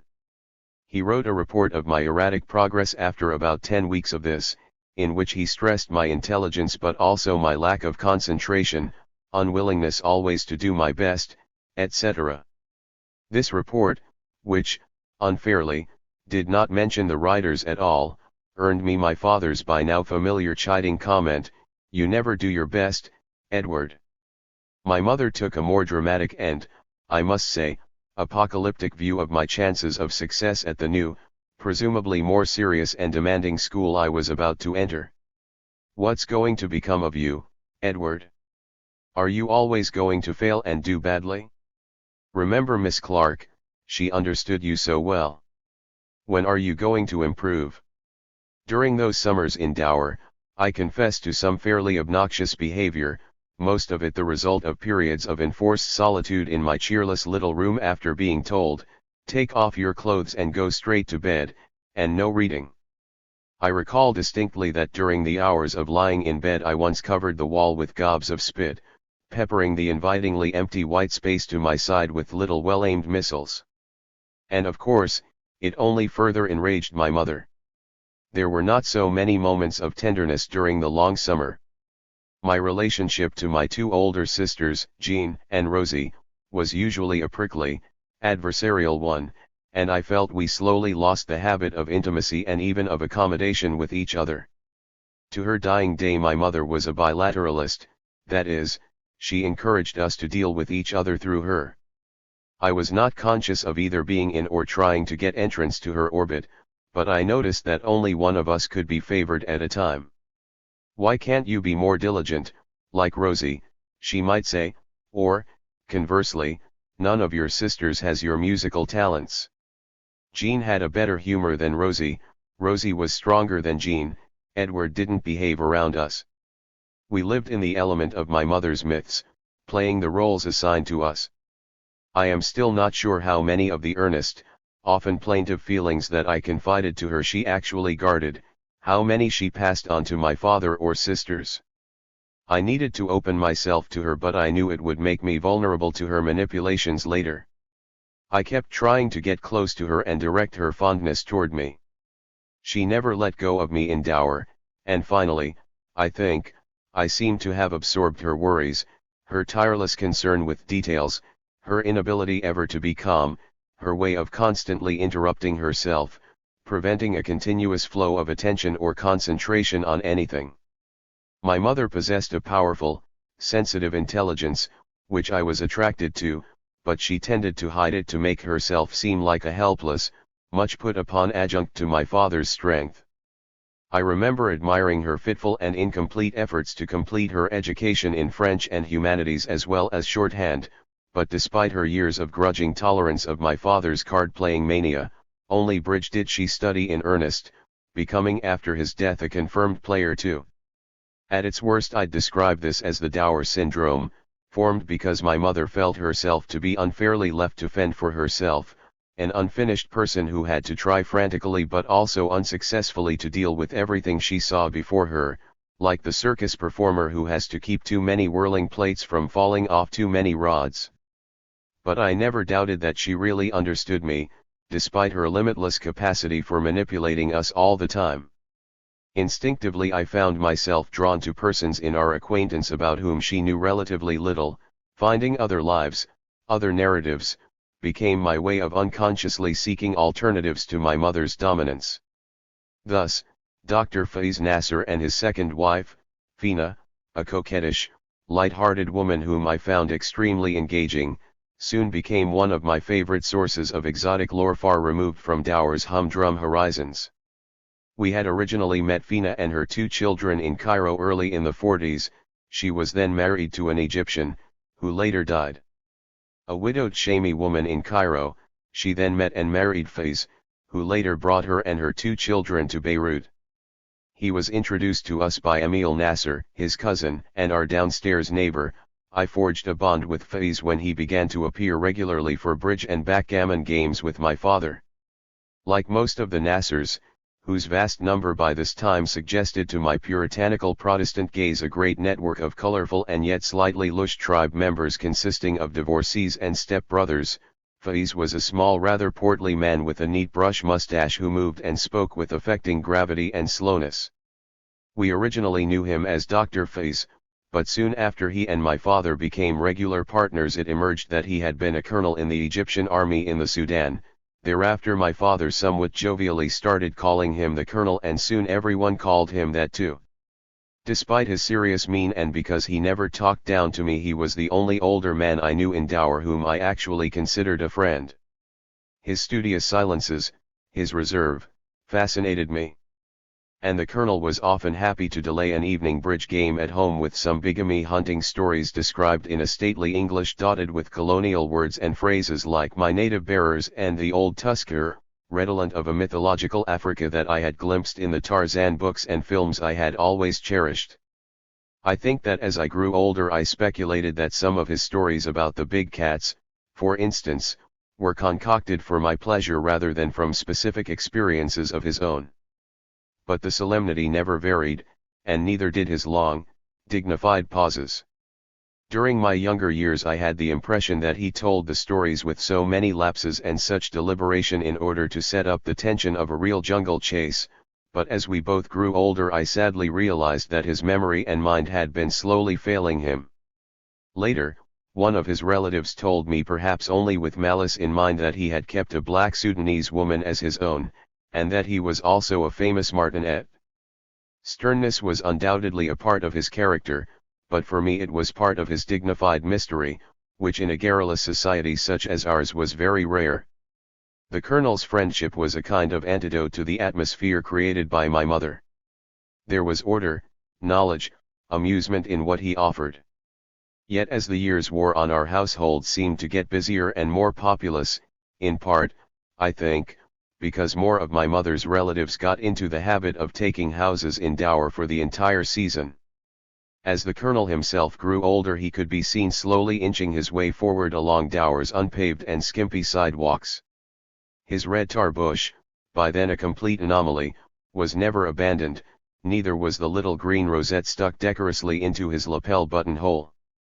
The Colonel seemed slowly to disappear from our lives, his place taken for me not by anyone like him but by younger men, closer to me in age, with whom I found myself in company as Dower itself grew and became more worldly. In my early teens, the old Cinema Florida right next to the Café Cirque, whose single projector required a pause every 20 minutes to change reels and whose films were full of cracks, hisses, and overexposed frames, was superseded by the sleeker and more comfortable City Cinema, which could actually project a relatively new film without breaks. 3 of us might go to the cinema and meet a group of our cousins, or someone encountered that day on the tennis court, or perhaps one of the Nasser boys in the company of a friend from Beirut. The town began to change as 1 or 2 billiard halls, a new tennis court, a few rehabilitated shops selling sports equipment and shirts instead of fireworks and knitting wool, as well as more residents with cars, appeared to brighten up its usual gloom. But with every expansion in horizon came a chastening reminder of my being an outsider, of not being at home in Dower, nor indeed in Lebanon. Thus one unusually bright afternoon Munir Nasser invited me to his place to meet a school friend of his from Beirut, Nicola Saab, the brightest boy in their class. 10 years later, on the threshold of a brilliant medical career, he committed suicide. Behind them were several years of close friendship and a kind of shared language full of deliberately arcane and precious phrases that excluded strangers such as me. I remember that the second time I met with the two of them we got into a heated discussion over the relative merits of Brahms, whom they both valued very highly, and Mozart, whom I preferred.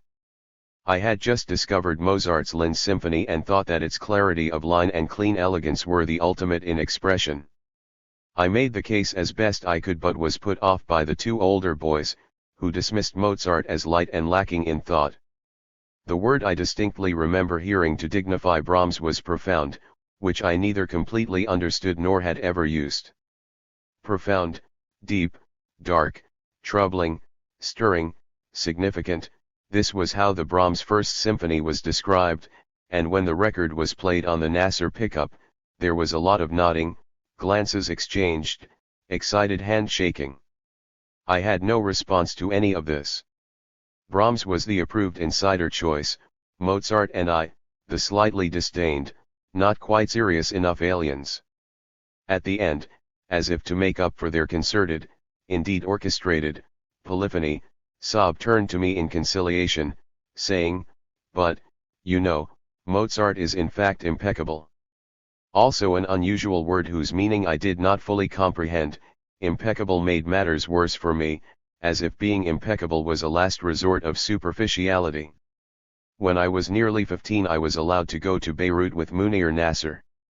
He took me to the cement-covered and rather austere University beach, where your feet burned just trying to reach the water, and introduced me to his classmates, who greeted me cordially, but thereafter jovially exchanged jokes and anecdotes in an Arabic dialect that was clearly their language, and just as clearly not mine. It was one of the earliest moments when I experienced language as a barrier, even though I understood what was being said. Their accent was Lebanese, mine was Egyptian overlaying a thin remnant of Palestinian.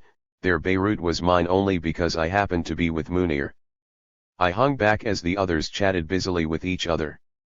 When we went to a film matinee at the cinema capital in central Beirut, the cool darkness of the theater allowed me further invisibility as I asked myself whether I could ever be on the same level as the two young men sitting beside me. I later told my mother of my feelings of isolation as I overheard them chatting with each other.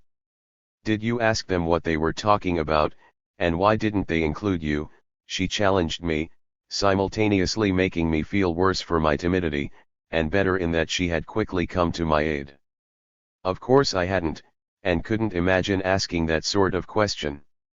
By the mid-50s, when we finally had a car and a telephone in Dower, I was a Princeton undergraduate, and quite suddenly the sense of imprisonment and boredom so long associated with our summers there dropped away. Life in Dower was no longer restricted to the Saha and its environs but extended as far as the town of Brumina, 10 kilometers below us to the south, and Mruje, a few kilometers beyond the Hotel Kassouf. The social center of our new activity was the tennis court. First there was the Halabi tennis court, which was open to anyone willing to pay the small sum required. The court was poorly maintained, but it was there that I made the acquaintance of Sami Sawaya, a distant relative of our grocer, and Shaki Damas, a massively built man in his 40s who was also the sports master at International College, the American University prep school. Sami was a tall, skinny young man about 5 years older than I who, because he spent what seemed to be all his time at the Halabi court and was naturally sociable and amiable, arranged a friendly set or two for me. Sami introduced me to the raucous atmosphere of the place, very far removed from the tedious loneliness I had been accustomed to. What I remember is the rowdiness of mornings spent at Halabi's. There were numerous verbal battles, always mediated by the indefatigable, uncondescending Shaki, whose majestically sized pate was covered with perspiration as he noisily adjudicated between different claimants to the court. There were sometimes exciting, usually chastening baseline duels between me and the steady Sami, and occasionally, a random doubles match with young girls whom I had met there for the first time, and then there were gala occasions when Dower, often represented by my cousin Fuad Badr, a gallant crowd pleaser, would battle an IPC, Iraqi Petroleum Company, team from Tripoli, or a Brumina team, for a series of several singles and one, perhaps two, doubles. Tennis finally gave me a life independent of my parents in Dower, away from my mother's controlling gaze. There was an enormous improvement in our social life in 1954 when a large Muslim family, the Tabaras, bought a handsome house and built a tennis court next to it, which they then turned into a club whose presiding influence was once again Shaki Damas.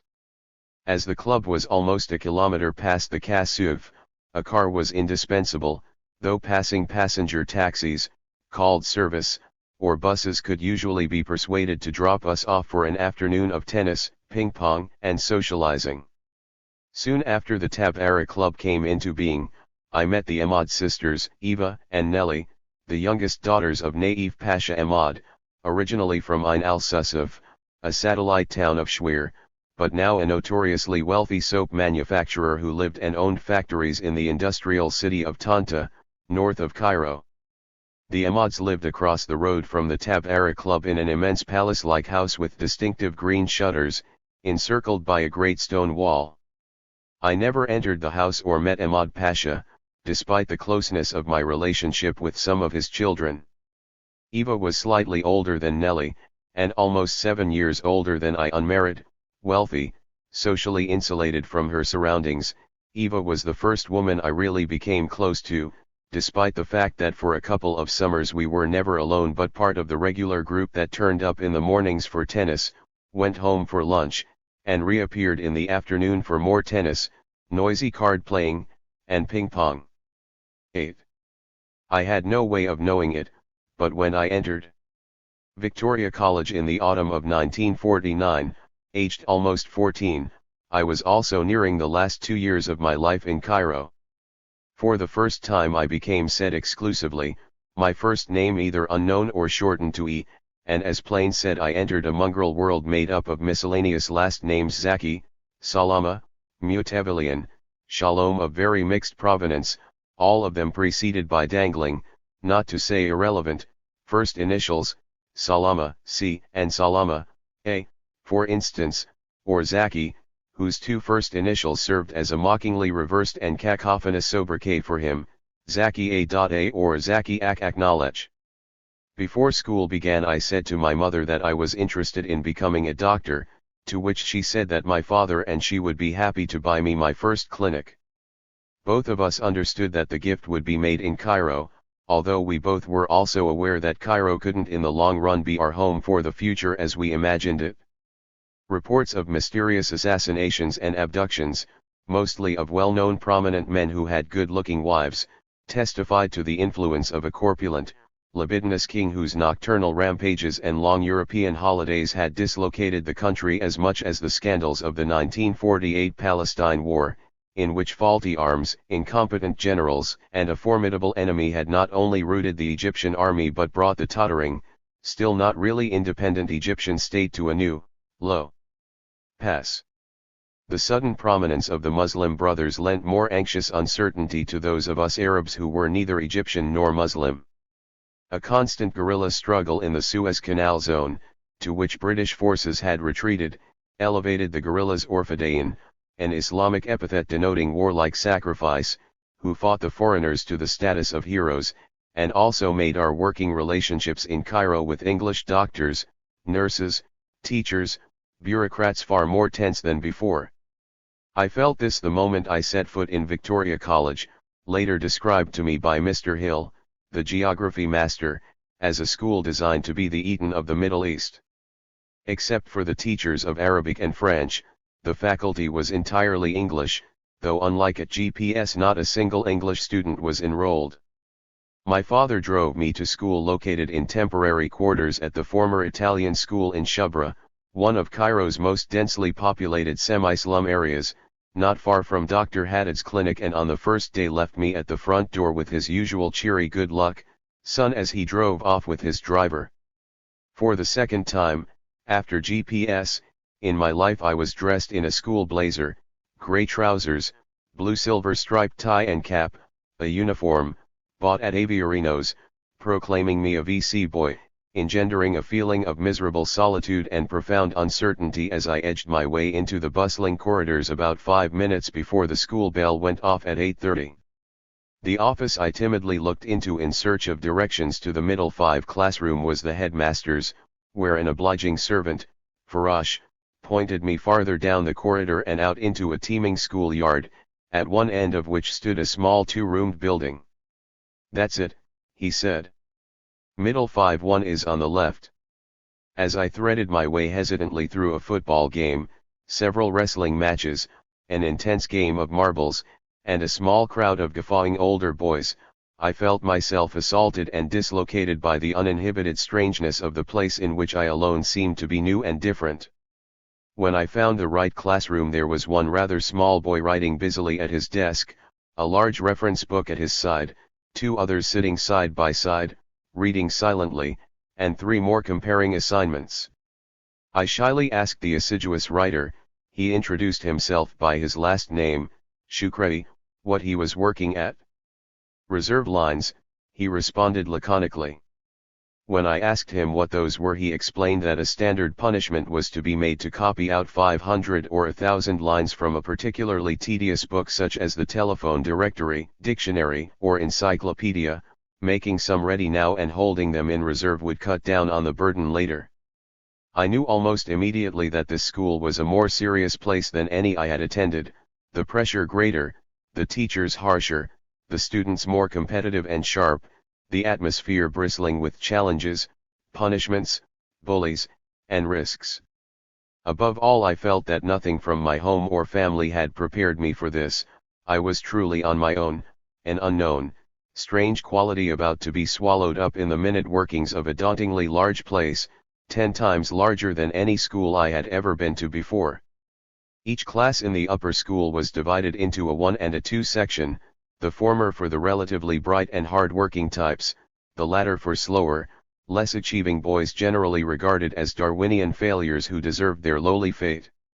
The class divisions were in preparation for the Oxford and Cambridge School Certificate, High School Diploma, or Matriculation, undertaken by the boys of lower 6, while the special young men of the upper 6th proceeded toward A-levels, and university. These young men all seemed to me to be star athletes, prefects, geniuses, and were routinely addressed by us as captain, a title given added credibility by the silver piping on their blazers and caps. The 2 head boys, Captains Didi Bassano and Michel Schalhaub, were at first exceedingly remote figures, but over time Schalhaub in particular became an unpleasantly familiar presence, notorious for his stylish brilliance and his equally stylish and inventive coercive dealings with the smaller boys. To impose coherence on the 1,000 or so boys of VC, the authorities had divided us all into houses, which further inculcated and naturalized the ideology of empire. I was a member of Kitchener House, other houses were Cromer, Frobisher, and Drake. Cairo VC was an altogether less posh school than its Alexandria parent, which had been in existence for 3 decades and had a much more imposing roster of students, King Hussein of Jordan, among others, and masters, and a very handsome spread of buildings and playing fields in the great Mediterranean summer capital. Our Shubra campus was makeshift, originally rented during the war years to accommodate an overflow of students from Alexandria, which was principally a boarding institution.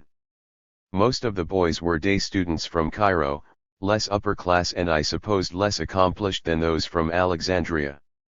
The classrooms and assembly hall were dingy and cramped. A permanent cloud of dust seemed settled over the place, even though 4 tennis courts and several football fields gave us outdoor facilities of a lavishness I had not before encountered. As I stood around waiting for the class to begin that first day, the desks gradually filled with chattering boys, each carrying an immense briefcase filled with books, pencils, and copybooks. As the only new boy, I assumed I would be an outsider for months, so dense was the web of associations and habits binding my 25 classmates together, yet by the end of that first day I felt quite at home. Mr. Keith Gadley, our form teacher, was white-haired and portly, with an enormous scar traversing his entire face diagonally. Like the other Britishers there, Gadley was an Oxbridgian who either had been marooned in Egypt by the war or had come there after the war in the absence of decent employment at home. Most of the staff were celibate and rumored among the students to be depraved pederasts who were able to indulge their illicit appetites among the vast corps of servants and perhaps even the school's younger boys. Gadley was referred to as alcohol, or faggot, his dreadful scar, it was rumored, being the result of a fight with a pimp whom, according to the same scurrilous report, Gadley had tried to cheat. Obviously there was no way of knowing if any of this was true. I discovered most of this background during the first English class, which was devoted to Twelfth Night, a highly inappropriate play for coarse teenagers for whom the music of love conjured only the rhythmic sound of a masturbating hand. Gatli asked us to read aloud and explain various lines in the first scene but achieved only raucous laughter, incomprehensible gibberish, and horrendous Arabic obscenities presented as classical equivalents of what the Duke of Illyria was saying. All the scene's dying falls and entrances and abatement were explicated with scarcely concealed lewdness, while Gatli, whose nearsighted gaze shielded him from most of the class's gestures, nodded lethargic approval of and vague assent to what he thought he was hearing. In a matter of hours, years of earnestly solemn education fell away from me as I joined in the ceaseless back and forth between the boys united in group solidarity as wags confronting our variously comic and slash or maim teachers as cruel, impersonal, and authoritarian Englishmen. It was generally believed that most of the masters were war casualties who, in our totally unsympathetic view of them, deserved their twitches, limps, and spastic reactions.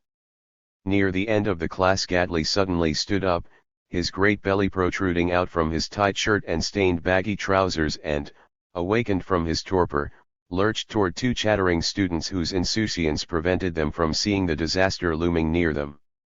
I had never seen anything like it before, a wide-armed heavy-set man flailing wildly at two pocket-sized boys, he landing an occasional blow while trying to keep from falling, they nimbly dancing out of his way screeching "No sir, don't hit me sir" at the top of their voices, while the class gathered around the trouble zone, trying to divert his blows from the offending pair. Gatli's class was immediately followed by an hour of mathematics drummed into us by one Marcus Hines, as wiry and nervous as Gatli was lumbering and phlegmatic. Mr. Hines thought of himself as something of a wit, the evident sharpness of his mind given support by a caustic tongue that brooked no laziness or sloppy reasoning. At least algebra and geometry had a precision to them lacking in Gatli's sentimental moonings about what to us was foreign poetry, so the class settled down to serious work in a matter of minutes. Yet Hines's silence turned out to be literally more punishing than Gatli's lethargy. Equipped with a specially made extra-large blackboard eraser, one of whose sides was lined with an inch-thick piece of wood, Hines would descend on an offending student who may have been whispering to a neighbor or, an equally serious offense, was incapable of grasping an algebraic formula and start battering his head, shoulders, and hands with his painful weapon.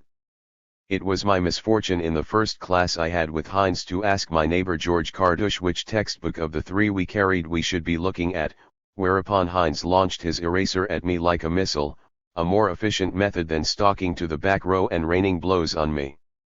My offense was relatively minor, and I was a new boy, hence the telegraphic punishment, which narrowly missed my left eye but raised an ugly purple welt on my cheek. Since no one had reacted to Hines's abuse, I choked back my response and simply rubbed my sore cheek. Thus were the lines drawn between us and them. For the first time in my life I was part of an unruly school group insofar as I was neither English nor from Egypt, and certainly was Arab. Between us and them, the pupils and teachers, existed an unbridgeable gulf. To the imported English staff we were viewed as either a distasteful job or as a group of delinquents to be punished anew each day. A little pamphlet entitled The School Handbook immediately turned us into natives. Rule 1 stated categorically, English is the language of the school. Anyone caught speaking other languages will be severely punished. So Arabic became our haven, a criminalized discourse where we took refuge from the world of masters and complicit prefects and anglicized older boys who lorded it over us as enforcers of the hierarchy and its rules. Because of Rule 1 we spoke more, rather than less, Arabic, as an act of defiance against what seemed then, and seems even more so now, an arbitrary, ludicrously gratuitous symbol of their power. What I had formerly hidden at CSAC became a proud insurrectionary gesture, the power to speak Arabic and not be caught, or, more riskily, the use of Arabic words in class as a way of answering an academic question and attacking the teacher at the same time. Certain masters were especially vulnerable to this technique, preeminently a Mr. Mondrel, the unfortunate and bedraggled history teacher who may have been a victim of shell shock. A tremor animated his gnomic lethargy as he muttered facts about Tudor kings and Elizabethan customs before a basically unreceptive and callous group. In answer to one of his questions a student would begin by suavely mouthing an Arabic imprecation, "Kos omak, sir, immediately followed by a loose translation, in other words, sir, that had nothing to do with the foul phrase, your mother's CT. As the class roared their appreciation, Mr. Mondrel would jerk backward in fear and astonishment. We would also play Aker Kilma with him, repeating in unison the last word in every one of his sentences. Elizabeth's reign was notable for culture and exploration. One of his typically torpid sentences would draw a resounding chorus of the word exploration from us, which Mondrel would ignore for about 6 sentences, before exploding in a roar of shaking, spastic rage, which in turn drew delighted cheers from us. By the middle of the term he had given up trying to communicate, sitting sulkily in his chair mumbling about the regicide and Cromwell's revolution. Teachers were therefore judged either as weak, Mondrel and Mr. Hill, the geography master, or strong, Hines, and occasionally Gatley, never for their academic performance. A small staff of locals handled the Arabic classes, which were divided into advanced, medium, and beginners, but so far as I could determine all but one of these teachers were held in contempt by the students, as much, I think, because they were plainly second-class citizens within the school as because very few of us considered the study of Arabic poetry exemplified in dreadful patriotic encomia to King Farouk to be anything but the drivel it was. My teacher in the intermediate class was a Coptic gentleman known to us as Tufik Effendi. His counterpart in the advanced group was Dab Effendi, the one teacher whose profound commitment to the sanctity of the language earned him the respect, if not the love, of his class.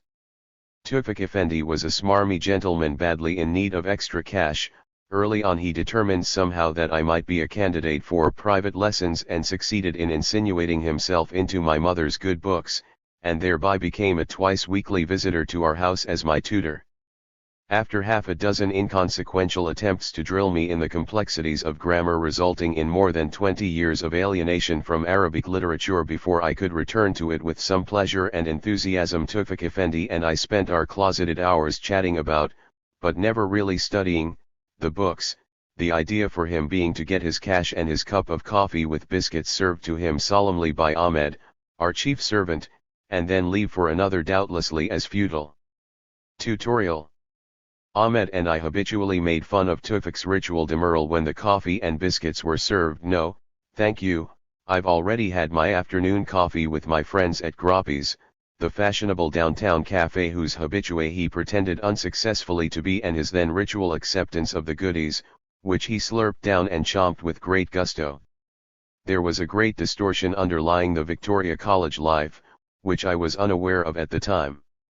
The students were seen as paying members of some putative colonial elite that was being schooled in the ways of a British imperialism that had already expired, though we did not fully know it. We learned about English life and letters, the monarchy and parliament, India and Africa, habits and idioms that we could never use in Egypt or, for that matter, anywhere else. Being and speaking Arabic were delinquent activities at VC, and accordingly we were never given proper instruction in our own language, history, culture, and geography. We were tested as if we were English boys, trailing behind an ill-defined and always out-of-reach goal from class to class, year to year, with our parents worrying along with us. I knew in my heart that Victoria College had irreversibly severed my links with my old life, and that the screen devised by my parents, the pretense of being American, was over, and that we all felt that we were inferiors pitted against a wounded colonial power that was dangerous and capable of inflicting harm on us, even as we seemed compelled to study its language and its culture as the dominant one in Egypt. The incarnation of declining colonial authority was the headmaster, Mr. J.G.E. Price, whose forest of initials symbolized an affectation of pedigree and self-importance I've always since associated with the British. I do not know where he and my father had become acquaintances, but that link had perhaps something to do with his initial cordiality toward me. A short, compactly built man with a black brush mustache and a mechanical stride as he took his black terrier for walks around the playing fields, Price was a remote figure, partly because so much authority was delegated to teachers, prefects, and housemasters, and partly because he seemed to grow dramatically weaker with ill health until, after remaining hidden in his study for many weeks, he finally resigned. By the end of my first month at the school, I had risen to a kind of bad eminence as a rabble-rousing troublemaker, talking in class, hobnobbing with other ringleaders of rebellion and disrespect, perpetually ready with an ironic or non-committal answer, an attitude I regarded as a form of resistance to the British. Paradoxically, though, I was also riven with all sorts of anxiety about failure, was insecure in my suddenly too masculine body, sexually repressed, and above all in steady fear of exposure and failure. The school's bustle was formidable, with classes from 8:30 until 5:30 or 6, broken only by a lunch break and sports. This was followed by a long evening's homework, regulated by a small thick notebook, dutifully bought at the school's bookshop as a place to create a record of each day's assignments. The curriculum, consisting of 9 subjects: English, French, Arabic, math, history, geography, physics, chemistry, and biology, was enormously pressured. I was soon in a state of anxiety, feeling totally unprepared to meet all the deadlines and exam requirements. One day early in the term I was caught throwing stones during the lunch break and immediately taken by a prefect with clammy hands to Price's office for punishment. In a huge, indifferently furnished anteroom, Price's secretary, a burly local whom we knew only as Mr. Lagnato, sat behind one of the desks busily typing away. The prefect whispered something to him, and I quickly found myself with him in front of Price's oversize, empty desk in the next room. "What is it, Lagnato?" the ailing headmaster said sulkily. "What's this boy doing here?" I was left in place as Lagnato walked around the desk while, like the prefect before him, he said something confidential in Price's ear.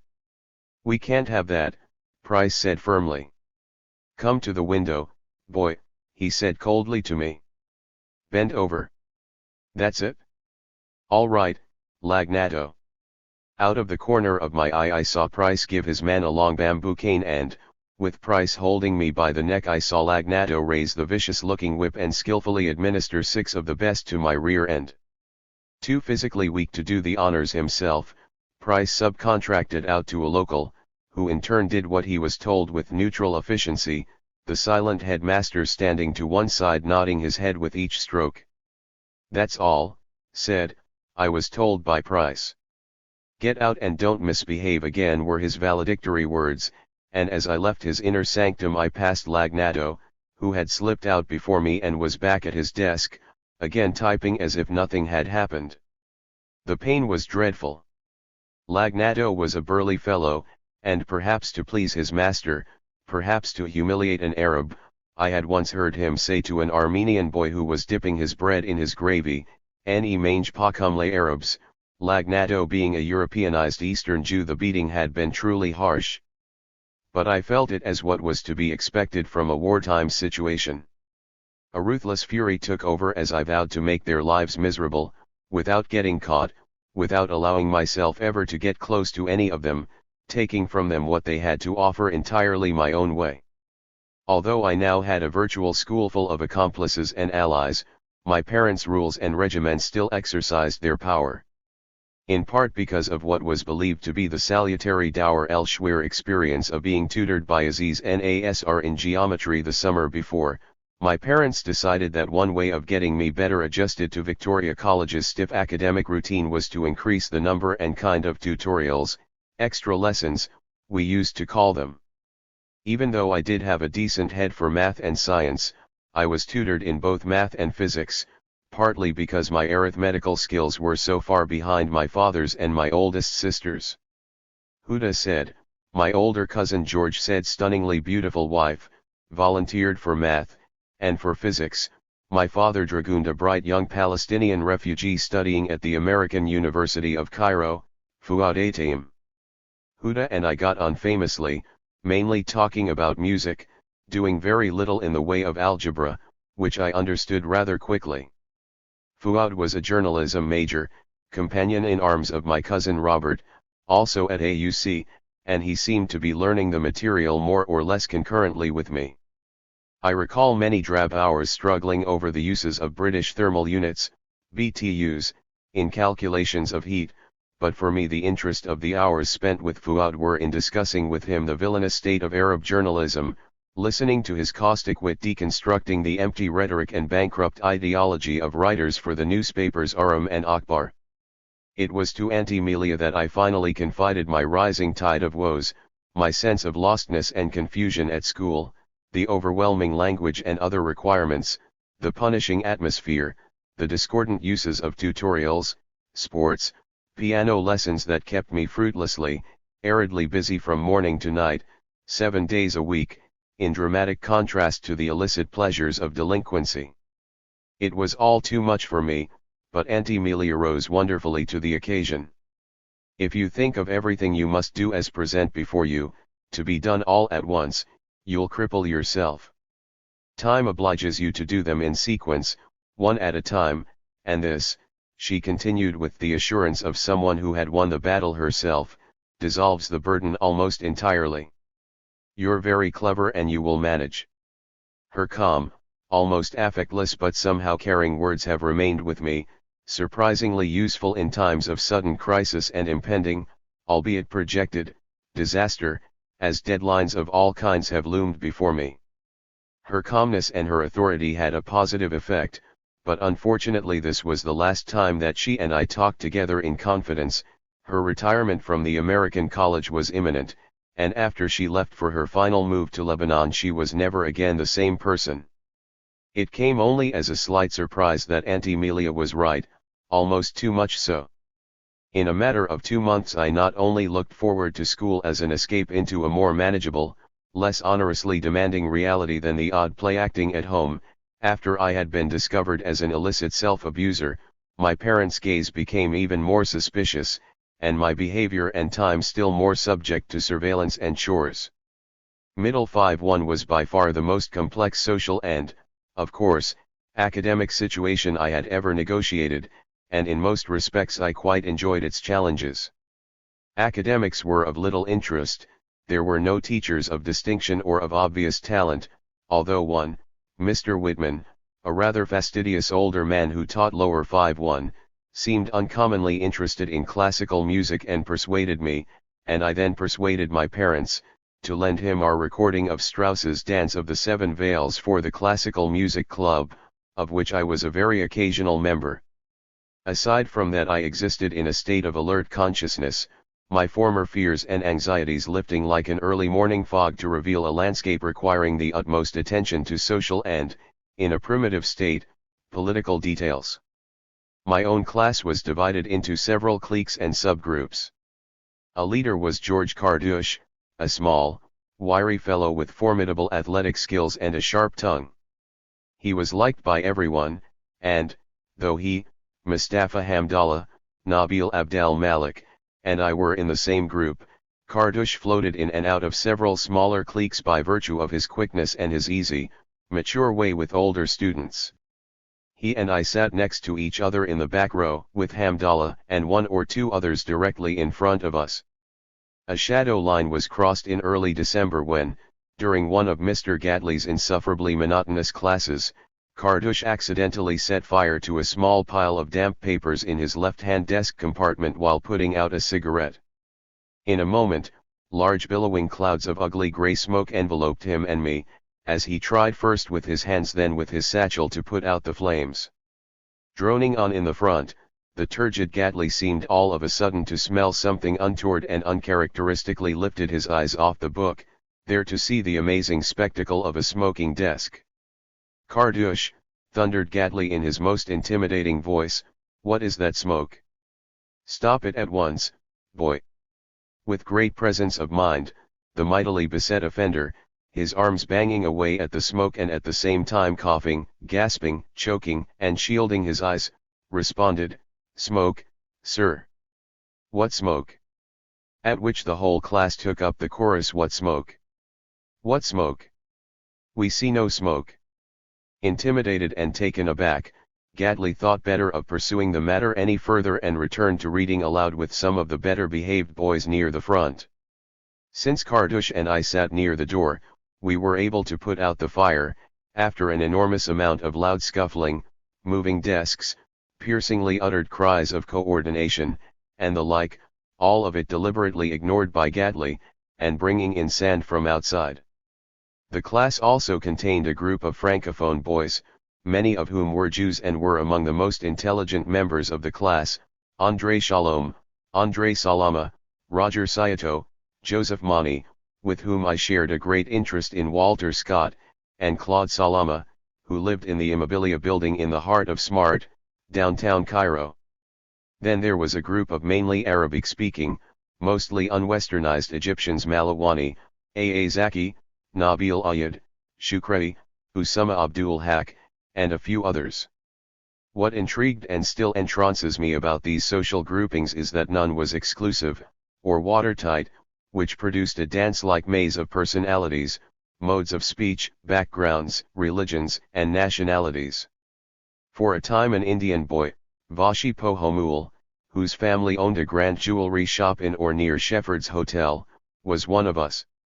Then, partway through the year, we were joined by Gilbert Khoury, a Lebanese boy, and the half-American Ali Halim, whose father was of Albanian stock and was King Farouk's cousin, Bulent Mardin, a Turkish boy from Maadi, Arthur Davidson, who had a Canadian father and an Egyptian mother, and Samir Youssef, with a Coptic father and Dutch mother.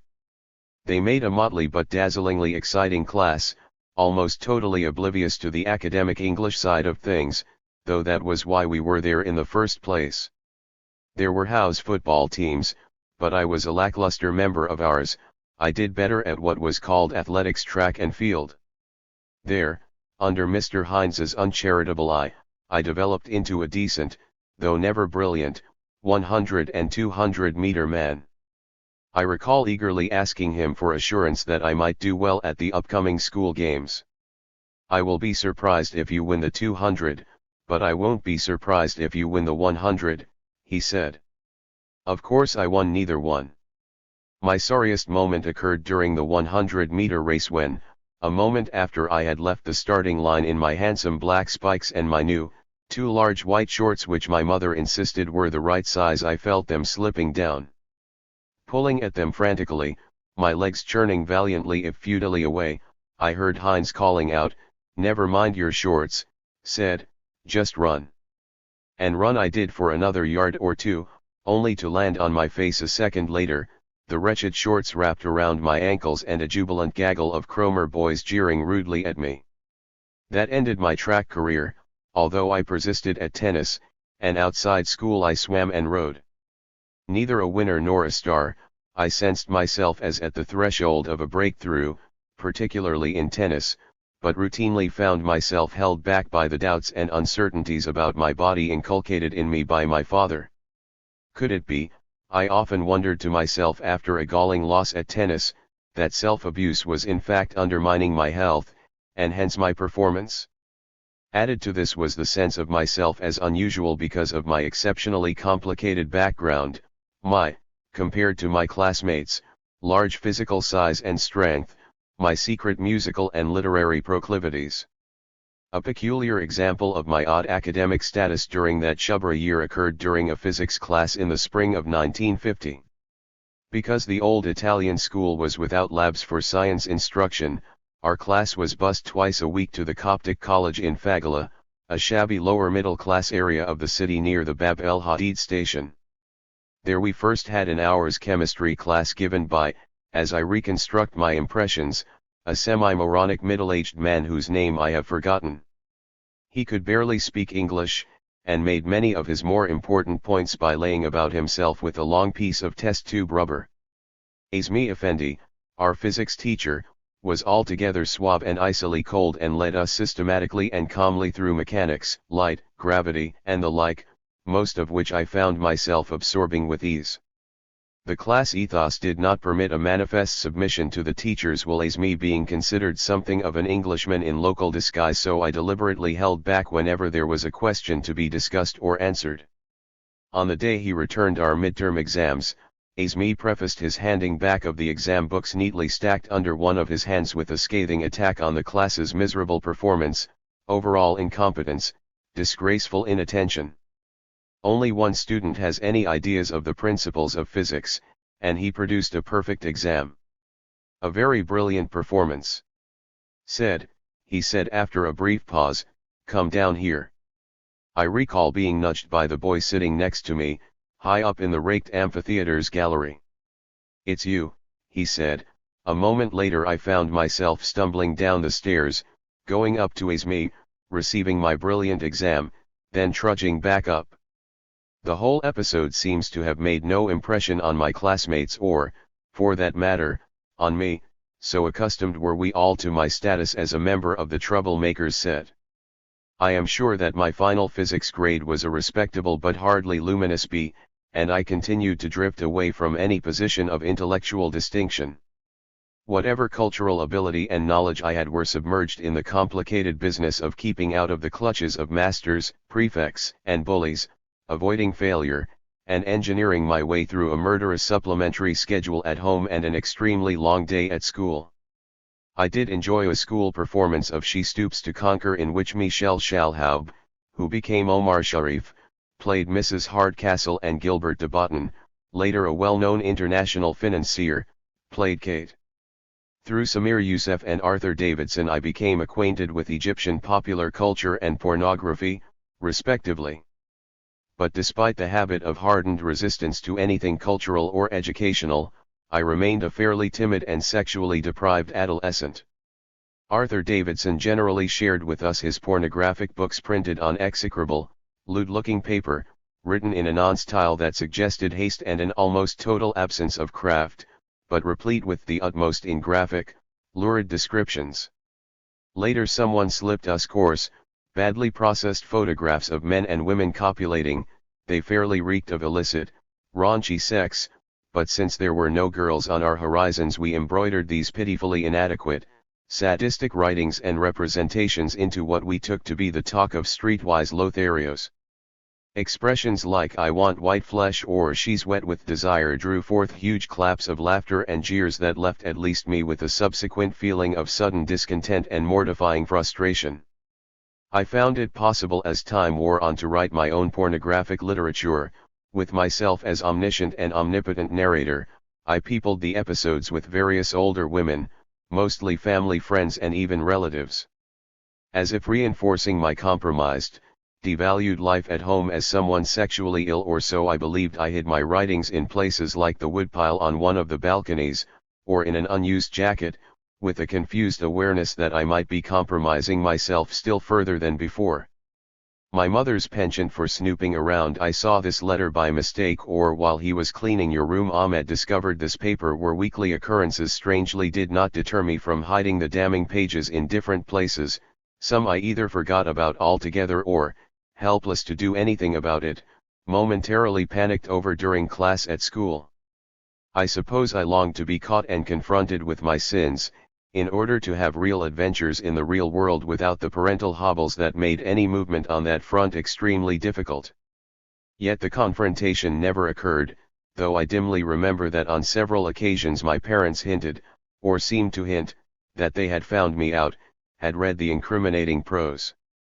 And that made me feel worse, more edgy, more hunted. There weren't many outlets for my pent-up appetites except the cinema and music hall and cabaret numbers.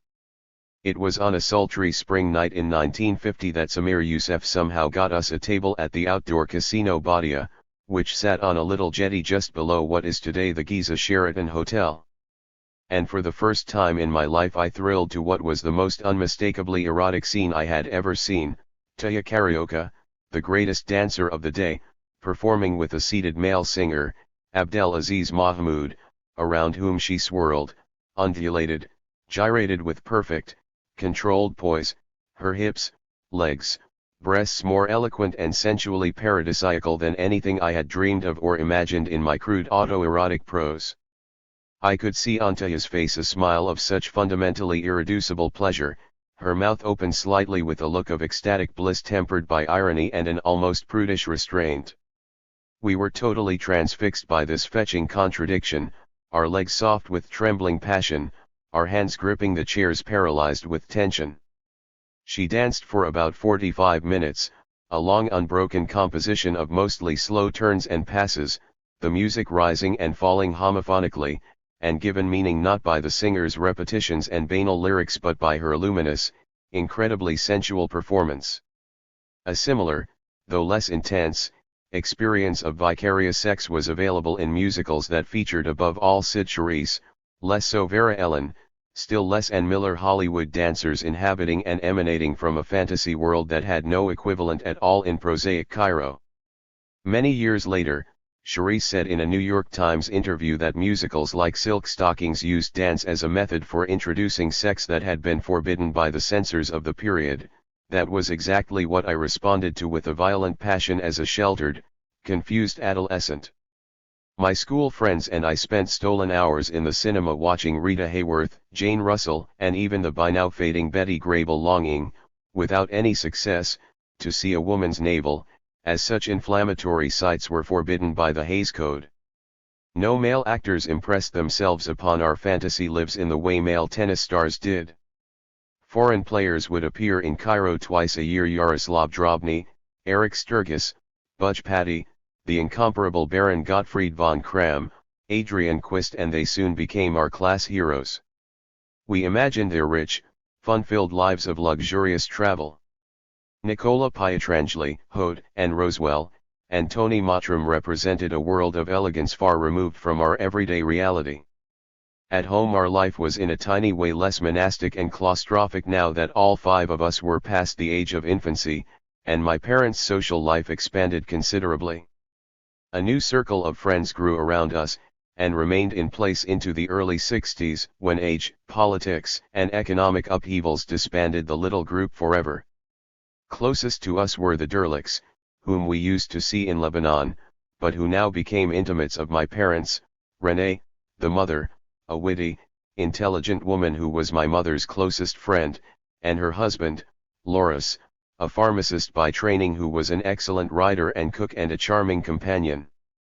Their two oldest children, André, roughly my age, and Claude, his younger sister, we saw less of because they were in French schools and had their own circle of friends. I still recall the Derlicks with extraordinary pleasure, and their visits to us as a treat, a total change from either the dour Palestinian grimness that otherwise existed around us, or the silent bridge-playing pals, like Messrs. Faraj Allah, Suki, Sabri, among others, whom my father frequented for long bouts of the, to me, increasingly maddening game. Renee Derlick, a former student of Auntie Melia's, was the daughter of a Lebanese-Egyptian father and an Armenian mother. Loris was Armenian and Turkish. Both were cosmopolitan, fluent in French and English, less so in Arabic, and dinners at their house or at ours, opera outings, occasional evenings at the Kursaal or Estoril restaurants, trips to Alexandria, remain among the pleasantest memories of my youth. But like us, they were marked for extinction in the worldly Cairo environment that was already beginning to be undermined. We were all shawam, amphibious Levantine creatures whose essential lostness was momentarily stayed by a kind of forgetfulness, a kind of daydream, that included elaborate catered dinner parties, outings to fashionable restaurants, the opera, ballet, and concerts. By the end of the 40s we were no longer just Shawam but Kawagat, the designated and respectful title for foreigners which, as used by Muslim Egyptians, has always carried a tinge of hostility. Despite the fact that I spoke and I thought looked like a native Egyptian, something seemed to give me away. I resented the implication that I was somehow a foreigner, even though deep down I knew that to them I was, despite being an Arab. The Derlicks were even less integrated into Cairo society, especially Loris and the children, who were European in demeanor and language, yet seemed to feel no consequent disability as a result. Indeed, I envied André his worldliness and savoir-faire, very débrouillard, resourceful. My mother used to say so as to encourage me to be more enterprising in my life, but that made me feel less so, which took him on long hitchhiking trips through Europe and Asia with very little money in his pocket, but with always something left over when he returned. He seemed to me to accept the Kawaga designation, whereas I chafed at it, partly because my growing sense of Palestinian identity, thanks to Aunt Nabiha, refused the demeaning label, partly because my emerging consciousness of myself as something altogether more complex and authentic than a colonial mimic simply refused. Other friends in our circle included Kamal and Elsie Mirshak, he a second-generation Shami Egyptian, she of Palestinian descent, both younger than my father, as were all their circle, both more modern, more with it in terms of going out to nightclubs and restaurants. Despite the disparity in our ages, Kamal and I were rather chummy, particularly in that he sensed my sexual deprivation, and when I was 17 or 18 I had already left for the United States but returned regularly for summer and sometimes even Christmas vacation, began to encourage me to consider affairs with married women, a notion that fired me up enormously but then for want of confidence and candidates was never even attempted. Then there were George and Emma, Kamal's cousin, Fahim. He was a strikingly athletic, swarthy, thin-lipped man of considerable elegance, a dramatically successful businessman in partnership with Emma's father, Elias Mirshak, an unusually wealthy landowner who with George had gone into the import and sale of heavy machinery, mostly agricultural. During his 1930s college days in Beirut, George had been a star runner and field events man, holding records in sprints, middle distances, and long jump that stood into the 60s. He was an avid tennis player whose prowess and cocky assurance provoked my father into challenging him on my behalf to numerous matches. To my great humiliation, George beat me with ease every time we played, always after a year of playing in school or college in the United States, during which time I told myself that I had improved enough to beat him. I resented my father doing this to me, but I also coveted the challenge and of course felt ashamed of myself after each match, which was always played on Fahim's home court at the National Club, where in the course of our 45-minute encounter he would chat nonchalantly with ball boys and trainers, who always gathered to watch him win. Emma was then and remains an agreeable, sociable woman who despite her wealth gave herself no airs or phony sophistication. Her sisters, Rain, Yvette, and Odette, were married to Shawam of an altogether more worldly sort and like Emma and George produced large numbers of daughters, with some of whom, like Amira and Linda, I became friendly in a chaste but mildly flirtatious way.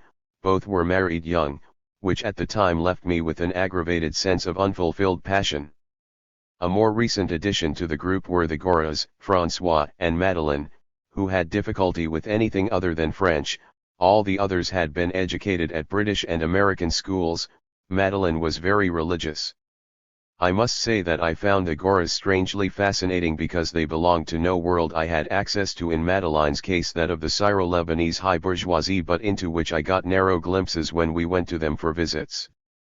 I recall meeting Dezagibs and Dechedids there, recipients of papal titles, which about a decade later, during the High Nasser years, struck me as grotesquely inappropriate for their holders to hold on to from generation to generation. During those earlier days, however, such people represented a kind of Proustian romance for me, especially since none of them ever pretended to have much to do with Egypt or things Egyptian. I had never been to Paris myself, but the Goras and their friends gave me the grace of having been there vicariously, although they spoke the heavily accented French of the Levant with its rolled R's, unidiomatic constructions, and interlarded Arabic words and phrases like Yani or Yalla.